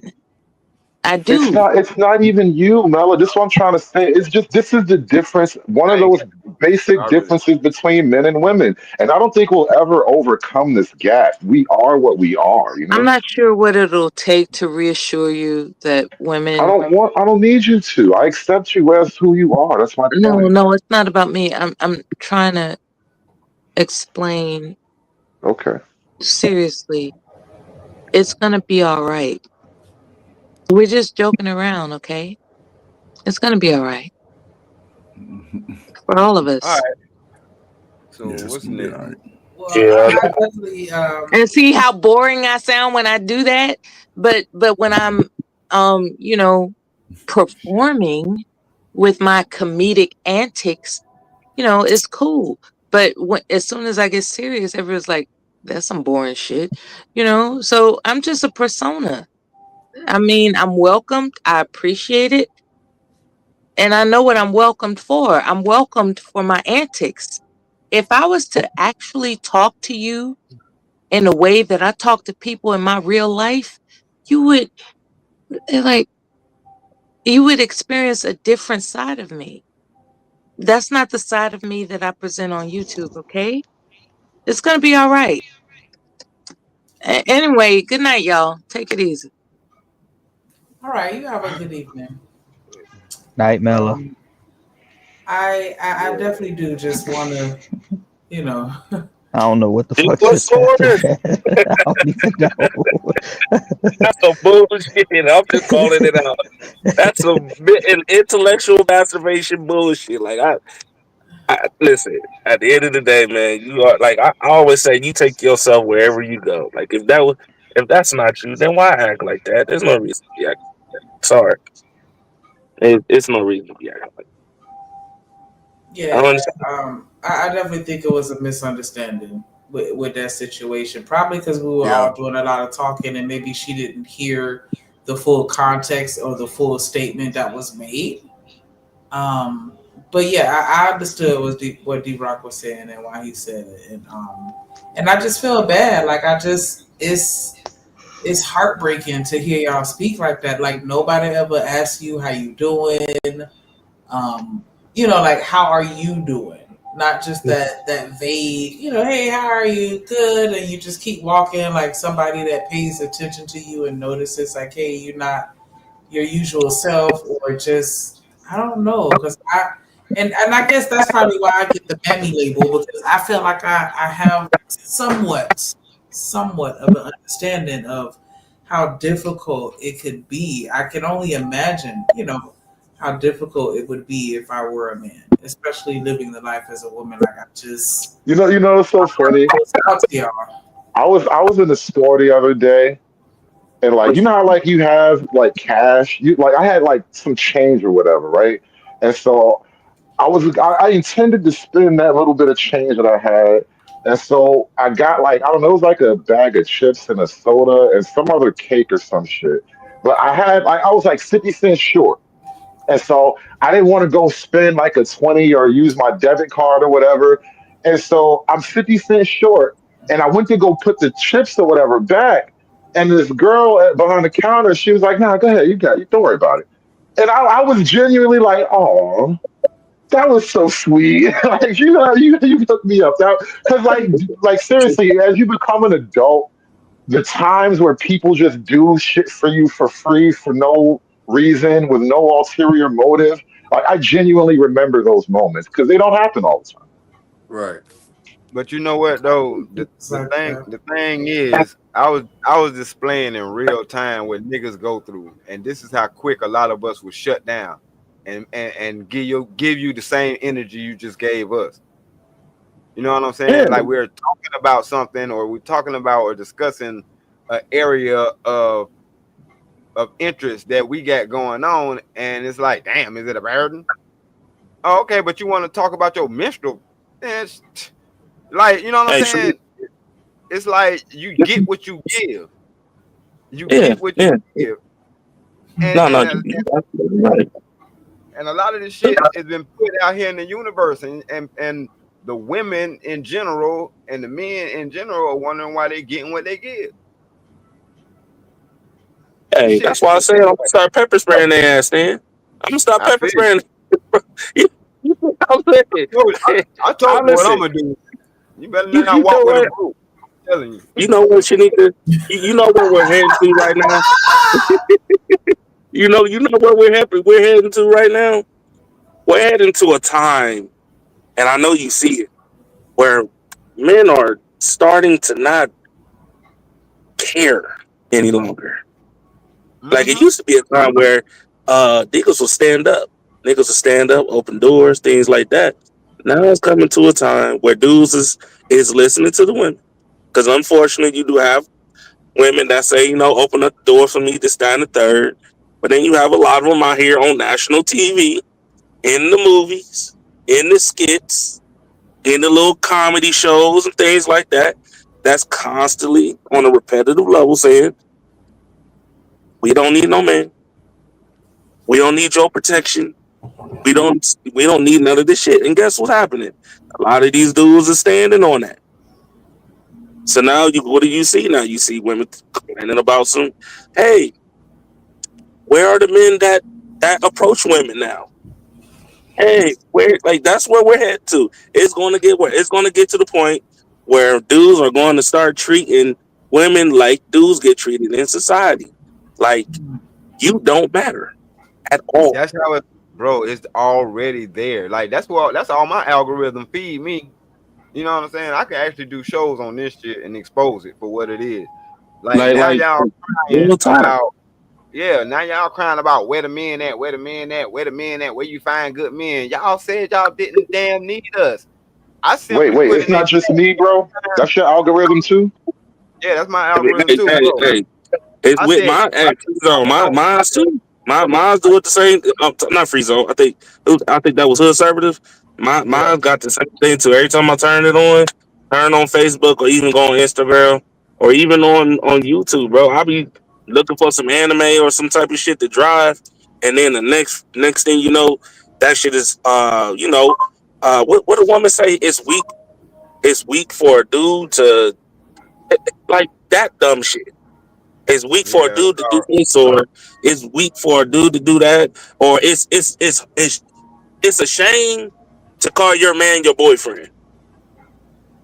Some weird dumb shit like that, and it's just like. No, that was the one I covered the other day. Having a boyfriend is embarrassing now. And that was in the actual magazine, y'all. I mean, like that was from what was that from? What was that from? That was from an actual big company. I forgot. It's like Vogue, bro. Vogue, yeah, Vogue. It's like a high glossy magazine. Yeah, and you see Oprah. You see Oprah back podcasting again, talking about some bullshit. She cheering what they call now gray marriages. That's marriages motherfuckers been together for 40, 50 years. Shit, they're celebrating that shit now. And then when you do, and then if you see Shanika, you see it in real time, where a dude and a girl, they can be having the time of their life, and right there on the side, it's a nigga and a female sitting there talking cash shit about how successfully happy they are actually working together and things like that, dog. Like it's crazy. It's crazy. It's real sad. You got family members right now that will see you happy, and every time they will always try to start some shit with either you or with him over the dumb shit. So that's what we're doing. Like Stan said, that's where we pretty much are. Yeah, we did. That's where we at now. So it's gonna get worse. I think it's gonna get worse before it get better. That's why you see in the result now of this whole EBT situation. And niggas is like, I don't give a damn.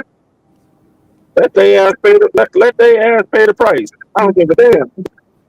Strong and independent, remember? Strong and independent. Now before this whole most educated, all that good shit. Oh, okay. all this shit before, niggas would be like, "Hey, bro, nah, we're gonna have to stand 10 toes down." Now it's like serious. Ain't no what about the kids no more. Straight up. So, and we that whole question of what about the kids, it was a lot more relevant when men can literally own their offspring. Like men had a more secure position over their children, and so it was a lot easier to run that "what about the kids" thing. But now, ain't none of these kids actually mine. Even the ones that's yours. Come on, see, Right? look. Those are her kids. Those are her That's what kids, and I'm I just have to saying. pay the bill. Yeah, my thing is, what you think gonna happen after years and years of telling these niggas that ain't their child? But y'all want to turn around and have these same niggas care about children that ain't even theirs? It's crazy. Like I'm telling you, y'all can call it emotional damage or whatever y'all want to, but no, niggas ain't finna be jumping in to save children when they were pushed away from their own. Simple as that. I mean, I'm just saying, like, Shanika, bro, like, I know you got sons, so they getting old enough now where you probably already saw the results, but like before he was even 7 years old, he already had a guilty time placed on his back. And like somebody said, the only time normally when a woman kind of cares when they have sons, then it's a different story. And even then, they still don't give a damn. They still don't give a damn. So that's the world that men gotta live in. A nigga break his arm, guess what? He got to get disability. They looking at him. That's just what it is. Yeah. That's wild. Like, jeez. Not even a thank you. But I mean, you know. You know what you should check out? The lady's name, I think, was Nora Vincent. And there was this lady, she became a man for like a couple of weeks or months or whatever. And she even like dated women and all that.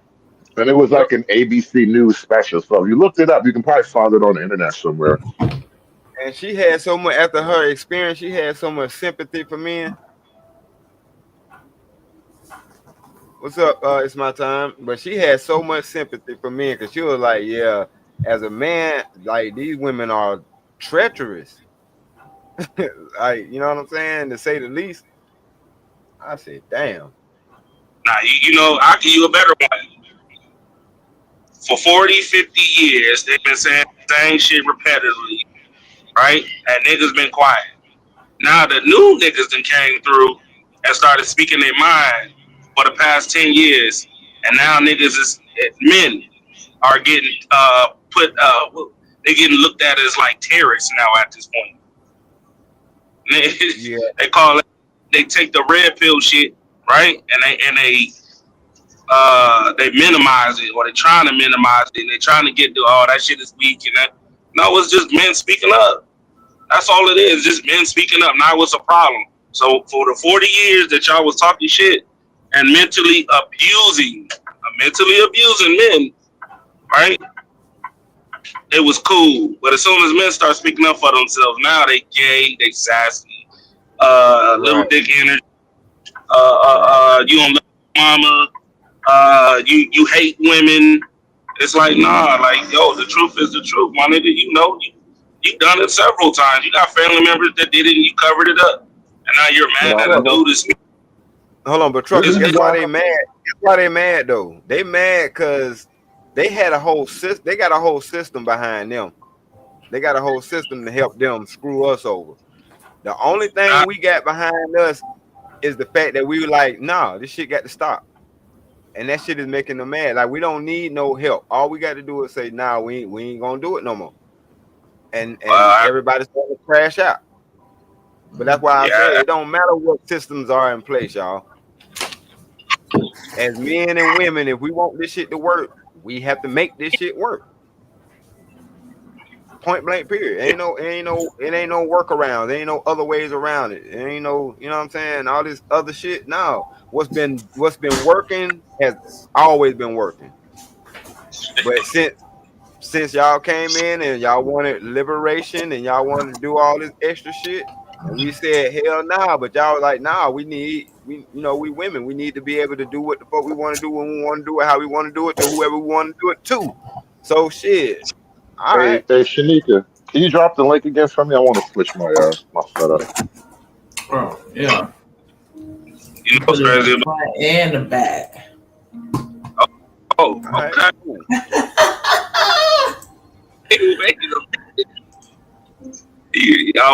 Damn. You know what's crazy about this? Like Shanique, you know, like you normally come up and I mean, I give you a compliment, right? And it ain't even no flirtatious type shit, but I give you a simple compliment. You know, like I normally do. Like you the natural hair, you rock braids, the most amazing thing on black women. I give you a compliment. Hey, it's beautiful. I love your hair. Things like that. Blah blah blah blah. Girls who sitting on the side on some weird shit. Females, them hating ass females talking about, nigga, why you what they nigga all this whole dumbass feminism shit, like nigga, like compliment, nigga, just say that too, shit. Right. And no reason yeah, no, Trucker, you married. You shouldn't be complimenting no woman. You married. Ain't you happily married? Yeah, I say it all the time. Hey, listen, I ain't trying to holler at you. I give you a compliment. Not only that, I do it in front of my wife. I ain't got no problem doing that. We both sit there and say she look good. You know what I'm saying? But yeah, I definitely think there's a difference between complimenting somebody and flirting with them. But I don't know. It seems like nowadays people just take anything that can be considered a form of attention as flirting. Yeah. But see, that's how you get in trouble, though. Like I said, that Me Too movement and all that shit, and y'all wonder why niggas don't approach y'all no more. Like, y'all can just say anything. Oh shit, there's a dude right now getting sued for saving his woman's life because her ass tried to cross the street on her phone, and he grabbed her in her back. Saved her, and bro. I saw that. He saved her from getting hit by a car. Hold on, he saved her from getting hit by a car, and she turned around and sued him for touching her inappropriately. Yeah, I'm pretty sure that's me, bro? Huh? I'm pretty sure that's in London or somewhere. Like, so they got a way worse system than we got. Bro, no. Yeah, that situation is terrible over there too. So. But I mean, man, did y'all see the story about the girl? She was a Uber Eats delivery driver or some shit like that, and then the guy left the instructions to leave the food at the door. She go to drop the food off. His door cracked. She opens the door. He on the couch, sleep, but he ain't had no clothes on. And she proceeded to film him, put his name, address, and the pictures of him with no bottoms, sleep on his couch. And then she tried to call the police and say that he SA'd her. Yeah, you know what? Uber actually got rid of her. Got mad because they fired her. Because she was violating his privacy and everything. So, I mean, Uber finally did something right. Typically, the dudes be getting cooked in these situations. Yeah, like the dude that got fired because Big Girl, you wouldn't give Big Girl a ride. Oh, yeah, that fat rapper chick. Oh, my God. Yeah, man, you gotta call a damn U-Haul. Easy, bro. She won that stupid ass case. She her big ass look. She can't fit in that damn vehicle. Yeah, she won the lawsuit, and that nigga got fired. Like they didn't want to have to deal with that. I think they paid out just because. They just settled. Yeah, I hired that bitch. Lawsuits work anyway. You be in that court for years, all day long. I just make her call Ubers all day long. We finna get this money. Man, Lord have mercy. That's the world we live in, man. It's a sad world. But I like I said before, I think that system is disappearing, y'all. I think that all this shit is getting revamped, and you probably gonna see the situation change. little by little. Like I remember, it was months and months ago. I was talking to Obsidian, and he was asking me a question about like the manosphere, and I was explaining to him like, in the grand scheme of things, the manosphere has won the argument. Like when it comes down to just the basic realities, the law, the dynamics between men and women, if you actually argue it well, there's not a lot that people can say that you're wrong about, right? So now we're at the point of like pushing it to the next level, which is like earlier I was talking to Eda Man about the 50-50 custody thing, and it was a different argument, so I'm not going to rehash it, but the point is that if you actually readdress some of these issues from a legal standpoint, it'll make it easier for people to just get together naturally. Because y'all keep trying to tell me all this romantic shit. The men just got to be more perfect, and I'm like, no. Remove some of this power imbalance that exists between men and women, and the women will make better decisions. The men will make more secure decisions, and people will stay together longer.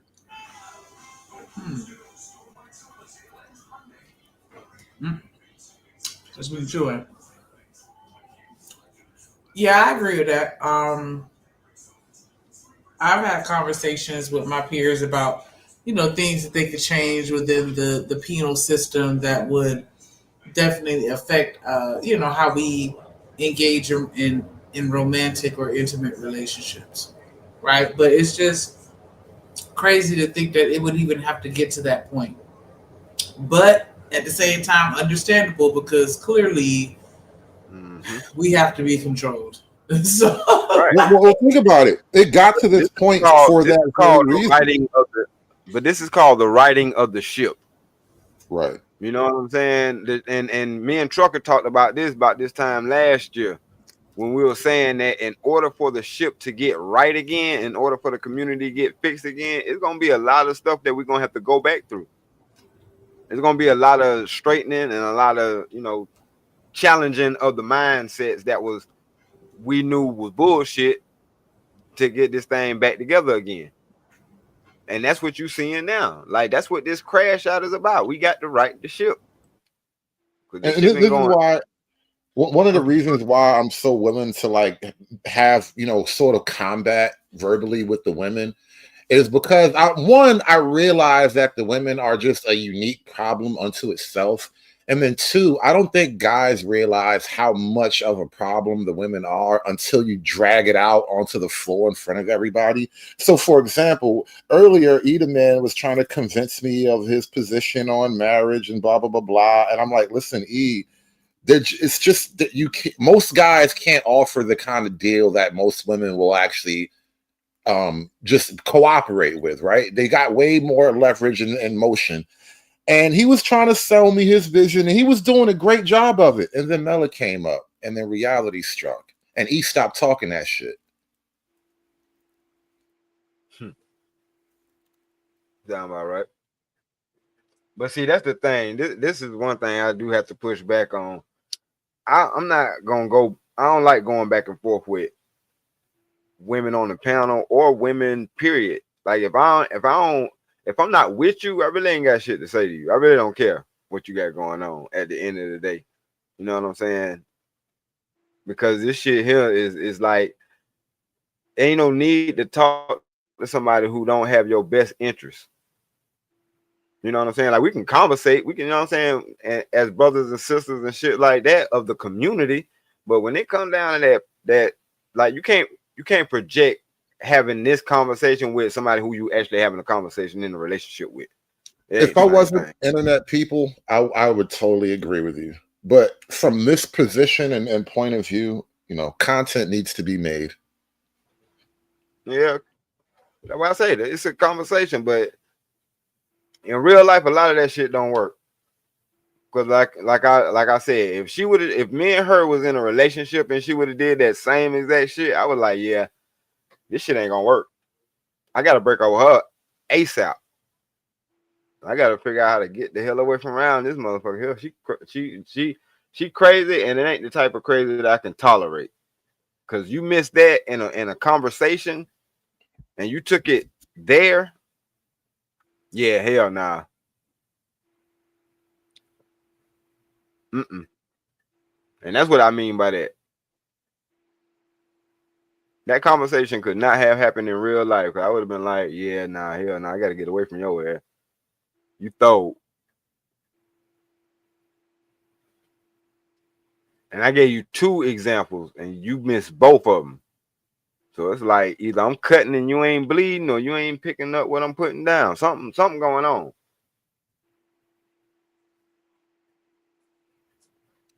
Hey, Shanika, it's been fun. I'm gonna talk to y'all later. Shout out to everybody on the panel, man. D-Rock is always good talking to you. Even when we disagree, it's always good, bro. Yeah, because it's just like, hey, mental sparring, bro. That's all it is. Good talking to you too, though, Hood. I will catch you guys on the next one, man. Yes, sir. All right. I think it's natural for people to have disagreements in conversation to the point where they agree, because I don't disagree with everything he say. I agree with a lot of stuff he said, especially tonight. You know what I'm saying? Like iron sharpens iron. I agree. I feel like we live in a society where we're a little sensitive across the board to the point where we can't have conversations of critical thinking just to talk. You know what I mean? So. And that's where we lose it at, because in order for us to even stay together long enough, we got to do that. Because what makes relationships, to be honest with you, the shit that makes it work, and you're gonna find this out, and you're gonna figure this out at the end of the day. It ain't nothing about money, it ain't nothing about material stuff, a house, a car. Because at the end of the day, if y'all don't care about each other at the core, that shit ain't gonna work. That's a fact. You know what I'm saying? But you know, I'm living that experience with my wife now. All she talks to me about is me and the future, meaning that even if something, because you know, my wife, she's in her 50s too, right? And she's in the mindset like, if something happened to her, I'm straight. I ain't gotta worry about shit. She just tell me, don't let no little Saprita spend up all my money. Right. That she ain't gotta worry about, because that wasn't never happening before I met her. So she know it. And the same thing with her, you know what I'm saying? That's the way I look at it. Like, you know, everything I got, she can have. If she was just wanted to, she could take it. But for me, I can build shit. So it wouldn't be long. I may go through a time period, but it wouldn't be long where I can be on that same trajectory again. You know what I'm saying?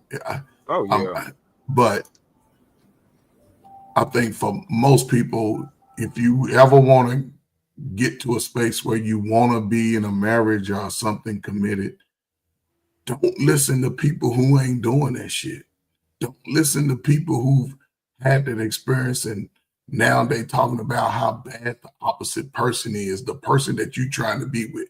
Women are bad. Yeah. Is that same woman go act the same way with you than it did with that person? You have to just sort of grow into that for yourself. But now, since all of the bullshit is pretty much out in the open, it's best to be as open, as honest about how you want to move in that relationship.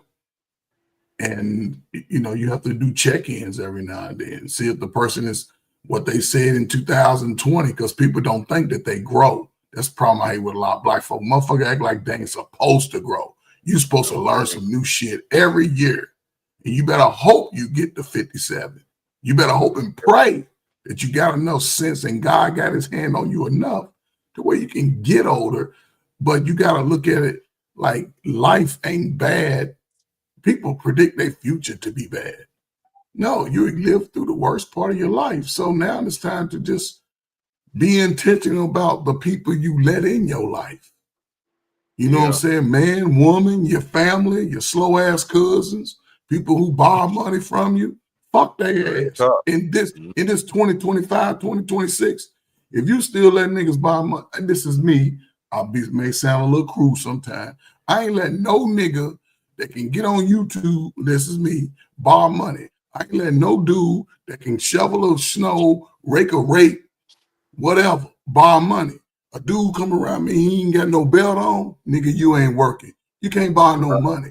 You sort of got to be intentional about the life, even with women. You know what I'm saying? You have to, if you see a woman from a distance and she ain't your type and she might have that body, develop some discipline to walk away because they still outnumber us.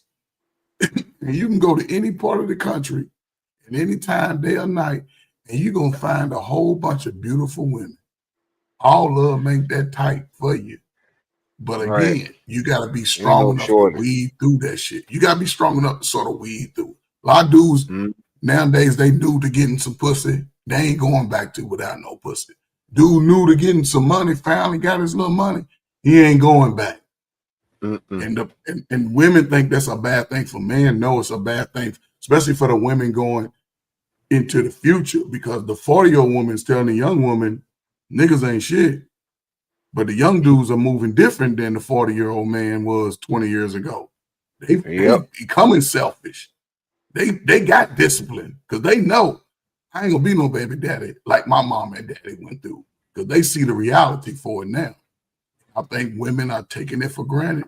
Over the next 4 years, brothers, get y'all ass out here into the world, work, find you a motherfucking job, because they're going to do a reset. I went to base. I go to military base up the road every so often, right? So I went and took care of some business today. And I'm talking to, and the military gets things first.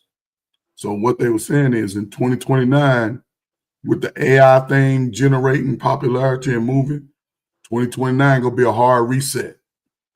Meaning a lot of animated digital things going to be done by the AI. There's still those lanes where just like trucker driving trucks, anything mechanical, learning how to work on robots, learning how to be the engineer for those things, that's where you're going to make a lot of bread. Don't think you can come on YouTube and be $100,000, because everybody ain't got the emotional bandwidth to sort of be stable when it gets hostile on YouTube. You can't be in YouTube, have your feelings in it. It'll drain you. It'll tear you down. Because every time you say something and people don't go along with it, now and that throw your whole vibe off. But for a young black man, get into these spaces where you never thought you can go before. Sit around, listen to your friends for the next 4 years, and I'll shut up out there. You 35 and over, you ain't got no fucking reason to not be doing shit Monday through Friday, 9 a.m. to 6 p.m. Get your ass outside and do something. Because in 2029, you ain't going to get no food stamps. You're going to be outside in your little hut with your roommate smelling each other's feet. Same for the women. Y'all better figure it out, because there's some good brothers out there. Other than that, man, it's always good, man. Shit. Challenge yourselves, brothers. Challenge yourselves. 2026. Challenge yourselves. Salute. Salute. Show. Dropping big bars. Nothing but facts. Like, for real, especially as ladies, like, come on now. We gotta get it together, because that's crazy. Like, child. If you gave, just say that. Like, I'm at this point. Like, just say you gave. That's what it is. But if you love a man, listen to him, and speak life into him, and not all this other foolishness. I don't even understand what's going on half a day. It's like, if you want something, you lose your job, I'm out of here. Like, nah, just stay by yourself. Like, and I think that was either man that said that. Like, yeah, if you know that you ain't about that life, you ain't trying to get married, don't. Just stay single, be for the streets, and not in a negative way, but I'm just saying, like, just be a free agent. How about that? Like, just, you know what I'm saying? You come and go as you please, because, we outnumber them anyway, so it's not like we all gonna get one. So just, know who you are and stay in your lane. You better get somebody before y'all get gray hairs on your privates, because that shit gonna be rough on your head. I told you. It's hard to sell yourself when you got gray hair down there. Boy, I'm trying to tell you. Make a deal. No, it didn't look like an old wrinkled ass dog. No, make a deal. Yeah.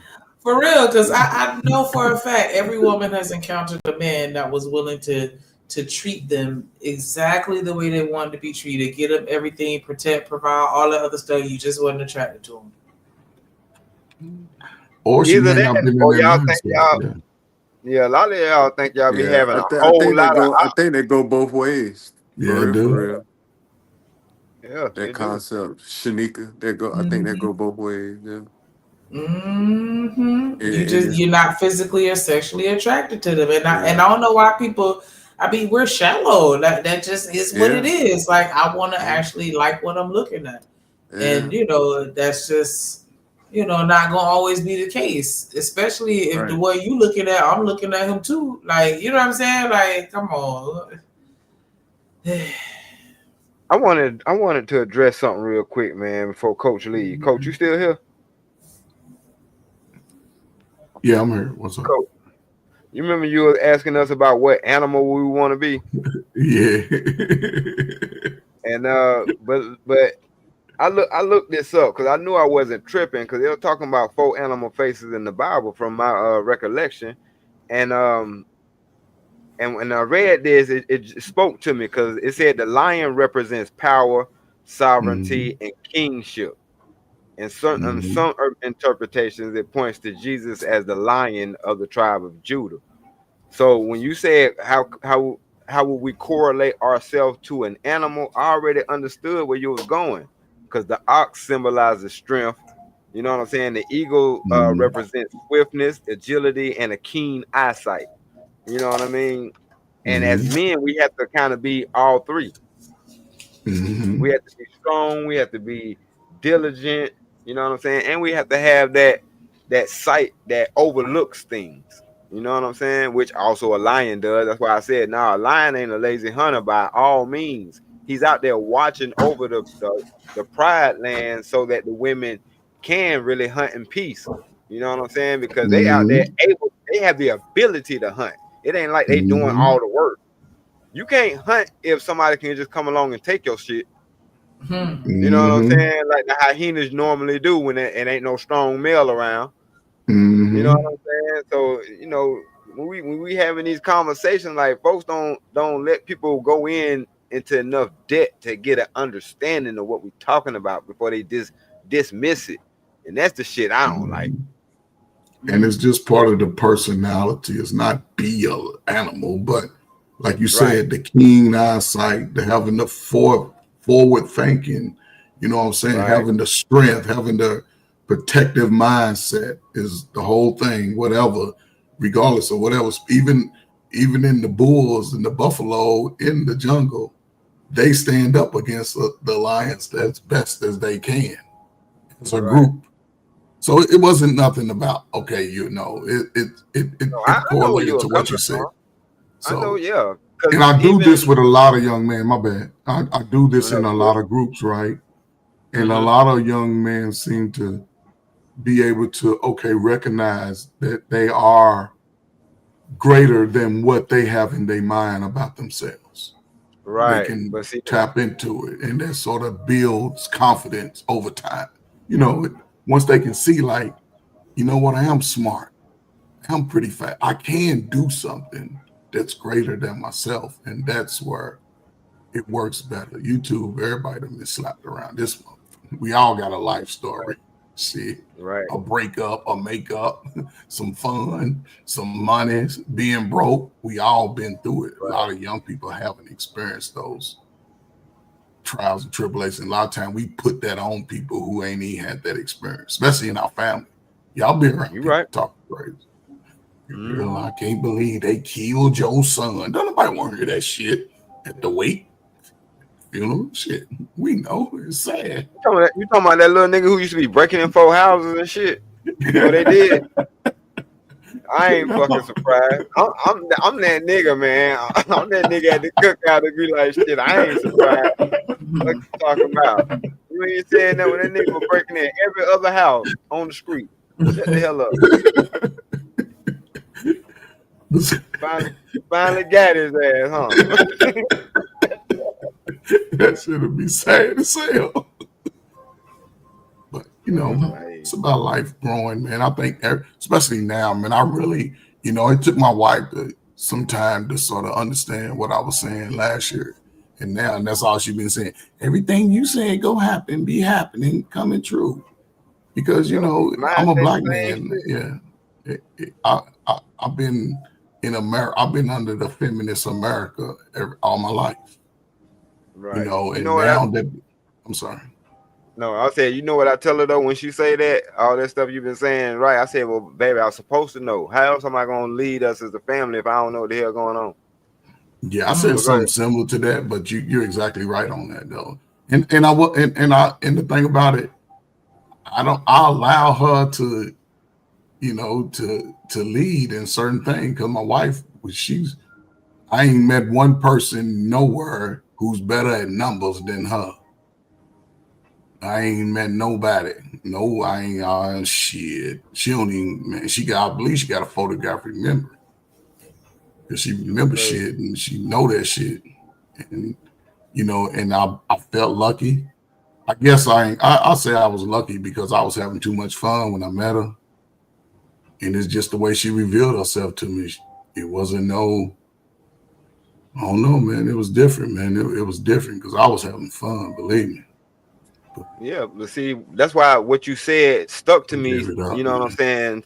This is why what you said made so much sense to me. Because I even had this conversation with my wife, you know, when we were still courting, and her spirit animal was a dolphin. And she was like, but I don't know why I like dolphins so much. I said, and I broke it down to her. I said, well, you got to think about what a dolphin is. A dolphin is a water animal. She was like, oh, okay, I do love the water. I said, a dolphin is intelligent. You know what I'm saying? And don't think dolphins are pushovers. You know what I'm saying? Because when dolphins link up, they can do anything. You know what I'm saying? They can take out the shark that's trying to eat them. You know what I'm saying? So once I broke all that down, and then she did some more research, she was like, "Wow, that it just clicked more to her because everybody has a spirit animal if they know themselves enough." Yeah. I feel like mine is a jaguar. See, that means your ass to take off. That's quiet, kind of messed up, nigga. Loner. You like to be by yourself. You're quiet, and you'll strike out. Yeah. I'm talking about like skin. I'm gone. Like for real, like I don't stick around for the foolishness at all, unless I'm forced to. Like, because I just already know how I can go, and you know, especially now with the kids and things to lose. Like, you know, as soon as people start getting loud, I'm leaving. Yeah. That's what jaguars do though. When they sense something wrong in the atmosphere, they'll do that low growl and their head get low, and then they out of there. And they run their ass right up that tree and be like, "Look at them fools down." Right. Yeah, and I don't even really be outside like that because I'm like, I feel like the trouble got to come to my front door because I'm not going to be out there looking for it or just randomly getting caught up in it either. So that's what I said. That's what I said. I was a silverback gorilla.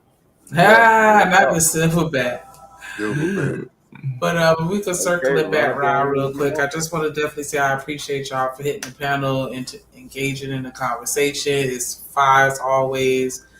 Definitely got some very interesting perspectives with regards to getting married. But I feel like my overall takeaway from this conversation is just we really need to all work on our listening skills, especially us ladies. Just being quiet, listening more than we talking. Because I know, you know, that's how I was raised anyways. Like, you know, women should be quiet. Not saying like in no you not allowed to talk type way, but like, you know, to the point where when you do finally open your mouth, everybody stopping what they doing to listen because they already know it's about to be something fire.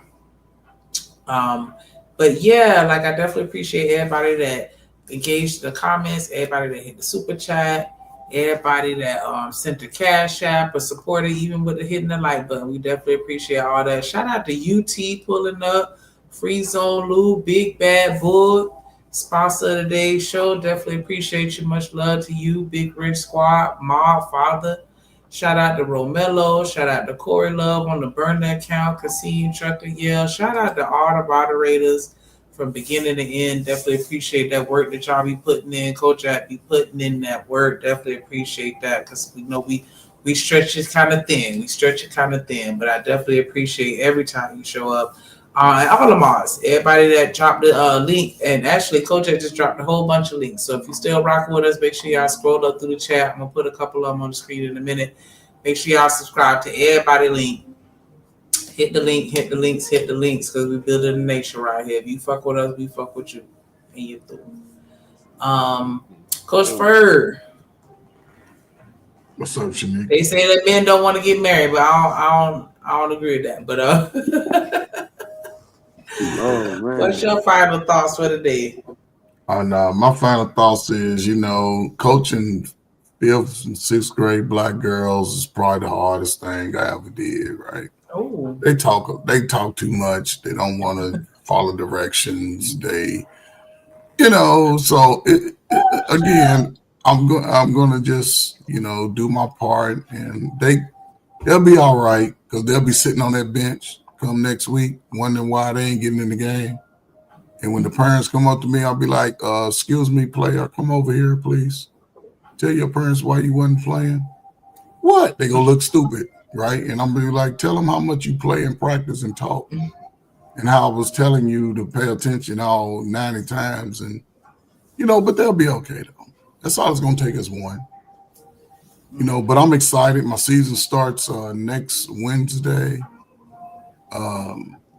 We'll see. I like my 5th graders more than my 6th graders because my 5th graders, they pay attention, they try hard. I like that. 6th graders, they think they know everything. And the 2 black girls, they talk the most and disrespect the most, but they the best players. So, so how do I handle that? In grammar school it works, but I'm trying to nip it in the bud because in high school, they don't give a damn how talented you are. They'll set you on the bench. They don't care. They don't need you. They'll lose with whoever. It's a difference, So if your kids want to play sports, teach them to be respectful. Just learn the game. And other than that, man, listen, man, y'all don't go. If you listen, the only people you buy Christmas presents for is the people in your family. Everybody else, the hell with their ass. The hell with them. Don't buy nobody else outside your house nothing. I'm telling you, unless you owe somebody some money, pay them back. Don't borrow no more money. But salute, man. It's always interesting. I'm out. I thought we would cancel at Christmas since they canceled EBT. We canceling the holidays, ain't it? Well, you should be I was canceling. sure ready to jump on that bandwagon. Like, what? I ain't got to buy no gifts? cancel it. Okay, yeah, cancel it. Cancel it. Yeah, it's pagan holidays anyway. Yeah, I all gotta buy. We love the white people. We Not a damn gift. Black Friday, them sales suck donkey balls anyway. Like it don't even hit the same. So yeah, I hold on to my little coins. Yeah. So it's really no EBT for real. For right now, but they're trying to force him to my understanding, they're trying to force him to find the money. Okay. Free up some funding. We got plenty of money. America got plenty absolutely. of money. Plenty. Absolutely. It's money riding him. We just need to, do some moving and shifting, and they need to take it up out their pockets and put it back into the bank. That's for us. It's funny now, but it's funny they got to find money to do something as important as that, but they ain't have to find money to send to these other folks. To Ukraine, $900 million. They ain't have to find the money for their salaries either. Right, like get out of here, y'all sitting next to a money machine, telling y'all got to find some shit. Get out of here, man. Anyway, Smitty, I don't even know if Smitty's still up there. He's still up there. He ain't really said too much, been in and out. What up, Smitty? Smitty's corner. Yeah, no, respect.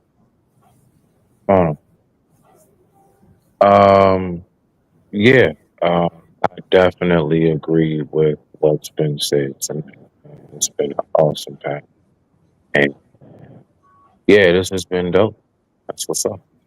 Yes, appreciate you. Say less. No problem. Lisior. Guys, I always love when you pull up. Always love it. Always love it. Always love it. Shout out to you and your peoples. I don't know why I'm super excited. Like, nigga, like, I'm just waiting on you to come on the stream and be like, yeah, so she said yes. I'm just kidding. Okay. No pressure, no pressure, no pressure. So, you know, because we talk about men not wanting to get married, and I feel like you kind of, you know, changed the narrative on us a little bit. So it's like, come on, like, let's talk about what we should. But what's your final thoughts for the day, though, for real?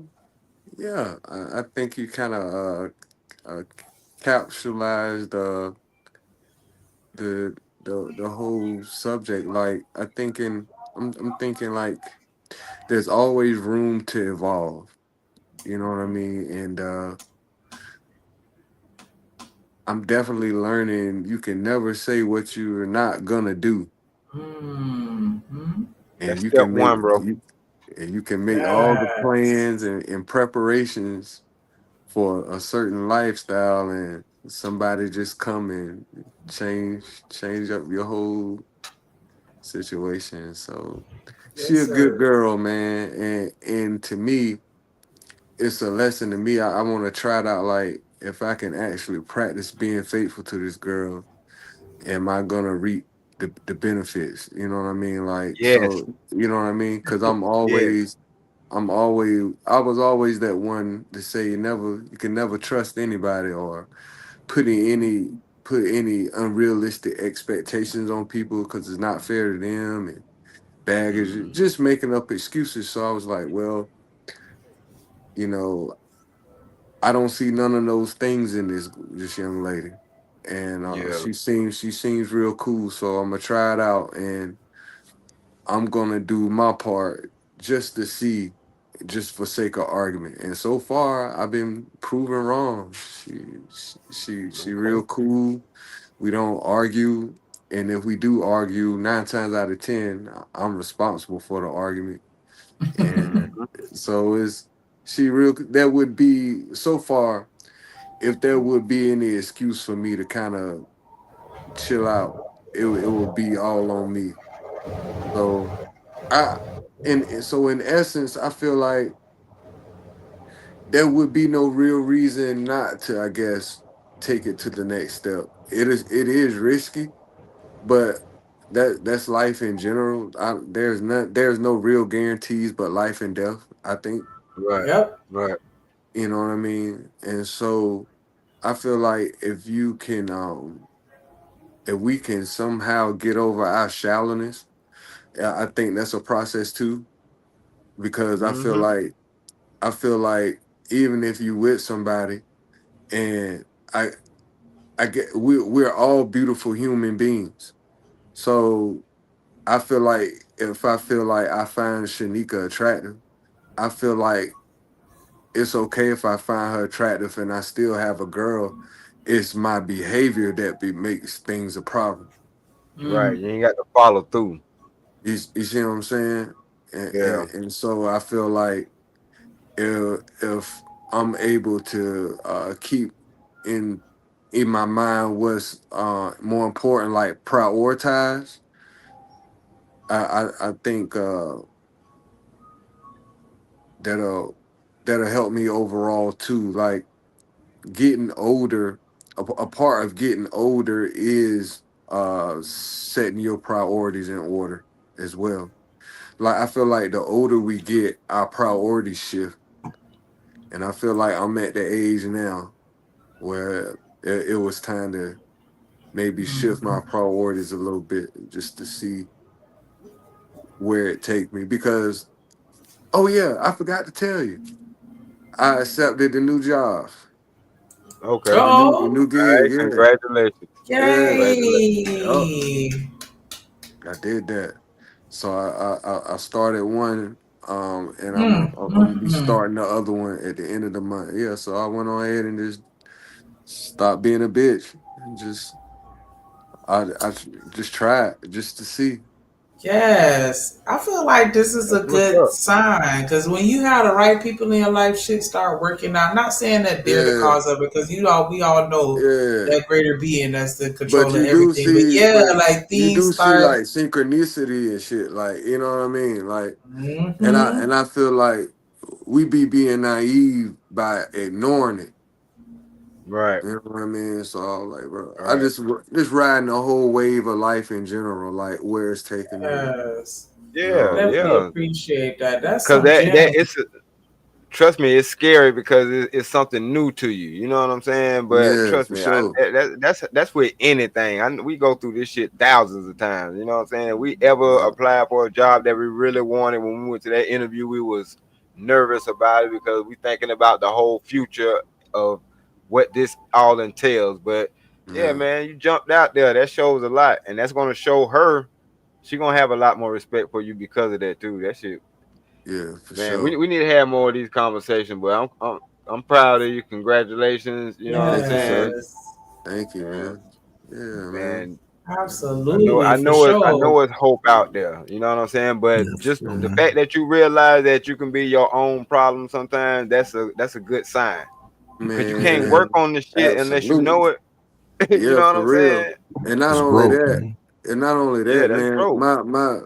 my situations and what I be complaining about, it's like I'm tired of complaining about the same thing.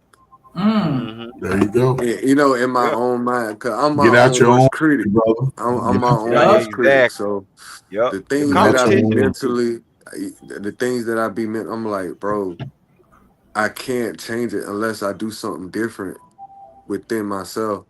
And so Right. I feel like with my career where it was going, it was easy, but I knew the writing was on the wall where I had to transition. And Right.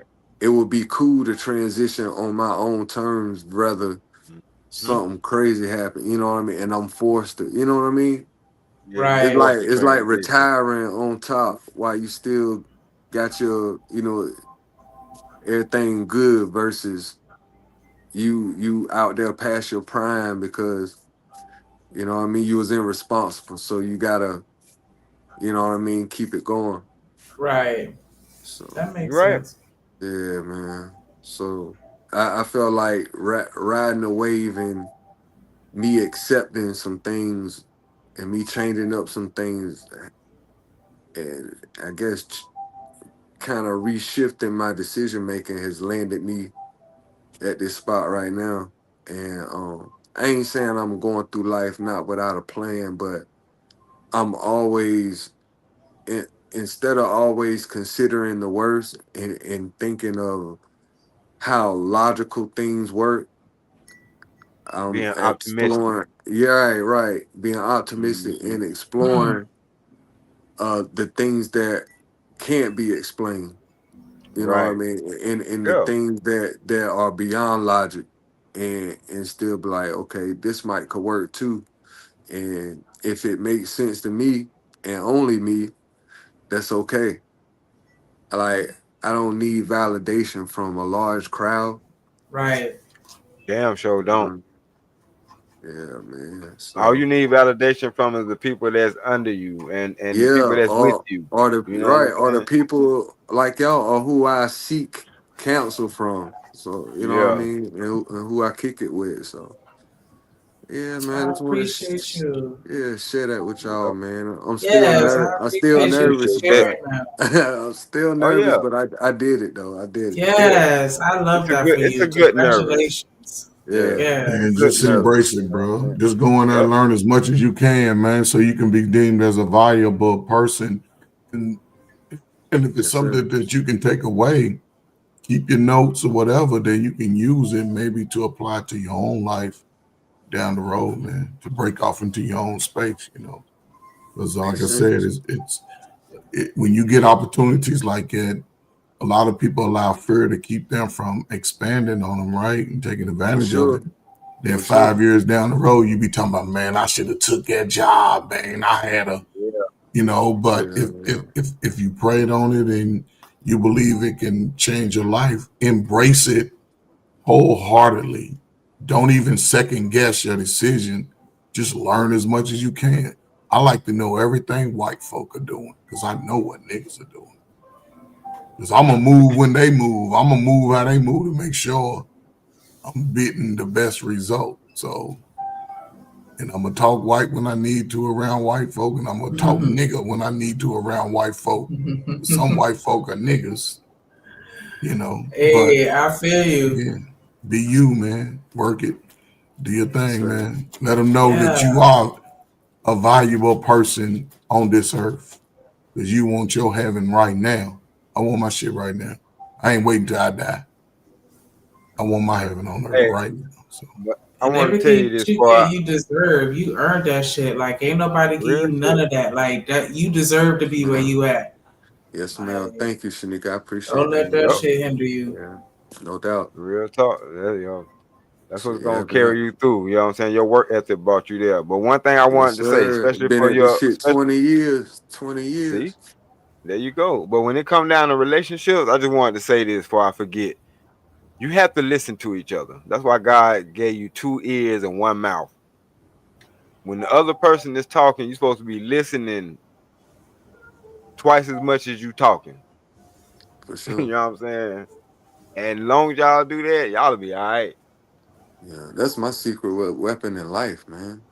And I literally equate listening, wisdom, knowledge, and being humble, humility. All of that it literally means the same to me. Like the value of it is all under the same umbrella. I feel like you can't do one without the other. I feel like our ego is our biggest door to ignorance. Yeah, it can make us a lot of a lot of knowledge that we can obtain can literally is displayed a lot of times in life, but we're constantly overlooking it because of our ego. You got to keep that ego in check as a man. That's going you're gonna find out that's gonna be one of your biggest challenges, keeping that ego in check. Absolutely. So I understand that I do not know it all, and I'm imperfect. So but that's a great starting point, though, bro. Absolutely, there's always room for growth. Yeah. You know what I mean? Everybody's a teacher and a student. Everybody has the capacity to learn, but learning is a decision. Once you learn the stove is hot, the next opportunity, what you gonna do? Right. See, that's why you don't learn the result. You see what I'm saying? Oh yeah. But see, Bruce Lee said that shit on that video that I showed you. He said when you go into a new opportunity, empty your cup. Empty your cup. Because how somebody gonna pour into a cup that's already full? You have to look at learning. You have to look at learning like that. You know what I'm saying? Even though I might know something in this area, if I'm under somebody who knows more, I got to pour this cup out and fill it up with the knowledge that this person get. Because it ain't like I'm losing what I learned. I'm just adding on to it. Yeah, and also, you're supposed to be able to challenge too. So if you're emptying yourself, you're allowing yourself to listen to everything that the person has to offer. And if it's contrary to what it is you believe, you have the right to challenge that. And then that's called critical thinking, man. Like, and I feel like opportunities like this with these panels, man, and these think tanks. Yeah. This is cool. It's a cool vibe, man, and it's beneficial, at least to me. I've seen the results in our conversation, like in my life in real time. So twice. So absolutely. I feel the same. Like, and that's why I tell everybody, your words do not fall on deaf ears. Because even if nobody else is listening, I know I'm listening, and I've gotten a lot of good gems, and I've changed my perspective on quite a few things just from. Like, just actually minding it out and taking into consideration, like, damn, I just never even thought about it from that perspective. And, that's why I really like the dynamic of men and women, you know, having a conversation together, even though a lot of people like to segregate, you know, these conversations for the sake of comfort. And I get it. So I'm not even mad at it. But yeah, all right, Coach Ferg. But yeah, I like us being able to talk together so that we can kind of, or at least for me, I can get that understanding. Like, because yeah, the more I talk to y'all, I feel like the more I get it. And it's just like, it allows me to treat other people better. Not even just romantically, but just in general. Because it's like, I never really valued and appreciated Ben as much as I did, you know, 20 years ago. Because it was some, you know, city girl type shit. Like, you know what I'm saying? Like, it's just no it doubt. hit different. And so I like, you know, having these conversations. So it's like, and I never thought, even me and my girl be tripping about it. She never thought. we both be tripping, like we never thought, because you know she was always around me, but she knows me more than anybody. So it's scary to be around somebody who know you, so you can't lie. Yeah, can't really. Yeah. Man, but that keeps you on point though. Oh You know yeah, what she I'm saying? got got tracking on my phone and all that. Like it's look. Yo, it's like that with her, bro. Like, God, oh yeah, I know that's right. Yeah, I fucked around and found out. Right. I fucked around and found out. Well, it's cool though. It's cause it ain't even bother you. Cool with her like, too, because I'm cool with it. Yeah. Right. But not only that, it's coming from a good place. You know what I'm saying? That shit funny as hell though, bro. I find myself sharing my location sometimes. Shit, man, I ain't know she had this shit. I ain't know she had it, bro. I lied and said I was somewhere I won't, bro. She called me out. She got on your ass. Yeah, so I said I gotta tighten up, bro. Yeah, I can't sell. Right, lie again, nigga. Lie again. Right. And she did it right smooth too. Like, yeah, I'm on you, bro. I'm on you. D-Rock, I'm gonna let you go ahead and end us out. Hey, I appreciate everybody, you know, coming through to the Drip Show. You know what I'm saying? Show some love, like, share, subscribe, do all that good stuff. You know what I'm saying? Keep supporting, you know what I'm saying? Keep hope alive. You know what I'm saying? Start having that defeated mindset, because it ain't the end of the world. It just look like it. You know what I'm saying? We can still make something happen. All we gotta do is just love on each other again. Love on each other and listen. You know what I'm saying? Have some love and understanding. And you know what I'm saying? With that, I appreciate y'all. You know, I love having these chop ups. Like I said, I just woke up. First thing I did, see if y'all was on. I was like, hell yeah, let's go. Yes. You know what I'm saying? I love it. I enjoy these conversations for real. For sure you're right. Definitely again appreciate everybody that fuck with Drip Nation. And if you do, we'll see you tomorrow. And you through. We live, searching. What it do, fool? Hey, man, Splash Town, Texas, or wherever the fuck you at. What's happening? But hey, man, get dripping, man. Get to that Houston Premier Party bus, man, because that's how we doing it. Sometimes.